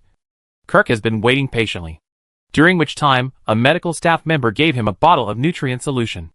After waiting for a long time, Murphy looked away from the screen and looked at Kirk again, saying, in fact, in the past few decades, the company's doubts about you have never stopped, because the magic training materials you sent cannot be explained by any scientific means, and cannot be practiced. Therefore, many people in the company's upper echelon suspect that you have fabricated a non-existent magic civilization in order to receive the company's high special task rewards and benefits. But my grandfather, my father, and now me have been fully promoting the colonization plan of the Order Star, even though it affected many business expansions of the company. We did not deduct a penny from this plan. Do you know what the predecessor of the Star Domain world was? Kirk also knew that his discoveries were a bit absurd. If he had not seen and used magic himself, he would not easily believe in the existence of magic, a completely unscientific force. Mr. Murphy must have his reasons for believing so firmly in the existence of the Order Star. Kirk replied, I believe that most players only know that the hero world is a virtual game. This game is integrated into the general universe and becomes the medium for us to enter the general universe, the initial planet. As for what kind of game the hero world is, it seems that for some reason, it disappeared in history. At least such secrets are not accessible to people like me. Murphy nodded and said, the hero world disappeared in a sudden update without any signs. When it was connected, only a barren game map was left with nothing. Even the game development company lost all control over the game. The players thought that the game data had crashed and all the data was cleared. So they all left the hero world and turned to play other virtual games. Over time, the hero world was forgotten. But not all players left the game. At that time, more than a dozen large game guilds in the hero world organized those players who were still attached to the hero world to use their spare time to build the initial star. These game guilds were the founding companies of the Star Alliance in the future. Then when the Star Alliance's spacecraft entered space, the new star world and endless unknown began to attract more and more people to pay attention to this game. Governments suddenly blocked all news about the star world and the hero world, and all information on the internet was deleted. The games of that era were updated too quickly. In just a few decades, most people didn't know the existence of the hero world and the star world. Coupled with the subsequent hundreds of years of deliberate concealment and information deletion, when the governments of various countries failed to study the star world and decided to make the generalized universe theory public and open the star world to the public, only a very small number of people knew about the information about the hero world. And most of the information was in the hands of the founding company. However, our Scarab Company has also collected some of it one after another. Kirk listened to Mr. Murphy's story and asked, Mr. Murphy, why are you telling me this? Could it be that the secrets of the hero world are related to the Order Star we found? Murphy said, Hero World is a virtual game with magic as its theme. I believe you should feel very familiar with the Order Star. Their writing, civilization, all aspects have a very strong ancient Earth style. This is also the reason why many senior executives in the company doubt you. Because it is very difficult to fabricate a complete civilization out of thin air. If you want to compile a non-existent life planet, you must borrow a lot of our own elements. Kirk replied, yes. When we first arrived at the Order Star, we did find that this civilization had many similarities with our ancient times and legends. We can't explain it. We can only attribute it to coincidences in the development of civilization. But Mr. Murphy, you said that the hero world is a virtual game with magic as its theme. So this Order Star may have been part of the game? You told me this important secret. What do you want me to do for you? Mr. Murphy laughed and praised, seeing you now. I believe more that the Order Star you mentioned is real. You have the same temperament as my grandfather, which is definitely not something a vegetable farmer who makes up lies can show. The hero world did not disappear, but was scattered in the star domain world. The initial star we logged in was also part of the hero world. At the beginning, there were residual resources of the hero world there, but they were all found and divided up by the founding companies of the Star Alliance. These resources, and even heroes, have allowed the founding company to stand firm in the Star Alliance for 2,000 years. And it is also a wealthy family with various privileges on Earth. And if the Order Star is really part of the hero world, then its value is far greater than we imagined. If we get it, we may be able to crack the secret of the hero world's integration into the general universe. And then the Scarab Company can become an existence that surpasses the founding companies. But you bring very bad news. I haven't found any information about the Blackfire Company now. And this should not be their name in the Star Alliance. I don't know their specific strength, but they already know our existence, which is very unfavorable to the Scarab Company. But the other party must not be the founding company. Otherwise, they would have accelerated the construction of the wormhole station and threatened us to evacuate from the Order Star. After the Star Alliance's wormhole station was opened in the star field where the Order Star is located, the company's fleet would not go there immediately to prevent a large-scale interstellar war from exposing the existence of the Order Star. Anyway, even if the wormhole station was opened, it would take a long time for other people in the Star Alliance to explore the Order Star. Blackfire Company certainly wouldn't dare to fight an interstellar war with us, as that would allow the founding company to discover the Order Star. At that time, none of us could reach this planet. We secretly developed the Order Star, and had limited confrontation with the Blackfire Company. You are familiar with the Order Star, and you have fought with the Blackfire Company. So you are responsible for forming the advance team to land on the Order Star. Kirk didn't expect that he would be entrusted with such an important task. He asked, "When will the Star Alliance's wormhole station be opened?" Murphy checked the information on the computer and replied to Kirk, 5 years at the latest. 3 years at the earliest. During this time, you adjust your status, build a new character in the Star Domain world, and adapt to the new technology owned by the company. Micro-wormhole opening technology requires supercomputers to calculate, requires huge energy to start, and the conditions for use are relatively harsh. However, using it at a specific time and place can indeed produce unexpected results. Using micro-wormhole opening technology for special operations is also a very popular tactical idea of the Star Alliance recently, since the Blackfire Company used micro-wormhole opening technology when fighting with you. You should lead the team to familiarize yourself with this tactic. Yes, Mr. Murphy. Chapter 255 Return to the Demon. Murphy issued many instructions to Needham and Eliza, who stayed on the Order Star through interstellar broadcasting. In terms of the attitude towards the Blackfire Company, the Scarab Company must do its utmost to prevent the expansion of its competitors. The failure in the initial direct armed confrontation showed that the Blackfire Company was more technologically advanced than the Scarab Company, which had been staying on the Order Star for decades. They mastered the micro-wormhole opening technology and had a strong team, which were the weaknesses of the Scarab Company. The advantage of the Scarab Company was the sphere of influence it had established on the Order Star, which was the weakness of the Blackfire Company, which had just discovered the Order Star. Using their own strengths to attack the opponent's weaknesses is what Needham and Eliza should do. After the Star Alliance's wormhole station is built and put into use, Kirk will lead the Scarab Company's advanced special forces to arrive at the Order Star, which will make up for the technical disadvantages. And then the Scarab Company will be in a more advantageous position in the fight for the Order Star. During the construction of the Star Alliance's wormhole station, Kirk will use the knowledge he has gained on the Order Star to train the advanced special forces. They will not only fight against the Blackfire Company, but also the indigenous forces on the Order Star. Occupying land and plundering resources is the purpose of the Star Alliance to form an army. At this time, De Leon was also actively accumulating his own strength to deal with the threat from the sky. Soroyan University Alliance Company Limited was established in Soroyan City under his organization. The magic academies of the member universities of the University Alliance began to share research resources, determined to work together to do big things and make big money. De Leon also timely proposed the first joint research project after the establishment of the University Alliance, multi-cylinder piston steam engine. Order Star has not yet discovered oil, and has not yet found a rich reserve of fuel suitable for the research of internal combustion engines. Only various minerals containing magic energy. Therefore, digging deep into the potential of steam engines has become the best choice for researching more powerful engines. Only when the power of the engine, which is the heart, continues to increase, can the knowledge and materials of the whole world circulate quickly. In order to speed up the development of multi-cylinder piston steam engines, De Leon also asked the Great Tomb Alchemy Laboratory to come up with a more efficient magic thermonuclear design that is suitable for the technological level of this world. Then the first issue of Energy newspaper was published. Father Titus's paper on divine power, and Sir Charles's several exclusive research reports on mechanics have added a lot of color to the first issue of Energy newspaper. However, these excellent papers pale in comparison to the principles of magic potential activation potion provided by the Alchemy Laboratory under the Blackfire Company. This paper directly announced the formulas of the first, second, and third generation of magic potential activation potions, and explained in detail the role of each ingredient in the entire magic potential activation.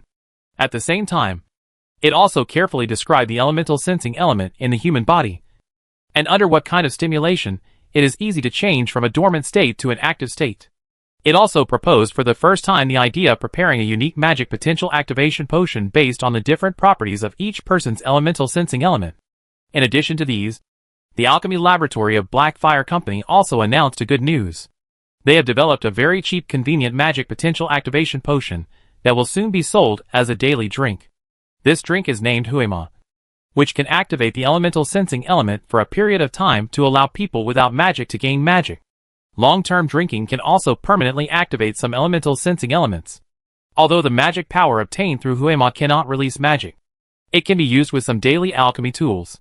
Everyone can obtain magic, which lays the foundation for the widespread application of multi-cylinder piston steam engines under development. What is shocking is that young Master Liang, the boss of Black Fire Company, transferred the production and sales of Huema drinks to the College Alliance free of charge. The high cost of learning magic makes most people in this world have no magic. And no one can refuse magic. When a cheap drink that can make people gain magic power appears, how many people can resist the temptation of spending a few dollars to gain magic power in a short time? Moreover, long-term drinking can also gain magic power permanently, although the magic power is a little less. No one is unwilling to invest in it. This is something that everyone needs. And this is something that only Black Fire Company has. It can be imagined that just a cheap return magic drink can make Black Fire Company a world-class company. Behind the immeasurable wealth, there are also immeasurable political interests.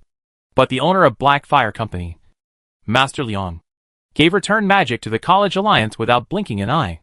Now the dividends from return magic alone are enough to meet all the expenses of these magic academies. The principle of magic potential activation potion made energy news a hot seller. Everyone was looking forward to the launch of return magic. And at the same time, they all envy the magic schools that joined the College Alliance. Now they really embraced a strong thigh and turned their fortunes around in one fell swoop. In order to repay Dean Liang's generosity, all magic schools that joined the College Alliance participated more actively in the establishment of the Alliance. The Pure Magic Academy took out return magic, so they no longer kept it to themselves and provided the best magicians for the research institute established by the Alliance at the Pure Magic Academy. The College Alliance quickly took shape and developed, and Dalian contacted Annie to use the future sales of return magic to apply for another large loan from the Imperial Bank. Daliang's actions during this period made Annie feel a little suffocated. Acquiring the Pure Magic School and blocking the Saroyan Magic School are already very big moves. How come in the blink of an eye, a Saroyan College Alliance popped up? The 4th generation magic potential activation potion is already enough to make a sensation in the world. How come in the blink of an eye, you took out a return to magic? After all, we are allies. If you want to do something or have any good things, can you give me a heads up in advance so that I can prepare in advance? Always making surprise attacks. My heart can't stand it. Arriving at the villa on the Avenue de Élysée, facing de Liang's loan request, Annie couldn't help complaining, Master Liang, you can't think of me when you borrow money and forget me when you make money. The 1 million pounds I gave you at the beginning was my own money. Of course, for the sake of the Empire, the Whitehead family deserves to take this money. I can see that you are doing something big, and on behalf of the Empire, I hope to cooperate with you in an all-round way. I believe in the strength of the Empire, and will definitely help you realize your plan as soon as possible. Chapter 256 Meeting. De Liang sat on the sofa and flipped through various documents about the preparation of the College Alliance. As a leader, he is definitely the busiest person when the organizational structure is first established. Moreover, the College Alliance is not a hobby group, but a benefit group. Although everyone is full of energy and joy now, if hidden dangers are buried in the system and power distribution at the beginning, there will definitely be big problems in the future. Fortunately, in the hero world, a virtual game similar to the second world, Dalian is one of the managers of a large guild. At the same time, he directly leads a combat player group called the Judgment Legion, and takes care of a superpower in the game world composed of dozens of large player guilds, and holds an important position in the Northern Lord Alliance. I have a lot of experience in smoothing things over, and I know what problems this kind of multi-team alliance is most likely to encounter. In this way, De Liang looked at the information from all sides while listening to Miss Annie's complaints.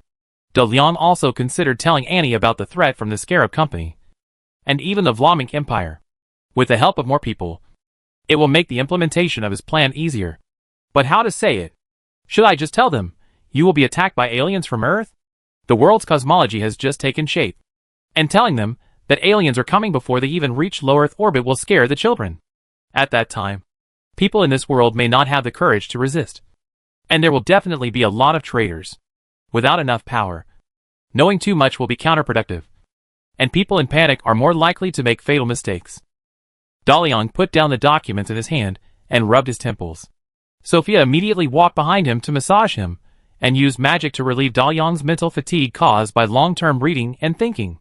Dalian, who has made comprehensive considerations, said to Annie, cooperate with the Vlaminck Empire? I don't have this idea yet. You should know that as a businessman. I don't want to get involved in political disputes too much. But I also cherish the friendship we have established. A few days ago, you said that your father, Marquis Whitehead, wanted to meet me. But I couldn't spare the time because I was organizing the college alliance. Now you can arrange a meeting between me and the Marquis. I can give the exclusive sales rights of the 4th generation magic potential activation potion of Blackfire Company, and the magic recovery drink of the college alliance in forming to the Whitehead family company. Hearing De Liang's promise, Miss Annie immediately became excited. The 4th generation magic potential activation potion and the magic recovery drink that will be launched soon are both strategically significant products.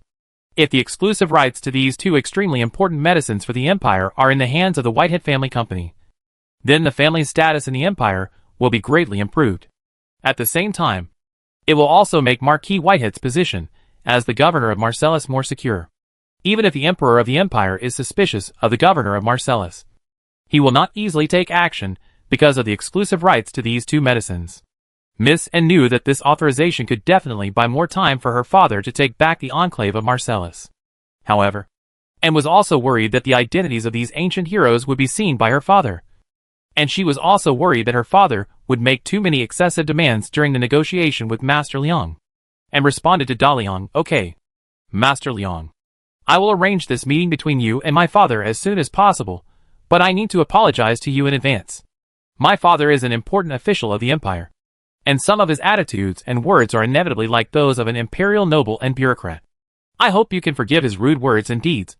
After all, he does not know your noble status." Da Liang said, "No. I believe your father is a very sensible person. The fact that he can wait for me for so long proves that he is patient. I am not a narrow-minded person. You can rest assured that I am very much looking forward to this meeting with the Marquis of Whitehead. And I think the Marquis is also well prepared for this meeting." The demeanor displayed by Da Liang at this time made Anne feel as if she was meeting an emperor. She believed that Master Wei Yang's status in the ancient magic era was also extremely noble. After all, there was an angel loyal to him. And stood up and saluted Da Liang. "Thank you again. It is an honor for the Whitehead family to serve you." After Miss Anne left, Da Liang asked Sophia, "What is the current situation of Father Titus? I have been too busy recently. I wonder how far he has prepared the sect that believes in the devil of destruction." Sophia gently rubbed Da Liang's temples. Her usually cold temperament was as gentle as water at this moment.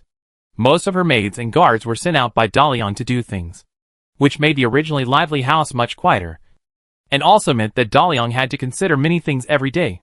As a loyal captain of the valet, Sophia said to Da Liang very softly, "The undead in Fro City are originally the property of your highness. They believe in whatever your highness tells them to believe. So Father Titus's mission in Fro City is very smooth. All the selected undead believers can already feel the power of the devil of destruction. And because of the purity of the undead's faith, the effect is better than expected. However, because the intelligence of low-level undead is really too low, and because Father Titus is not a believer of your highness, therefore, there are some troubles in the development of divine arts." In addition, Father Titus also asked, "How should the sect that believes in the Destroyer be named?" The priest also made his own suggestion, calling it the Temple of Destruction. "I think this name is very good. It can scare your enemies and make everyone fear the Destroyer." "Temple of Destruction?" De Liang whispered it again, and then said disdainfully, "It sounds like an evil sect. But the Destroyer is not evil. We should learn from the Church of the Most Good, and should not make missionary work like self-entertainment. Names and even doctrine should conform to universal values, rather than always being entangled in the opposition between evil and good. Destroyer, who opened the divine plane with his own hands, brought destruction to the old world, but also opened a new chapter for our world. Now Destroyer is the only god in this world. The former main plane. No one knows where the god of light came from. The Lord of Dread represents hell, and hell is our neighbor. Therefore, the priesthood of Destroyer should continue to protect the land he once protected. Destroyer is the patron saint of this world. The power of Destroyer is fire, and fire does not belong to evil or good.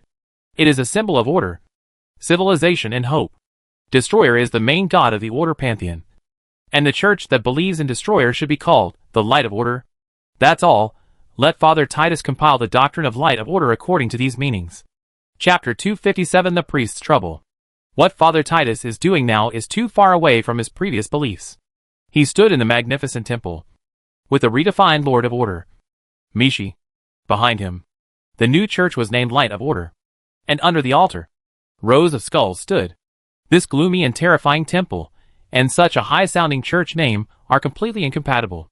Mishi means destruction, and the undead are the mortal enemies of the living. But the Light of Order carries the vitality of the dawn and the sun. This is completely irrelevant. Mishi actually claims to be the patron saint of the world, a lord of hell. The immortal king of the undead wants to protect this world. There is no such thing as flattering yourself like this.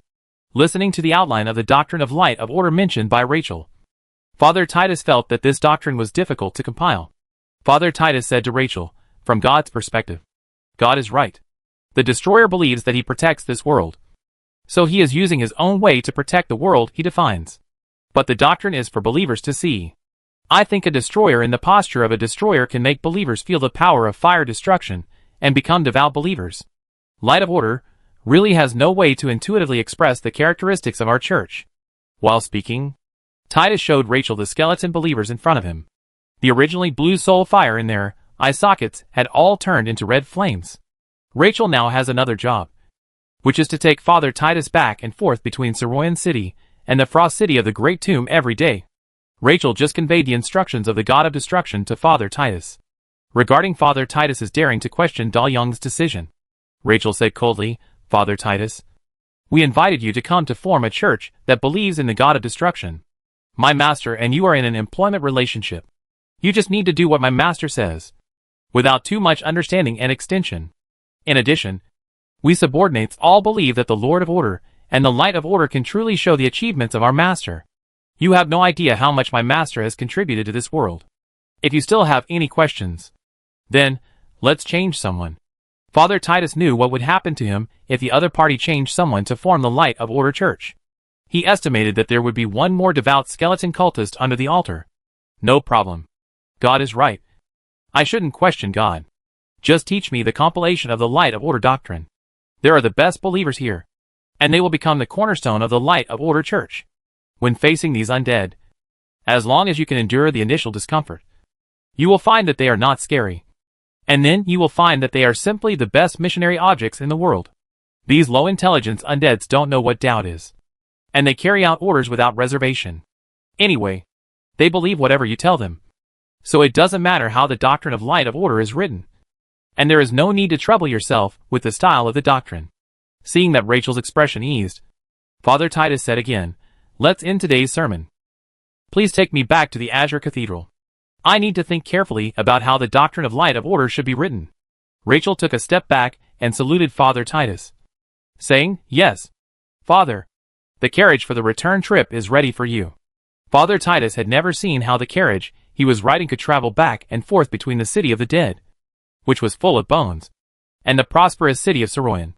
He looked at the road outside, and then his eyes flashed, and there were two completely different scenes, and the noise of the city came into the carriage, and the pedestrians walking on both sides of the road never found a carriage appearing or disappearing beside them. Every time he crossed over, Father Titus was extremely shocked. The power of God really made people want to worship, no matter whether he was a good God or an evil God. What kind of God is Mieshur? As he was thinking, the carriage turned the corner and the magnificent Azure Cathedral appeared before his eyes. In the square of the Azure Cathedral, Father Titus said goodbye to Rachel and walked into the church. He greeted the priests and knights he met as usual, but he felt something strange in their responses.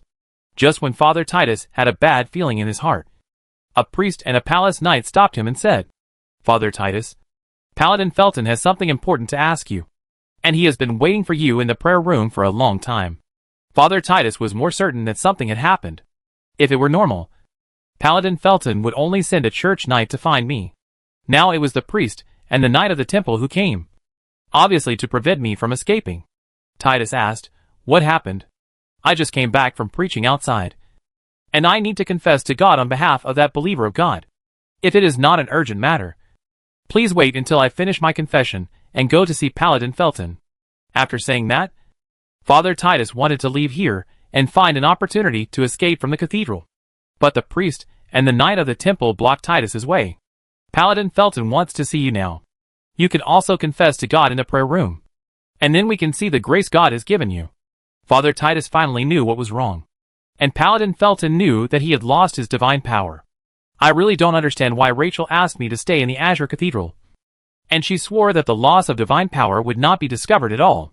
Once the divine power is lost, it is lost. How could it not be discovered?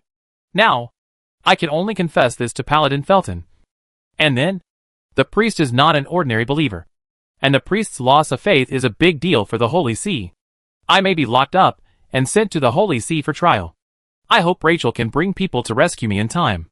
As long as Felton doesn't know that I'm working for the heretical church, I won't be executed immediately.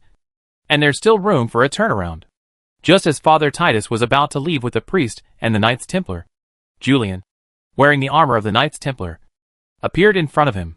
She said, I heard that someone reported that Father Titus had abandoned God and lost God's grace. This is simply the most despicable slander. I believe that God has been watching Father Titus, and God's grace has not left him. Father, I will accompany you to prove to Paladin Felton that God's light is still shining on you. Under this situation, Julian still supported himself so much, which made Father Titus grateful. But he always felt that there seemed to be another meaning in Julian's words. Which God is it? Chapter 258 God sighed. Father Titus looked at Julian. This woman, whom he personally recruited into the Church of the Most Good, had an impeccable appearance. Her golden hair had a sacred sheen, and her eyes seemed to be looking down upon all living things, making it impossible for anyone to have any blasphemous thoughts about her. She was so perfect that she seemed to not exist in this mortal world. In comparison, the other knights of the palace were like the stars facing the bright moon in front of her, becoming a foil to her existence. This also made the other knights of the palace respect this newcomer, who had just joined the Azure Cathedral very much. Her majestic and sacred temperament meant that she was more favored by the God of Light than others. And it was only a matter of time before she realized that the Archangel had descended and became a paladin. Or maybe one day, she will realize the coming of the highest level holy angel and become a divine knight. How could such a person be related to the Destroyer? Father Titus couldn't help but shake his head to get rid of this absurd idea. Knight Julian supported him so much. It must be because he was her guide to join the Church of the Most Good. When the truth is revealed, she will have a different attitude towards him. Thank you, Knight Julian, for your trust in me. But just when Father Titus was about to reveal to Julian that he had betrayed the God of Light, he suddenly felt a surge of divine energy suddenly rushing into his body. The properties of this energy are almost the same as the power of the God of Light. If you can't feel it yourself, you can't even tell the difference between the two. What happened?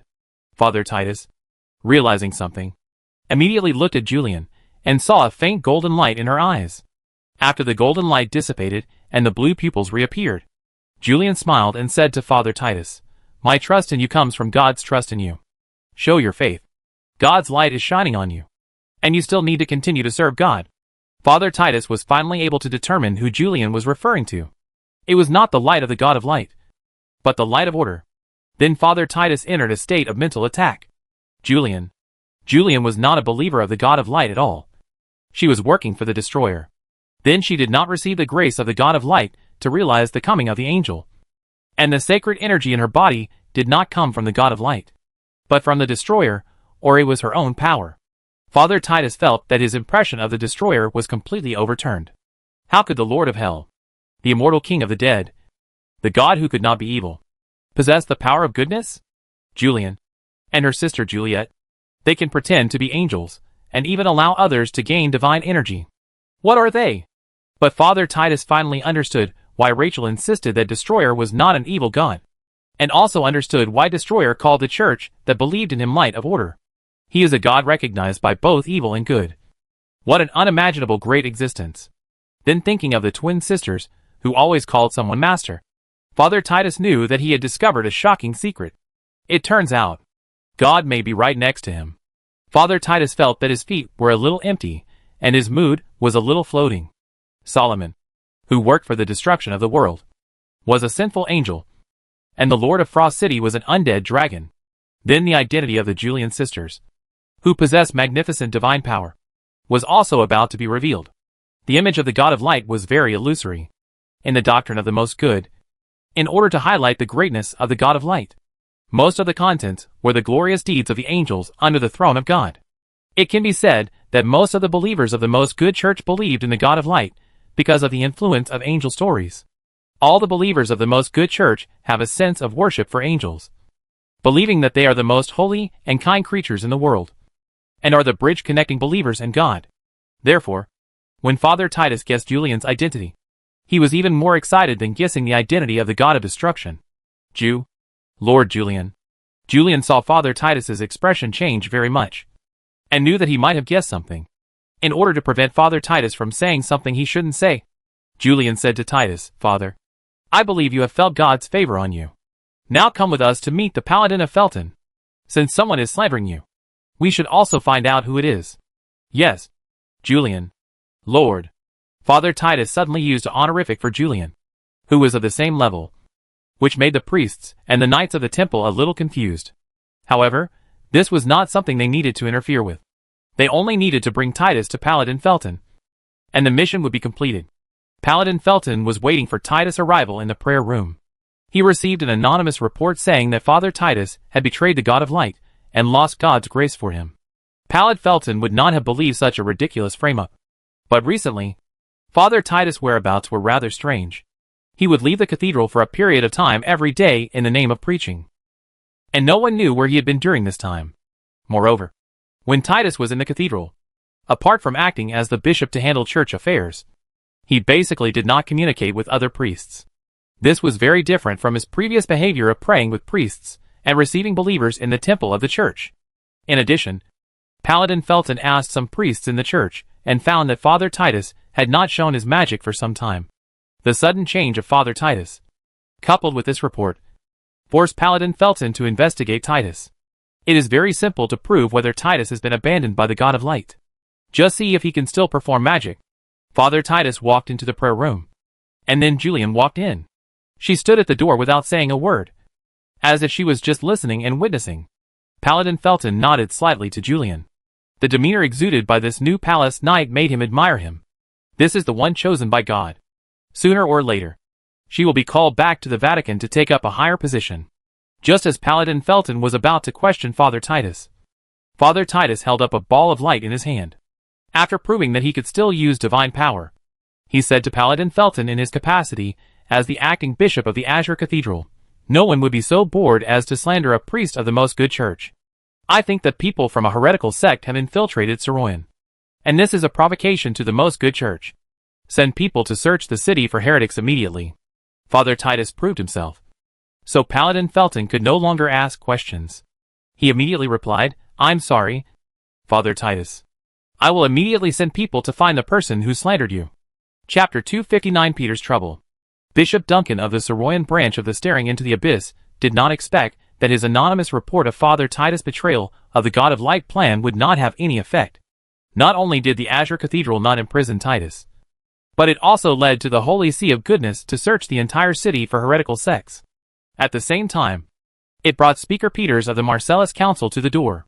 Peters, who was huddled in a windbreaker and felt hat, walked into the secret church of Staring into the Abyss, and accused Duncan with red eyes. "Why didn't you inform me in advance and go to provoke the Azure Cathedral? Do you know that I haven't slept for several days because of all the bad news? Father Titus is now the acting bishop of the Azure Cathedral. We have leverage over him, so we can make him do things for us at critical moments. It would be of no benefit to us to bring him down. And you didn't bring him down, but instead exposed your existence. The Knights of the Church of the Supreme Good are looking for you everywhere. If you continue to act on your own, our cooperation will end. The biggest thing in Soroyan City recently is the establishment of the Soroyan College Alliance and the emergence of the Huema drink. There is now a small amount of Huema available in Soroyan City. It is packaged in a thin glass bottle with a slightly sweet taste. Even if it has no other effects, it is still a good drink. Peters tried returning magic, and as reported in the Energy News, it can indeed temporarily increase magic power if the new 4th generation magic potential activation potion is added. Peters has realized that a huge business monster is about to grow in Soroyan. However, this business monster is not controlled by the Parliament, but will instead encroach on the Parliament's huge interests. Soroyan Magic Academy has basically been controlled by the Parliament. The industries operated by Soroyan Magic Academy are inextricably linked to the Parliament. providing the Parliament with funds that are not on the account. The College Alliance is coming with great momentum, which is bound to have an impact on the high-end business field monopolized by Saroyan Magic Academy. What worries Peters even more is that young Master Liang, who acquired the Pure Magic Academy, formed the College Alliance, and owned the Blackfire Company, has a very strong imperial background. This may be a capital tycoon released by the Empire to completely control Marcellus. And the Marcellus Parliament basically has no means of counterattack in this field. In the past few days, Peters has been in secret contact with the Scarab Company. He hopes that the Scarab Company can limit the development of the Blackfire Company in the business field, while the Scarab Company hopes that Marcellus can immediately arm itself for independence. To this end, the Scarab Company can provide the Marcellus Parliament with a huge amount of free assistance, including funds, weapons, and war materials. But war is a deterrent to the Empire for Peters. He can clamor for war everywhere, but he will not take the step as long as there is room for easing. The negotiations with the Scarab Company are very difficult. Before Peters can deal with this super company, the Church of Gazing into the Abyss has provoked the Holy See again. Father Titus can definitely play an unexpected role at a critical moment. Duncan now knows that he made a wrong move. But in the face of Peters' accusations, he defended, "I admit that I was a little impatient to avenge Lamisia. However, it is this mistake of mine that will prevent you from making a wrong decision on the issue of Titus again. We all thought that Titus had lost his power. But in fact, the God of Light has not abandoned him. If you use fate to threaten him again in the future, he will suspect that you took away his nightmares." In the dim church, two nightmares stood on both sides of the altar. Peters looked at the statue of Urgus above his head and calmed himself down. "I admit that you are right. I don't know how Titus can still have these two nightmares while believing in the God of Light. Therefore, don't provoke Titus without notifying me in the future, and focus on developing your believers and our cooperation. Do you know the College Alliance recently established by Saroyan? There is also the Blackfire Company that developed a new 4th-generation magic potential activation potion and a magic recovery drink. Behind them is a man named Master Liang. Mobilize your people to investigate Master Liang and the Blackfire Company behind him, and kill him if you have the chance." "Assassinate Master Liang?" Duncan said. "This is not an easy task. One of his subordinates killed Harris of the Scarab Company. The hidden strength of the Blackfire Company is very strong, and this task will cost us a heavy price. What are you going to use to compensate us?" Speaker Peters straightened his braided silver hair, put on his felt hat, lowered the brim, and raised the high collar of his windbreaker before saying, "You can talk to me peacefully now, instead of being chased by the hounds of the Holy See like a rabbit. This is my greatest compensation to you. I will ask the Saroyan City Hall to ask the Azure Cathedral to reduce the number of church knights searching for heretics in the city. As long as you behave yourself during this period, you will not be found by them. I know you have a lot of weird spiritual spells. It's just killing a child, not his subordinate who killed Harris. It shouldn't be difficult for you." Duncan saw that he could not ask for more benefits from Peters, so he said, "Okay, leave this matter to us." Peters quietly left, and Duncan prayed silently to the statue of Urgus. At this time, a member of the church said to Duncan, "My Lord Bishop, Speaker Peters has walked out of the bar. Who do you plan to send to carry out this assassination mission?" After reciting the prayer, Duncan replied after a while, "If that young Master Liang is easy to assassinate, do you think Peters will look for us?" "Bishop, what do you mean? The Blackfire Company killed a branch president of the Scarab Company. Did you see any response from the Scarab Company?" The believer replied, "It seems that Scarab Company has not responded so far. No response is the biggest response. Scarab Company must have fought back, but it was as if nothing had happened. This Blackfire Company is very complicated. Returning magic is not something that can be developed casually.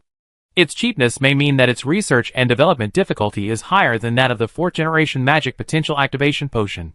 Such a company that has the ability to compete head-on with Scarab Company cannot be easily provoked. Peters knows very well that he wants to use us to test Blackfire Company." The believer asked, "Then we won't take this task?" Duncan said, "No. If we want to gain a foothold in Saroyan, we still need Peters. The assassination must be carried out. But it is not our people who will do it. I have a suitable candidate who can easily approach that young Master Liang." Chapter 260 Preparing for Counterattack. De Liang didn't know that he had become the target of the Parliament's assassination. At this time, he was facing a part of a triangular aircraft. It was about 10 meters long, with a neat cut surface on the edge. And the components and dense pipelines inside could be clearly distinguished. The fully enclosed body, without a cockpit, should be a drone. De Liang made a rough judgment. At this time, the half of the drone wreckage was placed in the confinement space specially built in the Great Tomb Alchemy Laboratory. After the distortion and dislocation of the space encryption, even if the drone was still sending signals to the outside world, there was no way to break through the space barrier and the soil layer of more than 1 kilometer to transmit. The silver-gray drone body showed familiar letters and numbers. The same logos, models, and places of origin were also found on the mass-produced components and pipelines inside. Now it has further proved De Liang's guess that Scarab Company has a very close relationship with the Earth. After circling the drone, De Liang asked Juliet standing beside him, "Has the other part been recovered?" Juliet said to take credit, "I waited so many days to come back, waiting for the salvage personnel sent by the other party, and then followed their ship to an island somewhere. But that island seemed to be just a pharmaceutical production factory of Scarab Company. The people there only received orders from the headquarters, and did not know what they salvaged. Then, the other half of this drone was placed in a warehouse and left alone. I didn't find the location of the Scarab Corporation headquarters there. They seemed to guess that we could track that half of the drone." De Liang used Nicole's jump, and an arc of electricity was thrown out. He teleported to the drone body, feeling the texture of the metal under his feet, and couldn't help but sigh at the greatness of technology. He said to Juliet, "The other party is very cautious. You can find and shoot down their drones, making them realize that we have the means to track them in reverse. And the part of the wreckage we took away may also remind the other party. Now the other party is in the dark, and we are in the light. The College Alliance is just being built, and we should not focus on guarding against the destruction of the Scarab Company. Since the other party has actively attacked us twice, we will fight back once. Destroy the Scarab Company's pharmaceutical factory. Let them know that I am not easy to mess with, and force them to send people to negotiate." Hearing the fight, Juliet disappeared from the spot in an instant, and then walked out of the subspace beside De Liang. She excitedly stomped on the drone body with the heel of her boots, and said to De Liang, "Your Highness, you promised me that after finding this thing, you would let me fight the Scarab Company first. I have scouted that island, and there is no one who can fight.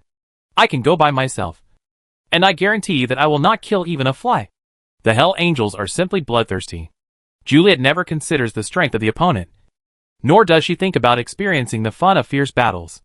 In order to calm her rising murderous intention, she will happily kill a skeleton, and will not feel ashamed because she is a 15th level creature killing a 1st level skeleton.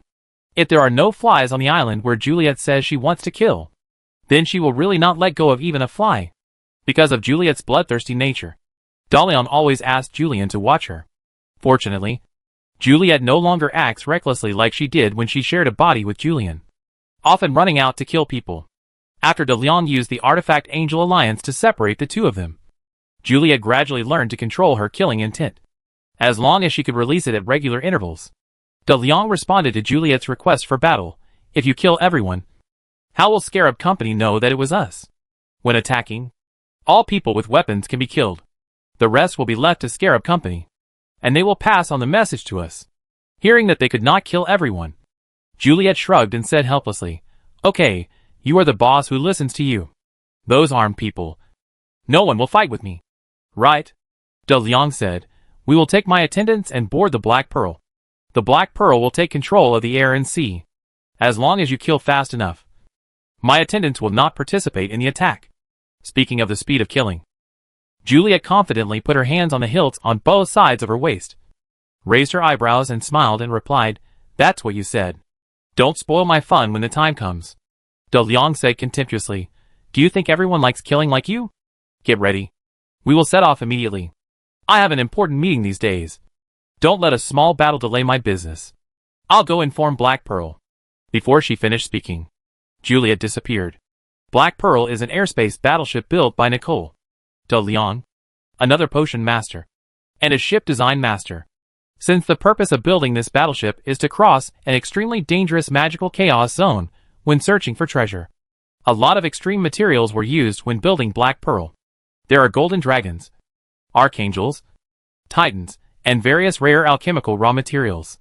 In order to maximize the function of these building materials for Black Pearl, Master Nicole even separated a part of her soul and cultivated the soul of Black Pearl, making her a special constructed creature. Black Pearl, Level 14 Construct. Level 5 Space Battleship, Legendary. Total carrying capacity, 2,000. Maximum weapons, 44 gun positions. 22 crossbow positions. Turning force, 120 on the surface. 90 underwater. 360 in the air. Propulsion, 100 on the surface. 75 underwater. 300 in the air. Standard sailors, 300. Required sailors, 75. Maximum sailors, 600. Warship equipment. Golden Dragon King figurehead, ship speed plus 10. Steering plus 8. Gun power plus 38. Skill, smoke. 44 alchemical iron smoothbore cannons. Can fire 28-pound shells. 40 broadside cannons. 4 bow cannons. Note: use the attached alchemical equipment to load and fire underwater, and from a top-down perspective. Active sludge monster armor. Defense plus 20. Ship speed plus 10. Skill, filling. Angel feather sail. Surface ship speed plus 30. Airship speed plus 70. Skill, tailwind. The wind direction of the sail is always tailwind. Thunder mast. Reduce ship damage by 30% in stormy weather. Skill, Titan thunder, lightning attack. Stern magic amplifier device. 75% effect enhancement. Advanced magic forbidden device. Can resist magic attacks below level 5. Ship skill, armor piercing. Cannonball penetration effect increased by 50%. Afterburner, speed increased by 50%. Flagship skill, Overlord, for all warships with Black Pearl as the flagship. The destructive power of artillery on the hull is increased by 20%. Black Pearl, warship hero unit, level 75. Attack, 358. Defense, 359. Intelligence, 344. Knowledge, 349. Hero specialty, Crazy Destroyer. When the damage value of Black Pearl's attack reaches 10,000, you can choose to enter a 30-minute crazy destruction state. The shells produce high-power explosions, splashes, and burning effects. Hero's specialty, Master Navigation, Master Water Magic, Advanced Alchemy, Advanced Air Magic, Advanced Earth Magic, Advanced Artillery, Skill/Magic, Healing, Magic Arrows, Titan Thunder, Mirror Image, Hit the Target, Attack Acceleration. This is the Black Pearl, and also the attribute panel of Black Pearl. Usually, she is a greedy little lowly, but once she gets angry, she is the little overlord of the sky.